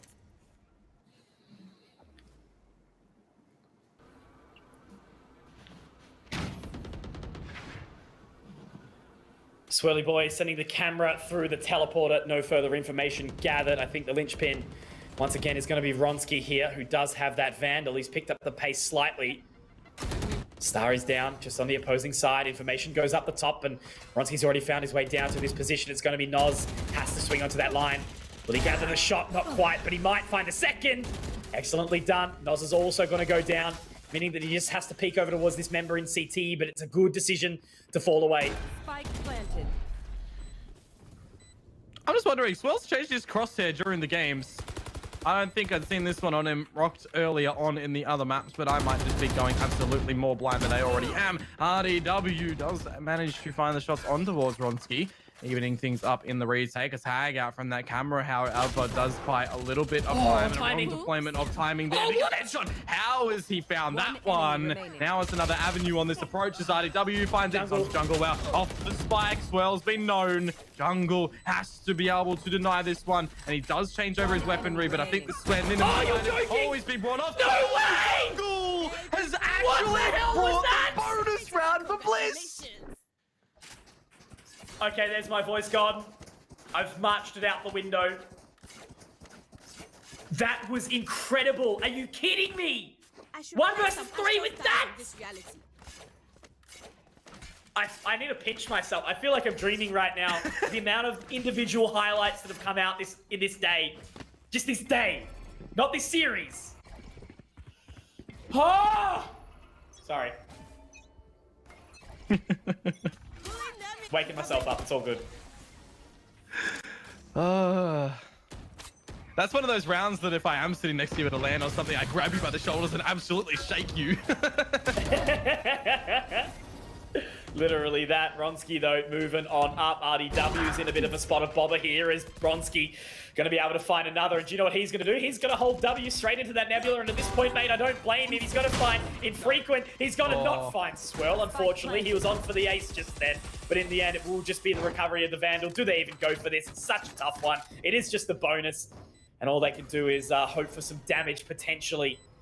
Nebula goes down. It's a little bit of an awkward one, though. 4v2. Well, you say it's just the bonus. It's not even the bonus. We had the bonus, and Jungle Wow said, screw your bonus. We're winning this one. The Judge and the Vandal for Noz here. See what they can do going in toward it. Nobody's going to be meeting Noz's util here. However, as Major does get the pre-fires out, he will ultimately lose that duel, but down to 8 HP. Noz will fall with Spike from here. Swell's been tagged by that cam as well, and he just wants to look for a frag. Noz pulling in the players of Bliss. As he loses his life, the Judge will execute Queshist. Swell knows that he wants to go with the Spike, and he will do so accordingly. Bliss, they gather the 9th on the scoreboard, Mitch, and I'm feeling like we're going to go back and forth from here on out. A wildcard comeback. Yeah. Oh, man. I ain't feeling like anything. I'm numb.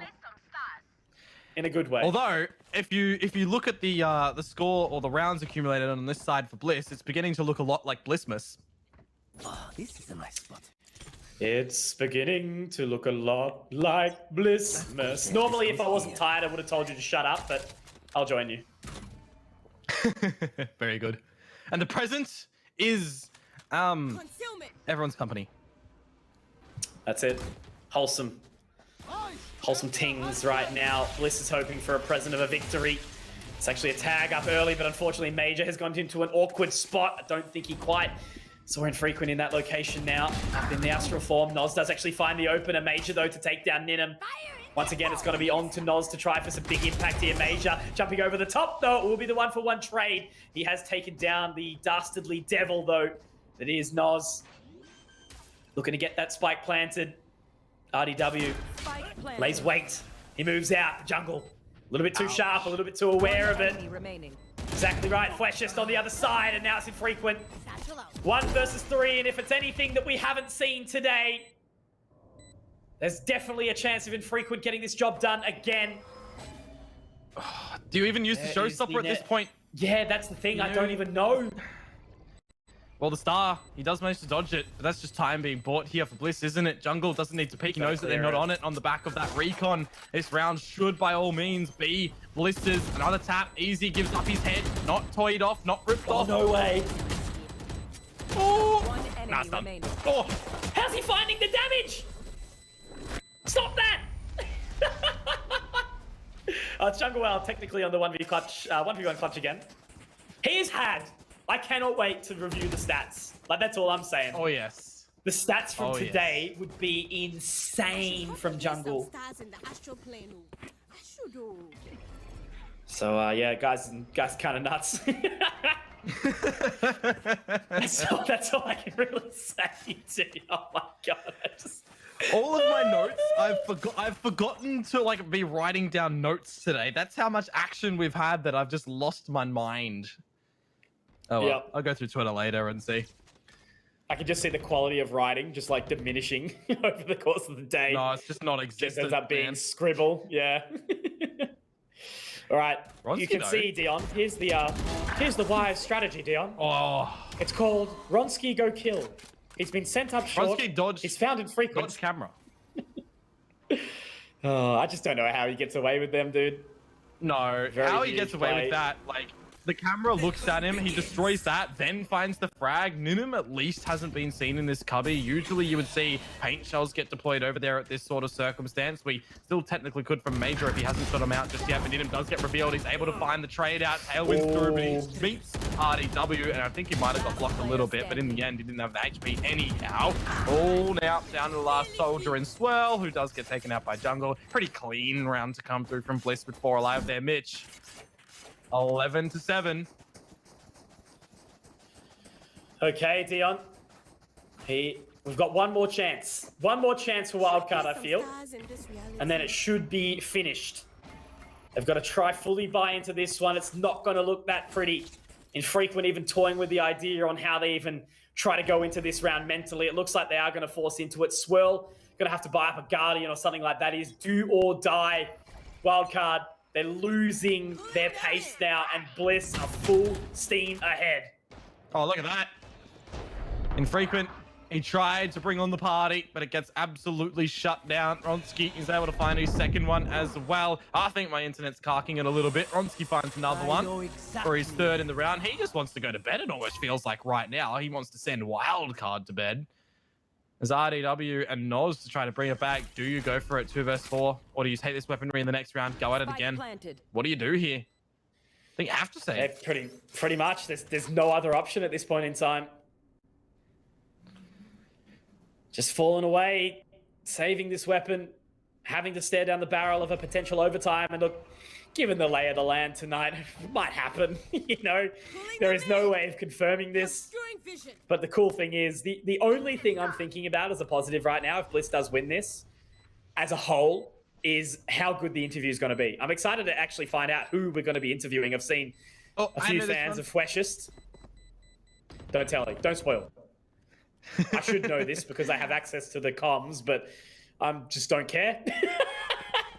I think any of them would give us a good insight right now, though. That's all I can say. I don't think I've actually interviewed Bliss before, so that'd be very, very good. Well placed. Here we go, Mitch.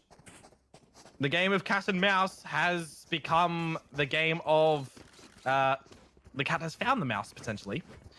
Because Bliss have not dropped a single offensive round right now. Okie dokie. Let's see now. Yeah, man, Ronski, 25 kills. What do you even do at this point? After your wild card. They've got one last chance, one last hurrah, and Ninham. Oh, he's been taken so low, and he's going to go... No! Ronski, later, well. He's going to be taken down by RDW. Gravity Well makes it a little bit uncomfortable. Easy is out, though. Noz good for the trade. Oh, I just have a feeling. Oh, no, he's going to die. No! Move on.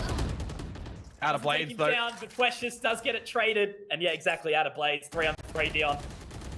3-on-3. Cosmic Divide's available for both sides. Wildcard Swirl does have the Hunter's Fury to keep his team in it as well. Both races up. You got the Cypher in Bliss in Freshest still kicking too. But look at this. They're not sure if things are happening over towards the other side of the map here.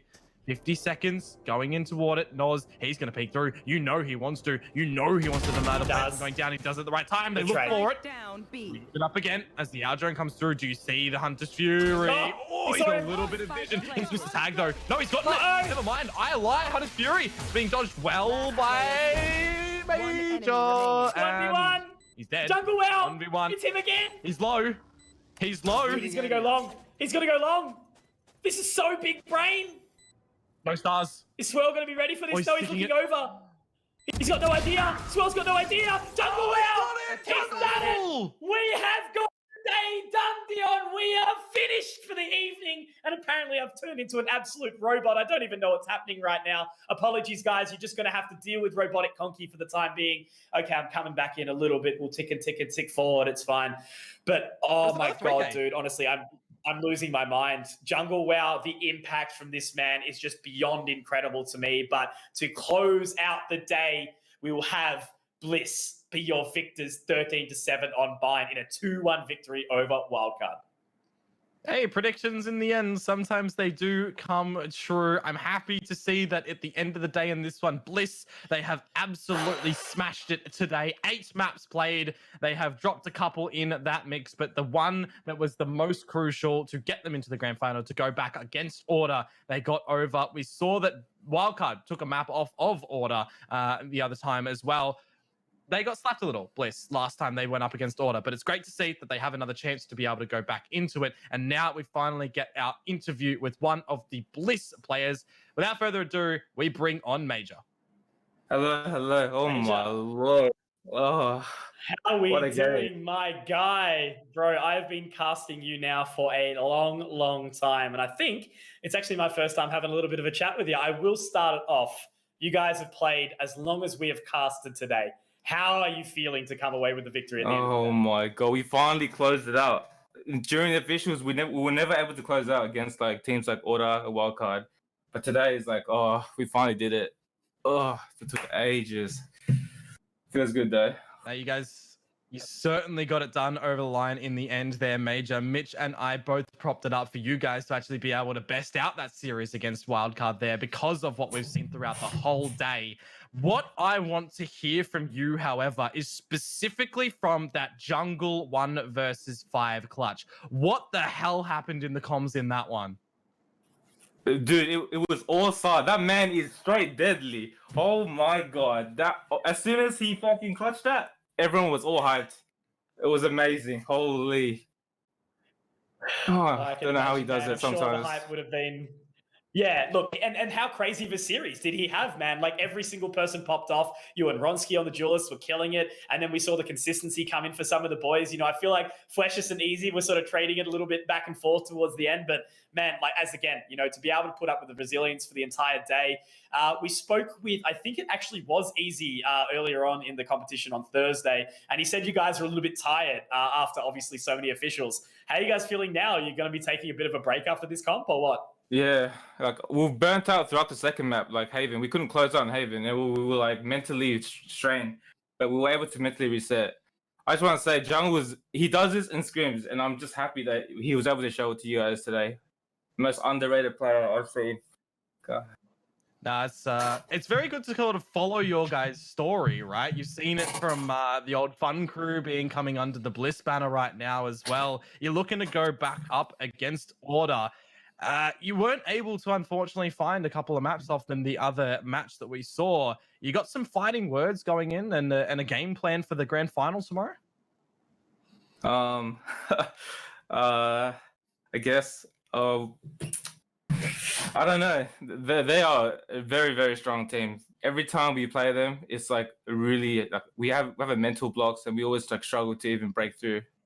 But yeah, we're always ready to verse the best. And yeah.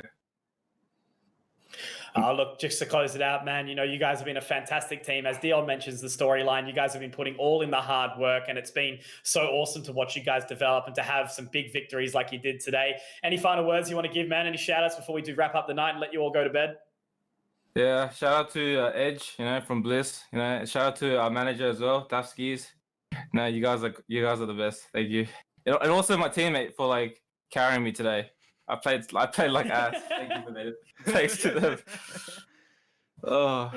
Easy, bro. Thank you so much, man. All right, guys, we've all just heard from Major. Again, a fantastic win from Bliss. They did a fantastic job.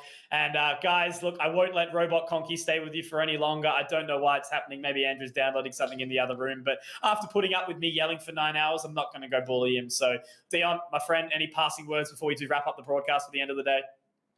Well, before we even get into that, we'll see where we actually are situated right now. Oh, yeah, of course. The bracket now about this one. Mitchell, he's lost his mind. About this.